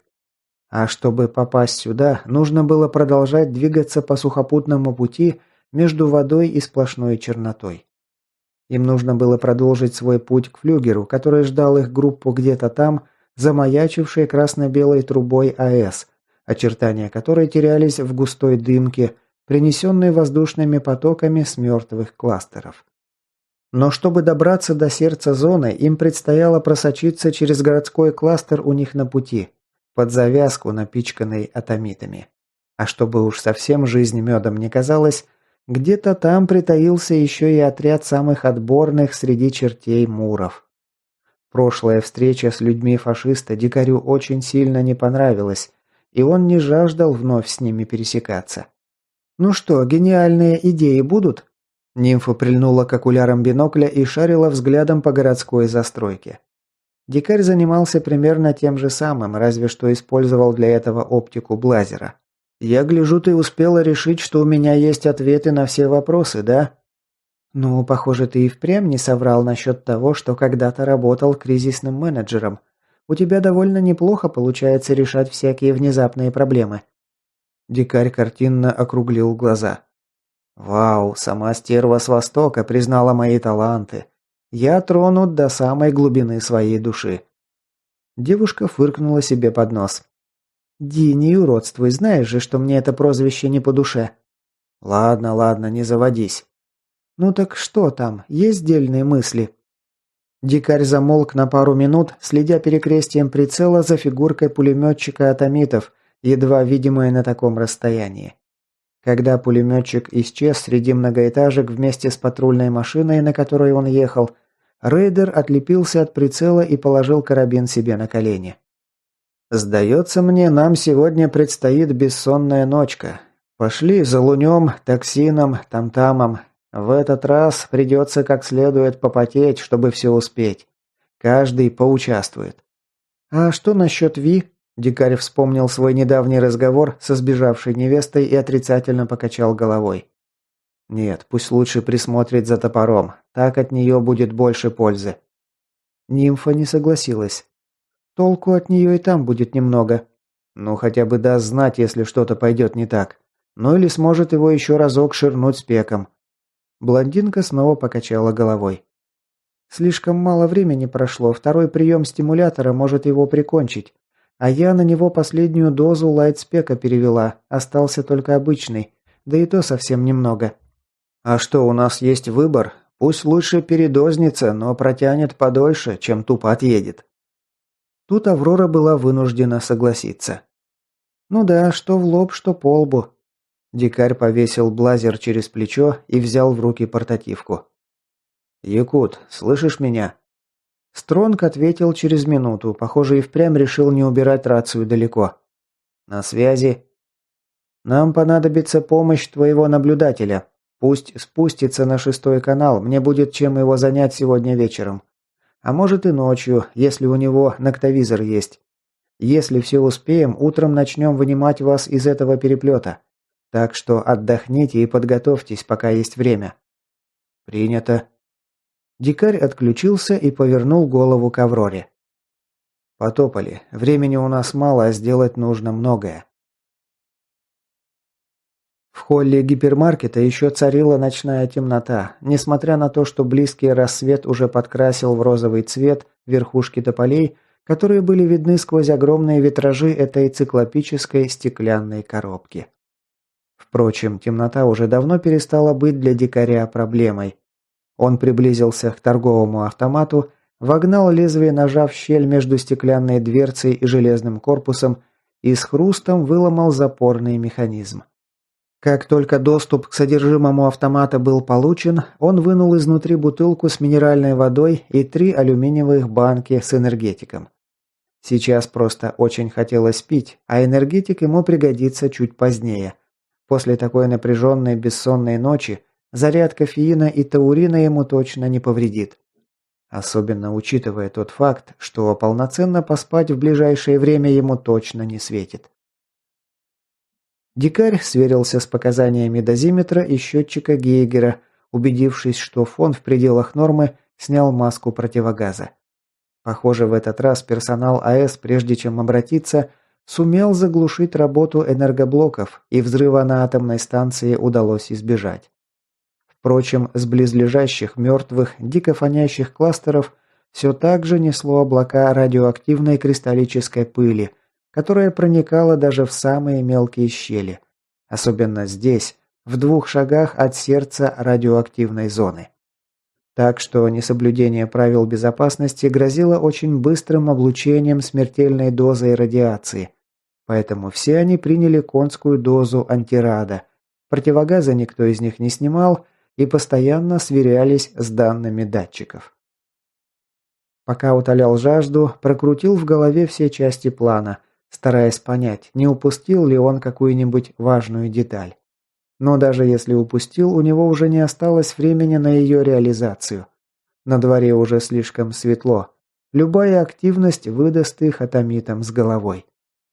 Пользуясь покровом темноты и подсказками Сенса, который загодя предупреждал их о приближении вражеских патрулей, они всю ночь рыскали по городским кварталам, подготавливая поле для сегодняшней игры на выживание. Горбатиться пришлось всю ночь напролет, и все они порядком умаялись. Но отдыхать было некогда. Каждая потраченная впустую секунда грозила смертью топору. Кроме того, повышенный фон тоже не располагал к длительному отдыху на радиоактивных кластерах. Нужно было срочно уносить отсюда ноги. Осталось лишь устранить последнюю преграду на своем пути. Всего лишь жалкую пару сотен атомитов и 2 десятка прожженных муров. Когда с минералкой было покончено, дикарь рассовал энергетик по карманам и сделал знак Луню, бывшему сейчас его единственным сопровождающим. Они потопали по замершим навсегда обрезиненным ступенькам межэтажного эскалатора наверх. Несколько коридоров между запылившимися и тусклыми витринами торговых отделов этого безжизненного гипермаркета, и они вышли на пожарную лестницу, поднялись на несколько пролетов вверх и очутились на крыше здания. Здесь находился отличный наблюдательный пункт, с которого открывался совершенно шикарный вид. Выглянувший из-за кромки леса диск местного светила подсветил невзрачные коробки многоэтажек спального района, в котором они сейчас находились, и разогнал ночные тени с пустынных, заставленных разбитыми и брошенными автомобилями, заваленных обглоданными костями и разлагающимися телами улиц. Город уже давно умер, и теперь орда атомитов доедала его смердящий догорающий труп. Они разложили у края парапета свои пожитки, коих было довольно много. Несколько единиц оружия, запасные магазины, туристические пенки. Дикарь к тому же набил свою разгрузку целой батареей гранат, так что пришлось порядком попотеть, прежде чем они очутились на месте. Когда они расположились на пенках, рейдер потянулся своей способностью к десятку зараженных, которых он с таким усердием собирал по всему кластеру всю ночь напролет. Более или менее бодрые пустыши, бегуны и даже один серьезный рад-спидер, которым повезло не попасться на глаза атомитам, были превращены им в отряд суицидников-камикадзе. Дикарь на каждого повесил лифчик, разгрузку, подсумки которой были забиты толовыми шашками с подключенными электродетонаторами внутри. От них был проведен провод для подрыва. Стоило дать марионетке команду, она нажмет кнопку и отправит все вокруг себя в стремительный полет к небесам. Убедившись, что тут все в порядке, рейдер свернулся клубком на пенке и подложил руку под голову. «Лунь, подежуришь? А то я запарился всю ночь туда-сюда метаться, как на скипидаренный. Покемарю, пока наши приятели не повылазили из своих нор». Советский разведчик, большую часть ночи пробывший их наблюдателем, в очки ноктовизора следившим за округой, устал меньше всех прочих, поэтому артачиться не стал, лишь утвердительно кивнул в ответ и припал к биноклю, осторожно выглядывая из-за края крыши. Дикарь прикрыл глаза. Ева посмотрела на него пронзительным взглядом своих зелено-карих глаз и радостно улыбнулась ему своей обворожительной улыбкой. Она сидела на смятой постели, прикрыв собственную наготу белоснежной простыней. «Где тебя носит? Я уже успела соскучиться». Девушка встала, ткань упала к ее ногам, открывая взору чарующие формы. Она грациозно спустилась с кровати и шагнула к нему, протянув руки вперед, явно собираясь повиснуть у него на шее. Дикарь шагнул навстречу девушке, приготовившись заключить ее в свои объятия. В груди защемило от нахлынувших чувств, внизу живота возникло ощущение бабочек. Но их тела так и не встретились друг с другом. Видение исчезло, растворилось, как утренний туман, оставив его наедине с чувством глубокого разочарования. Черт! Рейдер посмотрел на свои ладони с подрагивающими от избытка чувств пальцами и тяжело вздохнул. Это был просто сон. Вместо номера в отеле Дины вокруг него вновь оказалось помещение с запертыми наглухо дверями. С того самого момента, как он покинул флюгер, дикарь запрещал себе думать про Европу, гнал мысли о ней прочь. Она была далеко, а он не только не знал, сможет ли когда-нибудь вернуться к ней назад, но и просто не был уверен, проживет ли еще хотя бы день-другой. Но на каждом привале, прежде чем провалиться в темноту без сновидений, ее образ раз за разом настойчиво возвращался к нему. И избавиться от него становилось все труднее и труднее. А теперь, когда возможность вновь ее увидеть возникла перед ним, образ обворожительной брюнетки, с которой он провел 2 самых счастливых в Улье дня, возник перед ним с особой отчетливостью. Он мог пытаться убедить себя в чем угодно, но подсознание голос логики игнорировал. Дикарь твердил себе снова и снова, что девушка уже наверняка о нем позабыла и за прошедшую неделю обзавелась новым партнером. Благо отбоя от поклонников у нее не было. Зачем ей ждать возвращения какого-то мутного типа вроде него, который и вовсе может никогда вновь не объявиться в том стабе? Он ведь, если разобраться, просто бросил Еву безо всяких объяснений. Одинокую, остро нуждавшуюся в его защите, очутившуюся в чужом кровожадном мире и познакомившуюся с самыми неприглядными сторонами Стикса с самых первых минут своей новой жизни. Как бы там ни было, сердце глухо к доводам разума и тянет его в сторону флюгера со страшной силой. Поделать с этим он не мог ничего. Ева засела внутри, словно гарпун китобоя в теле кашалота. Ого, какая милашка, и с характером, сразу видно. Люблю таких. От звуков этого мерзкого голоса у дикаря внутри забурлил расплавленный свинец. Рот свой замолчи, еще хоть слово о ней скажешь, кусок дерьма, и я тебя точно скормлю голоду. То-то он обрадуется. Тритон прислонился плечом к двери в свое узилище. А ты, я гляжу, все такой же недружелюбный. Родители в детстве вежливости не научили. Дикарь посмотрел на бывшего лидера чертей презрительным взглядом, от которого пробирало лютым холодом. Если бы ты не был таким форменным уёбком, разговор между нами был бы совсем другим. Я видел, что ты делал с Авророй и другими девушками. Даже жаль, что ты так легко сдох. Несправедливо это». Тритон легкомысленно отмахнулся от него рукой. «Ой, да ладно тебе. Можно подумать, ты у нас ангелочек во плоти. Я вообще-то видел большую часть твоих воспоминаний. Не забыл? Заняться тут все равно особо больше нечем». Рейдер усмехнулся улыбкой, что сочилась ядом. «Мне, чтобы стать хотя бы на треть таким же конченым, как ты, нужно прожить 100 жизней минимум. Как тебе вообще спалось по ночам? Нормально?» «Я не просто так стал тем, кем стал. Тебе ли не знать? Ты ведь тоже видел мои воспоминания. Те самые, из детства». Дикарь лишь расхохотался в ответ. «Ох ты ж бедненький, мамочка нас совсем не любила в детстве, да?» Тритон впервые с начала разговора потерял самообладание и изменился в лице. Скупая и невыразительная мимика наглядно показала, что слова рейдера попали куда нужно. «Не играй с огнем, дикарь!» Тот лишь улыбнулся еще шире и показал Муру средний палец. «Это меньшее, что ты заслуживаешь, урод. И из нас двоих это ты сидишь в клетке, так что я буду говорить все, что захочу, понял?» Лицо ментата потемнело от гнева, но спустя десяток секунд он справился с чувствами и перевел разговор в другое русло. «Ты точно хочешь нас загнать в гроб? Отмени то, что ты задумал, пока еще не поздно. Этот твой план дурно пахнет. Нас точно убьют». «Ага, тебя только спросить забыл. Ты и так уже мертв, так что заглохни и наслаждайся зрелищем. У тебя вип-место в первом ряду». «Стой, псих ненормальный!» «Дикарь, подъем, начинается!» Задремавший было на своей пенке рейдер открыл глаза и тут же был вынужден зажмуриться. За то время, пока он был в отключке, солнце забралось по небосклону значительно выше и теперь яростно слепило глаза. Он зевнул, проморгался с просонок, после чего перевернулся, притянул к себе поближе блазер и приник к окуляру оптического прицела. Лунь был прав. Внизу нарисовался один из мобильных патрулей атомитов. Стандартный шахид-мобиль, коих у них было полно в распоряжении. Он выехал на край площади и встал в тени здания, контролируя пулеметом окрестности. Обшарив окрестности взглядом, дикарь больше никого не нашел и нажал вызов на рации. «Так, ребятки, мы вот-вот начнем.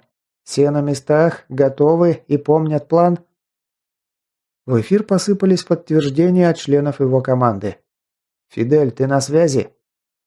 Фидель, снайпер из группы Якута, последние 2 суток игравший роль наблюдателя и безвылазно сидевший на крыше высотного здания, ответил, что готов. Ему в этом безумном плане отводилась особая роль. «С этого момента ты наши глаза.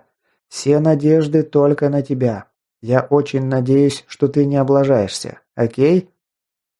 Несмотря на то, что дикарь не представлял себе, как внешне выглядит снайпер, голос Фиделя ему понравился. Звучный, с приятными для уха нотками. Они, скорее всего, виделись в тот день, когда пала лаборатория Веги на кластере Тянучки. Вот только в тот раз рейдер познакомился с огромным количеством стронгов, имена большинства из которых он просто-напросто не запомнил. «Все будет тип-топ, не менжуйся. Я ведь не только вам помогаю. Вы наши задницы пытаетесь отсюда вытащить.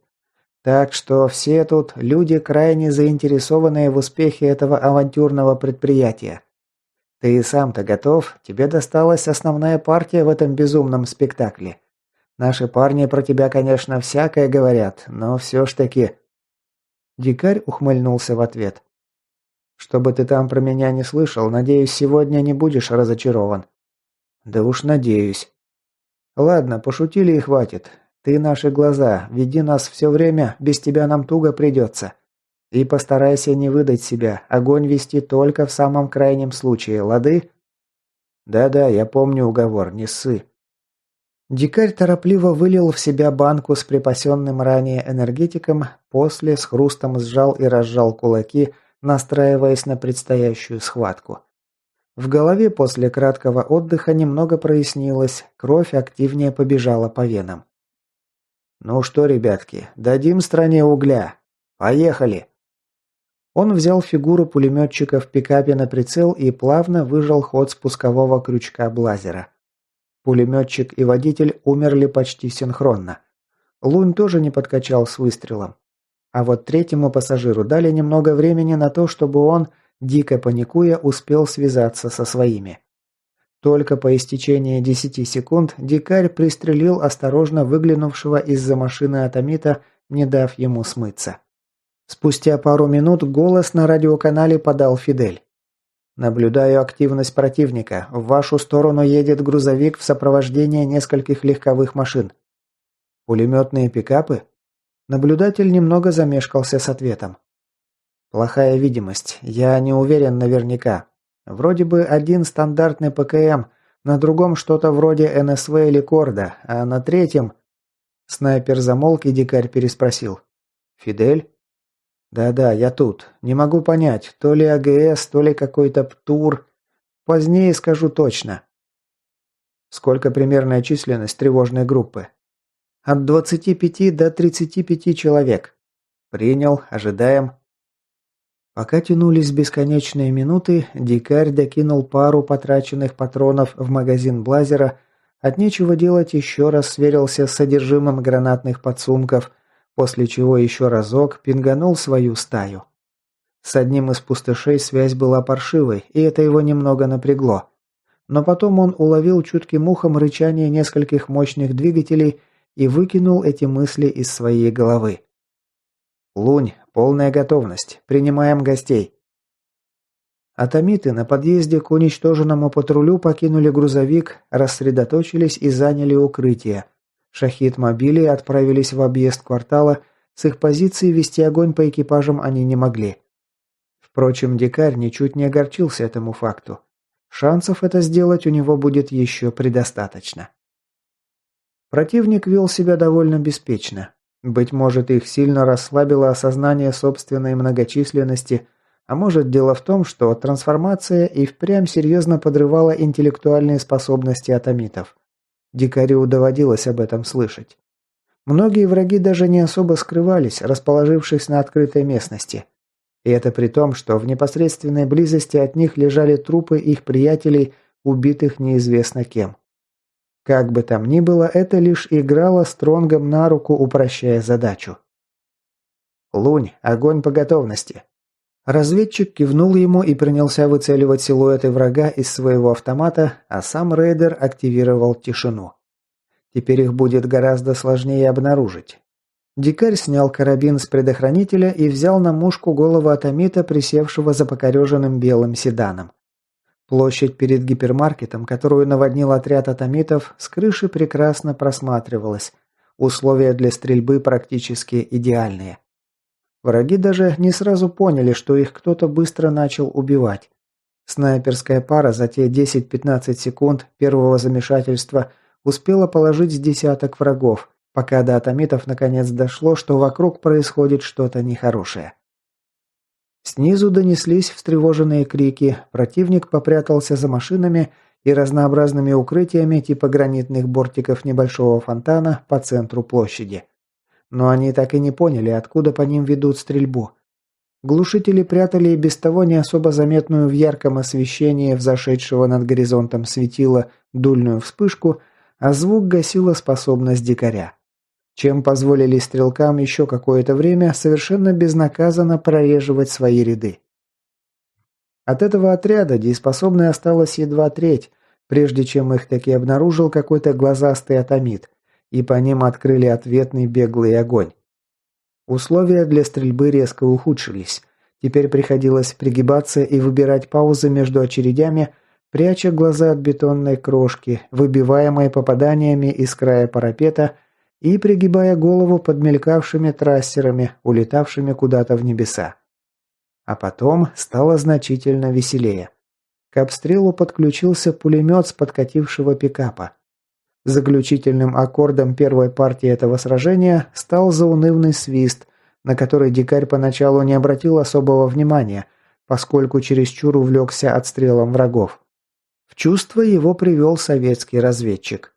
Лунь чувствительно дернул его за рукав, оттаскивая от края крыши. «Минометы! Уносим ноги!» Он оказался прав. Перед входом в здание с небольшим недолетом упал первый огурец, дополнив грохот автоматных и пулеметных очередей противным визгом осколков и рикошетов, а также звоном стекла. Следующий подарок от атомитов прилетел еще через десяток секунд. Минометчики вносили поправки в наводку. Но Дикарю и Луню хватило этой небольшой паузы, чтобы покинуть снайперскую позицию, сбежав на пару пролетов вниз по технической лестнице, предварительно прихватив все свои пожитки. Рейдер отдал свой блазер советскому разведчику, сам закинул за спину отбойник и взял в руки трофейный РПД.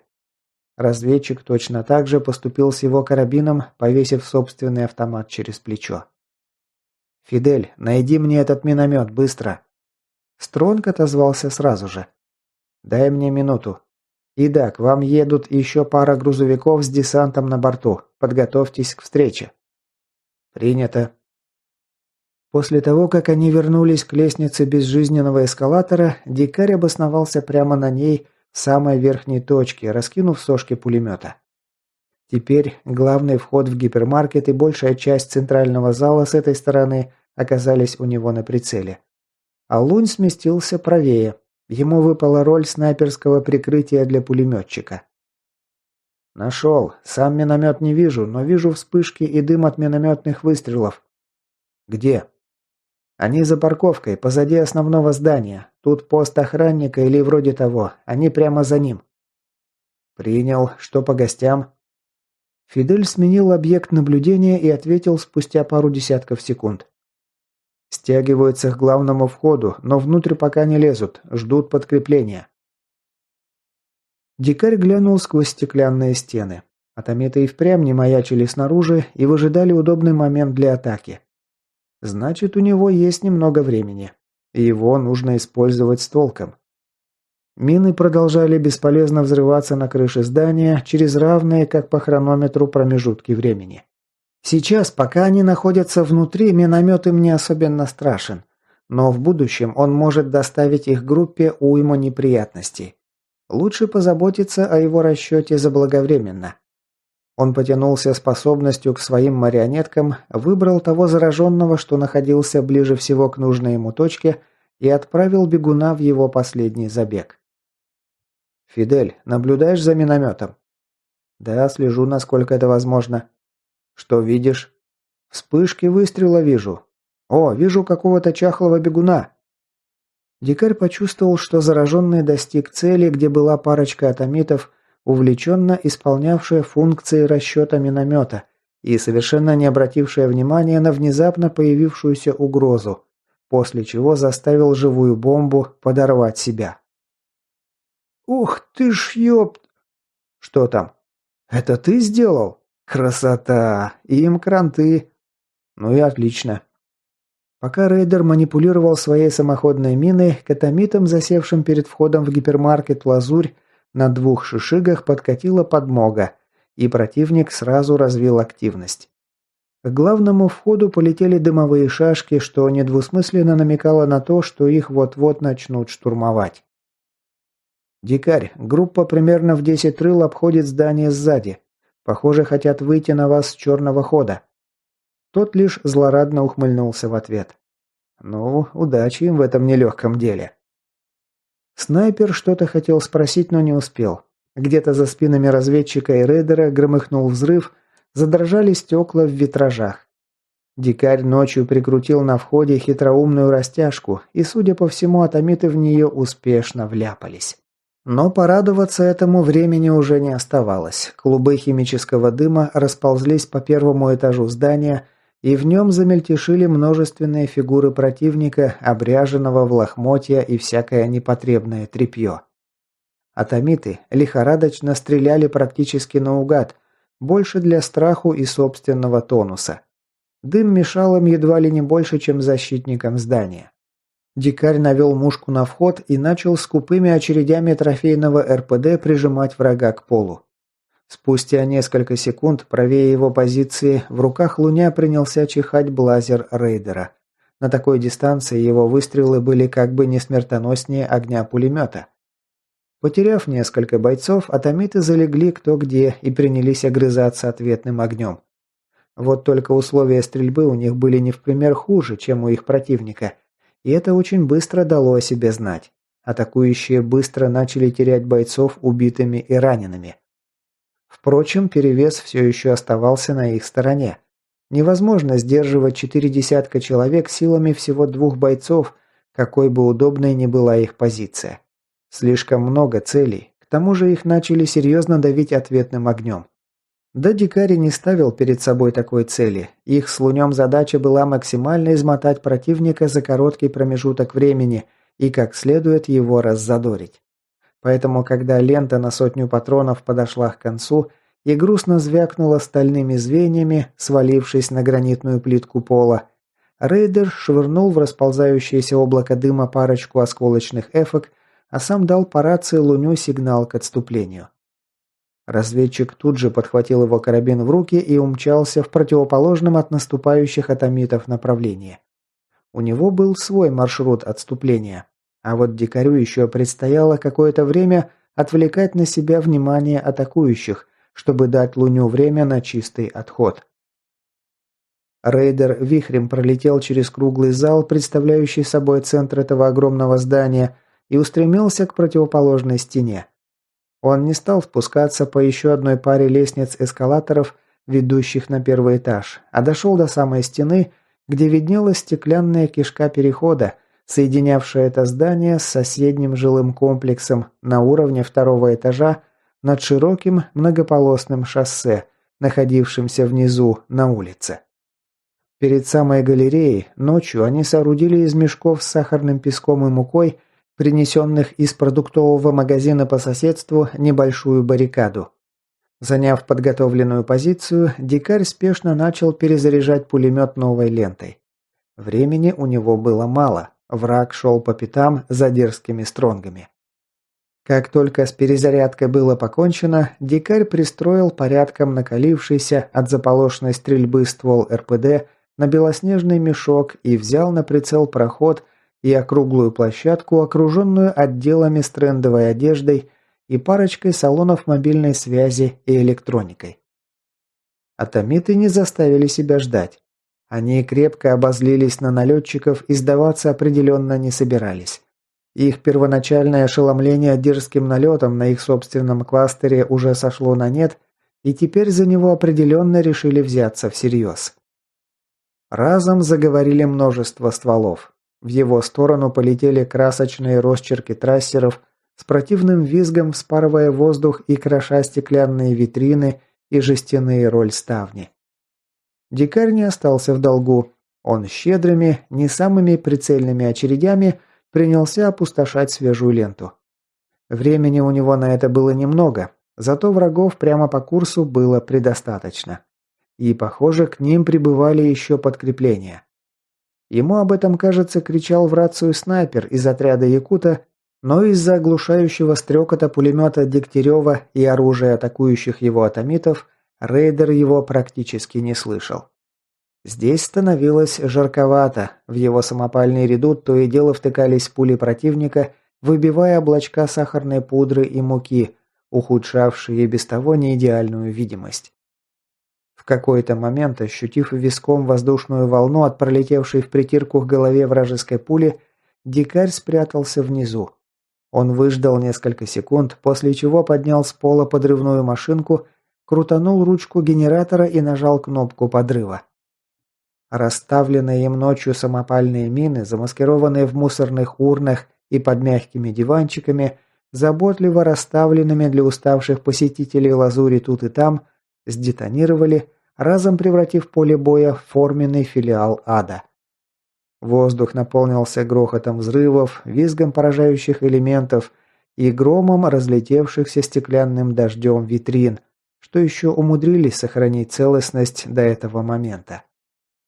Помещение окуталось клубами густого дыма, кислая вонь взрывчатки и сгоревшего пороха ощущалась даже сквозь фильтр противогаза.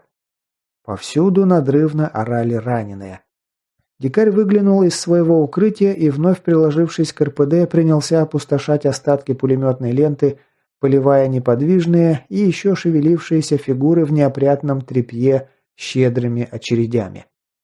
Ствол пулемета накалился от стрельбы, очертания мушки в прорези прицела и то, что находилось за ней, стало теряться в горячем мареве, исходящем от оружейной стали вверх.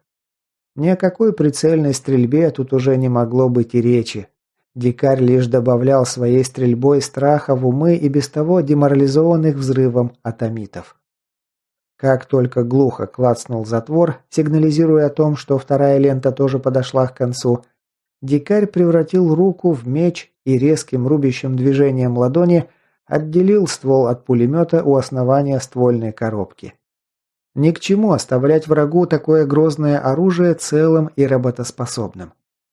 Сам же вынул из разгрузки дымовую шашку, дернул за тряпичную чеку и кинул ее себе под ноги. После чего рейдер перехватил в руки отбойник и, пригибаясь пониже, пока враги за его спиной не пришли в себя после взрыва, трустой бросился внутрь виадука, соединявшего второй этаж этого торгового центра с громадным жилым комплексом, раскинувшимся с противоположной стороны автострады. Когда стеклянная арка перехода уже более чем наполовину осталась позади, голос подал наблюдатель. «Дикарь, слева!» Правда, совет его слегка припозднился, тот уже и сам успел заметить мобильную огневую точку с НСВ «Утес» на кустарном вертлюге. И стрелок, стоявший за ним, как раз наводил крупнокалиберный ствол прямиком на рейдера, прекрасно видимого изнутри стеклянной конструкции виадука, зависший над дорогой на уровне второго этажа. Дикарь, костеря атомитов, на чем свет стоит, ускорился до предела своих возможностей, попутно активируя щит. Правда, он совсем не был уверен, что тот сможет выдержать серию попаданий пуль диаметра 12,7 мм. А еще ему в голову пришла мысль, что одно единственное попадание может запросто оставить его без оружия, изуродовав отбойник. Собственно, потому и ругался, словно матерый сапожник. В следующую секунду крупнокалиберный пулемет принялся уничтожать двойные стеклопакеты в стенах виадука. К счастью, то ли эти мысли придали ему дополнительное ускорение, то ли стрелок оказался слегка заторможенным, но очередь из утеса прошла у него за спиной, не зацепив ни самого рейдера, ни его имущества. Но даже когда рейдер нырнул под защиту бетонной стены, это не избавило его от опасности. Мощные попадания дырявили не слишком толстую стену на вылет. Но теперь стрелок хотя бы его не видел. «Твою мать, Фидель, ты раньше не мог предупредить?» «Сам увидел в последний момент. Ты как там, живой?» «Вроде бы». «Тогда шевели булками. К твоему подъезду только что подкатил еще один Урал. И мне не очень нравится внешний вид бойцов, что сейчас оттуда вылезают. Если ты хотел разозлить местных аборигенов, поздравляю, у тебя это определенно получилось». Дикарь, следуя своевременному совету своего наблюдателя, вбежал на лестницу в подъезде жилого дома и, напрягая связки на ногах, бросился наверх. Сделал он это совсем неспроста. С первого этажа отчетливо доносился топот множества ног. Перемахнув через 3 этажа, он присел на ступени и высунулся из-за лестничного пролета, взяв его на прицел отбойника, попутно пытаясь успокоить дыхание и унять бешено стучавшее в груди сердце. И появившиеся преследователи, идущие за ним по пятам, разом сняли все вопросы. До него дошло, что имел в виду снайпер Якута. Они разительно отличались от всех тех атомитов, что ему доводилось видеть прежде. Обряженные в тяжелые штурмовые бронежилеты, на головах сферы и алтыны с тяжелыми бронированными забралами, скрывающими их лица, в руках РПК и АКМ. Они больше походили на штурмовой отряд того же СОБРа или ОМОНа, чем на безмозглых аборигенов, загибавшихся от лучевой болезни. Похоже, по его душу явилась элита атомитов, бронированный кулак, призванный ломать головы там, где обычные облученные бойцы не справлялись. Все эти мысли промелькнули в его голове за те доли секунды, пока он брал на прицел первого из своих запыхавшихся преследователей.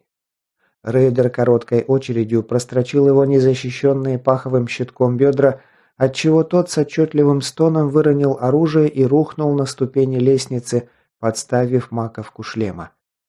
Еще выстрел, и зеленая выпуклая поверхность обзавелась аккуратной дырочкой. Боеприпас внешников отлично справлялся со своими задачами. Следующий выстрел пришелся на забрало Алтына, следующего атомита, который, увидев незавидную судьбу своего коллеги, попытался затормозить и спрятаться в укрытии. Ему повезло. Тяжелая пуля срикошетила от покатой поверхности.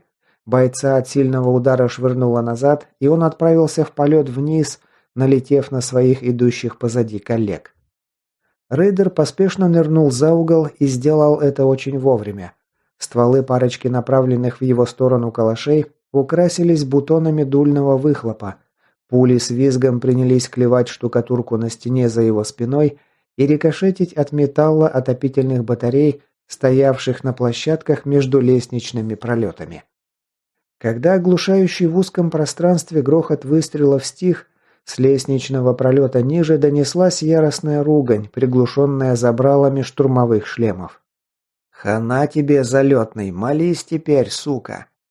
Дикарь отпустил автомат, позволив ему повиснуть на трехточечном ремне, сам тем временем выхватил из разгрузки 2 осколочные гранаты и сорвал с них чеки. «Извиняйте, парни, но я атеист». Ребристые яйца улетели вниз, дробно простучав о стены и ступени лестницы. Рейдер открыл рот под маской противогаза, чтобы не лопнули барабанные перепонки. Однако ударная волна от близкого взрыва все равно вышла приличная. Его оглушило, в воздухе повисла непроглядная взвесь из густого дыма от взрыва и бетонной пыли. Снизу надрывно заорали нечеловеческим голосом, а дикарь выставил из-за перил ствол автомата и притопил спуск, поливая неприцельной очередью лестничный пролет. Дальше ему пришлось спешно ретироваться, потому что голос подал ведущий его Фидель. «Сваливай оттуда, на твой этаж наводится крупняк!» Дикарь чертыхнулся и припустил по бетонной лестнице, ведущей наверх. Он едва успел покинуть площадку, в мгновение ока превратившуюся в смертельную ловушку. Через окно, закрытое мозаикой, состоящей из толстых в ладонь рифленых четырехугольников из стекла, влетела очередь, выпущенная уже знакомым ему утесом. Пули грохотали, измельчая бетон и кирпич. Узкое пространство уподобилось внутренностям промышленного шреддера, где любой предмет будет измельчен до состояния конфетти в мгновение ока. Достал, тварь. Дикарь, продолжавший стремительно подниматься по лестнице, подключился еще к 2 своим марионеткам. Как чувствовал, что в этом месте его могут подкараулить проблемы. Спрятал под пыльными брошенными легковушками во внутреннем дворе этого жилого комплекса 2 бодрых пустышей с поясами смертников на груди.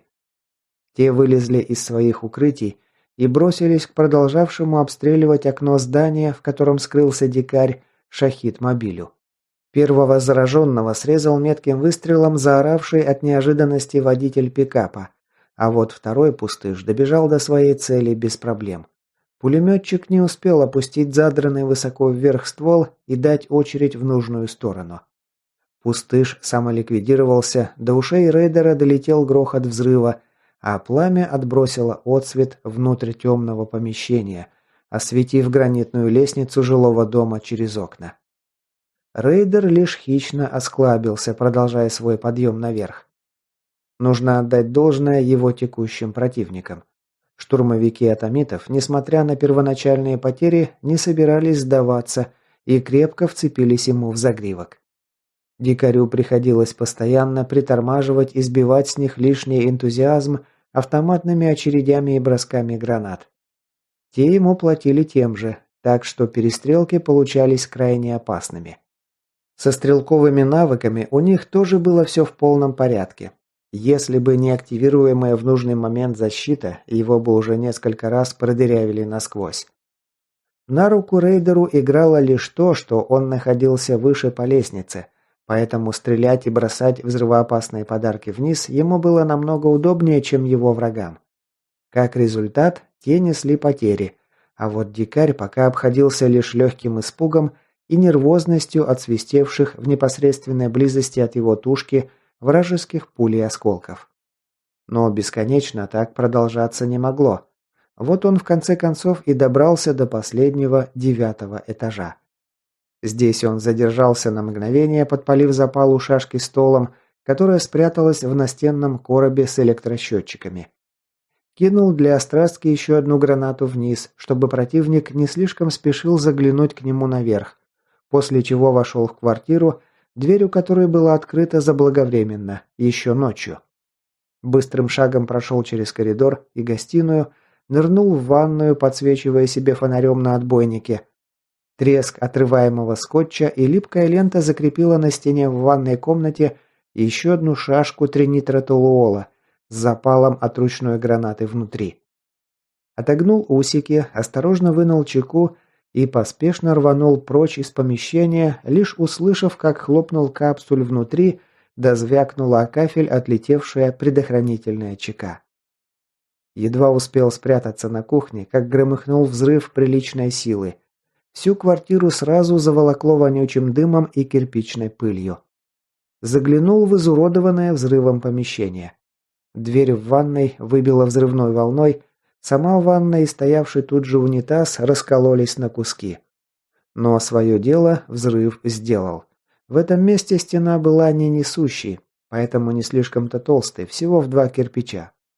Взрыв проломил ее насквозь, проделав незапланированный проход в квартиру по соседству, расположенную в следующем подъезде.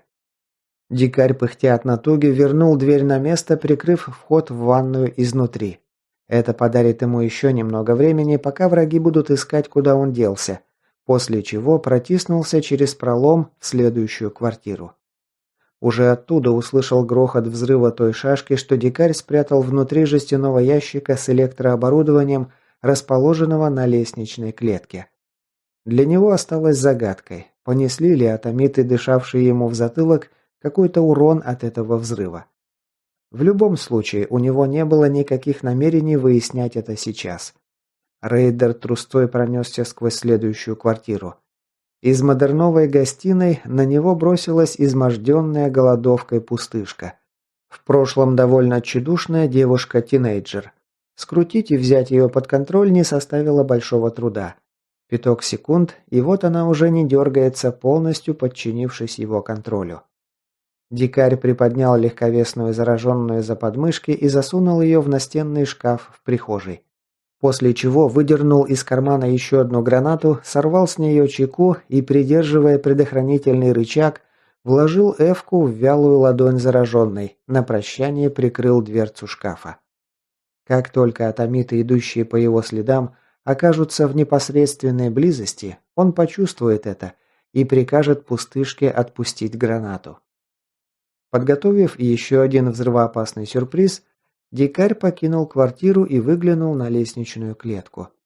Тут все было тихо, и он захлопнул за собой дверь, приступил к взлому дверей квартиры напротив.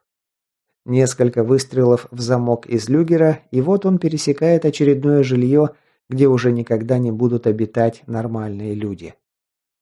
Снова ванная комната, снова толовая шашка с запалом приклеилась с помощью пары полосок скотча к одной из сэндвич-панелей веселенького голубого цвета, которыми были тут обшиты стены. Дикарь вновь рванул на кухню, где собирался укрыться от взрыва. Но за секунду до того, как догорел запал, он почувствовал сигнал, идущий от пустышки в шкафу. Враги уже почти догнали его. Он приказал зараженной разжать руку. Больше ничего сделать не успел. Рванула взрывчатка в ванной, в голове вновь прозвонил колокол.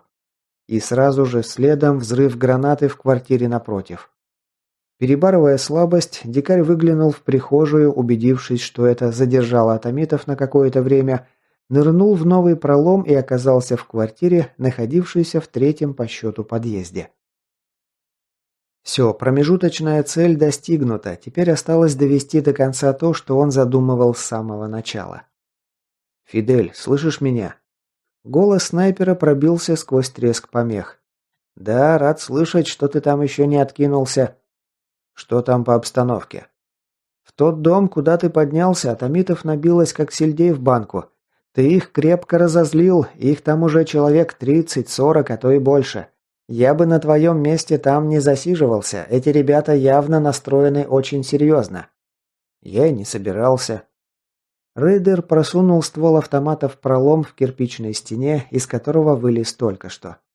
Было не очень удобно, мешала душевая кабинка, занимавшая большую часть этой ванной комнаты. Зато он видел отсюда входную дверь в квартире, которую только что покинул. Она располагалась как раз напротив дверного проема, ведущего в санузел. И сделал он это очень вовремя. Наружная дверь распахнулась от пинка ногой, и внутрь ворвался тяжело экипированный боец с веслом наперевес. Сделать он больше ничего не успел. Дикарь нажал на спусковой крючок и вколотил в него остатки почти опустевшего магазина. Несколько попаданий свалили врага на пол, где он принялся сучить конечностями в предсмертных судорогах. Раздались гортанные крики, и его приятели, узревшие не слишком веселую судьбу своего товарища, спрятались в подъезде, укрываясь за стеной у входа. Дикарь тоже ушел от пролома и потянулся даром к зараженному, тому самому, который очень плохо отзывался на его команды, и для этого были определенные причины. Рейдер совсем не просто так выбрал именно этот дом. Рядом находилась газовая станция, в емкостях которой было полно бытового газа. Он продолжал поступать в систему. Дикарь специально во время своих ночных бдений проверил, работают ли газовые конфорки. Они работали. Поэтому он за час до рассвета спустился в подвал в самом первом подъезде и с помощью газового ключа открыл все заслонки, дав доступ метановой газовой смеси в помещение. Здесь он оставил одного из своих подчиненных, натянув ему на голову противогаз, дабы тот не надышался преждевременно метаном и примесями горючей смеси. После чего вышел из подвала, запер за собой дверь и прошелся по ее краям строительным пистолетом, залив щели монтажной пеной. Не хватало еще, чтобы газ воспламенился раньше времени от искр, рикошетивших пуль, выхлопов выстрела или взрыва гранат. Атомиты, засевшие у входа в соседнюю квартиру, пока сюда не лезли, но активно стреляли в его сторону и даже закинули в квартиру парочку гранат, которые, впрочем, ничем ему не навредили. Он был в надежном укрытии, достать его тут для противника представлялось невозможным. Похоже, его подчиненный таки надышался метаном, даже несмотря на то, что был в противогазе. По крайней мере, реакция у него была заторможенной, он вяло реагировал на команды своего контролера.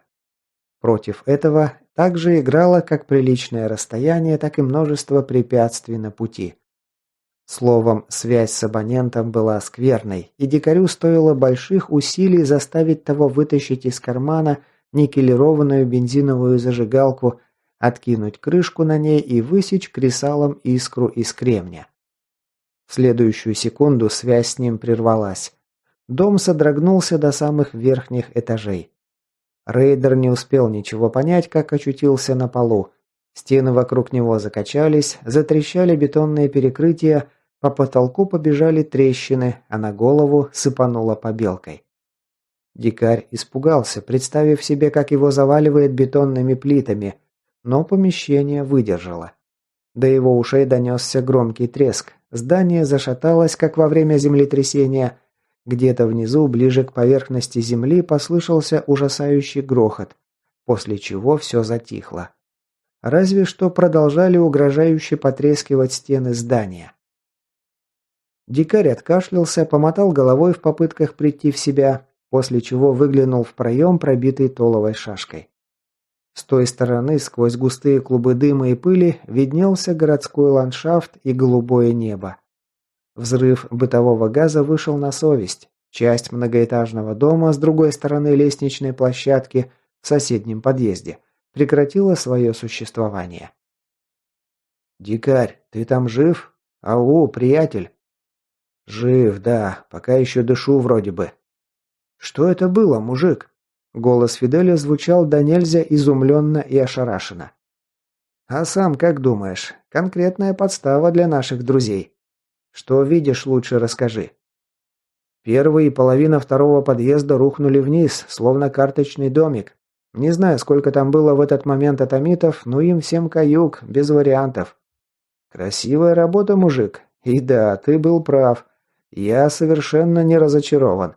Наоборот, зрелище вышло отличное. Теперь будет что ребятам рассказать на досуге. Его перебила нимфа, внезапно подавшая голос в радиоэфире. «Дикарь, я тебе уже говорила, что ты ненормальный». Тому оставалось лишь ухмыльнуться в ответ. Много раз. «Так повторю еще. Ты конченый псих, понял? Уноси свою задницу оттуда немедленно. Если до этого ты обидел атомитов тем, что пострелял пару-тройку десятков этой орды, то теперь они явно пребывают в настоящем гневе». «Ну еще бы, я же только что отправил к праотцам их лучших бойцов». «Хвастаться будешь после, сваливай оттуда немедленно, пока тебя за жопу не взяли». «Ладно, ладно, не гунди. Я как раз собирался уходить». Он кинул последний взгляд на обрушившуюся часть дома, перезарядил отбойник, сбросив опустевший магазин на пол, после чего пошел на выход из квартиры. Аврора была права. Вокруг еще полным-полно атомитов. Ни к чему их лишний раз дразнить. Но покинуть злополучный жилой комплекс беспрепятственно ему, похоже, было не суждено. Когда он спустился по заваленной остатками тел и обрывками одежды погибших здесь бывших жильцов на лестнице на 6-й этаж, на связь снова вышел Фидель. «Дикарь, если ты меня слышишь, срочно уноси ноги оттуда, где ты есть сейчас. К тебе вот-вот в гости нагрянет чипованный». «Какой еще чипованный?» В разговор вновь вклинилась нимфа. «Сваливай оттуда сейчас же, к тебе идет космонавт. И на этот раз это будет уже полностью созревшая особь. Он тебя на куски порвет. Дикарь, слышишь меня? Вали оттуда немедленно!» Придумать полноценный план отступления, резко вспотевший от ощущения приближающихся проблем дикарь, так и не успел. Его ушей коснулся стремительно приближающийся снизу топот чьих-то крайне шустрых ног. Времени на раздумье у него практически не осталось, поэтому рейдер первым делом прокинул этажом ниже одну из своих последних осколочных гранат, дабы хоть чуть-чуть задержать космонавта, после чего принялся расстреливать витраж из толстого зеленоватого стекла, находившийся на лестничной площадке между этажами. Прыгать с огромной высоты вниз для него уже не впервой, и это явно более здравый план, чем махаться с ультимативным атомитом в сильно ограниченном, замкнутом пространстве. Внизу громыхнул взрыв. Взвыли и забарабанили по стенкам подъезда гранатные осколки.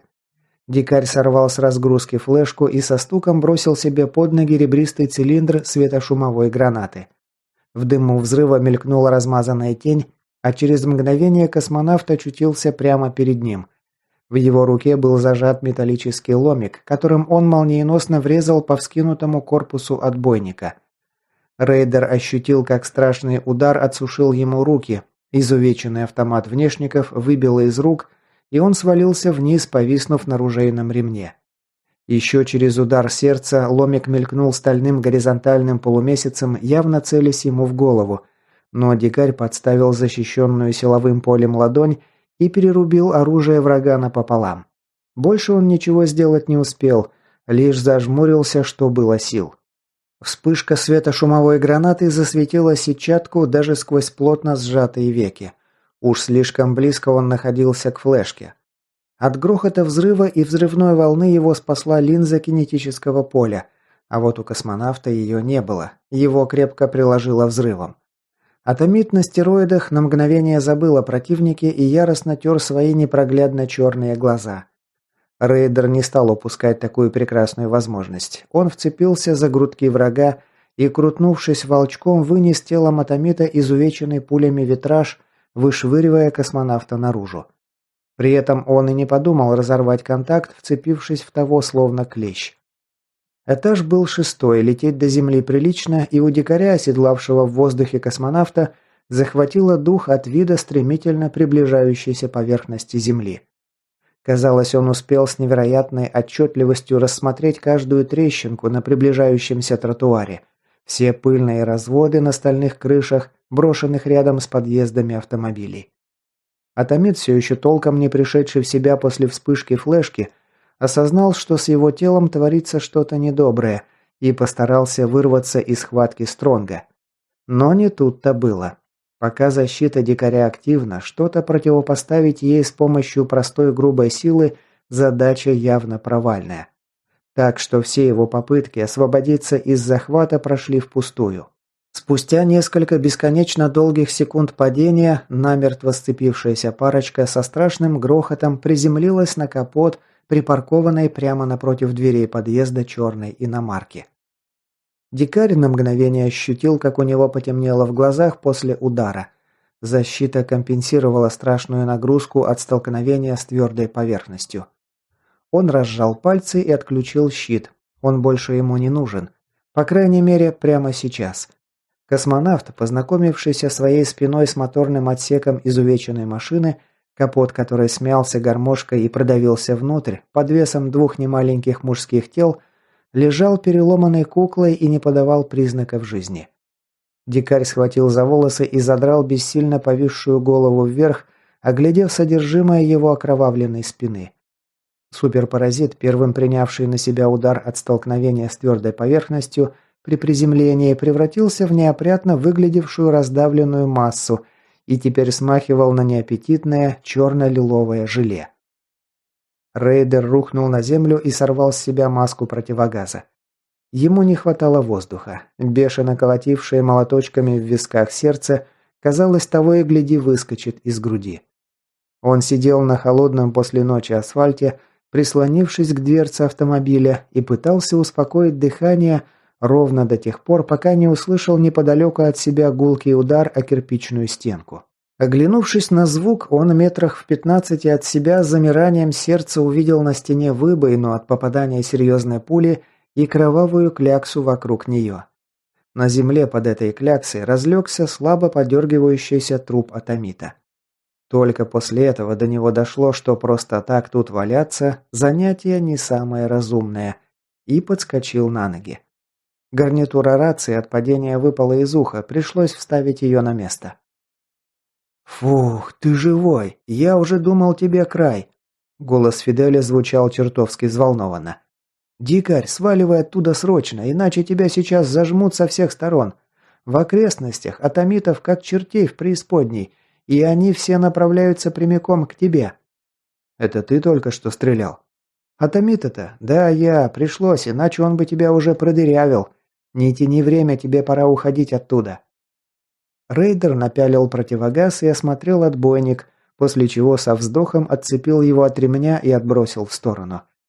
Удар космонавта ломиком раздробил магазин, смял ствольную коробку и сплющил сам ствол оружия. Как ни прискорбно, но свое автомат внешников уже отслужил. Дикарь остался с одним лишь люгером в руках посреди орды разъяренных атомитов. Расклад довольно грустный.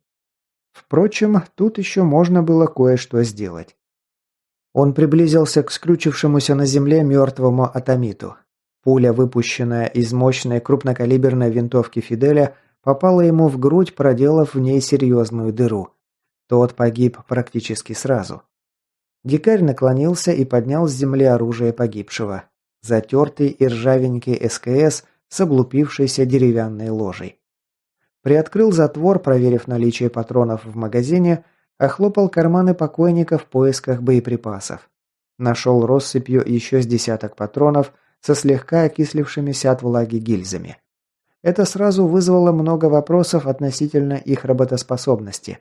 Но сейчас настал момент, когда не стоило воротить нос от подарков судьбы. Закончив с обыском трупа, он рысцой бросился прочь, направляясь на северо-восток. Пока пробирался по задворкам, дикарь созвал уцелевших смертников. Их к тому моменту осталось ровно 5 штук. Причем это были уже более или менее развитые бегуны и один конкретный спидер. Всех чахлых и квелых пустышей он уже успел распылить на мелкодисперсную пыль. За счет ушей и глаз этих парней его область восприятия значительно увеличилась. Они окружили его разряженным кольцом и взяли разведку окружающей местности на себя, сильно упростив рейдеру перемещение по территориям. Активно в этом ему помогал и Фидель. Наблюдатель хоть и не всегда видел рейдера в свой прицел, поскольку между ним и позицией стрелка зачастую оказывались различные здания и промышленные объекты, но время от времени своими подсказками предохранял дикаря от нежелательного столкновения с противником. А сложностей тут было предостаточно. Снайпер не зря его предостерегал. После их выхода к атомитам вожжа попала под хвост. Они словно наскепидаренные носились по всему кластеру большими и маленькими группами в поисках нарушителей спокойствия. Пока что дикарю и его стае удавалось избегать ненужного внимания. Но это лишь вопрос времени, когда его заметит один из наблюдателей атомитов или их патруль. Впрочем, у него не было цели прятаться от них вечно. Все, что ему требовалось, выскочить из горячей зоны, где его быстро обложат со всех сторон, словно волка флажками, и потом задавят числом. Ему нужно было привлечь внимание врага так, чтобы они преследовали убегающую дичь, словно гончие, что бегут за зайцем, позабыв обо всем на свете. Заманить их в западню в состоянии горячки от погони будет много легче. Они уже прилично сократили поголовье врага своими хитроумными ловушками, даже умудрились уничтожить спецназ атомитов и одного из космонавтов за счет нечеловеческого везения дикаря. Но врагов все еще было слишком много для встречного боя даже против двух групп стронгов. А ведь на кластере все еще пряталась кодла фашиста, и это тоже вносило определенный раздрай и сумятицу в баланс сил. Все эти мысли скакали прыгучими сайгаками в голове рейдера, пока он скрытно перемещался по небольшим скверам, окружавшим громадный жилищный комплекс, где от рук его группы нашли свою смерть несколько десятков атомитов. «Токсин, Лунь, вы там как, на месте?» Рация отозвалась голосом разведчика. «Да, на позиции, ожидаем, стараемся себя не выдать противнику». «Ждите, я двигаюсь в вашу сторону, скоро буду на точке. Фидель, что там по мурам?» «Пока тишина, но судя по бликам оптики с их стороны, им тоже интересно, что за стрельба началась на кластере». «Аврора, скажи мне, что ты уже почти у цели?» Девушка ответила в радиоэфир не сразу. Видно, была занята. Напряженный голос нимфы лишь подтвердил его догадку. «В процессе. Движемся вперед. Мне нужно еще минут 15, и чтобы вы потом отвлекли их внимание». «Хорошо, тогда действуем согласно...» Договорить дикарь не успел. На противоположной стороне узенькой улочки, петлявшей между типовыми многоэтажками, из дверей небольшой аптеки, расположенной на первом этаже жилого дома, вышел одинокий атомит. Черт его знает, что он забыл внутри, но увидев фигуру рейдера, которая разительно отличалась от его приятелей-атомитов хотя бы наличием противогаза на голове, выронил пакет с упаковками лекарств внутри и схватился за дробовик, висевший у него на плече. Реакция дикаря оказалась быстрее. Враг еще не успел взять ружье в руки, как тот уже нажал на спуск. Вот только пуля попала в стеклянную витрину сильно левее атомита. Дикарь выстрелил еще раз и снова с тем же успехом. Подвело паршивое оружие. На СКСке то ли был загнут ствол, то ли сбиты прицельные приспособления, но так или иначе пули попадали сильно левее того места, куда целился рейдер. Тот, осыпая ржавую железку проклятиями, внес поправки и лишь с 4-го выстрела смог попасть по врагу. Повезло, что атомит замешкался и дал ему несколько критически важных секунд на то, чтобы исправить свою ошибку. Но порадоваться этому факту ему толком не довелось. Из переулка справа, совсем рядом от него, вынурнули фигуры еще двух атомитов. Эти двое насторожились из-за звука близких выстрелов и вышли ему навстречу с оружием на изготовку. Дикаря спасло то, что после схватки с космонавтом и спецназом атомитов он был на взводе и по самые уши залит адреналином. Поэтому он выстрелил первым, наведя ствол на скрюченную горбатую фигуру в каком-то необъятном балахоне грязно-серого цвета. Атомит, чье синюшное, покрытое отвратительными струпьями лицо перекосило от страха и напряжения, сжимал в клешнятых руках АКМ и уже готовился открыть огонь. В этот раз пуля попала куда надо, сказалось смешное расстояние. Дикарь перевел прицел на его приятеля. Тот уже вскидывал свой кедр, явно намереваясь нашпиговать тушку рейдера целым веером ПМовских маслят. Выстрелили они одновременно. Дикарь почувствовал, как что-то горячее рвануло ему штанину чуть выше голяшки берца и оцарапало кожу, а Атомид схлопотал пулю в предплечье и с криком выронил пистолет-пулемет. Рейдер хотел закрепить успех вторым выстрелом, но убогий карабин снова его подвел, лишь глухо щелкнув в холостую сработавшим бойком. Этим он исчерпал свой лимит доверия окончательно. Ржавая хреновина. Он перехватил ненадежное оружие, словно дубину, ухватив его за побитый кавернами и уже давным-давно лишившийся воронения ствол, рывком сократил дистанцию между раненым и собой и со звучным хэканьем опустил приклад СКС на голову врага. Свод черепа противника хрустнул, словно грецкий орех, а заодно похожий звук издал и приклад карабина, от такого невежливого обращения, переломившийся в пистолетной шейке ложи. Дикарь с рычанием отбросил останки оружия в сторону, подхватил с земли выпавшее из рук Атомита весло, попутно нашарив в противогазной сумке, висевшей у того на поясе, парочку запасных магазинов. Засунул их в освободившиеся гранатные подсумки, проверил патроны в оружии. И только после этого осторожно выглянул из-за бетонного угла дома. Сделано это было очень вовремя. Он стал свидетелем того, как метрах в 50 от него из видавшей виды буханки вылезают новые действующие лица. Рейдер щелкнул переводчиком огня, поставив его в автоматический режим, после чего вскинул автомат и принялся опустошать магазин расчетливыми и довольно меткими очередями. На этот раз оружие ему досталось в приемлемом состоянии. Впрочем, неудивительно, ведь у калашей никогда не было проблем с надежностью. Он умудрился ранить или убить 3 врагов, остальные бросились в рассыпную, занимая укрытие. Дикарь, не дожидаясь, пока по нему откроют ответный огонь, перебежал на другую сторону улицы, попутно меняя опустевший магазин на свежий. «Дикарь, ложись!» Еще не успев ничего осознать, рейдер рухнул ничком, скрывшись за массивным корпусом импортного внедорожника, застывшего на обочине улочки. И снова сделал это очень своевременно. Там, где была его голова секунду назад, просвистела пуля, пробив дыру в деревянной лавочке за его спиной, что стояла возле подъезда одного из домов и явно служила раньше местом дислокации местных бабулек. «Снайпер в доме, справа от тебя». «Да я уже догадался». Дикарь вжал голову в плечи, вздрогнув от звука удара пули по металлу корпуса машины, за которой он спрятался.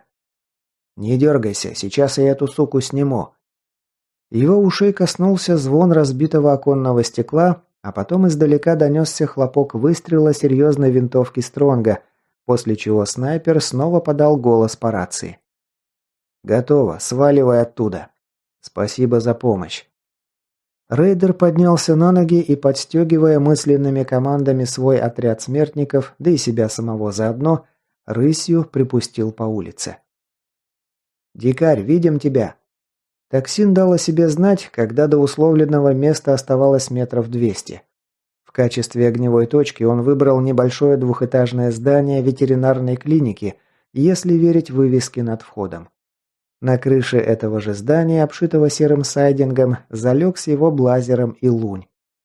Дикарь, подстегиваемый рычанием множества автомобильных моторов, которые стягивались к месту перестрелки со всех направлений, рассовал по укрытиям свою стаю и припустил к ветеринарке со всех ног. Он с грохотом металла взобрался наверх по узенькой пожарной лестнице и примостился рядом с советским разведчиком. «Ты как, жить будешь?» Лунь вопросительно глянул на окровавленную икру на левой ноге рейдера. Тот оттянул штанину и критическим взглядом окинул уже слегка подсохшую рану на ноге. «Нормально, до свадьбы заживет». Разведчик тряхнул в ответ своей побитой пеплом головой и передал карабин хозяину, снова взяв в руки свой собственный А5-45. Дикарь рассовал по опустевшим клапанам разгрузки запасные магазины от блазера, после чего поставил его рядышком, прислонив к жестяному вентиляционному коробу, а сам выудил из кармана патроны, доставшиеся ему вместе со злополучным СКС, и принялся забивать их в опустевший рожок от весла. Благо, калибр был один и тот же. Позеленевшие гильзы вызывали у него некоторые сомнения касательно дееспособности данных патронов, доставшихся ему от атомита. Но лучше уж пусть они будут в магазине, чем вот так просто россыпью валяться по карманам. Выкинуть магазин с сомнительными патронами внутри он всегда успеет. Закончив с вознёй, он снова взял в руки охотничий карабин, выставил дистанцию на оптике и приготовился вести стрельбу. «Встречайте!» Замечание Фиделя было хоть и своевременным, но не слишком полезным. Они и сами уже успели увидеть, как из переулка выкатилась туша тентованного ЗИЛ-133, следом за которым выехал один из уже многократно встречавшихся им УАЗиков с пулеметом в самопальной башенке на крыше. «Ждем, пока подъедут поближе». Следом на узенькую улочку, рыча силовой установкой и пуская выхлопной трубой клубы черного дыма, выкатил БТР-80. А спустя пару мгновений десантная шишига и еще пара легковых автомобилей, тюнингованных по моде Улья. «Ждем, ждем. Токсин, передний грузовик на тебе. Лунь работает по козлу». «Принял». Когда до колонны осталось не больше 150 метров, дикарь дал отмашку. «Огонь!» С первого этажа басовито зарокотал ПКМ. Очередь стальной метлой прошлась по капоту и кабине переднего грузовика, после чего принялась дырявить тент и тех, кто находился внутри кузова. Довольно успешную стрельбу крапового берета рейдер отметил лишь краем глаза. Он был занят тем, что наводил свои затаившиеся в парадных окрестных жилых домов и мусорных баках живые бомбы. Спустя несколько мгновений раздалась серия взрывов, подорвавшая последний шахид-мобиль, чем полностью оправдало его название, головастика и, если не уничтожившая, то заметно потрепавшая БТР. Мехвод бронетранспортера увидел, что вокруг творятся весьма грустные расклады, и потому вдавил педаль газа в пол.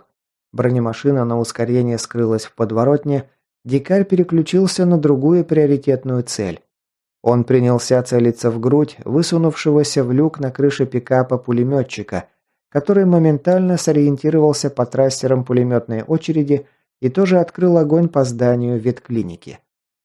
Блазер толкнул отдачей, и тяжелая пуля разбила незадачливому стрелку плечевой сустав, разом выведя стрелка из строя.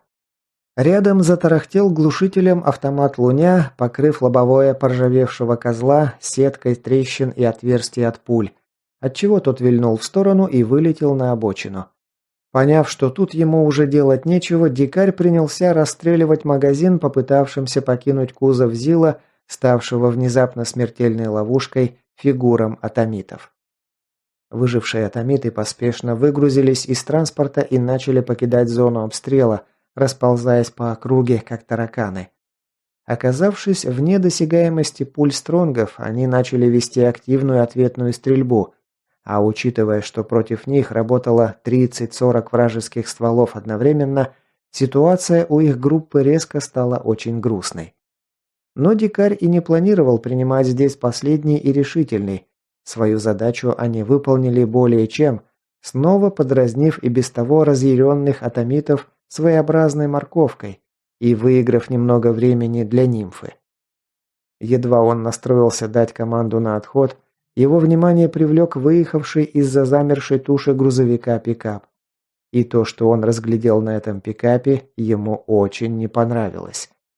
Толстая зеленая труба, закрепленная на платформе позади кабины, явно наводилась на их укрытие своим темным зевом.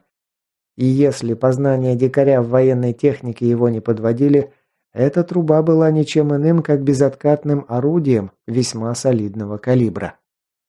«Токсин, уходи с позиции немедленно!» Больше он ничего сделать не успел. Зеленая труба выдохнула огненное облако, из ее нутра вылетела в их сторону огненная стрела, которая за мгновение преодолела разделявшее атомитов и позицию стронгов расстояние. В следующую секунду здание ветклиники содрогнулось, где-то внизу под их ногами громыхнул взрыв. «Токсин!» Дикарь схватил свое оружие. Карабин отправился за спину, а калаш занял место в руках. «Лунь, бегом вниз! Бегом!» Они ворвались в дверь, ведущую на крышу здания, и с грохотом скатились на первый этаж, где находилась позиция собровца. В дыму и пыли, оставшихся после взрыва, с трудом нашли его бесчувственное тело с окровавленным лицом, заваленное кусками гипсокартона и обломками офисной мебели. Рейдер нащупал сонную артерию и ощутил биение пульса, после чего с облегчением выдохнул. Дикарь бросил взгляд на раскуроченный ПКМ, с которого вел стрельбу спецназовец, выглянул наружу и неприятно поразился тому количеству атомитов, что находилось в опасной близости к их укрытию. Он поднял автомат и длинной неприцельной очередью из АКМ заставил противников залечь или занять укрытие, после чего пригнулся, спрятавшись от ответного огня. Выдернул из разгрузки одну из последних РГДшек. Осколочные у него уже вышли. Выдернул чеку и отправил гранату по навесной траектории в полет за подоконник. Подполз к распластавшемуся телу, дернул растерявшегося Луня за рукав. «Понесли в темпе, иначе нас тут зажмут». Они подхватили потерявшего сознание и раненого соратника под руки и потащили его на выход. Оказавшись снаружи, дикарь подвел их кавалькаду к углу здания и осторожно выглянул в сторону улицы. И почти сразу же утопил спуск автомата, который держал на весу в левой руке. Очередь веером прошлась по кустам, росшим вдоль стены ветеринарки. Тройка атомитов, продиравшаяся сквозь эти кусты, попадала на землю. То ли от страха, то ли от попаданий пуль. Рейдеру некогда было разбираться с этим. Их двойка, неся на руках волочившего ноги амбала, в припрыжку бросилась в проулок. Здесь была припаркованная древняя белая шестерка, одна из немногих машин в окрестностях, которая оказалась с ключами в замке, аккумулятор которой еще не приказал долго жить, а в баке имелся бензин. Ночью у дикаря не то чтобы был широкий выбор, да и времени на поиски имелось не сказать, чтобы много, так что пришлось удовлетвориться этим вариантом. Они поспешно закинули раненого на заднее сиденье, после чего сами сели вперед. Дикарь, угнездившийся на месте водителя, буркнул в сторону разведчика. «Приготовься стрелять, они вот-вот полезут». Рейдер послушно опустил пассажирское окно и высунулся наружу, взяв автомат на изготовку. Дикарь повернул ключ зажигания и с неудовольствием отметил, что подсветка приборной панели горит едва-едва и при этом подозрительно моргает, словно вот-вот прикажет долго жить. Он повернул ключ зажигания и тут же нашел подтверждение своим страхам. Аккум дышал на ладан и с трудом проворачивал стартер. «Твою мать!» Затарахтело глушителем оружие в руках Луня. Дикарь с зарождающейся паникой глянул в зеркало заднего вида и успел заметить свалившийся на асфальт силуэт атомита. Он выключил зажигание, сделал глубокий вдох-выдох, после чего вытащил рычаг обогатителя смеси на 2/3 от максимума, качнул носком ступни несколько раз педаль газа, после чего вновь включил зажигание. «Давай, родная, вывози нас отсюда!» Поворот ключа, и вновь стартер начал вяло проворачивать движок, явно намекая на то, что батарея вот-вот откажет окончательно. Но когда дикарь уже был готов упасть в глубины отчаяния, двигатель чихнул, прокашлялся и внезапно взвыл на высоких оборотах. Рейдер тоже заревел белугой от накатившего на него волной облегчения и утопил педаль газа в пол, заставляя двигатель машины орать, как ракету на старте. Времени на прогрев двигателя не было, поэтому он врубил передачу и, нещадно насилуя сцепление, отпустил педаль. Машина взбрыкнула, словно норовистый жеребец, и с заносом сорвалась с места. Позади загремели выстрелы, очередь прошлась по багажнику «Жигуля», но машина не потеряла ход, наоборот, все больше и больше набирала скорость. Лунь обессиленно свалился на свое сиденье. «Ёшкин кот, я уж думал, все, приплыли». Ответом ему стал истеричный смешок дикаря, всеми силами пытавшегося унять лютую дрожь в руках. Удирать на олдскульной жиге от орды атомитов оказалось занятием крайне экстремальным и перенасыщенным адреналином. Благо, ехать было уже недалеко, да и Фидель вел их по улицам, подсказывая моменты, когда стоило притормозить, а когда разогнаться. Снайпер к тому моменту уже окончательно прекратил шифроваться и занимался тем, что отстреливал из своей крупнокалиберной винтовки движки пулеметных пикапов и десантных грузовиков атомитов, притормаживая их преследователей в пути. Причем ехать им надлежало так, чтобы враги не потеряли их из виду окончательно и постоянно висели на хвосте, так что тут требовался филигранный подход. В итоге они всего несколько раз подставились под не самый прицельный огонь патрулей атомитов. Впереди их ждала самая сложная часть плана. Им предстояло вломиться на смехотворном автомобильчике прямиком в месторасположение группы фашиста. То бишь в здравом уме и трезвой памяти подергать за усы затаившегося тигра.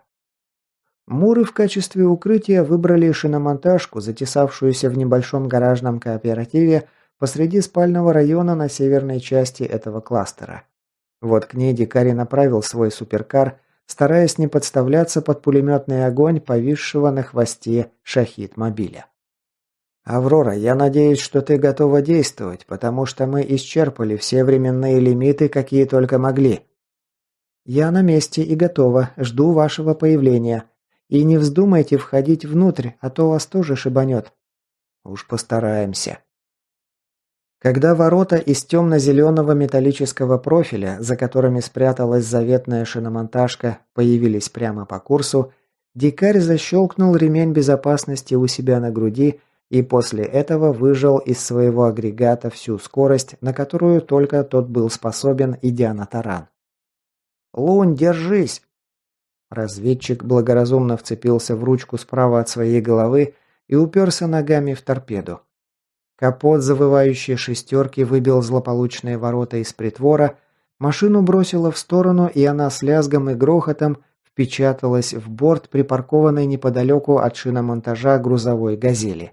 Тело рейдера мотнулось вперед, ремень безопасности впился в грудь, зубы глухо клацнули, прикусив кончик языка, во рту появился металлический привкус крови.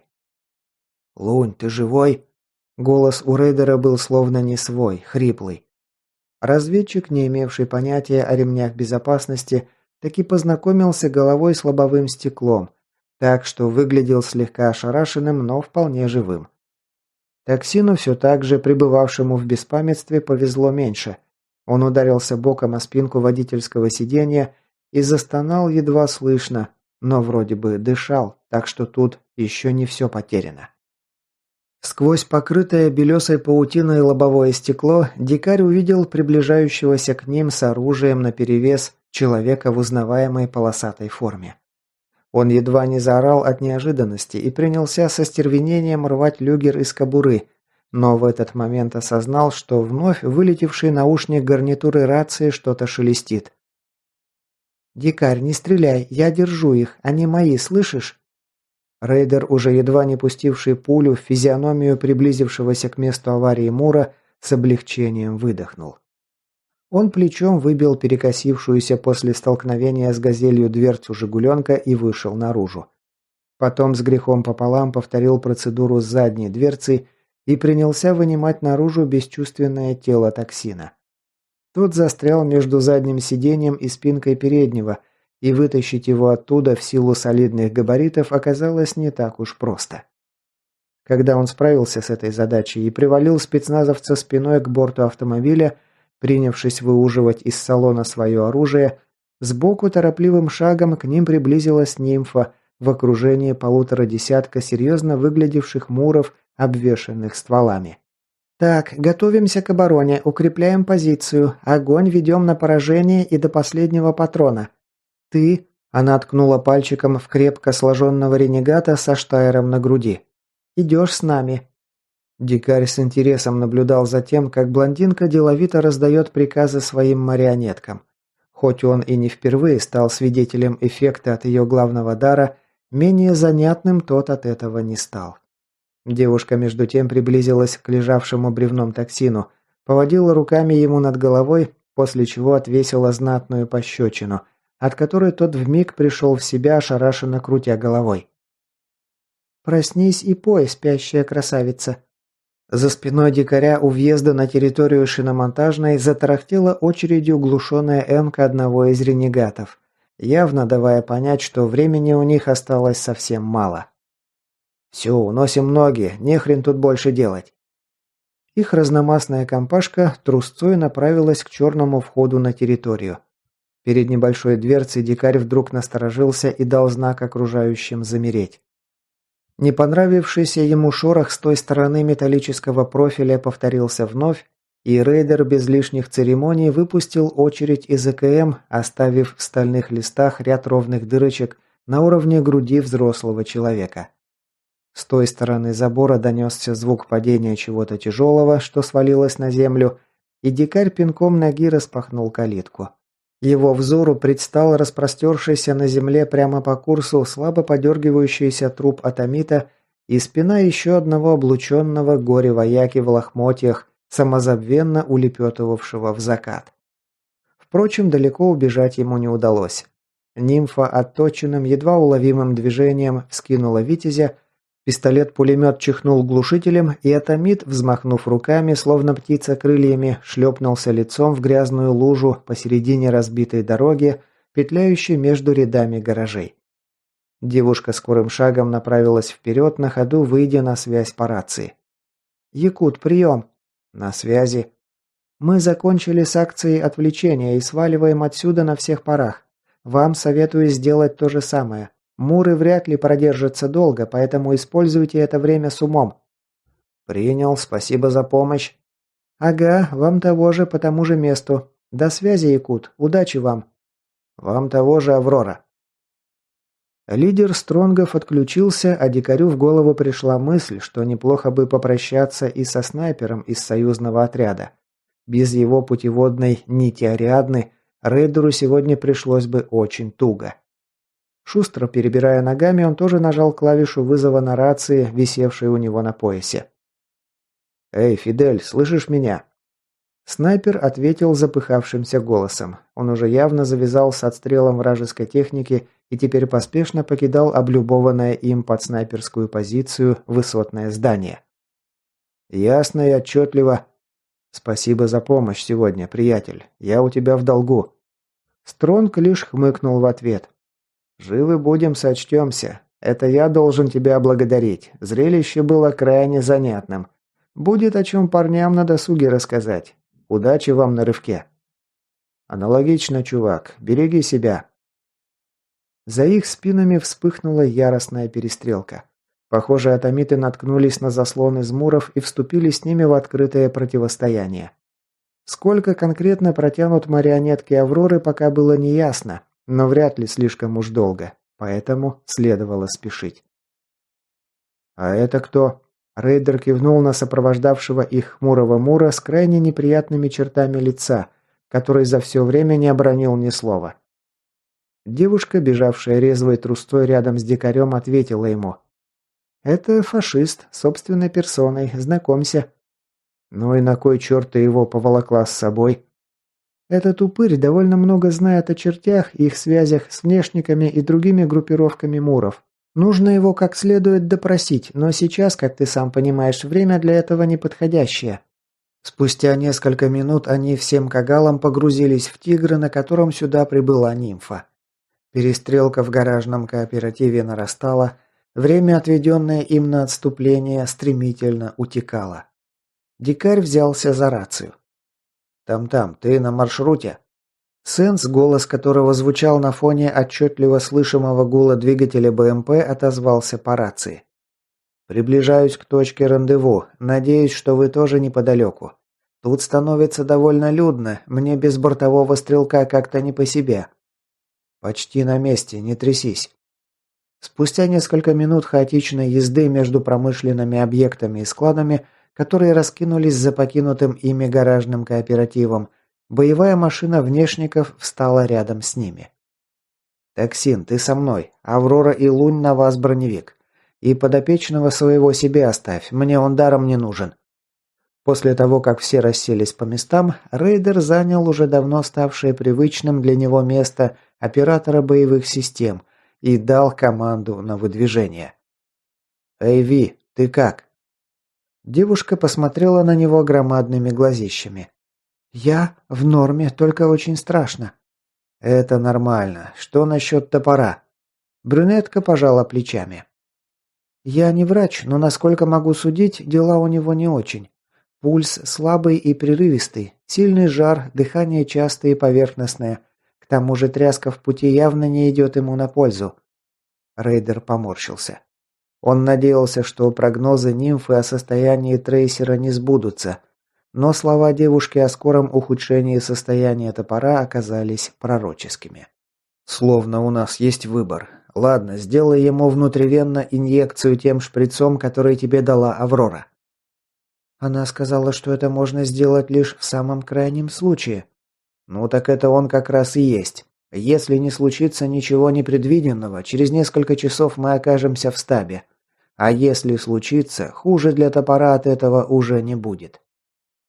Озвучивать конец своей мысли о том, что в Улье всегда что-то идет не так, он не стал.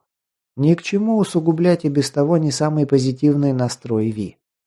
«Потом глянь на токсина, там тоже есть чем тебе заняться».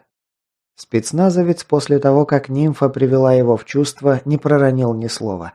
Но по его бледному лицу и прикушенной до крови нижней губе было ясно, что приходится ему несладко. Взрыв снаряда из безоткатного орудия атомитов одарил его контузией и несколькими осколками в бронежилет и ноги. Плюс ему какими-то обломками сильно разбило лицо и голову. Раны хоть и не смертельные, но болезненные, да и крови с них натекло прилично. Лучше об этом позаботиться, пока оно не переросло в серьезную проблему. Девушка взялась за медпакет, а дикарь оставил парочку в покое, вернувшись к своим непосредственным обязанностям. То есть к наблюдению за окрестностями через триплекс. Но судя по звукам, громыхавшей в отдалении перестрелки, к которой подключалось все больше и больше стволов, разъяренные его проделками атомиты переключили весь свой праведный гнев на подвернувшихся им под руку муров. Тем, в свою очередь, деваться было некуда. Приказ нимфы не предполагал отступления от превосходящих сил противника. Вот они и отстреливались с маниакальной обреченностью, упорно отсрочивая неизбежное. И тем самым подарили шанс для условно безопасного бегства с кластера для отрядов дикаря и якута. Хоть что-то полезное в своей бессмысленной жизни успели сделать напоследок. Глава 9. Городские кварталы они покинули без проблем. Дикарь всего несколько раз шуганул из пулеметной спарки случайные патрули атомитов. Похоже, те и впрямь стягивали все оставшиеся у них силы к шиномонтажке. Но выдохнуть с облегчением дикарь позволил себе лишь после того, как они проехали дорожную развязку, откуда лежал путь на флюгер и в кластер САЭС. Ему уже доводилось здесь бывать. В прошлый раз они проезжали мимо на ржавой шишиге, приватизированной топором в дачном поселке в километре отсюда. Дикарь даже разглядел через оптику крыши его дач, мелькавших в чахлой лесной поросли Заполярья. Чуть дальше виднелся склон холма, на котором он с группой трейсеров пережидал начало перезагрузки и где-то подстрелил облученного медведя-лотерейщика. От воспоминаний о том дне сжалось сердце. Эмоции, пережитые им тогда, до сих пор отзывались внутри неприятной, тупой болью. После расставания с кластером атомитов поездка стала на удивление спокойной. Зараженные по пути им попадались слабенькие, и случалось это довольно редко. Как видно, основная масса популяции мутантов откочевала к свежеперезагрузившимся кластерам. Здесь после перезагрузки прошло уже больше недели. Все, что могло, тут уже либо обратилось, либо было сожрано в первые дни. Словно сам Улей решил, что с них довольно тех проблем, что щедро сыпало на головы их отряда в последние несколько дней.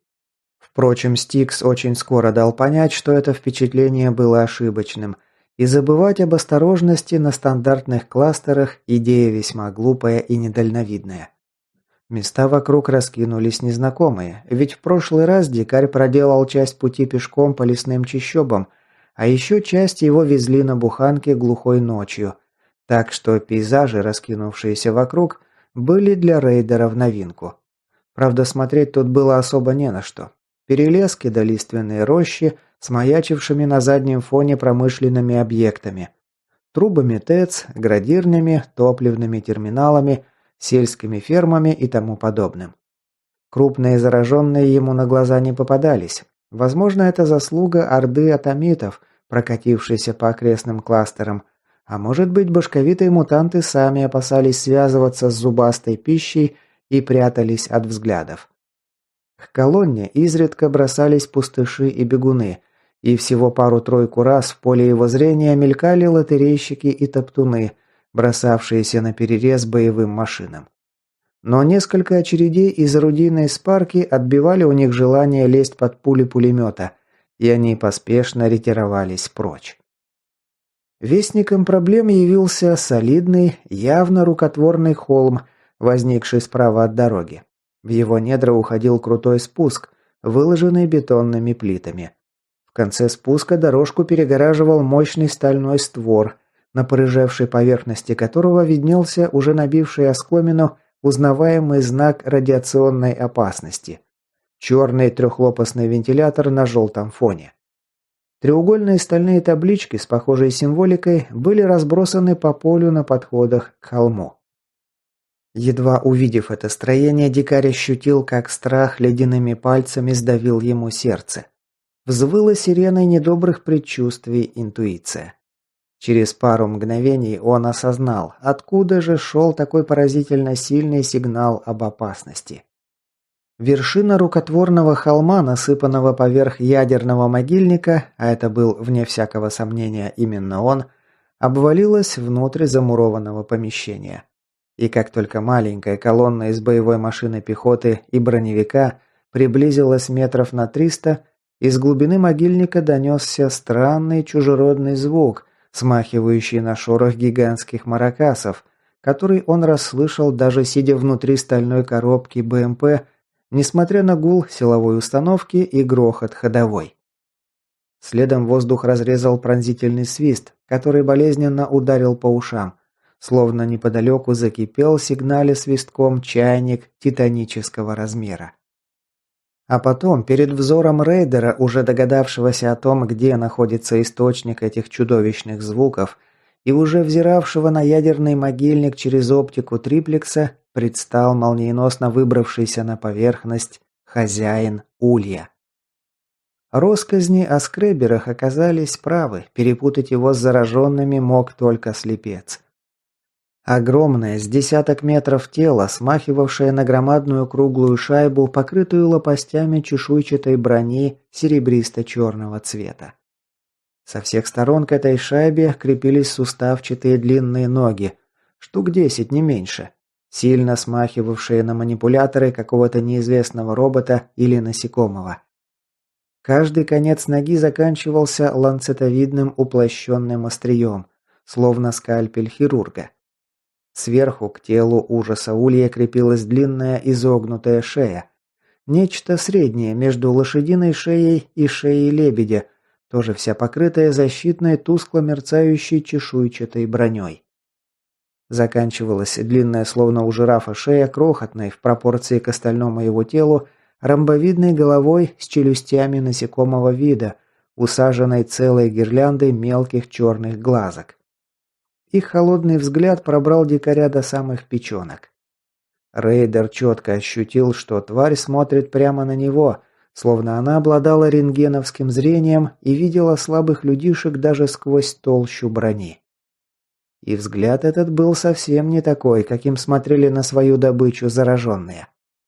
Его накрыло ощущением того, что он смотрит прямиком в глубины космоса, в центр сверхмассивной черной дыры, темнее самой ночи, потому что даже фотоны света не в силах покинуть центр космического тела и преодолеть горизонт событий, чтобы попасть ему на сетчатку и дать данные зрительному центру мозга рейдера.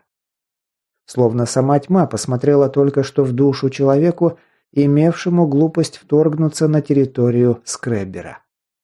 Это длилось краткий миг, а потом хозяин Стикса ощетинился своей броней, резко увеличившись в и без того немаленьком размере. Он приподнял над поверхностью тела, отливающие матово-черным чешуи своей защиты, уподобившись гигантской еловой шишке черного цвета. В узких щелях бронесекции проглянула белесо-желтая плоть кошмарной твари неизвестного происхождения. В уши рейдера проник ужасный шум. Словно тысячи и тысячи насекомых, шурша миллиардами лапок, ползли огромным водоворотом неизвестно куда. Звук маракасов усилился. Над плоской, ощетинившейся бронесекциями спиной скреббера взметнулись два черных тентакля, каждый из которых заканчивался утолщением, смахивающим на погремушку на конце хвоста гремучей змеи. Видимо, как раз они и издавали этот трескучий звук, вызываемый хаотическим подергиванием отростков тела монстра. Едва ушей дикаря коснулся этот ни на что не похожий звук, он словно погрузился в транс. Ощущение собственного тела, пространства и времени исчезло. Его союзники, БТР вместе с Тигром, даже сам Улей со всеми своими тварями, мурами, внешниками, килдингами и атомитами растворились где-то там, оставив его наедине с темной хтонической сущностью. Рейдер завороженно смотрел во тьму. Тьма выжидающе смотрела на него в ответ. Это было похоже на столкновение сознаний дикаря и голода, но лишь отчасти. Зараженным двигал лишь инстинкт. Кроме ощущения насыщения и страха смерти, он более ни о чем не беспокоился. А вот то, что смотрело на него прямо сейчас, мыслило совершенно иными категориями, для человеческого разума абсолютно недоступными. Что именно нужно было этому непостижимому существу, для человека оставалось недосягаемой тайной. Дикарь не смог бы ответить, сколько длились их безмолвные гляделки, но в какой-то момент он ощутил себя так, словно стоит на самом краю зияющего чернотой бездонного провала. Еще шаг, и он улетит вниз, в эту тьму, и исчезнет в ней без следа. Он неимоверным усилием воли стряхнул густое и липкое, словно свежая смола, оцепенение, овладевшее его разумом, и пришел в себя. Ему потребовалось еще полминуты, чтобы осмыслить, где он находится и что с ним происходит. Дикарь обвел приборную панель рядом с местом бортового стрелка мутным взглядом, после чего сфокусировался на перископе триплекса. И только после этого окончательно вернул контроль над собой. Потому что было отчего. Все то время, пока он заныривал куда-то в глубины собственного подсознания, там, вероятно, точно так же, утративший связь с реальностью, сомнамбулически продолжал вести бронемашину вперед, неторопливо приближаясь к логову Радскреббера. Похоже, этот хозяин улья охотился именно таким способом. Выключал мозги своим жертвам, накидывая на них мощный ментальный поводок, и принуждал их приходить прямиком ему в лапы. Прямо как муравьиный лев, дожидающийся, пока в его песчаную ловушку угодят беспечные муравьи и другие насекомые. Вероятно, с нимфой сейчас происходило что-то похожее. Ветеран Стикса попала в неосязаемые сети скреббера точно так же, как и обычные свежаки. Шансов против непостижимой твари у нее было точно так же смехотворно мало. Рейдера спасло то, что из-за постоянных ментальных атак голода он поднаторел в играх разума, где в схватке сходились не умения улья и не физическая мощь населяющих Стикс существ, не когти, клыки и огнестрельное оружие, а сила воли, ментальная устойчивость и способность противостоять чужому влиянию на твой разум. Как бы там ни было, дикарю удалось прийти в чувство, стряхнуть с себя смертельно опасное оцепенение. И теперь на его плечи легла непростая задача по спасению его группы из лап хозяина улья. «Там!» Рейдер поразился, насколько слабым и непривычно тусклым прозвучал его голос. «Слышишь меня?» Сенс никак не прореагировал на обращение дикаря к нему. Тот увидел сквозь зарешеченное окно в двери, разделявшей десантный и рулевой отсеки боевой машины, что Стронг не повел и ухом, продолжая вести бронемашину прямо в лапы скреббера. Он, словно марионетка, слепо дергал рычагами управления и больше не обращал внимания ни на что вокруг. Зов тьмы в его голове звучал гораздо сильнее голоса рейдера. Дикарь, видя, что его призывы уходят в пустоту, встал с кресла и с ужасом ощутил, как подгибаются ватные ноги. Но он пересилил слабость и шагнул вперед, навалившись на запорный рычаг переборки. С трудом отодвинув ее в сторону, он впился пальцами в мочки ушей Тамтама, принявшись массировать их круговыми и довольно жесткими движениями. Спустя несколько секунд дополнительно хлопнул его несколько раз по щекам. «Ну, давай же, приходи ты уже в себя, бестолочь, а не то мы тут все поляжем». Сенс, словно услышав фразу рейдера, произнесенную напряженным дребезжащим голосом, вздрогнул и приоткрыл веки. Его взгляд бессмысленно блуждал по кабине бронемашины какое-то время, пока болезненный щипок за щеку, выполненный стальными пальцами дикаря, не привел, наконец, его в чувство. Оно зовет. Надо ехать». «Тебе надо слушать меня, понял?» Дикарь залепил водителю звучную оплеуху, окончательно вытряхивая его из странного кататонического состояния. «А? Что?» «Стоп, машина, говорю!» На этот раз мехвод среагировал как надо и перевел фрикционы в положение нейтрали. БМП, и без того двигавшаяся на минимальной скорости, вздрогнула и замерла на месте. А в следующую секунду его корпус сотряс гулкий удар. Точно так же бессмысленно двигавшийся вперед броневик, бездумно ведомый нимфой, протаранил кенгурятником заднюю дверцу бронемашины. И, судя по раздающемуся скрежету и завыванию мощного движка «Тигра», девушка продолжала давить на педаль газа, совершенно не понимая, что ехать вперед она больше не может. Рейдер поначалу хотел выйти наружу и точно так же попытаться привести блондинку в чувство, как он сделал только что с Тамтамом, но потом он резко передумал. И виной тому послужила слегка изменившаяся тональность звучания гигантских маракасов. Скреберу явно не понравилось, что его добыча прекратила двигаться к нему в лапы. Неизвестно, что чудовище может предпринять, если один из несостоявшихся кандидатов на его обед внезапно покажется снаружи. Рейдеру совершенно не хотелось спровоцировать хозяина улья на атаку. От одной мысли об этом спина дикаря моментально покрылась липкой холодной испариной. Он, перебарывая слабость в руках, взялся за гарнитуру рации. «Аврора, ты меня слышишь? Твою дивизию, ответь мне немедленно!» Рейдер еще какое-то время грязно ругался в радиоэфир, прежде чем смог услышать слабый, совершенно несвойственный нимфе голос. «Оно там, мне надо к нему. Оно плачет, ему одиноко, разве ты не слышишь? Нужно туда». «Да очнись ты уже, дубина белобрысая! Нам нужно уносить отсюда ноги, срочно! Приходи ты уже в себя, черти бы тебя побрали!» Он поносил девушку последними словами, пока та, наконец, не смогла сфокусироваться на его голосе и более внятным и крайне изумленным тоном не поинтересовалась у него, какого лешего тут происходит. И тут же сама выругалась до нельзя испуганным голосом, который шел вразрез с ее обычной железобетонно непрошибаемой невозмутимостью. «Мать моя женщина! Дикарь, вытаскивай нас отсюда, пока снова не накрыло! Ёбушки-воробушки, страшно-то как!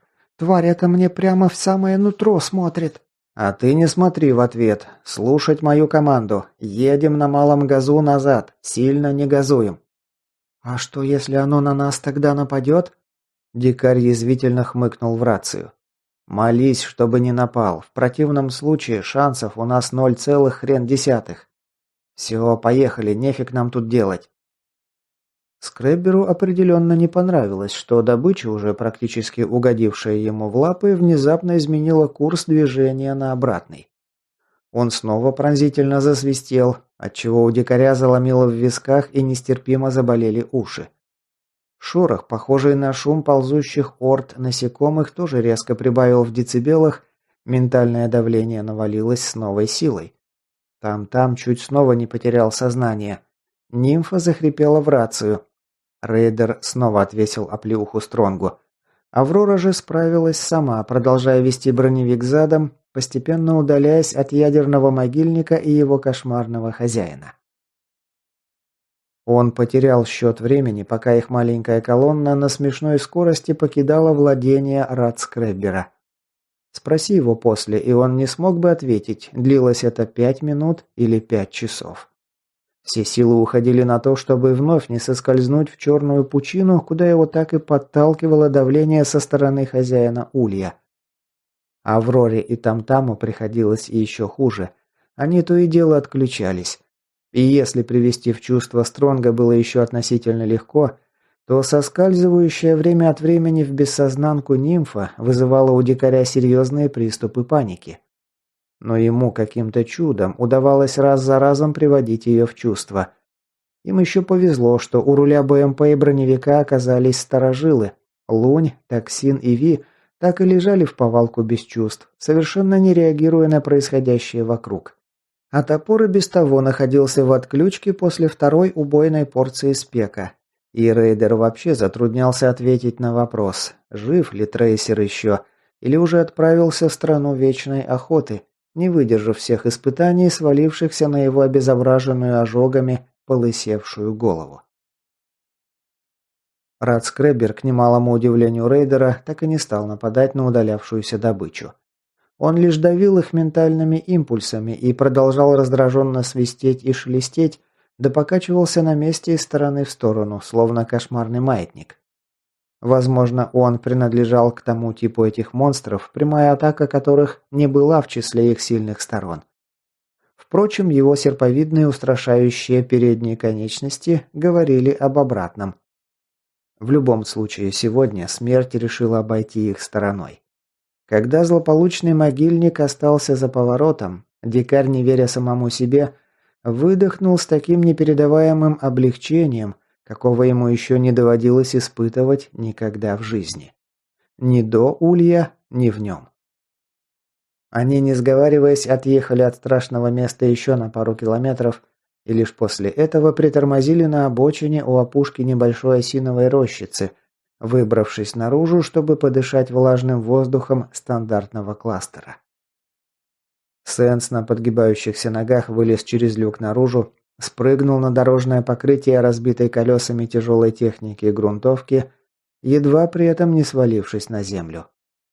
Он сделал несколько нетвердых шагов, отойдя за бруствер, и рухнул в траву, как подкошенный, уставившись бессмысленным взглядом в небо. «Грёбаный-покорёбаный, мне ведь это не снится. Мы и впрямь ушли из лап самого. Или, может, мы того, все еще цветные мультики смотрим, а он нас сейчас жрать начнет?» Дикарь присел на землю рядом с ним и бесцветно хохотнул. «Могу тебе целительный пендель отвесить, чтобы наверняка дошло, в реальности мы или же нет».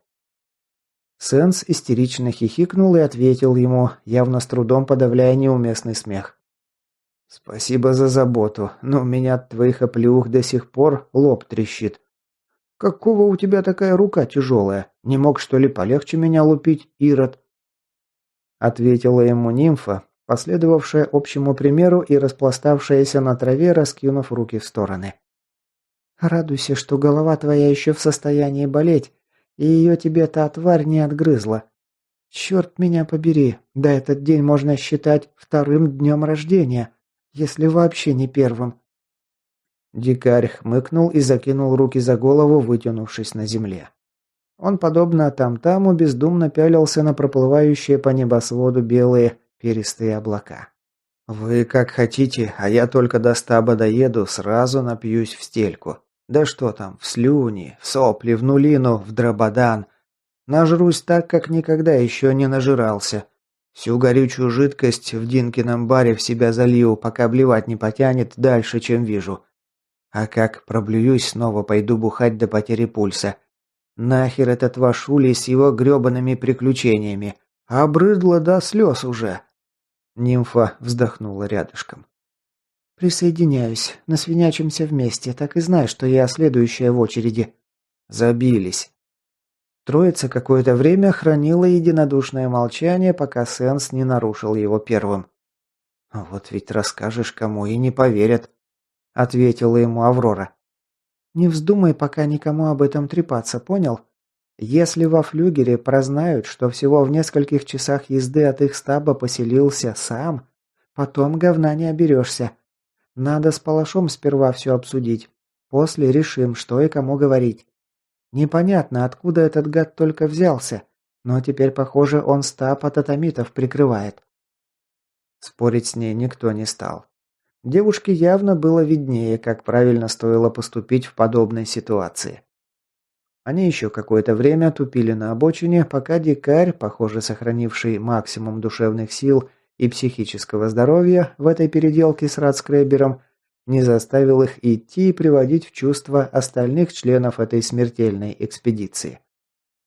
Тем наверняка тоже потребуется время, чтобы прийти в себя, а времени у них как раз-таки катастрофически мало. У троицы ушло еще полчаса на то, чтобы привести в относительно дееспособное состояние их новичков. И если Лунь пришел в себя довольно быстро, то вот с токсином, а особенно с Ви, пришлось как следует повозиться. Да и потом, эта парочка выглядела так, что краши в гроб кладут. У сбежавшей невесты случилась паническая атака, только стоило ей открыть глаза, и на этот раз дикарь ее совершенно не винил. У любого из их команды после подобного было такое право. Скребберы в Стиксе на дороге не валяются и на кустах не растут. Встреча с хозяином улья – явление абсолютно не рядовое. Потом нимфа еще какое-то время колдовала над топором, прежде чем поставила окончательный диагноз и дала свое заключение.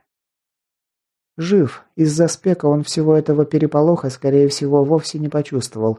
Но передоз с тимами и общее хреновое состояние никуда не делись. Если мы его в самые короткие сроки не доставим в стаб, он гарантированно зажмурится. Надо пошевеливаться. И снова Аврора оказалась чертовски права.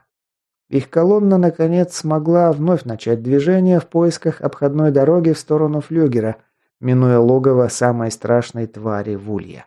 Им потребовалось около часа блужданий по переплетениям трасс, шоссе, проселков и грунтовок, пока нашлась подходящая дорога, ведущая в нужную им сторону. Дикарь чем дальше, тем больше начинал нервничать. Он списывал это на общий стресс и опасения за жизнь трейсера. А еще ему жутко хотелось оказаться уже наконец в безопасном месте. От мысли обо всем, случившемся с ним и его группой за последние несколько дней, у рейдера сводила кожу на затылке. Психика уже просто не выдерживала постоянного дикого стресса, ему срочно нужен был отдых. Он уже чувствовал, что действует на пределе своих возможностей.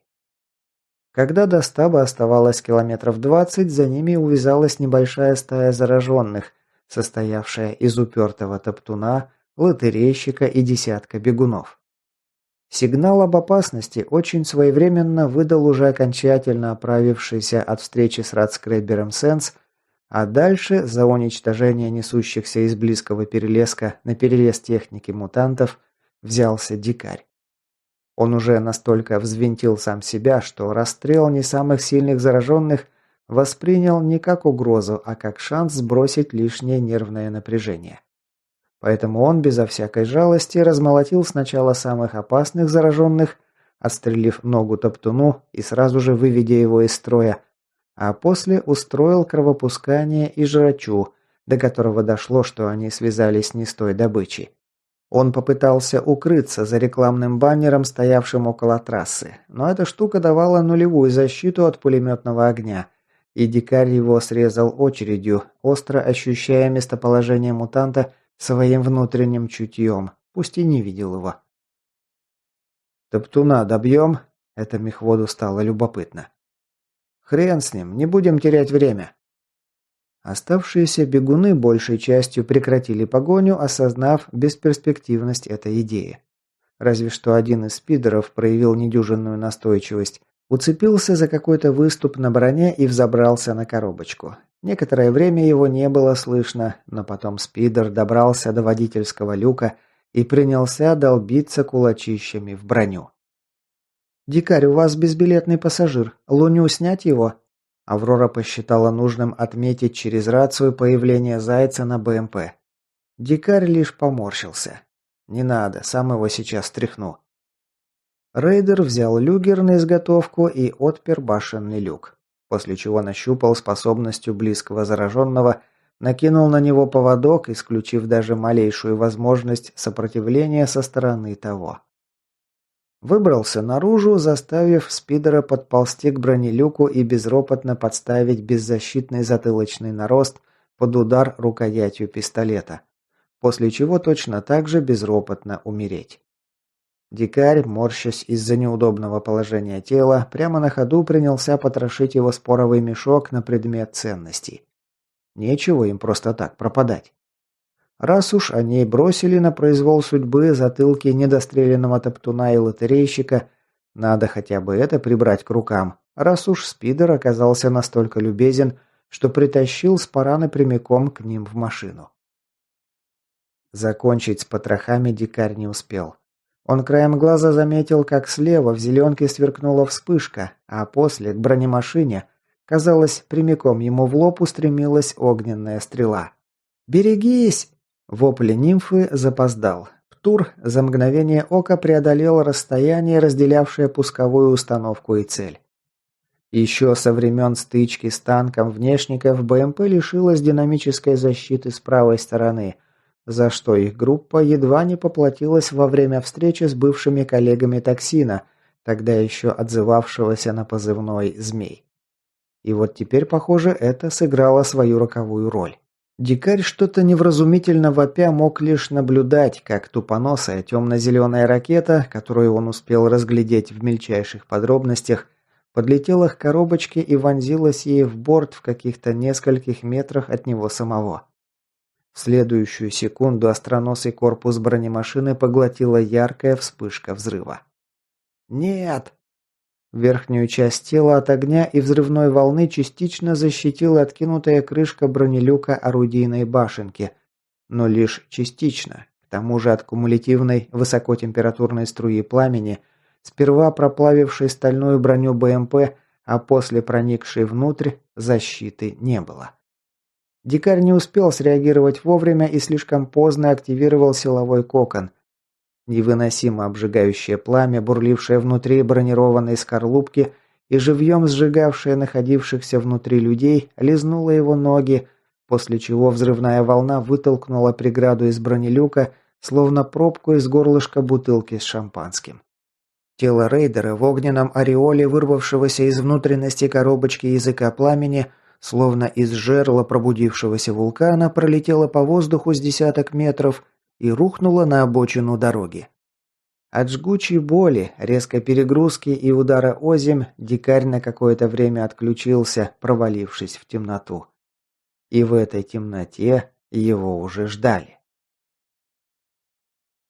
«Пришла пора тебе встретиться с моими хозяевами». Голос Тритона, звучавший из-за зарешеченной двери, был, как всегда, бесцветным и абсолютно безэмоциональным, сухим. «С внешниками, что ли? На кой хрен они мне сдались?»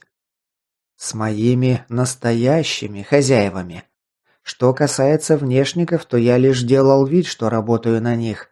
Таково было мое задание». «Тогда почему я об этом впервые слышу?»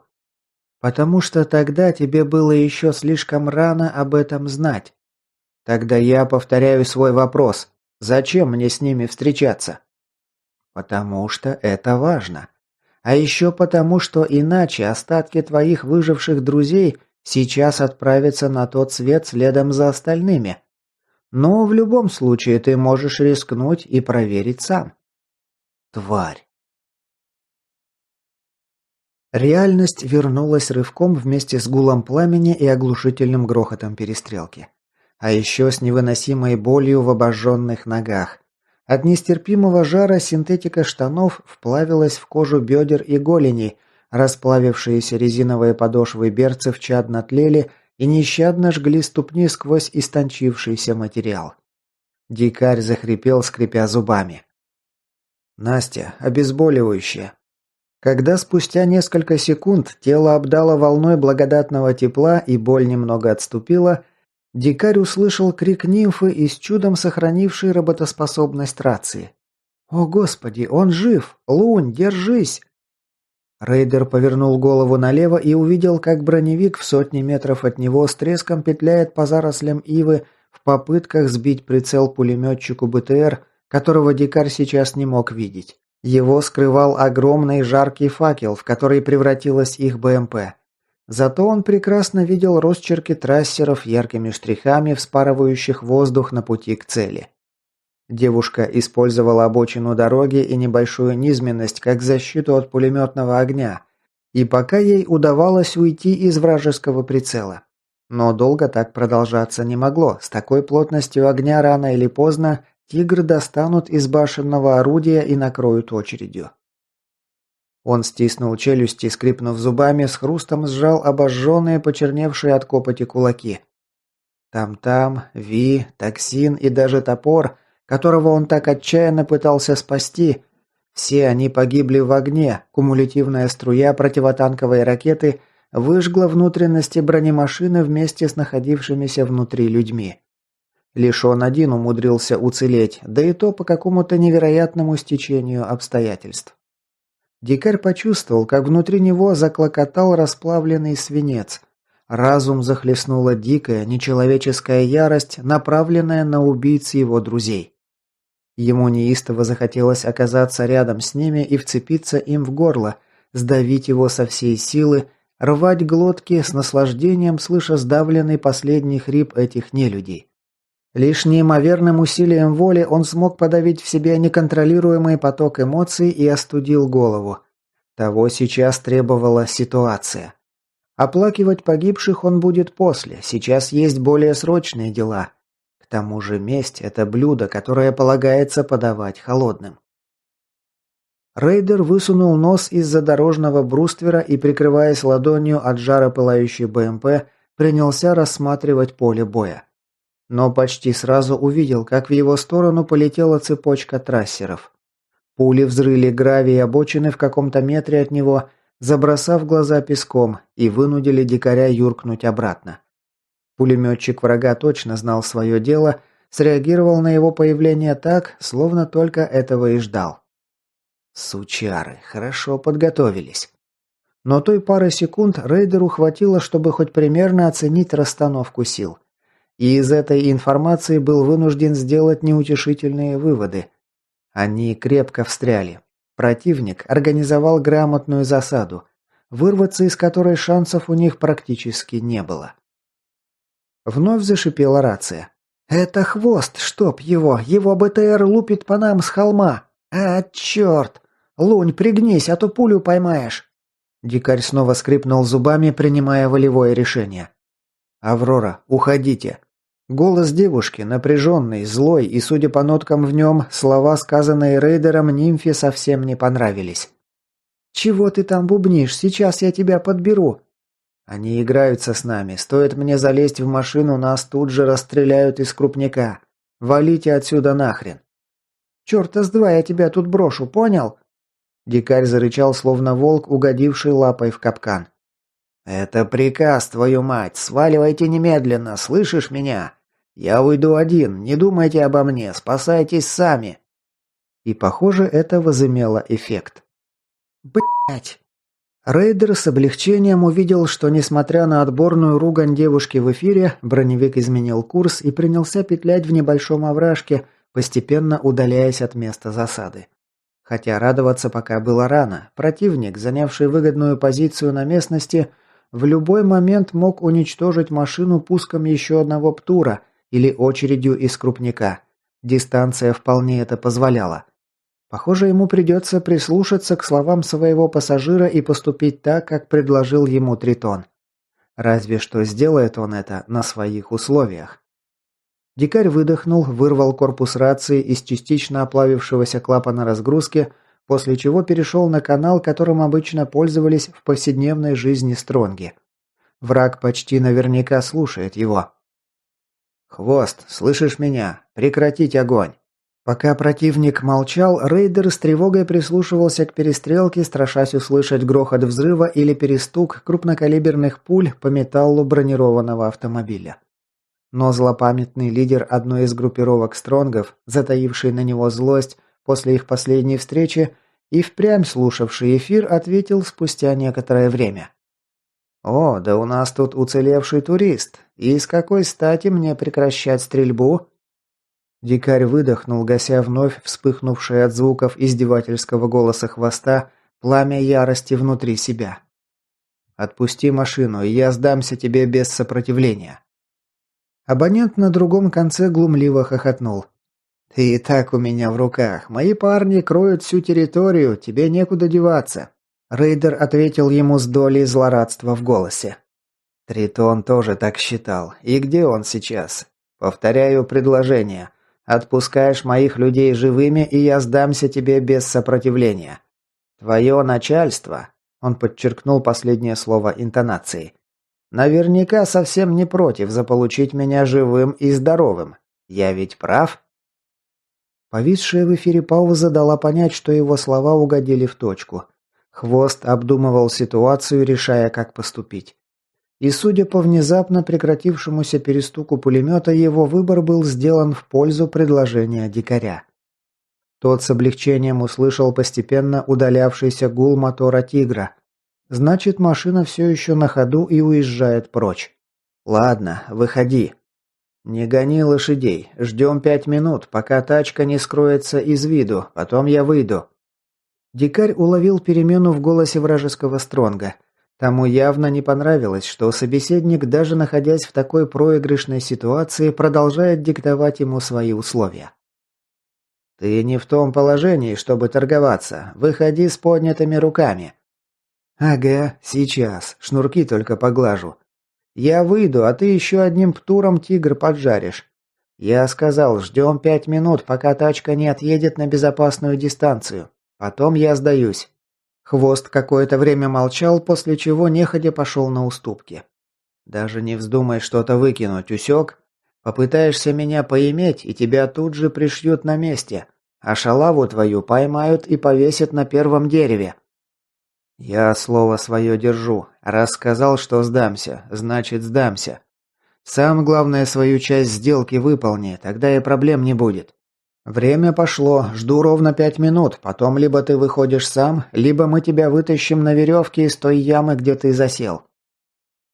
Рейдер с грехом пополам вытащил из кармана аптечку и вкатил себе лошадиную дозу промедола. Наноботов сейчас лучше задействовать на помощь его регенерации. Состояние у него сейчас хуже не бывает. Лишь бурлящий в крови адреналин и клокотавшая внутри злоба продолжали держать дикаря на ногах. Ощутив, что лекарство начало действовать, он лег на землю и попытался расслабиться, сконцентрировавшись на горевших огнем ногах. Судя по всему, они ему могут скоро понадобиться. Когда звуки, издаваемые тигром, исчезли вдали, дикарь встал, не дожидаясь, пока за ним придут, поднял руки вверх и вышел из своего укрытия, обходя по дуге продолжавший ярко гореть остов БМП. Он старался не думать о погибших в нем его друзьях и крестных и направился через дорогу в сторону смотревшего на него дулом корда БТР. Бывший теперь уже Стронг встретил его в окружении своих бойцов. Он приблизился вплотную к рейдеру, выдернул из его оплавленной и утратившей товарный вид разгрузки люгер, каким-то чудом не потерявшийся после взрыва птура, и с издевкой окинул его фигуру холодным взглядом. «А нехило тебя покоцало, а? Ты хоть протянешь еще пару часов с такими ожогами? Не хватало еще, чтобы ты по дороге откинулся». Дикарь ответил ему, сохраняя каменное выражение на лице. «Постараюсь не сдохнуть в процессе». «Да, ты уж постарайся». Хвост кивнул своим быкам, и те обступили пленника со всех сторон. Спустя секунду на дикаря градом посыпались меткие и не очень удары кулаков. Он прикрыл голову руками, пытаясь защитить лицо, но кто-то из нападавших умудрился попасть ему в висок. В голове загудело, картинка на какое-то время утратила резкость, и он очутился на земле. Его еще некоторое время пинали ногами, целясь в пах и живот. Удары были чувствительными, но и только. Разгрузка защищала его, принимая большую часть урона на себя. Так что он отделался разбитыми губами, несколькими синяками и ушибами, да заработал парочку болезненных пинков по ребрам и обожженным ногам. Ладно, завязывайте его метелить, а то и впрямь ласты склеит. Нас за это наган точно по головке не погладит. Грузите его в буханку. Дикаря подхватили с земли чьи-то сильные руки и волоком потащили внутрь переделанного по рейдерской моде УАЗика, где усадили на лавку и пристегнули к ней наручниками. «Сиди смирно, а то добавки схлопочешь». Крепкий подручный хвоста с грохотом захлопнул заднюю дверцу вездехода и вышел наружу. Несмотря на гул, стоявший в ушах после нескольких болезненных ударов, дикарь напряг уши, прислушиваясь к разговору лидера группировки экс-стронгов со своим подчиненным. И совсем не зря. Благодаря своему тонкому слуху, о котором нападавшие и не догадывались, он смог вычленить из шумов двигателей и сторонних звуков кусочек важной информации. «Дай знать ГОСТу, пусть берет квадрик и отправляется следом за той шкурой.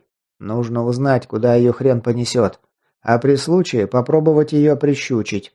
А то достала уже, сучка белобрысая». «Так, может, не стоило тогда ее отпускать?» «Вот поэтому, Чапа, командир тут я, а не ты. Пирог нужно есть по кусочкам, а не то подавишься. За этого хмыря нам начальство живот погладит точно. А вот смогли бы мы взять и его, и ту шалаву разом, еще вопрос. Не парься, никуда она от нас теперь не денется. ГОСТу только скажи, чтобы действовал осторожно. У нее целая колода тузов в рукавах». «Принято». Разговор на этом прервался, а дикарь сделал для себя кое-какие выводы. Хоть формально Хвост и согласился на его условия, отказываться от своих планов по поимке нимфы он явно не планировал. Но тем хуже для него. Эта идея сродни попыткам поймать черную мамбу голыми руками. И кончится она, скорее всего, весьма предсказуемо. Шутить шутки с крайне сильной и чертовски злобной нимфой – идея весьма так себе. Впрочем, возможно, этот неизвестный ГОСТ тоже не лыком шит. Ведь в Улье никогда не знаешь, на что может оказаться способен тот или иной иммунный. Хвост тем временем забрался внутрь буханки и уселся на скамейку напротив. Он некоторое время с ухмылкой изучал побитое лицо дикаря. Рейдер тем временем задрал голову вверх. Из расквашенного носа струйкой текла кровь. Оба хранили гробовое молчание. Потом в салон автомобиля забралась еще тройка бойцов в полной выкладке. Один сразу занял место в самопальной пулеметной башенке на крыше машины. Оставшаяся двойка расселась по сиденьям у стен, что находились ближе к водителю. «Кэп, мы готовы, можем ехать». Бывший Стронг кивнул в ответ.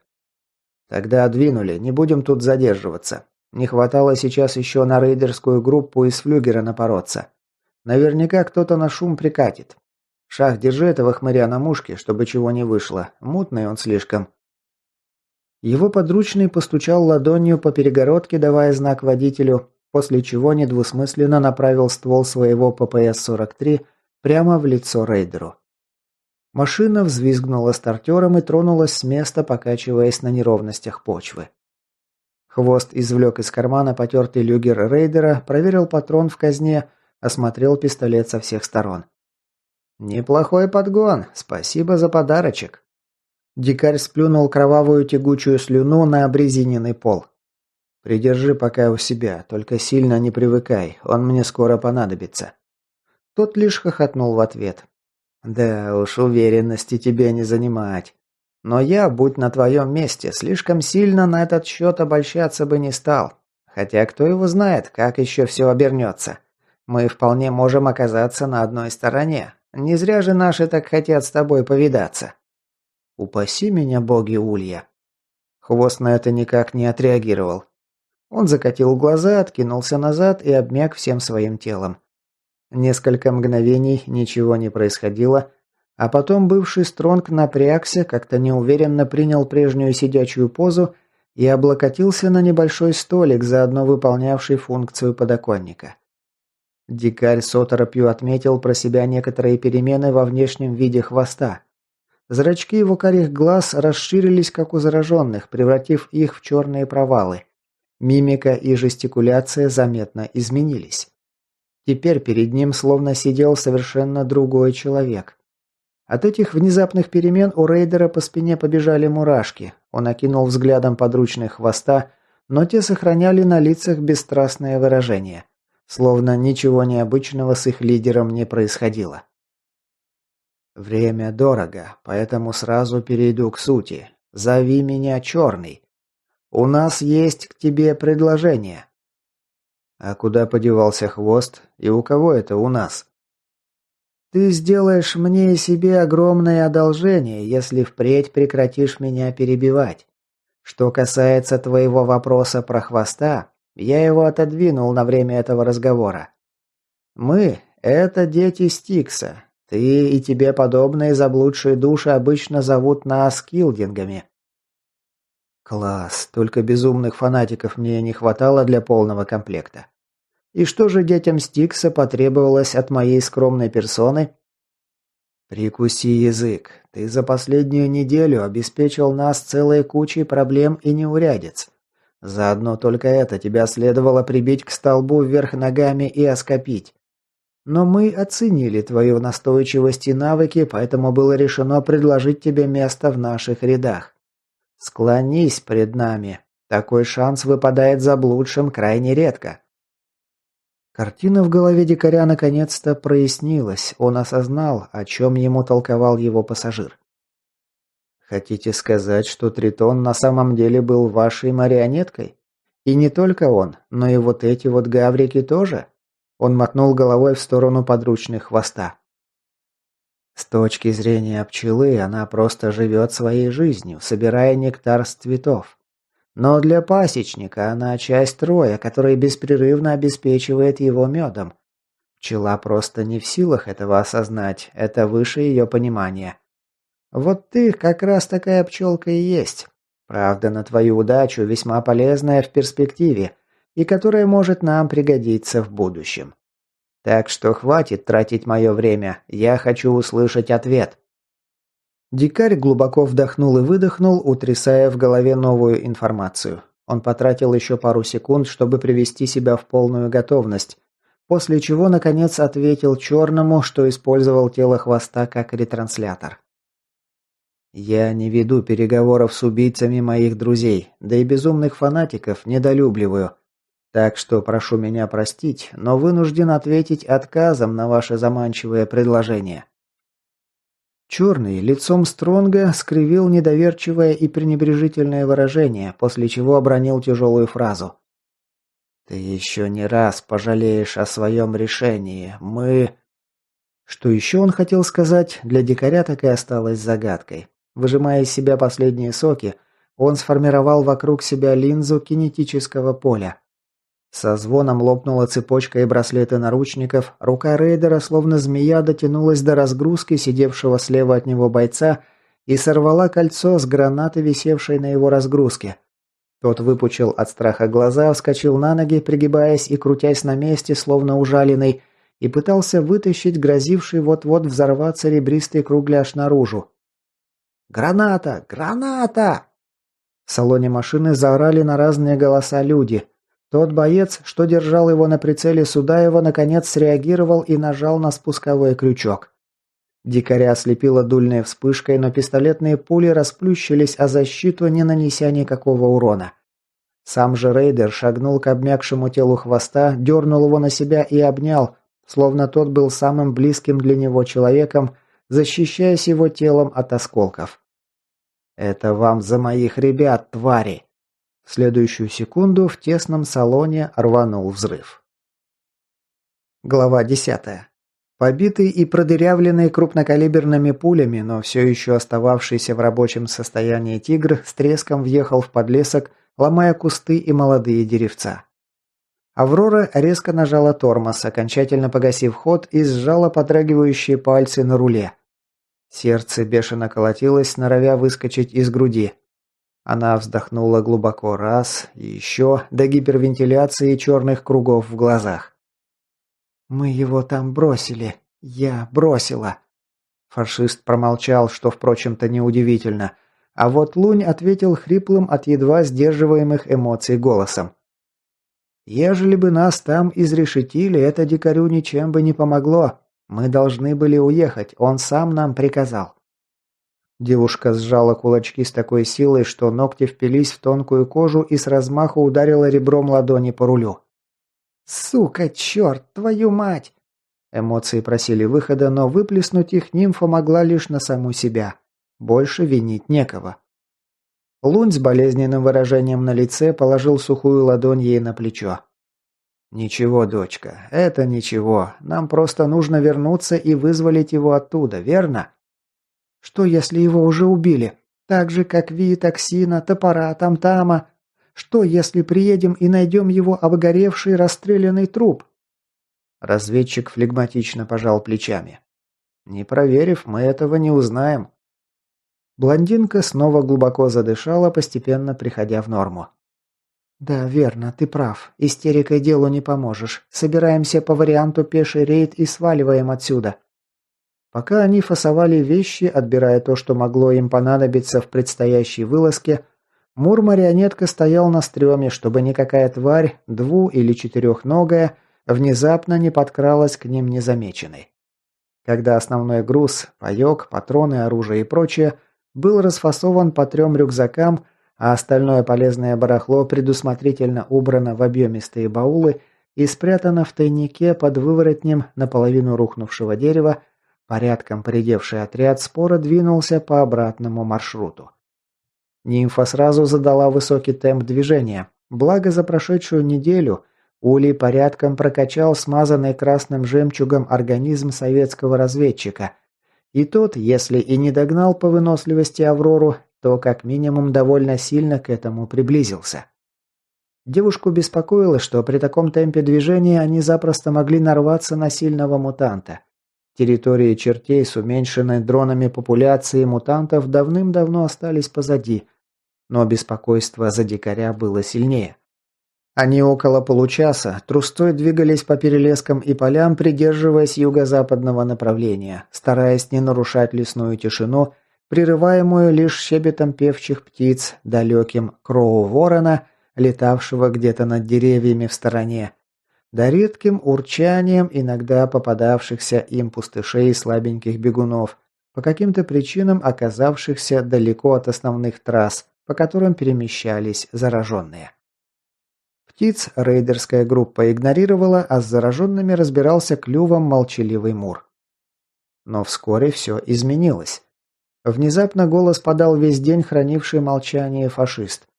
Он не обронил ни слова с того самого момента, как нимфа накинула ему свой поводок, и лишь послушно следовал повсюду за своей госпожой. «На нас смотрят». Лунь недоверчиво покосился на ренегата, а нимфа растерянно переспросила. «Кто?» «Человек». «А поточнее, что за человек, где находится?» «Не могу сказать. Мой дар лишь фиксирует тот факт, что на меня смотрит человек. Где он, я не знаю». Нимфа презрительно сплюнула на землю. «Толку от тебя, как от козла молока». Фашист растерянно моргнул, словно извиняясь за такое скупое описание. «Ладно, не дергайтесь. Думаю, это хвост за нами отправил своего соглядатая. Либо мы напоролись на случайного рейдера из флюгера. Тут это вполне возможно, ведь мы всего в паре десятков километров от стаба. Двигаемся в том же темпе, головой не крутите, не нужно давать ему знать, что мы догадались о его присутствии. Если это случайный турист, мы быстро разменемся, ну а если нет, будем решать проблему». Преследователь был очень хорош в своем деле. Если бы фашист не дал о нем знать, девушка вряд ли бы что-то заподозрила. Но предупрежден, значит вооружен. Спустя 10 минут нимфа и сама начала улавливать признаки того, что за ними следят. Ее напряженный до предела слух фиксировал то едва слышное потрескивание стеблей вереска под чужим ботинком, то невнятный шорох еловой лапы, скользнувшей по одежде преследователя. Похоже, за ними отправили камуфляжника, иммунного со способностью сливаться с местностью.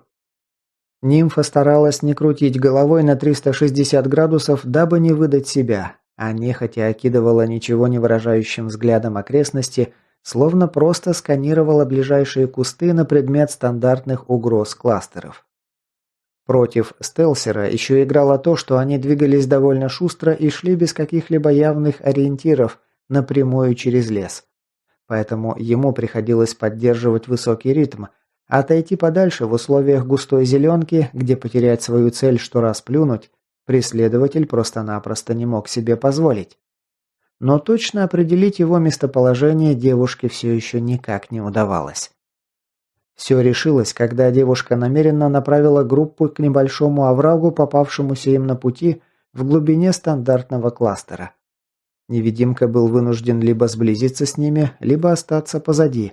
Если бы он начал спускаться по сыпучему склону оврага, стараясь сохранить дистанцию между ними, то сразу же выдал бы себя этим.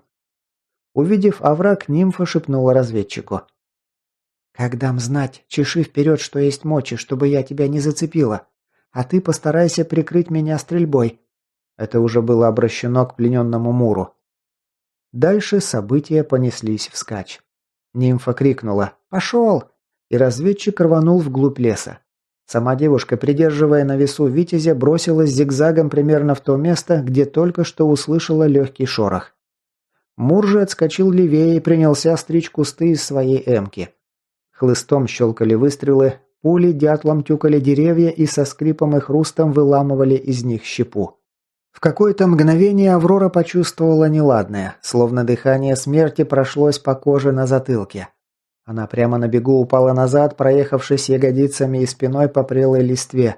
И вовремя. Там, где только что была ее голова, в дерево с глухим «тум» вонзился тяжелый охотничий нож, уйдя в древесину по самую рукоять. Видно, противник обладал немыслимой силой, либо имел какое-то специфичное умение, связанное с метанием всяких смертоубийственных штук. Нимфа себе этим вопросом предпочла голову не забивать. Прилетевший из зарослей нож помог ей сориентироваться с направлением, где засел враг. Она притопила спусковой крючок, веером пуль прошив заросли. Под чихание глушителя пистолета-пулемета она уловила краем глаза какое-то неясное движение и бросилась туда, на ходу включая свою основную способность. Дар нимфы бил по площади вокруг нее, но проблема была в том, что ей было необходимо видеть того, кого она планировала подчинить, чтобы сделать это наверняка. Невидимка был для нее крайне неудобным соперником. И снова она почувствовала неясное беспокойство и слегка изменила курс, скрючившись в 3 погибели и уйдя вправо. Кусты прямо перед ней несколько раз хлопнули глушителем пистолета, пули со свистом срезали несколько веточек в полуметре от нее. Она снова притопила спуск своего ПП, и на этот раз ей повезло. Одна из пуль вспорола предплечье вражеского стелсера, чем мгновенно выбила его из невидимости. Дальше все уже было делом техники, захват занял всего несколько секунд. Пока новый плененный, назвавшийся ГОСТом, словоохотливо вел свой рассказ, лицо нимфы все сильнее и сильнее наливалось темными красками и мрачнело. Когда допрос, если это можно было так назвать, закончился, она подытожила все безрадостным вздохом. «Мы вляпались в дерьмо по самые уши». «Что-то тут очень нехорошее произошло». Лунь осторожно, чтобы не пораниться, потрогал кончиком указательного пальца рваные края металла в том месте, где из салона буханки наружу вылетел осколок, пробив корпус. «Да ты прямо капитан очевидность, я тебе больше скажу. Я даже знаю, кто это устроил. Сомневаюсь, что Хвост сам решил подорвать себя и своих бойцов». Нимфа скептическим взглядом окинула израненный труп бывшего лидера бывших стронгов, скрючившийся на выщербленном асфальте в уже почерневшей луже крови. «У тебя какие были указания?» Этот вопрос девушка задала новому члену крошечного отряда, ГОСТу. Невидимка, угодивший таки на поводок к нимфе, видимо, в силу особенностей склада своего характера, вел себя очень спокойно, разговаривал размеренно, с затяжными паузами, и это, похоже, порядком злило Аврору, которая после уничтожения БМП, гибели большей части отряда и исчезновения дикаря была порядком на взводе и все никак не могла успокоиться. Нужно было связаться с отрядом по рации. Теперь это уже невозможно. Почему? ГОСТ скользнул внутрь раскуроченного УАЗика и спустя несколько секунд вынес наружу изувеченный зеленый корпус рации портативки. Связаться с ними уже не получится. У остальных членов отряда обычные уоки-токи. На подобный случай были приказы? Стелсер выбросил поломанную рацию и ответил. Отход на нашу временную базу, километрах в 10 отсюда, но не похоже, что отряд после смерти Хвоста отправился именно туда. Тут в беседу вмешался что-то увлеченно рассматривавший на земле Лунь. «Посидите немного на месте, я следы вокруг пошукаю». «Давай поможем?» Охотник лишь отмахнулся от ее слов крепкой ладонью. «Мешать токмо будете, да следы затаптывать. Не ягози, мне невелик упряк, времени надобно». Нимфа вздохнула, но спорить с направившимся в заросли лунем не стала. Ей уже было известно, что хоть она и не была зеленым новичком, ее навыки и умения не шли ни в какое сравнение с талантом следопыта сибирского промысловика. Разведчик принялся ходить по спирали со все увеличивавшимся радиусом, за центр которой был принят покореженный взрывом остов буханки, внимательно осматривая кусты и землю. Девушка, чтобы скрасить ожидания, вынула из рюкзака упаковку с пистолетными патронами и принялась забивать наполовину опустошенный в схватке с невидимкой магазин для Витязя. Равномерная механическая работа помогала ей утихомирить звеневшие, словно перетянутые струны, нервы. А идти в неизвестность в таком состоянии далеко не самая разумная идея, так что подобное занятие было очень кстати. Спустя 20 минут разведчик вернулся назад. Он почти бесшумно вынырнул из кустов за спиной девушки и протянул ей до боли знакомый пистолет. Та приняла парабеллум в руки, осмотрела его со всех сторон, словно видела его впервые в жизни, проверила пустую обойму, после чего спрятала знаковое оружие в разгрузку. «Выкладывай». Разведчик приложился к фляге с водой, после чего привычным жестом утер выступивший на лбу пот своей полинявшей пилоткой с жестяной звездочкой РККА. Дикарь после взрыва норовил уйти в зеленку. Ранило его, но не сильно. Крови совсем малость натекло. Но он, видать, уже на последнем издыхании был. Ноги разъезжаются, падал часто, за ветки руками хватался. За ним пошли 5, похоже, те, кто позади на броне ехали. Догнали в кустах. Он залег и отстреливался, пока патроны в обойме не кончились. Попал одному крепко, тот дерево кровянкой залил, пока бинтовался. Обертка от бинтов на земле осталась. В дикаря никто не стрелял, гильз на земле не видать, но в ответ из подствольника вок рядом положили. Ему попало, где он залег, на землю еще кровь натекла. Но не похоже, что наповал, иначе бы они его обратно не понесли, а попросту тело в кустах бросили. Да и по следам видать, что тяжело им было, отпечатки от ботинок четкие, глубокие. Потом все в БТР залезли и укатили на юго-запад. Лунь махнул рукой в нужном направлении. Девушка кивнула, анализируя впечатляющий доклад разведчика, только что вновь подтвердившего высокий уровень собственной квалификации. «Ну, тогда веди, не будем терять время. Нам еще бог знает сколько по кластерам пилить». Судя по частично сохранившейся эмблеме, накрашенных серой облупившейся краской ржавых воротах, этот объект гражданской обороны на Земле находился в ведении Министерства чрезвычайных ситуаций и некогда был чем-то вроде убежища для гражданского населения на случай ядерной войны. Он был спрятан в глубине густо заросшего сорным лесом стаба. Найти его без луня вряд ли бы удалось. ГОСТу про это место ничего не было известно. Похоже, только зам Хвоста по имени Чапа знал, куда нужно ехать. На первый взгляд убежище не выглядело обжитым и хорошо защищенным. Новые хозяева, освоившие бомбоубежище уже в Улье, конспирацию решили не нарушать и хозяйственной деятельностью себя не выдавали. Но хорошо замаскированные неподалеку БТР людей Хвоста и обострившаяся интуиция нимфы шептали об обратном. От одного взгляда на ворота, ведущие внутрь коммуникаций, к которым сбегала старая бетонка, у нее внутри все сжималось в тугой клубок. Она сглотнула густую вязкую слюну и напряженно потерла лоб. «Здесь не полезем, нас там явно встретят. Поищем черный вход, он тут наверняка должен быть». Лунь кивнул ей в ответ. «Согласен, меня от одного взгляда на это место мутить начинает». Они по-пластунски отползли обратно вглубь зарослей. ГОСТ вернулся спустя 40 минут, сообщив о том, что черный вход найден. Бетонная, потрескавшаяся от времени коробка, венчавшая начало подземного спуска, спряталась в густом ивнике. Найти ее, не зная точного расположения, было чертовски трудно. К тому же сама местность не особенно располагала к скрытному перемещению. Тут было тяжело ходить, не задевая густые кусты и заросли елок с березой пополам. Но натоптанная тропинка, ведущая прямо ко входу, явно говорила о том, что им время от времени все же пользуются. Охраны я не увидел, хотя она там явно была еще совсем недавно. Есть следы на месте секрета, который караулил вход. Словно специально ушли перед нашим появлением. Нимфе слова Стелсера очень не понравились. В такие внезапные счастливые совпадения она никогда не верила. Девушка некоторое время обдумывала ситуацию, напряженно вглядываясь в темный зев подземного хода, ведущий вглубь убежища, после чего озвучила свои мысли. «Лунь, я думаю, тебе с нами идти не нужно. Будет лучше, если ты доставишь информацию, что мы сегодня собрали во флюгер». Разведчик недовольно нахмурил кустистые брови и пожевал губами, забавно топорща щеточку усов. «Не пойму никак, о чем это ты толкуешь, дочка?» Аврора хрустнула костяшками пальцев правой руки.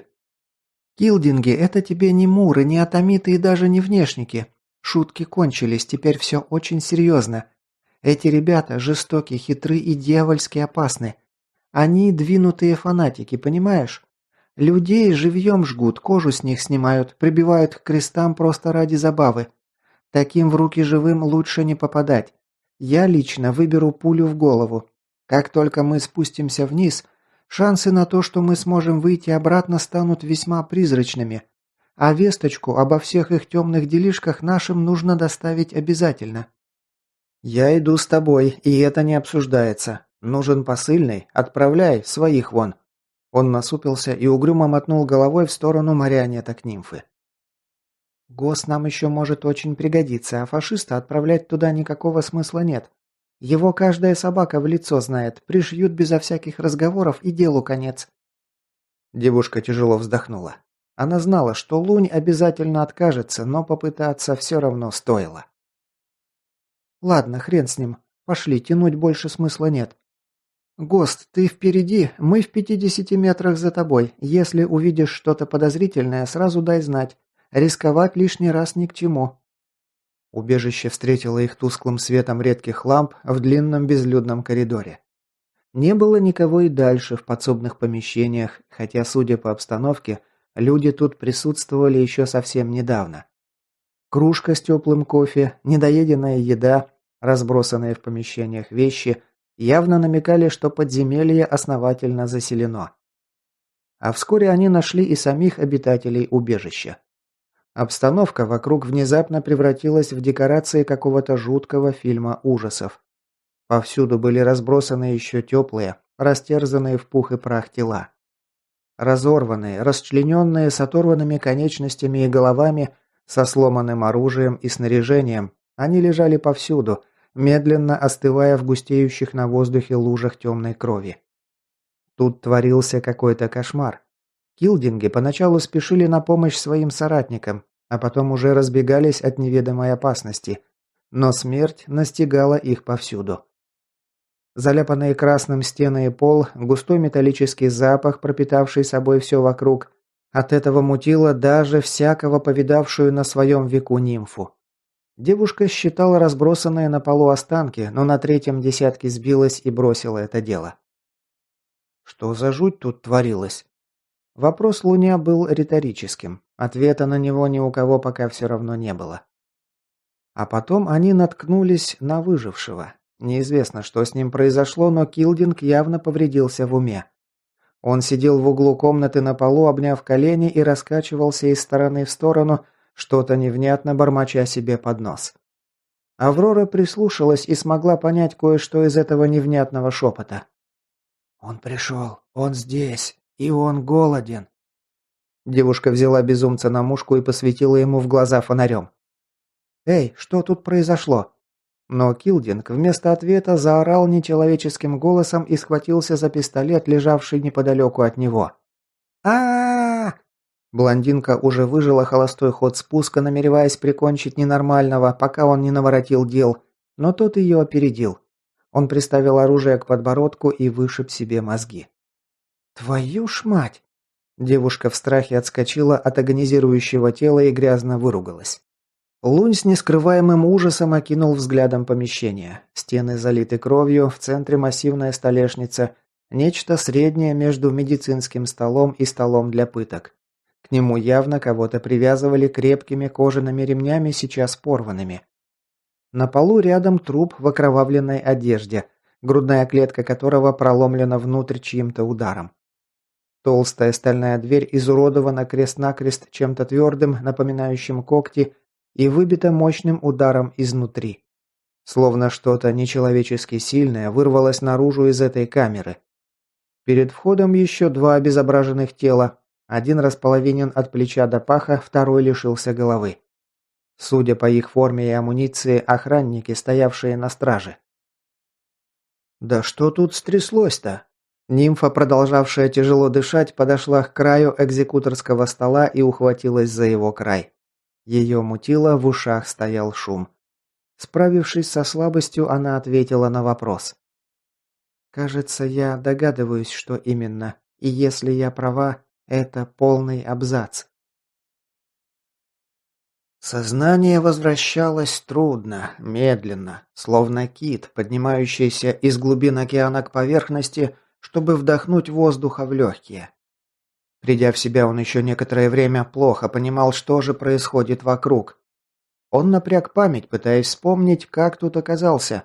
Но все, что удалось оттуда выудить, это то, как рейдер подорвал гранату в буханке, попытался скрыться в зарослях, отстреливался от преследователей из люгера, а после что-то ярко сверкнуло рядом с ним, и он провалился в темноту. «Ты уверен, что он еще дееспособен? Обратно откатить уже не выйдет?» Примерно на 90%. Носитель на текущий момент поглотил 3 способности, а у Тритона их было не меньше 5. То есть никаких гарантий того, что мы не получим в итоге слюнявого идиота? Шанс есть, не слишком высокий. Один из беседующих людей раздраженно вздохнул. Ладно, действуй, хуже уже все равно не будет. На это потребуется какое-то время. Что еще? «Ну, я же говорил, что носитель забрал 3 дара себе. Среди них был и железный занавес. Он мне очень сильно осложняет работу. Хорошо, что его привезли в таком неприглядном виде». «Почему хорошо?» «У него одна из базовых способностей – самоисцеление, и оно сейчас забирает все силы на себя, из-за чего железный занавес сбоит. Будь иначе, я бы ничего не смог с ним сделать. А так это открывает для моего дара кое-какие возможности». «То есть нам повезло, что его притащили сюда едва живым?» «Ну, вроде того». «Да уж, свалился подарочек на наши головы. Ладно, я тебя понял, работай. У нас впереди еще куча дел. Предстоит разгрести весь этот бардак. Кстати, похоже, наш пациент уже пришел в себя». Дикарю бесцеремонно задрали веко и посветили в зрачок фонариком, засветив сетчатку. «Действительно, тебе это никак не помешает?» «Без разницы. Все равно, как я начну, он, скорее всего, отрубится». Дикарь окинул окружающую его обстановку взглядом. Небольшое помещение, больше смахивающее на камеру, серые казенные стены, отсутствие оконных проемов, тяжелая стальная дверь с зарешеченным и закрытым специальной створкой окошком. И в центре этой мрачной комнаты тяжелый металлический стол, смахивающий на хирургический, к которому пристегнут толстыми кожаными ремнями он сам, собственной персоной. К нему склонился человек в форме полувоенного покроя, без каких-либо нашивок и отличительных знаков. Вид у этого человека был крайне странный и пугающий. Глаза, как у зараженных, непроглядно черные, без радужки. Волосы бесцветно-белые, как у альбиносов, и серо-черная кожа на лице и руках. Не такая, как у негров или латиноамериканцев, а словно каждый миллиметр его тела татуировали каким-то неживым, неестественным пигментом, превратив в некое подобие негатива с фотопленки. «Вот мы и встретились, дружок. Я же тебя предупреждал, что ты еще пожалеешь о том, что отказал нам. Впрочем, ты еще легко отделаешься. За все твои грешки перед нами тебя стоило бы подвесить на собственных кишках на каком-нибудь дереве. Подумать только, подобная жалкая букашка смогла расстроить идеально выверенный план, который кирпичик за кирпичиком выстраивался на протяжении 2 лет. Уму непостижимо. Как видно, судьба свела рейдера с тем самым черным, который ненадолго одолжил тело хвоста перед тем, как дикарь подорвал его вместе с парочкой его подчиненных. И теперь, взглянув черному в лицо, он понял, за что тот получил такую кличку. «Гм...» Дикарь попытался ответить, но с неудовольствием обнаружил у себя во рту тугой кляп. Килдинг, между тем, вновь переключился на своего собеседника, стоявшего к рейдеру спиной. «Ладно, приступай. Мы и без того потеряли непростительно много времени. С меня посланник 3 шкуры сдерет, если мы провалимся и на этот раз. А я, будь уверен, сделаю то же самое с каждым из вас». Судя по сутулившимся плечам и голове, резко вжатой в плечи, угроза произвела на второго Килдинга нужный эффект. Дальше любоваться этой занимательной беседой дикарю не позволили. Второй человек развернулся и положил свою ладонь ему на лоб. Рейдер съежился от недобрых предчувствий, весь его предыдущий опыт буквально вопил о том, что сейчас ему будет очень больно. И интуиция, как и всегда, его не подвела. Виски сдавили незримые тиски, голову пронзила боль. Он некоторое время мычал, изгибаясь всем своим телом, словно выброшенная на сушу рыба, а потом отключился. Оказываясь тут снова и снова, дикарь ни разу не чувствовал себя комфортно. Это место, изолированное где-то в его подсознании, напрягало само по себе. Обстановка не располагала к душевному спокойствию. Впрочем, а чего еще ожидать от темницы? Но на этот раз все выглядело еще более пугающим, нежели обычно. Помещение с камерами трясло, как во время землетрясения. Стены потрескивали и ходили ходуном, а откуда-то извне внутрь проникал низкий гул. Тусклые лампы под раскачивающимся потолком моргали, усугубляя без того напряженную атмосферу. Спустя несколько секунд дальнюю пару запертых дверей, находившихся в самом конце тусклого коридора, выбило наружу неизвестной силой. Из дверных проемов полилось тревожное багровое свечение. «Ну что же, мой маленький непослушный друг, похоже, тут наши с тобой пути вот-вот окончательно разойдутся». Обычно невыразительная и тусклая физиономия Тритона на этот раз буквально лучилась нескрываемой радостью и ликованием, а на дикаря, наоборот, навалились ощущения подступающей беды. «Глядя на твое довольное лицо, я начинаю понимать, что не было большой разницы, согласился бы я на предложение Килдингов или отказался. Все равно мы бы пришли вот к этому итогу». Мур сложил тонкие бледные губы в ядовитую ухмылку. «Ну, если вкратце, то да. Уж прости, но я для детей Стикса значу намного больше, чем ты».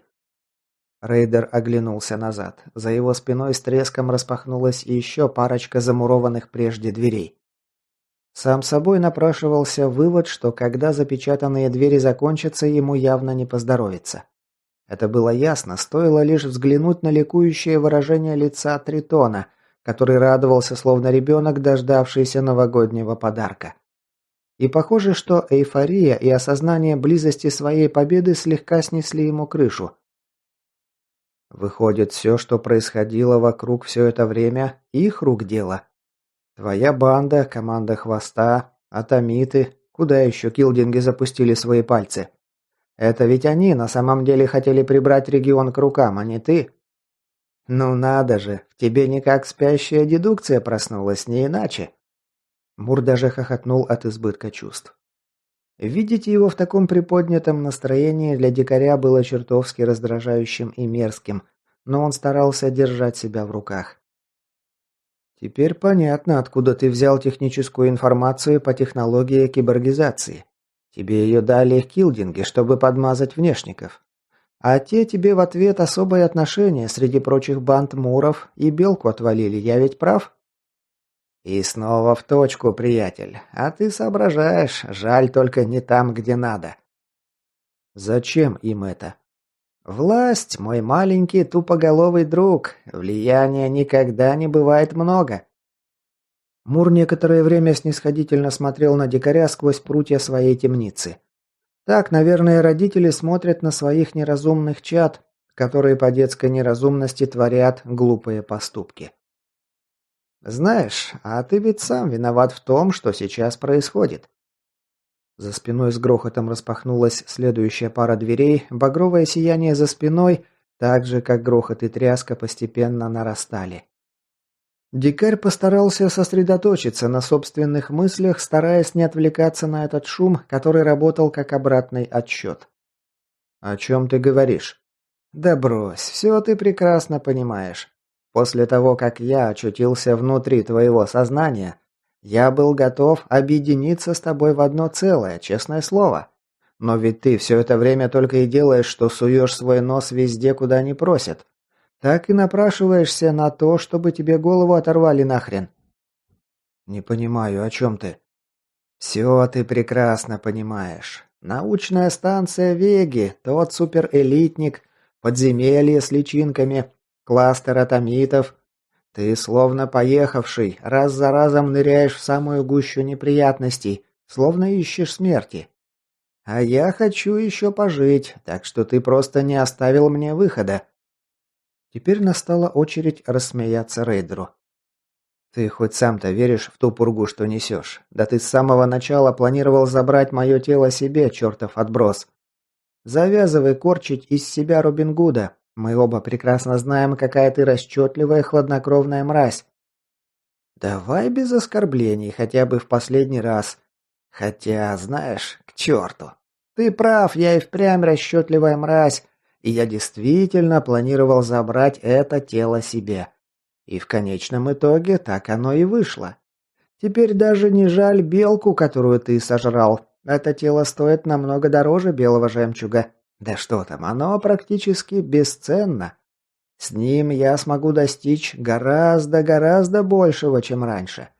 Ты оказал мне громадную услугу, как ни странно это звучит. Улыбка на лице подонка стала такой широкой, что казалось, еще немного, и лицо его треснет, разорвется пополам. Дикарь оперся ладонями о стену, чувствуя кожей шершавую кирпичную кладку, закрыл глаза и постарался успокоить бурлящие в груди эмоции. Ему сейчас потребуется все спокойствие, на которое он только способен. За спиной снова раздался грохот распахнувшихся настежь дверей, который знаменовал приближение конца для него, дикаря. И не только для него. Рейдер выдохнул, приблизился к закрытой двери и склонился к зарешеченному окошку. «Что же, кажется, ты прав, и сейчас я окажу тебе еще одну, последнюю услугу». Непонимание тенью набежало на ухмыляющуюся рожу Мура, но ответить он не успел. Рука рейдера нырнула между прутьями и схватила Тритона за грудки. Дикарь рванул руку на себя, и пленник с грохотом ударился о стальную клепанную поверхность дверей его узилища головой. Треск ломающихся носовых хрящей и глухой возглас Тритона стал настоящей усладой для ушей дикаря. «Какого черта? Ты что творишь, недоумок?» Но рейдер его уже не слушал. Он приблизился к двери в соседнюю камеру и постучал согнутым пальцем по стальной поверхности. «Сова, открывай! Медведь пришел!» В сумраке запертой камеры послышался шум. К двери приблизилась огромная тень. К зарешеченному прутьями стальной арматуры окошку склонилась уродливая голова, вся покрытая биологической шипастой броней. Громадный глаз уставился на рейдера бездонным зрачком, заставляя спину человека покрыться липкой испариной. Похоже, что с их последней встречи зараженный стал еще больше и опаснее, причем намного. «Я очень надеюсь, что ты меня понимаешь. Пришло время нам поработать сообща, иначе погибнем оба». За спиной вновь послышался грохот выбитых дверей, багрянец начал заливать из коридора комнату с камерами. А значит, времени у них обоих осталось немного. «Эй, ты ведь всегда мечтал выбраться на волю, разве нет? Сейчас я дам тебе такую возможность, потому что без тебя нас обоих убьют, смекаешь?» Зрачок голода сузился, превратился в узкую вертикальную щелочку, рассекшую зеленую радужку. Из-за стальной двери донесся тихий нарастающий рык, мало похожий на урчание зараженных. От этого звука по нутру рейдера пробежал холодок, зарождая сомнения в том, а правильное ли вообще решение он принял или нет. Но дикарь встряхнул головой, отбрасывая их прочь. Время сомневаться уже ушло. Настала пора действовать, и действовать решительно. Так или иначе, я тебя выпущу. Более того, даже покормлю перед этим. Взамен ты должен убить всех тех тварей, что держат нас в плену. Понял? Справишься? По стальной, выгнутой наружу пузырем поверхности двери с лязгом ударила тяжелая, закованная в панцирь лапа. Будем считать, что договорились. Рейдер отошел от темницы голода, невольно испытывая огромное облегчение. Мутант превратился в поистине ужасающее существо. Тут голос подал пришедший в себя после удара Тритон. «Ты что задумал, недоумок, а? Отвечай!» Дикарь проигнорировал его гундосые из-за расквашенного носа вопли. Он приблизился к стене, за которой находилась разделяющая две камеры перегородка, вновь положил на нее ладони и закрыл глаза, пытаясь сконцентрироваться. Багровый переливающийся свет за его спиной заставил его тело отбрасывать причудливые тени на стены, потолок и пол. Идея была проста, как 5 копеек. Раз уж это место находится внутри его подсознания, оно под его управлением. Все, что от него требовалось, лишь представить то, что ему было нужно. Спустя несколько секунд разделяющая камеры стена затрещала, грозя рухнуть вниз. Крики Тритона зазвучали на грани впадения в истерику. «Стой! Не делай этого! Прошу! Давай договоримся! Слышишь?» Дикарь оскалился так, что на загривке дыбом встали волосы. «Я уже договорился. Не трудись. Ты прав. Наше не самое приятное знакомство подошло к концу. Я ведь много раз тебе обещал, что если будешь плохо себя вести, познакомишься поближе со своим соседом. Зря ты меня не послушал». Стена с шумом обрушилась внутрь камер, а затем под тяжелой поступью затрещали кирпичи. «Нет, стой! Не надо! А-а-а!» Дикий вопль захлебнулся на высокой ноте, уши рейдера услышали бульканье, хруст костей и треск рвущихся под давлением мощных челюстей мышц и связок. На рейдера волной накатило опустошение и усталость. Он оглянулся через плечо.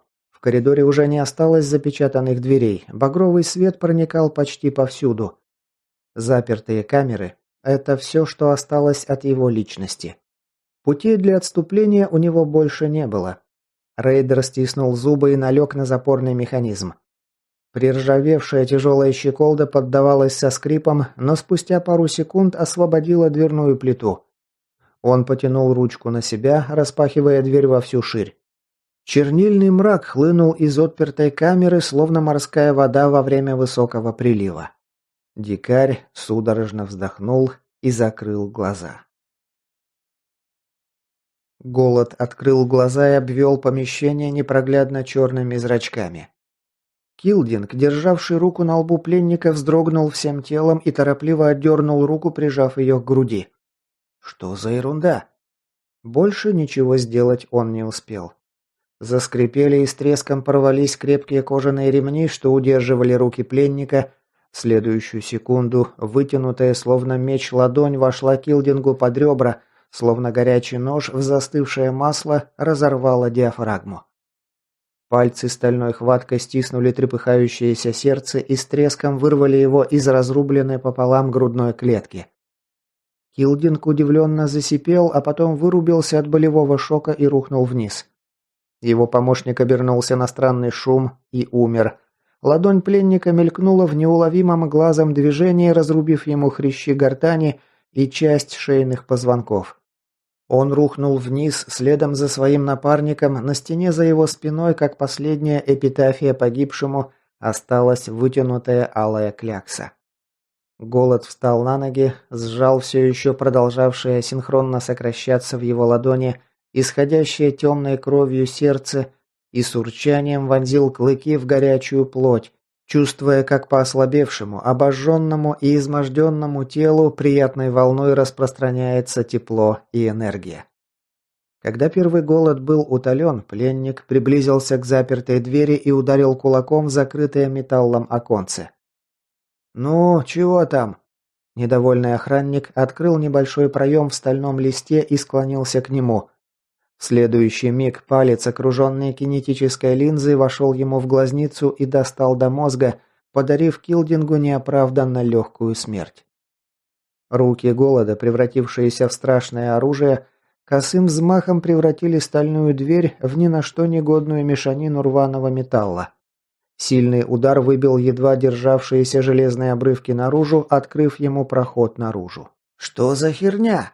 Второй охранник вскинул укорот и направил оружие на тень, возникшую в ореоле обломков разрушенной двери. Больше он ничего сделать не успел. Кривые пальцы сорвали ему лицо с костей черепа и распороли разгрузку и грудь под ней. Килдинг захрипел и упал на колени, ошарашенно пытаясь засунуть вываливающиеся наружу из широкой рваной раны легкие. Голод втянул жадно раздувающимися ноздрями влажный, насыщенный множеством резких, дразнящих запахов воздух. Потом он ощутил близкое присутствие довольно развитых других. Он дал им знать о себе и неспешно направился в нужную сторону. Вскоре подземелье огласилось грохотом очередей и дикими воплями гибнущих детей Стикса. Смерть Госта произошла внезапно, а главное бесшумно, и Аврора ее прекрасно почувствовала. Словно биение его сердца вдруг оборвалось на другом конце невидимого провода, и пока нимфа пыталась понять, что же произошло там, впереди, в темноте, лишь кое-где разрезаемой светом редких галогенных ламп, куда ушел на разведку ее стелсер, за спиной шумно умер фашист. Тут о причинах смерти можно было не гадать. Позади них, не издав ни единого звука, возник теряющийся в сумраке подземелья силуэт Рубера. Зараженный, отдаленно смахивающий на что-то среднее между бабуином-переростком и сосновой шишкой, весь покрытый матово-серыми секциями шипастой брони, обрушился из темноты подсобных помещений бомбоубежища на замыкавшего их короткую процессию Мура, обезглавил его и придавил подергивающийся труп к холодному бетону огромной лапищей. Девушка в страхе дернулась, наводя оружие на противника, прекрасно понимая, что на такой дистанции пули, выпущенные ее пистолетом-пулеметом, для зараженного такого высокого ранга будут не страшнее щекотки. Поэтому, справившись с секундным потрясением, она взяла себя в руки и положила ладонь на ствол карабина, который вскинул Лунь, уже готовившийся открыть огонь в упор. У мощного патрона, которыми был снаряжен его вепрь, были некоторые шансы пробить защиту Рапана. Но блондинка понимала, что это везение сродни попаданию в яблочко с 300 метров навскидку. К тому же Рубер, хоть и скалился своей жуткой хлеборезкой, сильно смахивающий на зазубренный, поросший костью качан капусты, нападать на оставшихся в живых людей не спешил. «Стой, не стреляй!» Жилы на лбу охотника вздулись от напряжения, глаза яростно сверкнули из-под навеса кустистых бровей, но Лунь сдержался и выполнил ее просьбу. «Что это делается-то, а?» Девушка нервно облизнула губы. «Сдается мне, нам только что отрезали путь для отступления». Мутант приоткрыл пасть, обнажив забор желтых впечатляющих зубов, и тихо, но угрожающе заурчал, явно намекая на то, что просто стоять здесь и пялиться на него Стронгом никто не позволит. «Идем вперед». На лице разведчика под правым глазом от сдерживаемой бури эмоций и страха забилась жилка. Но он опустил ствол оружия и последовал задвинувшейся по коридору девушкой, пятясь спиной и не сводя взгляда с застывшего истуканом посреди полутемного коридора Рубера. Спустя минуту они вышли из-под свода галереи в центральное помещение убежища. Оно было цилиндрической формы и соединяло с помощью железных лестниц первый подземный этаж, на котором они только что находились, со вторым. И стоило им только войти в помещение, как снизу с бетонного пола, находившегося на уровне второго этажа, вверх взмыл еще один Рубер. Этот ничем не напоминал своего собрата, встретившегося им до этого. Он больше смахивал не на примата, а на ужасающее подобие кенгуру, тело которого обкололи стероидами, упаковали в темно-серую защиту и пришили пасть от доисторического раптора. Ловко помогая себе передними, более короткими конечностями, тварь перемахнула через перила и приземлилась на сильные задние ноги, проскрежетав по рифленому железу лестницы напротив когтями. Судя по его дальнейшим действиям, задача у второго матерого зараженного была аналогичной тому, что делал Рубер, оставшийся за их спинами. А если конкретнее, им перекрыли оба выхода, ведущие на первый уровень из этой круглой залы. И тот, кто им эти приказы раздавал, стоял сейчас неподвижно, прямо по центру помещения, глядя на парочку стронгов холодным взглядом своих непроглядно черных глаз. Рядом с ним лежало несколько окровавленных и неподвижных тел, в одном из которых Аврора опознала Госта. «Мать честная, да это же дикарь! Живой!» Радость разведчика была такой неподдельно искренней, что Авроре было больно ее разбивать. Но иного выхода у нее не было, поэтому она схватила за шиворот Луня, уже готового броситься прямо в объятия смерти. «Очнись, Лунь, это никакой не дикарь, ты разве сам не видишь?» Разведчик, за последнее время прилично скинувший годков и вернувший себе силу и резвость молодости, пока не мог сравниться в этом с нимфой-старожилом, поэтому шансов вырваться у него попросту не было. Он непонимающе посмотрел прямо в глаза девушке. «О чем ты толкуешь, не пойму?» Она схватила его за подбородок и принудила смотреть на неподвижно стоявший внизу силуэт. «А ты сам полюбуйся и скажи. Похоже то, что ты видишь, на твоего крестного. Я тебе отвечу, что это такое. Это, мать его за ногу, голод!» «Какой еще голод?» Аврора поморщилась. Даже произносить имя мутанта, делившего одно тело с дикарем, ей было неприятно. «Долго объяснять.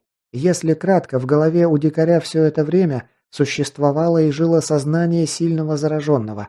Не спрашивай, как так вышло, это долгая история, и я сама ее толком не знаю. Он его подавлял и оставался человеком.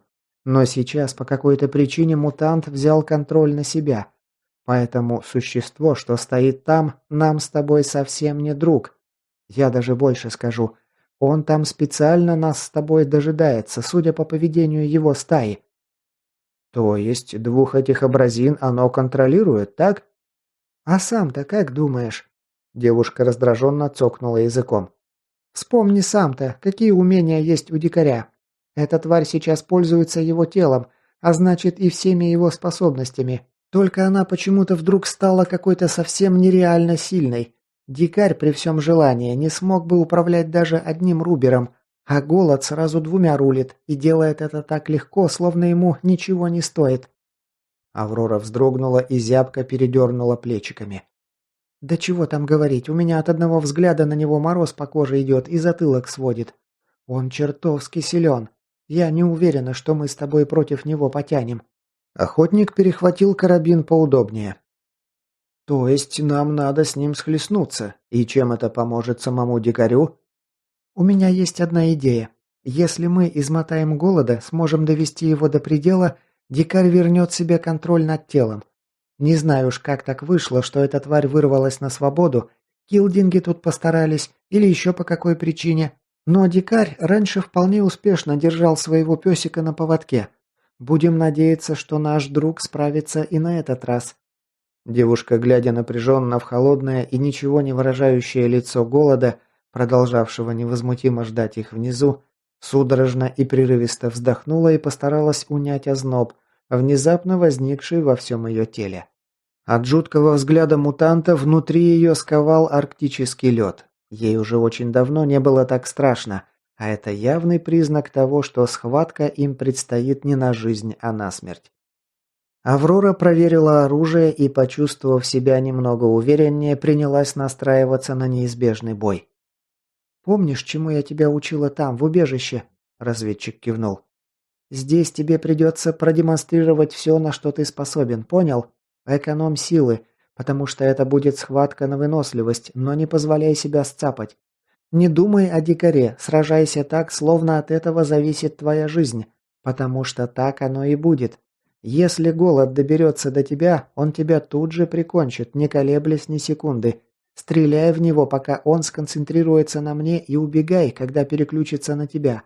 Тогда стрелять начну я. Сыграем с ним в догонялки. Осторожнее с перезарядками, он может подловить тебя в этот момент. Не слишком рассчитывай на свою скорость.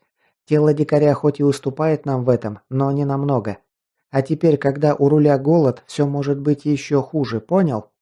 Возможно, он попытается поначалу ввести нас в заблуждение, сделает вид, что не успевает за нашей скоростью, а как только ты расслабишься, тут же сцапает тебя. Так что не теряй фокуса и смотри в оба глаза, и постарайся не стрелять в голову, ведь если его защита внезапно рухнет, ты можешь убить обоих, и дикаря, и голода. Принято. Аврора сунула руку во внутренний кармашек своей куртки и вынула на свет фиолетово-красный шарик рад-жемчужины. Одной из тех трех, что они взяли с тела супера в коридоре. Она покатала его между пальцами, собираясь с духом, после чего закинула пилюлю себе в рот и проглотила. «Ты же говорила, что тебе сейчас противопоказан жемчуг». Нимфа коротко кивнула головой на вопрос Луня. «Так и есть, но у нас сейчас не то, чтобы есть какой-то выбор. Справлюсь как-нибудь, нам любая мелочь может спасти жизнь». Блондинка сжала покрепче оружие и спустилась на металлические ступени.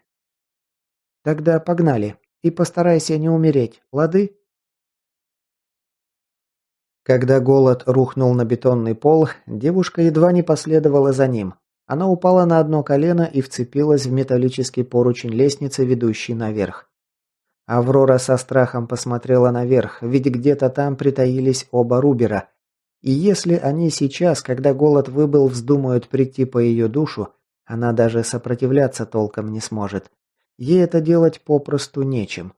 Все ее оружие либо разрушено смертоносными невидимыми резаками голода, либо осталось без патронов, а сама она настолько выжата, что едва держится на ногах. Девушка дернула за пластиковое кольцо, спрятанное в специальном кармашке на левом предплечье. Эластичная лента, спрятанная внутри одежды, сдавила руку кольцом и остановила кровотечение. Нимфа вынула дрожащими руками из внутреннего кармана окровавленной и порванной одежды бинт и индивидуальную аптечку. Первым делом она вкатила себе лошадиную дозу старого доброго обезбола. Это поможет ей не отрубиться и действовать эффективнее, ведь сейчас каждая секунда на счету. Она порвала обертку бинта зубами и наспех перебинтовала левую кисть, истекающую алой артериальной кровью. Ей еще повезло, голод едва не отрубил ей левую руку, но она смогла отклониться в самый последний момент и отделалась глубокой раной на предплечье, да лишилась мизинца и безымянного пальца на той же руке. Кое-как зафиксировав повязку, она дохромала до распластавшегося на полу Луня. Разведчику крепко досталось. Голод отрубил ему правую руку по локоть, заодно располовинив его карабин надвое. Разведчик, не обращая внимания на страшную боль, взялся за пистолет и сражался до последнего. В конце концов он ослабел от кровопотери, да и его запас сил к тому моменту уже был опустошен под ноль. Мутант, завладевший телом дикаря, это подметил и подловил охотника, не обращая внимания на пули, всаживаемые нимфой ему в спину, пытавшийся отвлечь его от споткнувшегося Луня, и оторвал ему левую ногу. Разведчик страшно закричал и спустя какое-то время отключился. Голод его прикончил бы, но нимфа, у которой от страха и гнева едва не помутился рассудок, ускорилась и сунула ему в карман флешку с выдернутой чекой. Взрыв светошумовой гранаты оглушил и дезориентировал зараженного. Он на несколько коротких мгновений выпал из реальности, и это решило исход битвы. Аврора расстреляла из своего глока половину оставшихся в магазине патронов по ногам противника, обездвижив его, а после сократила дистанцию и ударом ноги по затылку вырубила. После этого она потратила последние капли оставшихся у нее внутренних сил, осушив своей способностью внутренний резерв голода. Тот распластался на полу, пребывая в бессознательном состоянии, и на этом схватку можно было считать завершенной в пользу стронгов. Этот страшный бой стал по-настоящему суровым испытанием не только для Луня, но и для нее самой. Голод лишь совсем немного уступал им в скорости, а практически любое его прикосновение было смертельным. Она достаточно времени провела рядом с дикарем и прекрасно знала, на что тот способен со своими дарами. Наверное, еще никогда прежде ей не приходилось настолько напрягать все имеющиеся у нее силы, чтобы победить. Аврора до последнего не верила, что им удастся одолеть врага. Уж больно тот был силен и опасен. Малейшая ошибка грозила мгновенной смертью. Крошечный просчет мог обернуться увечьем. Больше всего нимфа боялась, что в какой-то момент враг подключит к бою руберов, а это однозначно привело бы их к проигрышу и смерти. Но он, похоже, тянул с этим до последнего, и тот факт, что она смогла его вырубить неожиданно, сыграл Авроре на руку. Рапаны так и остались на своих местах и не вмешались в поединок.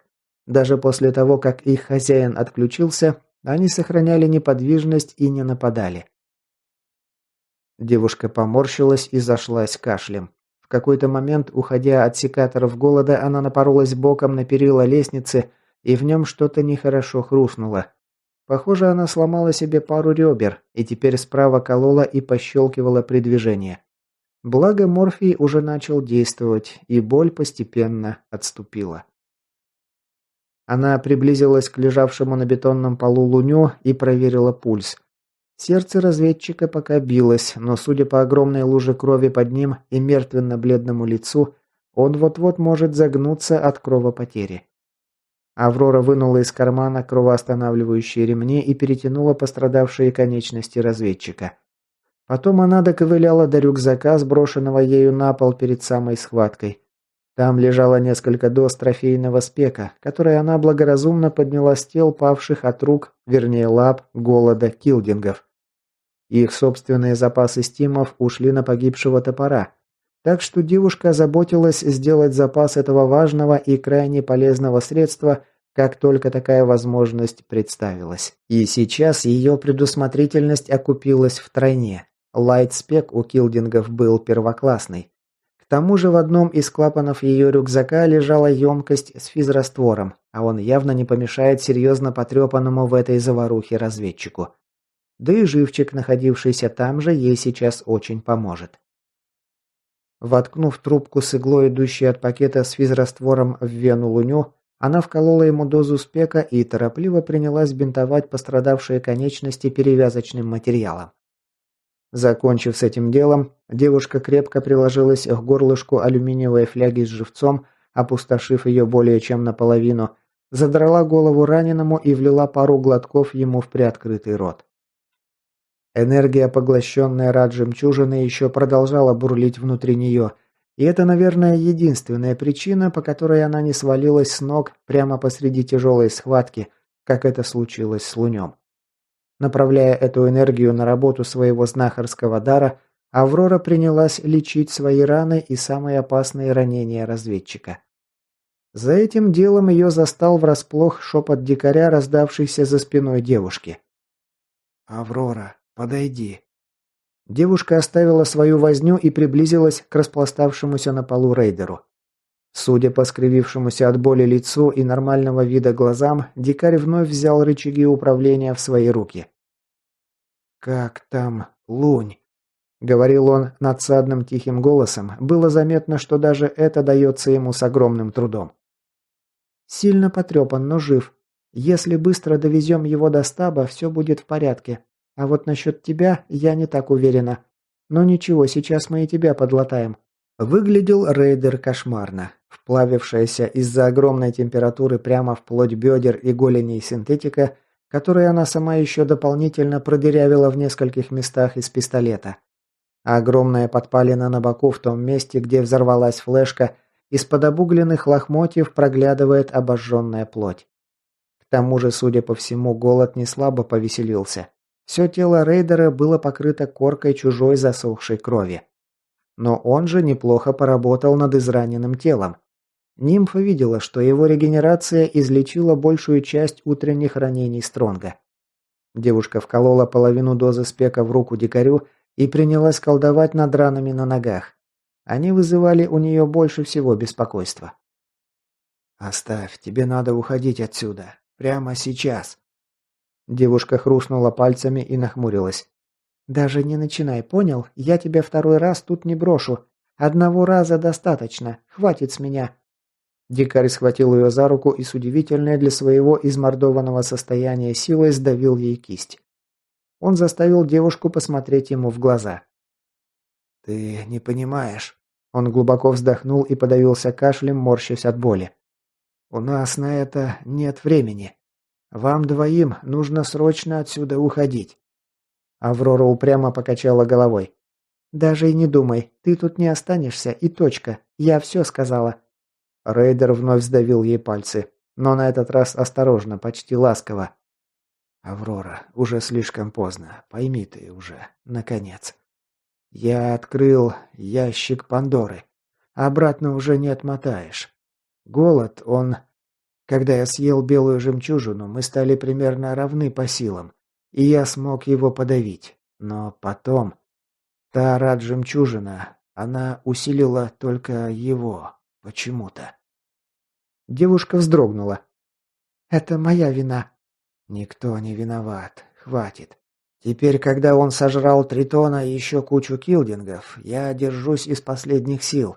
Меня едва хватает на то, чтобы не дать той парочке руберов вас разорвать». Дикарь вновь судорожно закашлялся. «Это лишь вопрос времени, когда голод снова заберет у меня контроль. Он стал слишком сильным. Я больше не могу. К тому же это не все. Сюда едет подкрепление килдингов. Черный сбежал. Они не успокоятся. Голод знал об этом, и поэтому сюда быстро движется большая стая с матерым элитником во главе. Он их призвал сюда. Когда они придут, я ничего не смогу с этим сделать. Вам нужно уходить прямо сейчас, иначе станет слишком поздно». Девушка почувствовала, как внутри все сжимается, а ей на глаза наворачиваются горячие слезы отчаяния и бессилия. «Я так не могу», — он улыбнулся ей бледной улыбкой. «Не заставляй меня пройти через все это напрасно. Ты должна вытащить Луня отсюда живым, ясно? А заодно, — Рейдер поморщился от боли, — спасти и свою задницу. Иначе что я скажу Бурану и Шуту, если ты погибнешь? Ты должна рассказать всем про килдингов, про то, что они затевают. Кроме тебя это сделать больше некому, потому что эти твари не остановятся». Слезы уже катились градом из голубых глаз Авроры. Она всхлипнула, не в силах справиться с нахлынувшими на нее чувствами. «Ди...» Но Рейдер оборвал ее резким голосом, неизвестно откуда, найдя в себе силы. «Все хорошо, не плачь. Все, не трать больше время, оно у вас и без того на исходе». Она выпустила его руку и поднялась, чувствуя, как подгибаются непослушные ноги. «Эй, сделай мне одно одолжение. Во флюгере, у Дины, в баре, есть девушка, Ева. Передай, что я не хотел уходить и жалею, что мне пришлось это сделать». Аврора хлюпнула носом и кивнула ему, с трудом подавляя рвущееся наружу рыдания. Она почувствовала какое-то давно забытое детское бессилие и обреченность. «И еще, на этот раз не возвращайся за мной, слышишь? Все, вали отсюда, убирайся!» Нимфа, подстегиваемая его резким и напряженным голосом, отступила на несколько шагов, а потом бросилась к телу разведчика, взвалила его на себя и трустой кинулась к выходу из бомбоубежища.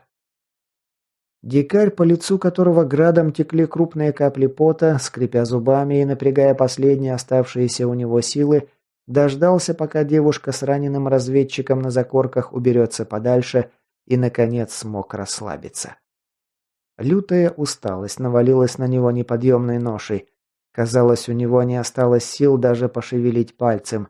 Но перед тем, как окончательно сомкнуть веки, Рейдер улыбнулся напоследок слабой, но удовлетворенной улыбкой. Глава 11. Исклеванный пулевыми попаданиями и осколками БТР въехал на змейку блокпоста флюгера уже в сумерках. Когда за бронемашиной закрылись ворота отстойника, нимфа растеклась по сиденью, чувствуя, как подрагивают руки, и где-то внизу живота бьется нервным тиком мышца. Им едва удалось выскочить из грозившей вот-вот захлопнуться ловушки. Подстегиваемая словами дикаря из-за всего произошедшего, находившаяся на грани истерики и обморока от усталости, девушка добежала до главного входа и беспрепятственно вышла наружу. Благо, что она знала, где стоит замаскированный БТР, принадлежавший раньше отряду «Хвоста». Что случилось с остальными предателями, она так и не выяснила. Скорее всего, они погибли от лап голода и его ручных руберов. В любом случае, ей было на это наплевать, хотя погибших стоило бы поблагодарить за так удачно предоставленное средство передвижения. На себе до стаба раненого разведчика она живым бы вряд ли донесла. А сейчас ей осталось лишь зафиксировать бесчувственное тело Луня в десантном отсеке и сесть на место водителя. Впрочем, радоваться пока было еще слишком рано. Стоило Авроре выехать на потрескавшуюся бетонку, как из-за поворота метрах в 300 от нее выскочила голова колонной техники, на которой в бомбоубежище спешила упомянутая дикарем тревожная группа килдингов, прикатившая сюда по сигналу некоего сбежавшего черного. Ехавшая на первом месте Шишига со спаркой из 2 крупнокалиберных пулеметов в кузове сразу же взяла БТР на прицел. Спасибо, что хоть сразу огонь не открыли. Килдингов смутил вид техники вероятного союзника. Но близкий контакт для нимфы и ее потрепанного напарника грозил гарантированной смертью, поэтому она без раздумий направила машину прямиком в зеленку, с треском проламывая заросли молодой березы и ивника. Стрелок, стоявший за пулеметной спаркой, тут же открыл по бронемашине огонь. Бронебойные снаряды с завидной точностью начали барабанить по броне, оставляя на ней отметины и дыры. Фыркнул где-то выше снаряд, выпущенный из РПГ. Девушка до крови прикусила нижнюю губу и выжимала из движка все возможное, молясь, чтобы попадания не повредили ходовую, силовую установку или трансмиссию. А потом резко все прекратилось. Лишь спустя минуту после подъема на высокий холм девушка увидела, что килдингам стало совершенно не до нее. На длинную вереницу машин и бронетехники налетела серьезная стая из десятка топтунов, кусачей и парочки руберов, во главе которой стоял серьезный элитник. Смерть проскочила на расстояние вытянутой руки. Еще бы чуть-чуть, и выжившие стронги угодили бы аккурат между молотом и наковальней. Дальнейший путь Аврора проделала как в тумане, тело управляло БТРом самостоятельно, мозг погрузился в какое-то лихорадочное состояние, в котором девушка не могла адекватно себя оценивать. Это навалился откат от приема жемчужины. Бурлящая энергия отхлынула, и ослабевший от усталости и ранений организм заявил свое веское слово. «Выходить без оружия, резких движений не делать. Не забывайте, огонь открываем без предупреждения». Девушка глубоко вздохнула и сделала глоток из фляжки с остатками живца. Потом она открыла передний люк и с трудом, перебирая руками и ногами, скатилась по броне, выбралась наружу. Стоило ей оказаться на свежем воздухе, атмосфера вокруг нее резко изменилась. Она надеялась, что на въездном блокпосту окажется кто-то, кто знаком с ней лично, но, похоже, за прошедший год состав охраны серьезно обновился. «Нимфа! Нимфа, твою мать!» Кто-то из защитников, кто прямо сейчас целился в нее из своего оружия, смог распознать ее главную способность с помощью своего дара, и Аврора поняла, что жизнь ее повисла на ниточке. Стоит сдать нервам у кого-то из присутствующих, и ее тут же изрешетят пулями. А она едва держится на ногах и вряд ли сможет что-то противопоставить хорошо подготовленным бойцам стаба.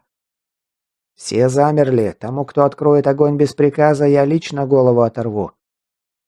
Даже сквозь шум в ушах девушка безошибочно узнала человека, которому принадлежал этот голос. Облегчение, которое она испытала следом, даже невозможно описать словами.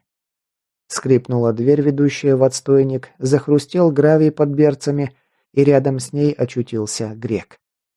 «Крошка, это и вправду ты?» Нимфа улыбнулась самой широкой улыбкой, на которую только была способна. «Как видишь». На суровом, обветренном и загоревшем лице ее старинного друга тоже возникла широкая улыбка. «Кусач, меня задери, ты даже не представляешь, как я рад тебя видеть. Но давай оставим это на потом. Правило есть правило, ты ведь знаешь». «Без проблем, приятель. Делай, что должен». Глава караула закрыл ей глаза повязкой, забрал оружие и стянул пластиковой стяжкой запястье. Впрочем, сделал он это чисто для виду, чтобы соблюсти свои обязанности. При желании она с легкостью смогла бы избавиться от наручников. «Сейчас вызовем Креста, потом к Динке тебя отвезу. То-то она обрадуется. Мы ведь тебя еще год назад похоронили. Как вышло, что ты жива? Ведь Буран сказал, что видел твое тело». «Грек, давай я про все это потом тебе расскажу. Для начала прикажи своим бойцам, чтобы достали раненого из БТР. Нужно его срочно доставить к монаху. Ему крепко досталось, нужна медицинская помощь». Флюгеровец сразу подобрался. «Я его знаю?» «Без понятия, зовут его Лунь». «Погоди, это не тот Лунь, который был вместе с дикарем. Они у нас в стабе были на прошлой неделе. Свежак, в возрасте». Девушка кивнула. «Тот самый». Грек свистнул залихватски по разбойничьи, подавая сигнал кому-то из своих.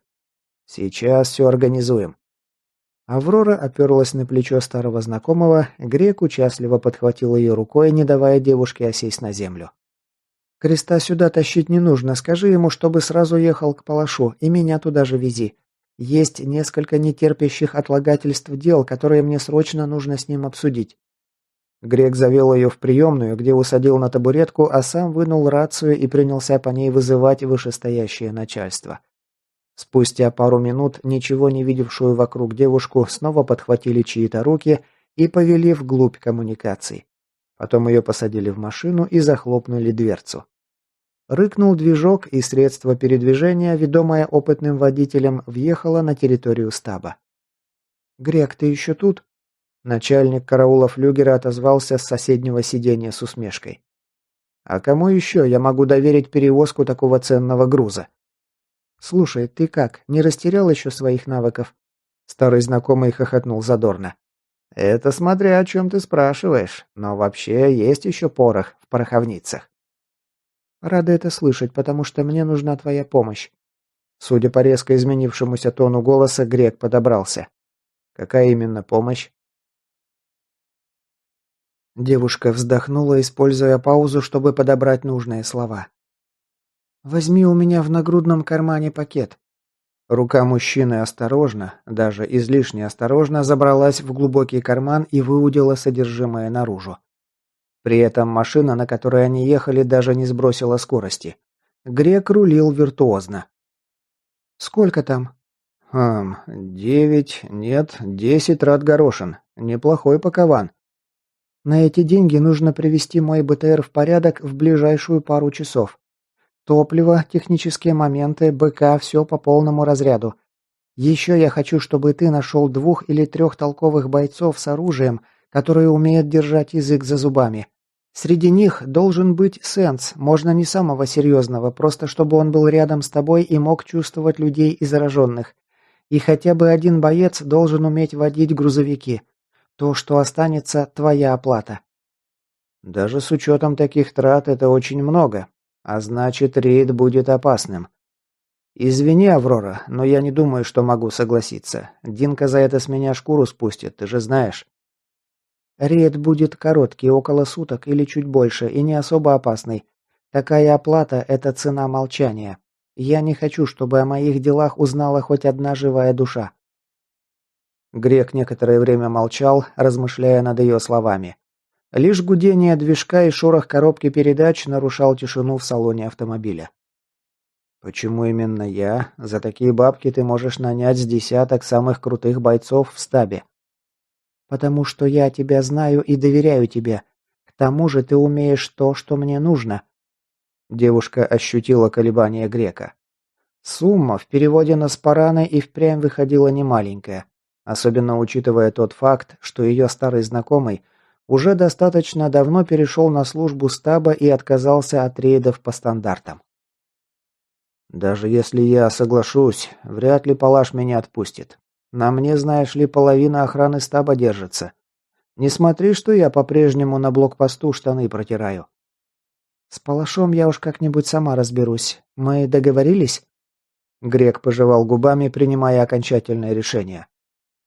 «Ну, мы с Диной как раз задумываемся о приобретении своего дома в стабе, так что...» «Эх, ладно, была не была. Все же мы не чужие люди, выручу тебя». «Вот и отлично». Палаш принимал ее в своем кабинете в рубке контейнеровоза, как и всегда прежде. Пластиковый хомут с запястья и повязку с нее сняли перед подъемом на кран, а после надевать обратно никто не спешил, потому что пока рядом находился крест, ни Палашу, ни кому-либо еще ничего не грозило. К тому же, как-никак, они знали девушку не один год, кое-какое доверие к ней существовало. Хотя из-за ее отлучки и слухов о смерти нимфы в воздухе повисла напряженность. И эту напряженность Авроре предстояло сейчас развеять. Лидер флюгера некоторое время со сдержанным интересом вглядывался в лицо скандально известной в этих местах блондинки и пытался понять, о чем она думает. Аврора же спокойно выдержала паузу, ничем себя не выдавая. Она знала, что из себя представлял этот неприметный с виду, но хитроумный и проницательный человек. «Итак, ты жива», – девушка пожала плечами в ответ.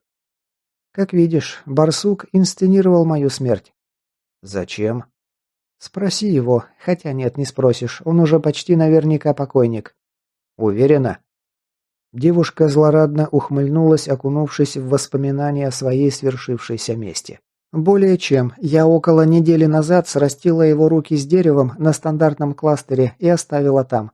А с ним еще десяток радостных муров, напоследок приказав им, чтобы те полировали барсукову задницу до зеркального блеска.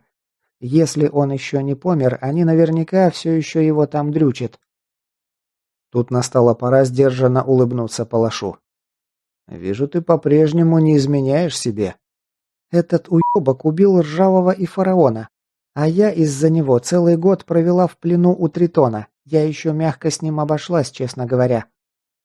Палаш метнул взгляд налево, туда, где в углу, сверкая глубоко посаженными глазами, сидел крест. Тот едва заметно кивнул, и лидер стаба немного расслабился.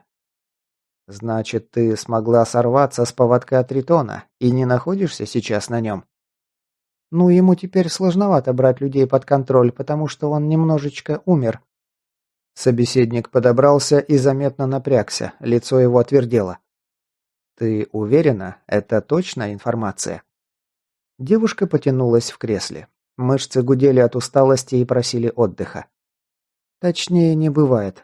Я лично видела его труп. И умер он при непосредственном участии небезызвестного тебе дикаря. Еще помнишь такого?» Палаш не слишком-то довольно скривился. «Еще бы не помнить. У меня из-за этого вертопраха 2/3 рейдерской группы в стаб не вернулось». Тритон в ближайшую пару месяцев планировал провести крупномасштабную атаку на флюгер, а после на трехстенок, сестер и башню. У него были просто наполеоновские планы. Если бы все вышло так, как он планировал, дальше на очереди был бы Озерск и Полис. Палаш усмехнулся на этот раз уже пренебрежительно. Руки у него короткие для такого. У него-то, может, и короткие. А вот у килдингов вполне себе нужной длины, даже с запасом. Это они координировали нашего общего друга. Так что к твоим стенам вскоре прикатили бы не только тритоновые муры, а еще и атомиты из зоны всем составом. А у них, к слову говоря, я лично с дикарем вместе на днях выжгла гнездо космонавтов. И я не поручусь, что это было единственное их гнездо.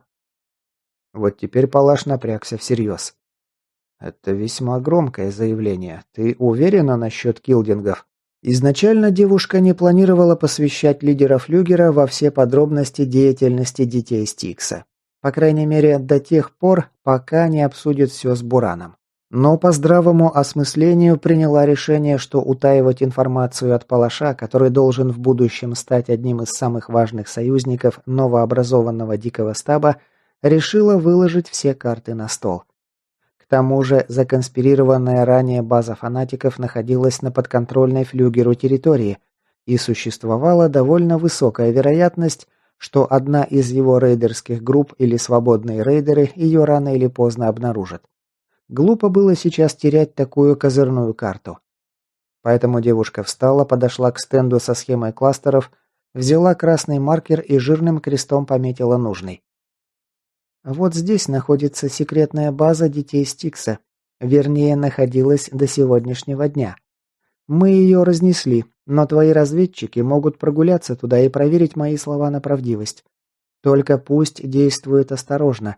Когда я оттуда уезжала сегодня, там килдингов набежало, что алкашей на звон бутылок. Похоже, мне предстоит серьезный разговор с моим начальником по разведке. Почему такие вещи я узнаю не от него? Он кинул хмурый взгляд на крепко сбитого кудрявого человека восточной наружности, сидевшего у стены, который от этого скривился и зябко повел плечами. «Одним словом, Палаш, предъявлять дикарю я бы на твоем месте не стала. Он нам всем оказал огромную услугу и не одну.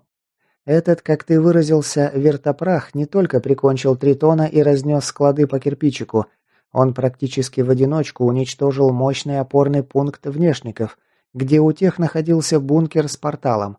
Там, кстати, теперь под предводительством Бурана обосновались все маломальски серьезные стронги с округи, от лица которых я с тобой сейчас и разговариваю. Нимфе ожидаемо доставил огромное удовольствие вид вытянувшегося лица палаша. Он также отправил на дно баржу. Я уверена, вы уже обратили внимание на то, что последние несколько дней активность дронов-внешников очень сильно снизилась. Палаш утвердительно кивнул.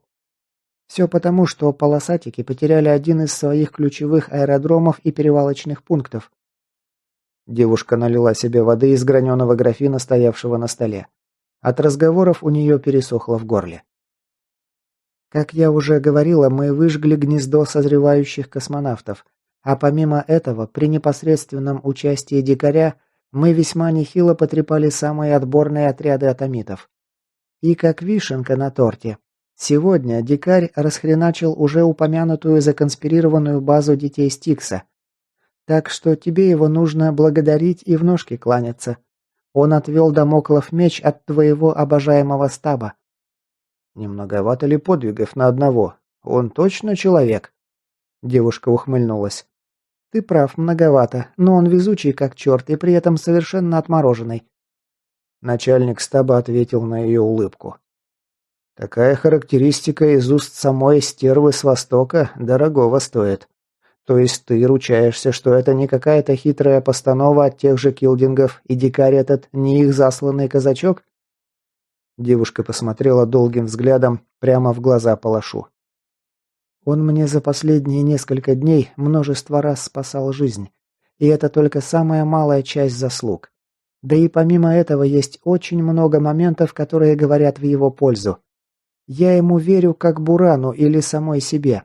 Достаточно весомая гарантия. Меня она вполне устроит. И, к слову, насчет дикаря. Где он сам-то? Девушка против воли скривилась. В памяти еще были свежи сегодняшние болезненные события. Он попал в неприятности. Собственно, это основная причина, почему я сейчас нахожусь здесь и веду этот разговор. И раз уж мы об этом заговорили, Палаш, я хочу закрыть долг флюгера перед группой Ржавого. Надеюсь, ты не забыл о нем за прошедший год. Вот теперь взгляд Палаша стал твердым, холодным и колючим. Хотя в остальном его лицо ни единым мускулом не выдало того, что ему заданный нимфой вопрос очень сильно не понравился. «Разве ты только что сама не сказала, что Ржавый умер? Какие уж там с мертвецом счеты? К тому же я этот долг закрыл с Бураном. Он получил от стаба красную жемчужину.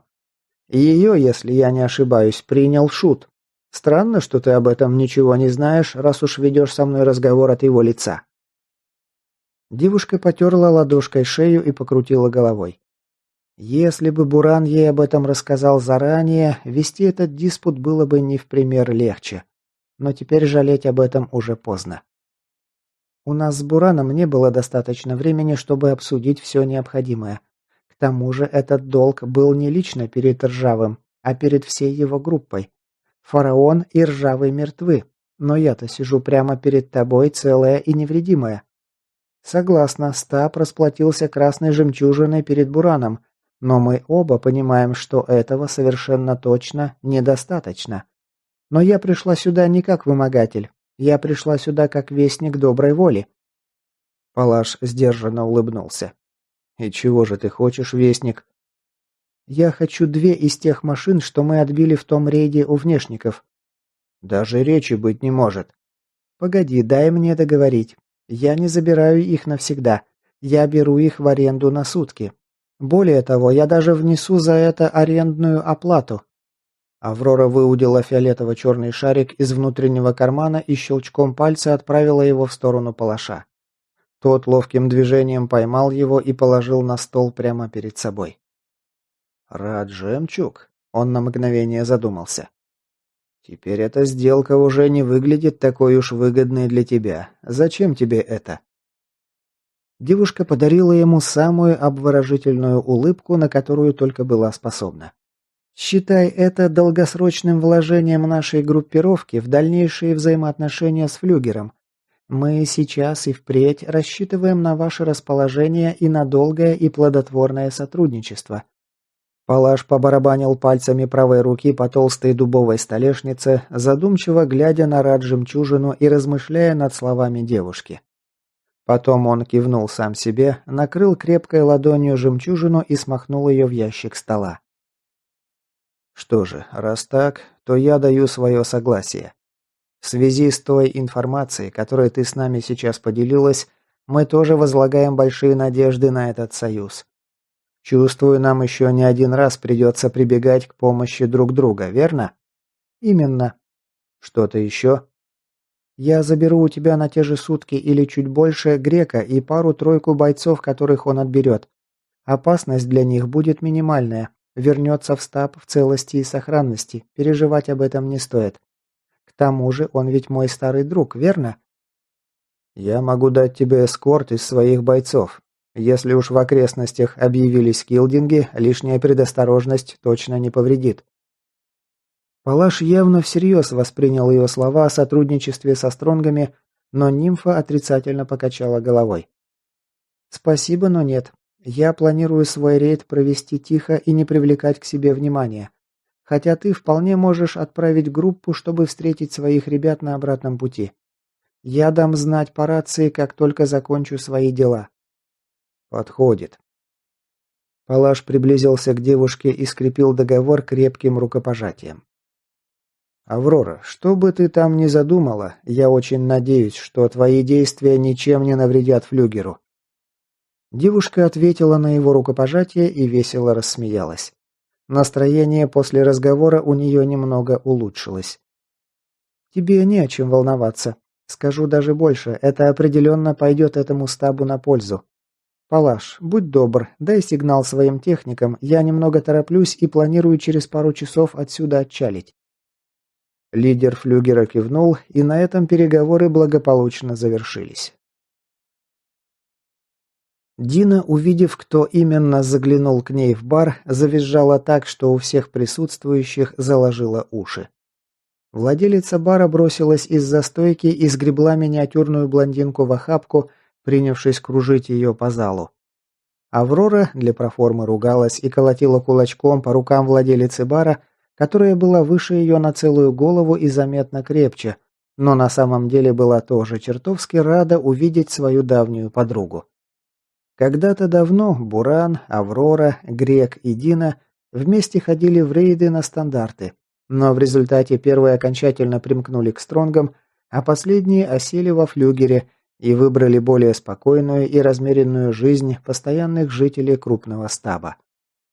С годами их дружба никуда не делась, и обе девушки были безмерно рады видеть друг друга.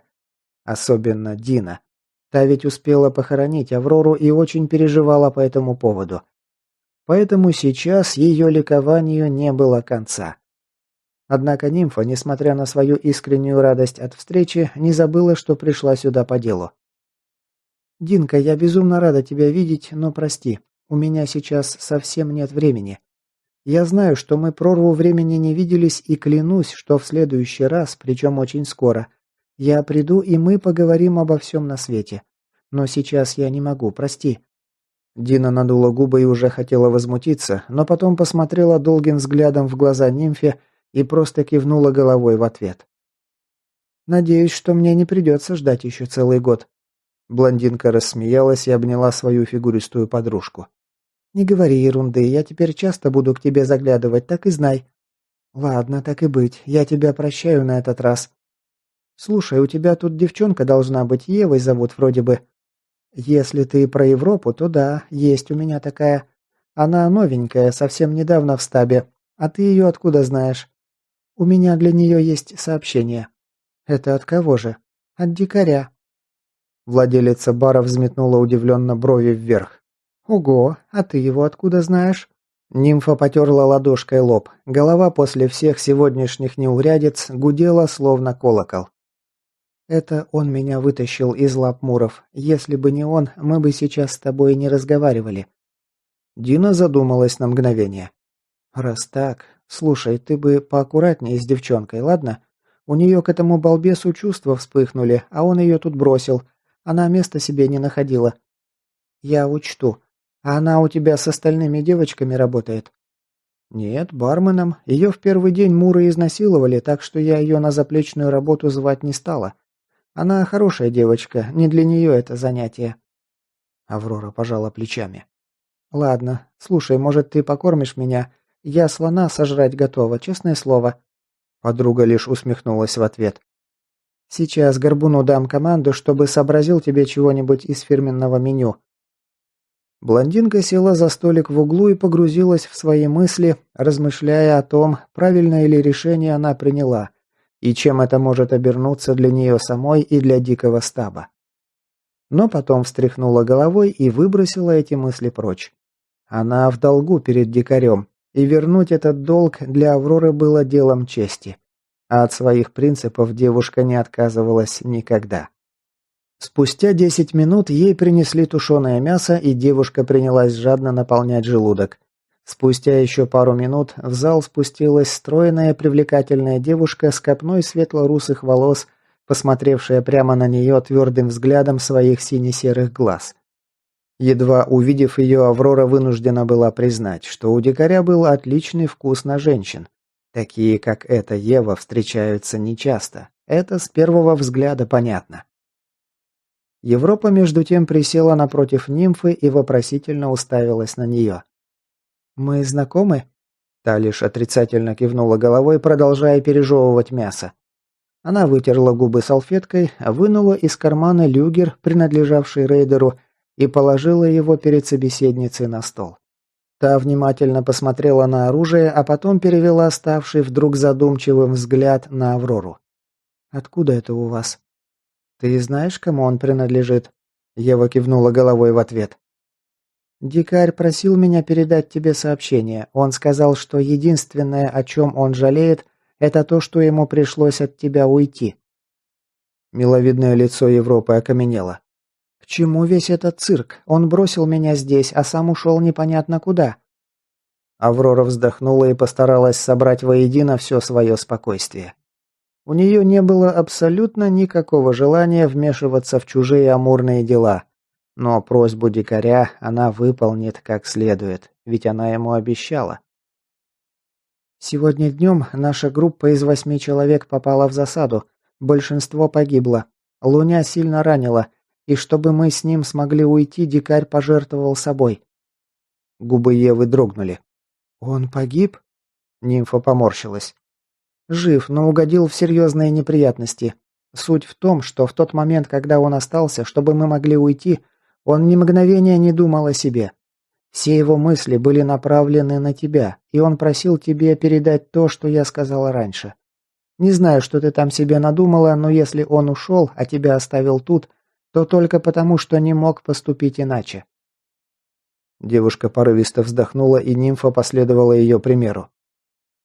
«Послушай меня, девочка. Я знаю множество людей, хороших и не очень. Но таких, как этот парень, единицы. Мне хватит пальцев одной руки, чтобы сосчитать подобных ему. Тебе по-настоящему повезло, что такой, как он, втрескался именно в тебя».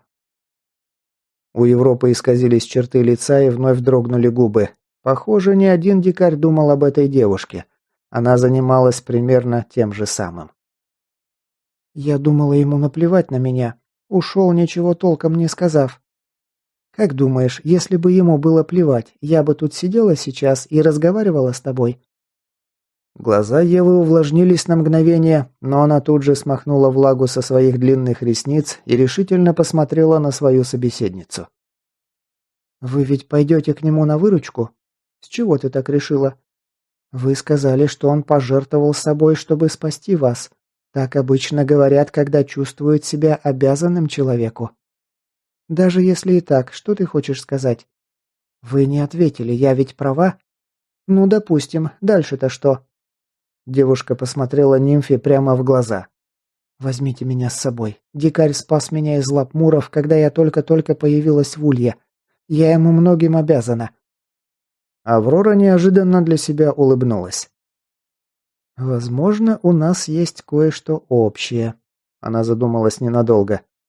«Я вижу, что у тебя недавно пробудился дар. Покажи мне, что ты умеешь». Ева оглянулась через плечо, словно опасалась, что кто-то за ними подсматривает.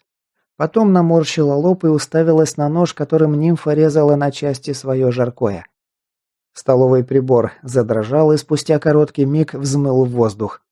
Девушка, закусив нижнюю губу, сделала резкий жест, словно толкнула что-то невидимое в воздухе. Нож свистнул, рассекая воздух в неуловимом глазом полете, и с глухим стуком ушел в дубовый шпон, которым были обиты стены бара. Нимфа одобрительно хмыкнула. «Тонкий кинетик. Любопытно». Она подняла со столешницы парабеллум и прицелилась в Еву из него. «Попробуй меня обезоружить». Европа, не задавая лишних вопросов, чем заслужила еще немного одобрения в глазах Авроры, вновь прикусила губу и, прищурив глаза, уставилась на оружие.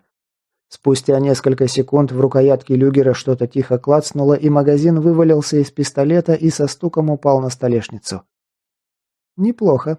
Нимфа выдернула нож из древесины и крутанула его пальцами. «Совсем неплохо. Горох регулярно принимаешь?» Девушка смутилась. «Мне главный этого поселения передал какой-то пакет с горохом и с паранами, сказал, что это мне от дикаря, но я его не трогаю». Аврора лишь тяжело вздохнула. «И смысл? Раз передал, будь любезна пользоваться. Он ведь это не просто так сделал. Сходи к монаху, спроси, как часто тебе можно принимать гороховую настойку, и начинай принимать по графику. Заодно Луня проведаешь, как он там. У меня нет на это времени». Она задумалась на мгновение, поглядывая на девушку, стоявшую напротив нее. «Давай сделаем вот как. Мне нужно провести кое-какую подготовку, поэтому я сейчас уеду. Но через 10 дней я вернусь назад. Примерно столько же времени потребуется Луню для восстановления. Обычно оторванные конечности восстанавливаются порядка месяца, но он недавно съел жемчужину, плюс я договорюсь с монахом о том, чтобы тот ему провел интенсивный лечебный курс. Также, если хочешь пойти с нами, когда я приду за Лунем, должна будешь пройти специальную подготовку. Стрелять-то хоть умеешь?» Ева откинула полу джинсовой куртки и продемонстрировала нимфе кобуру с глоком внутри, висевшую у нее под мышкой. «Дикарь мне подарил пистолет и научил им пользоваться. Я стараюсь тренироваться каждый день». «Хорошо, я попрошу Грека, чтобы он с тобой позанимался, как в стаб вернется. И если он потом скажет, что ты справилась с подготовкой, отправишься в рейд вместе с нами. Договорились?» Ева молча кивнула, и Аврора со щелчком вставила магазин обратно в парабеллум и протянула его рукоятью вперед, передавая его девушке. «Пусть у тебя пока полежит. Как дикаря найдем, сама ему отдашь». «Хорошо. А с ним ничего не случится за эти 10 дней? Что вообще с ним произошло?» Нимфа накинула на плечи лямки рюкзака, давая понять, что разговор закончен. Времени у нее оставалось мало. «У Луня потом спросишь, как он придет в сознание. Ему, если не все, то довольно многое известно, он тебя просветит. Все, на этом попрощаемся». Блондинка на прощание крепко обняла Дину, помахала ладошкой, задумавшейся о чем-то Европе, после чего резко развернулась на каблуках и, взмахнув косой цвета зрелой пшеницы, покинула бар. Эпилог. Близкий рассвет подсветил макушки деревьев вокруг. Аврора приподняла голову, осмотрелась вокруг и села на туристическом коврике. Из-за утренней росы одежда стала влажной и холодила тело, но измотанная морально и физически девушка спала мертвецким сном, не обращая внимания на такие мелочи. За 4 года она уже давно привыкла к подобным вещам, сопутствовавшим любому рейдеру в походе по стандартным кластерам, и научилась относиться к ним по-философски. Та же привычка не позволила ей проспать нужное время, и каким бы ни был сладким предрассветный сон, она вынырнула из объятий Морфея, словно по зову горна. Нимфа некоторое время лежала неподвижно, прислушиваясь к пению певчих птиц, стуку дятла где-то в глубине лесного массива и кукованию кукушки, стараясь вычленить опасные или угрожающие звуки. Треск ветвей под чьими-нибудь ботинками или лапами, шорох листьев или иные посторонние звуки. Жизнь дикого Стронга приучила ее никогда не терять бдительности, а сейчас, после всего случившегося с ней за последние несколько дней, интуиция и общая тревожность девушки лишь усилились. Поэтому она не торопилась давать вероятному противнику, который вполне мог прямо сейчас наблюдать за ней из ближайших кустов, поводов думать, что она открыла глаза. Однако окрестности дышали умиротворением и спокойствием теплого летнего утра, поэтому девушка наконец смогла расслабиться. Аврора широко зевнула, потянулась всем телом, потом глотнула воды из фляги и вынула рацию из рюкзака. «Эй, Грек, ты на связи?» Спустя десяток секунд сквозь шипение радиоэфира пришел ответ бойца флюгера. «Разумеется, жду лишь твоего сигнала». «У тебя все готово? Не промажешь?» Тот лишь усмехнулся в ответ. «Если только ты не напортачила с координатами. В противном случае отработаю как надо. Ведь именно за это ты мне и платишь, верно? Словом, жду твоего сигнала, крошка». «Лады, конец связи». Нимфа потерла тыльной стороной ладони глаза, уселась на колени и приготовилась к ожиданию. «Ты уверена, что хочешь пойти именно этой дорогой?» При первых звуках абсолютно незнакомого ей голоса девушка перекатилась по траве, подхватив по пути оружие, и в мгновение ока встала на одно колено, безошибочно наведя прицел на фигуру заговорившего человека, что внезапно очутился за ее спиной.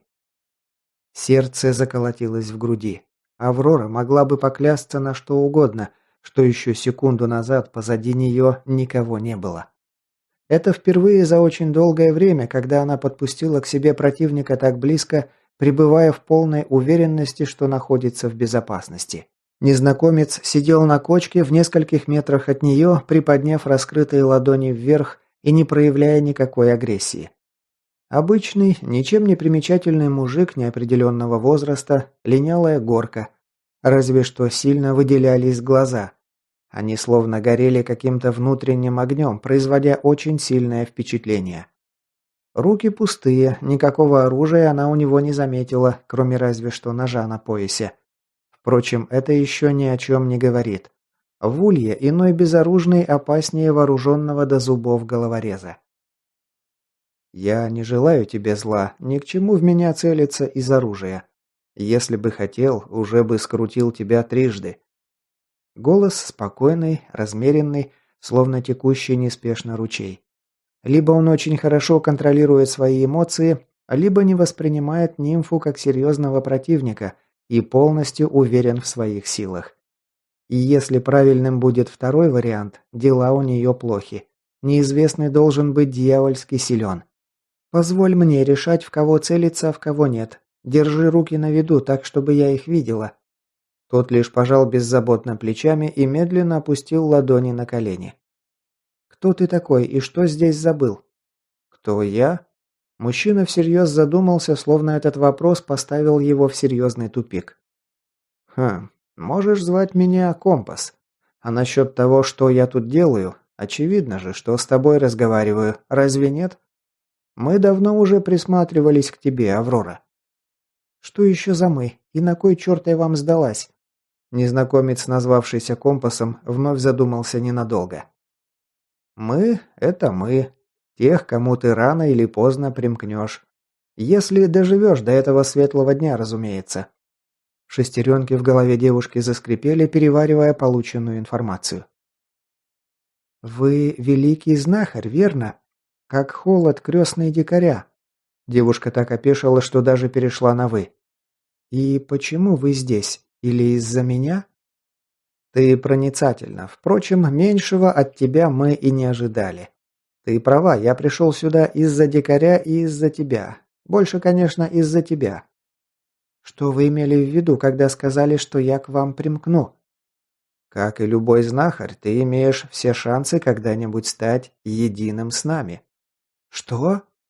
Девушка настолько опешила от этих слов, что даже растерялась и опустила оружие, хотя это было совершенно не в ее стиле.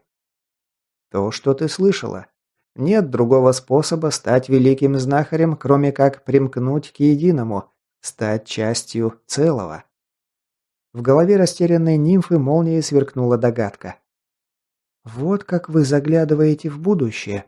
Вы превратили себя в ментальную сеть. Гештальт, мать его, сознания. Да чтобы я сдохла. Лицо компаса озарилось загадочной улыбкой. И снова в точку, Аврора. То, что недоступно одному человеку, подвластно целому.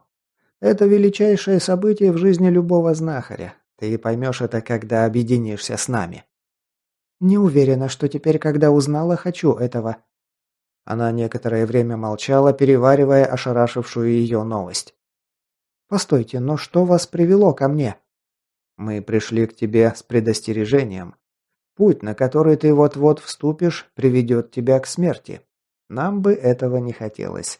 От твоей жизни и твоих действий теперь многое зависит». «А дикарь? Что насчет него? Вы мне типа предлагаете его бросить или что? Типа Мавр сделал свое дело, Мавр может уходить?» Компас непринужденно пожал плечами. «Мы дали ему возможность выжить не просто так, а с определенной целью. Он ею воспользовался и выполнил то, что нам было от него нужно». Девушка почувствовала, как внутри нее зарождается злость. «И теперь, значит, от него можно просто избавиться, как от какой-то пешки?» Взгляд компаса похолодел, от его голоса понесло январской стужей. Нимфа ощутила на себе такое давление, словно внезапно очутилась на большой глубине. «Не забывай, с кем ты говоришь, девочка. Без нас дикарь умер бы давным-давно. За подаренное ему нами время он смог спасти многие жизни. Твою в том числе. Подумай об этом». Давление, идущее от великого знахаря, пошло на спад, и нимфа глубоко и часто задышала, лишь теперь осознав, что все это время сидела, затаив дыхание. Аврора утерла со лба выступивший на нем пот. Давненько уже она не испытывала ничего подобного. Совершенно обычный с виду человек, сидевший прямо перед ней, внутри был настоящим монстром. Теперь она знала это совершенно точно. Понятно, почему он так спокойно вел себя, когда она навела на него свое оружие. Случись что-то, девушка и пальцем не сможет его коснуться. К тому же дикарь никакая не пешка. Он скорее конь. Слишком непредсказуем, зачастую действует совершенно неожиданно. Из-за этого нам даже пришлось немного вмешаться, но цель оправдывает средства. Это когда же вы вмешивались? Лаборатория Веги. Нам пришлось задействовать свои связи и свести дикаря с наемником Нолдов. Благо, Нолды тоже крайне не заинтересованы в излишнем усилении влияния детей Стикса. Девушка испытала одновременно и изумление, и облегчение. Этот вопрос уже давно не давал ей покоя. Она не верила, что дикарь был способен в одиночку захватить настолько укрепленный объект, буквально напичканный элитными бойцами внешников. А ларчик-то, оказывается, просто открывался. «Ага, а мы все, выходит, просто шахматные фигурки на вашей доске? Я тогда кто?» Компас хитро ухмыльнулся. «Я бы назвал тебя слоном. Ты довольно опасно, действуешь всегда решительно, но лишь в пределах клеток своего цвета, к сожалению». «И против кого эта шахматная партия? Против килдингов?» Лицо великого знахаря омрачилось. Когда-то очень давно первый из детей Стикса должен был стать одним из нас. Но он не смог, вернее, не захотел примкнуть к единому. Вместо этого он извратил наши цели и устремления. Так началась эта, как ты выразилась, шахматная партия. «И что же вы не поделили?» Компас прищурил глаза, сверля девушку задумчивым взглядом. И мы, и они занимаемся примерно одним и тем же. Изучаем и исследуем Стикс. Вот только наши взгляды на саму природу Стикса кардинально различаются. Мы считаем его искусственным интеллектом, грандиозной, наделенной разумом машиной, оставленной предтечами с неизвестными для нас целями. И мы лелеем надежду когда-нибудь достигнуть такого уровня понимания его устройства, что сможем сами им управлять. А килдинги поклоняются Стиксу как высшему разуму, обожествляют его. Они считают себя его хранителями и защитниками. А нас, соответственно, угрозой их божеству, еретическим осквернением всего того, во что они верят. Выходит, появление килдингов – это ваш косяк, в смысле великих знахарей? Компас вновь пожал плечами. В каком-то смысле это так. Хотя думается мне, что это некая предопределенность, судьба, если угодно. Странно слышать такие вещи от тех, кто способен видеть будущее и воплощать его по собственному желанию. Ладно, это все, конечно, жутко интересно, но знаете, мне совершенно наплевать на догматические расхождения ваших верований. У меня, знаете ли, есть более насущные вопросы. Великий знахарь посмотрел на нимфу, как ей показалось, с некоторым разочарованием. Когда-нибудь тебе надоест просто плыть по течению. Неужели тебя совсем не интересует ничего, кроме того, что находится прямо у тебя под носом? Нимфа не стала с ним спорить. Вот когда этот момент придет, тогда я и подумаю об этом. А до тех пор давайте я буду заниматься своими делами, а вы своими, окей? Компас сложил руки на груди. Я правильно понимаю, что ты решила не следовать нашему совету? Похоже, ваши предсказания будущего таки не всегда сбываются, верно? К сожалению, мы изначально знали, что ты откажешься. Но я все равно решил встретиться с тобой лично. Был шанс, что я смогу тебя убедить. Ну что тут скажешь, не получилось, не фартануло. И ты пойдешь по намеченному тобой пути, даже несмотря на то, что он приведет тебя к гибели. Нимфа язвительно улыбнулась. Не знаю уж, как там принято у великих знахарей, а я своих друзей на произвол судьбы не бросаю. Особенно тогда, когда они больше всего на свете во мне нуждаются. И даже если мне придется скормить этому недоумку весь белый жемчуг Стикса, я не отступлю. А что насчет вас? Спасибо, конечно, за беспокойство, но оставьте свои бумажки с предсказаниями себе. Вы сами только что неоднократно подтвердили, что будущее не предопределено. По крайней мере, далеко не всегда. И свое будущее я создам сама, своими собственными руками, без чьих бы то ни было указок. И даже если мой выбор приведет меня к смерти, пусть. Я никогда не планировала жить вечно. Компас прикрыл глаза, словно задумавшись о чем-то своем. Что же, мы принимаем твое решение. Но прежде чем я уйду... Нимфа моргнула, а в следующую секунду компас стоял прямо возле нее. Аврора непроизвольно вздрогнула, но великий знахарь лишь положил ей крепкую ладонь на плечо. В голове девушки на короткий миг замкнуло, как от короткого замыкания, но потом все стало как прежде. Она заморгала, пытаясь с помощью своего дара знахаря понять, что же в ней изменилось. «Что вы со мной сделали?» Компас пожал плечами и отступил девушке за спину. «Всего лишь немного тебе подсобил. Последняя жемчужина не пошла тебе на пользу. Ты и сама это прекрасно знаешь. Я лишь помог тебе разобраться с этой проблемой. Считай это моим личным небольшим вкладом в успех твоих планов. Похоже, он кивнул за спину нимфе, пришла пора тебе привести их в исполнение». Девушка оглянулась и посмотрела туда, куда указал великий знахарь. «Мы будем наблюдать за тобой в надежде, что твой путь однажды приведет тебя к нам». Блондинка бросила собеседнику через плечо. «Спасибо, конечно, за помощь, но на вашем месте я бы особенно на это не рассчитывала». Но за ее спиной уже никого не было. Компас пропал бесследно, растворился словно призрак. Даже кочка, на которой он сидел, не сохранила следов его присутствия. Трава на ней была не примята, а стояла совершенно прямо.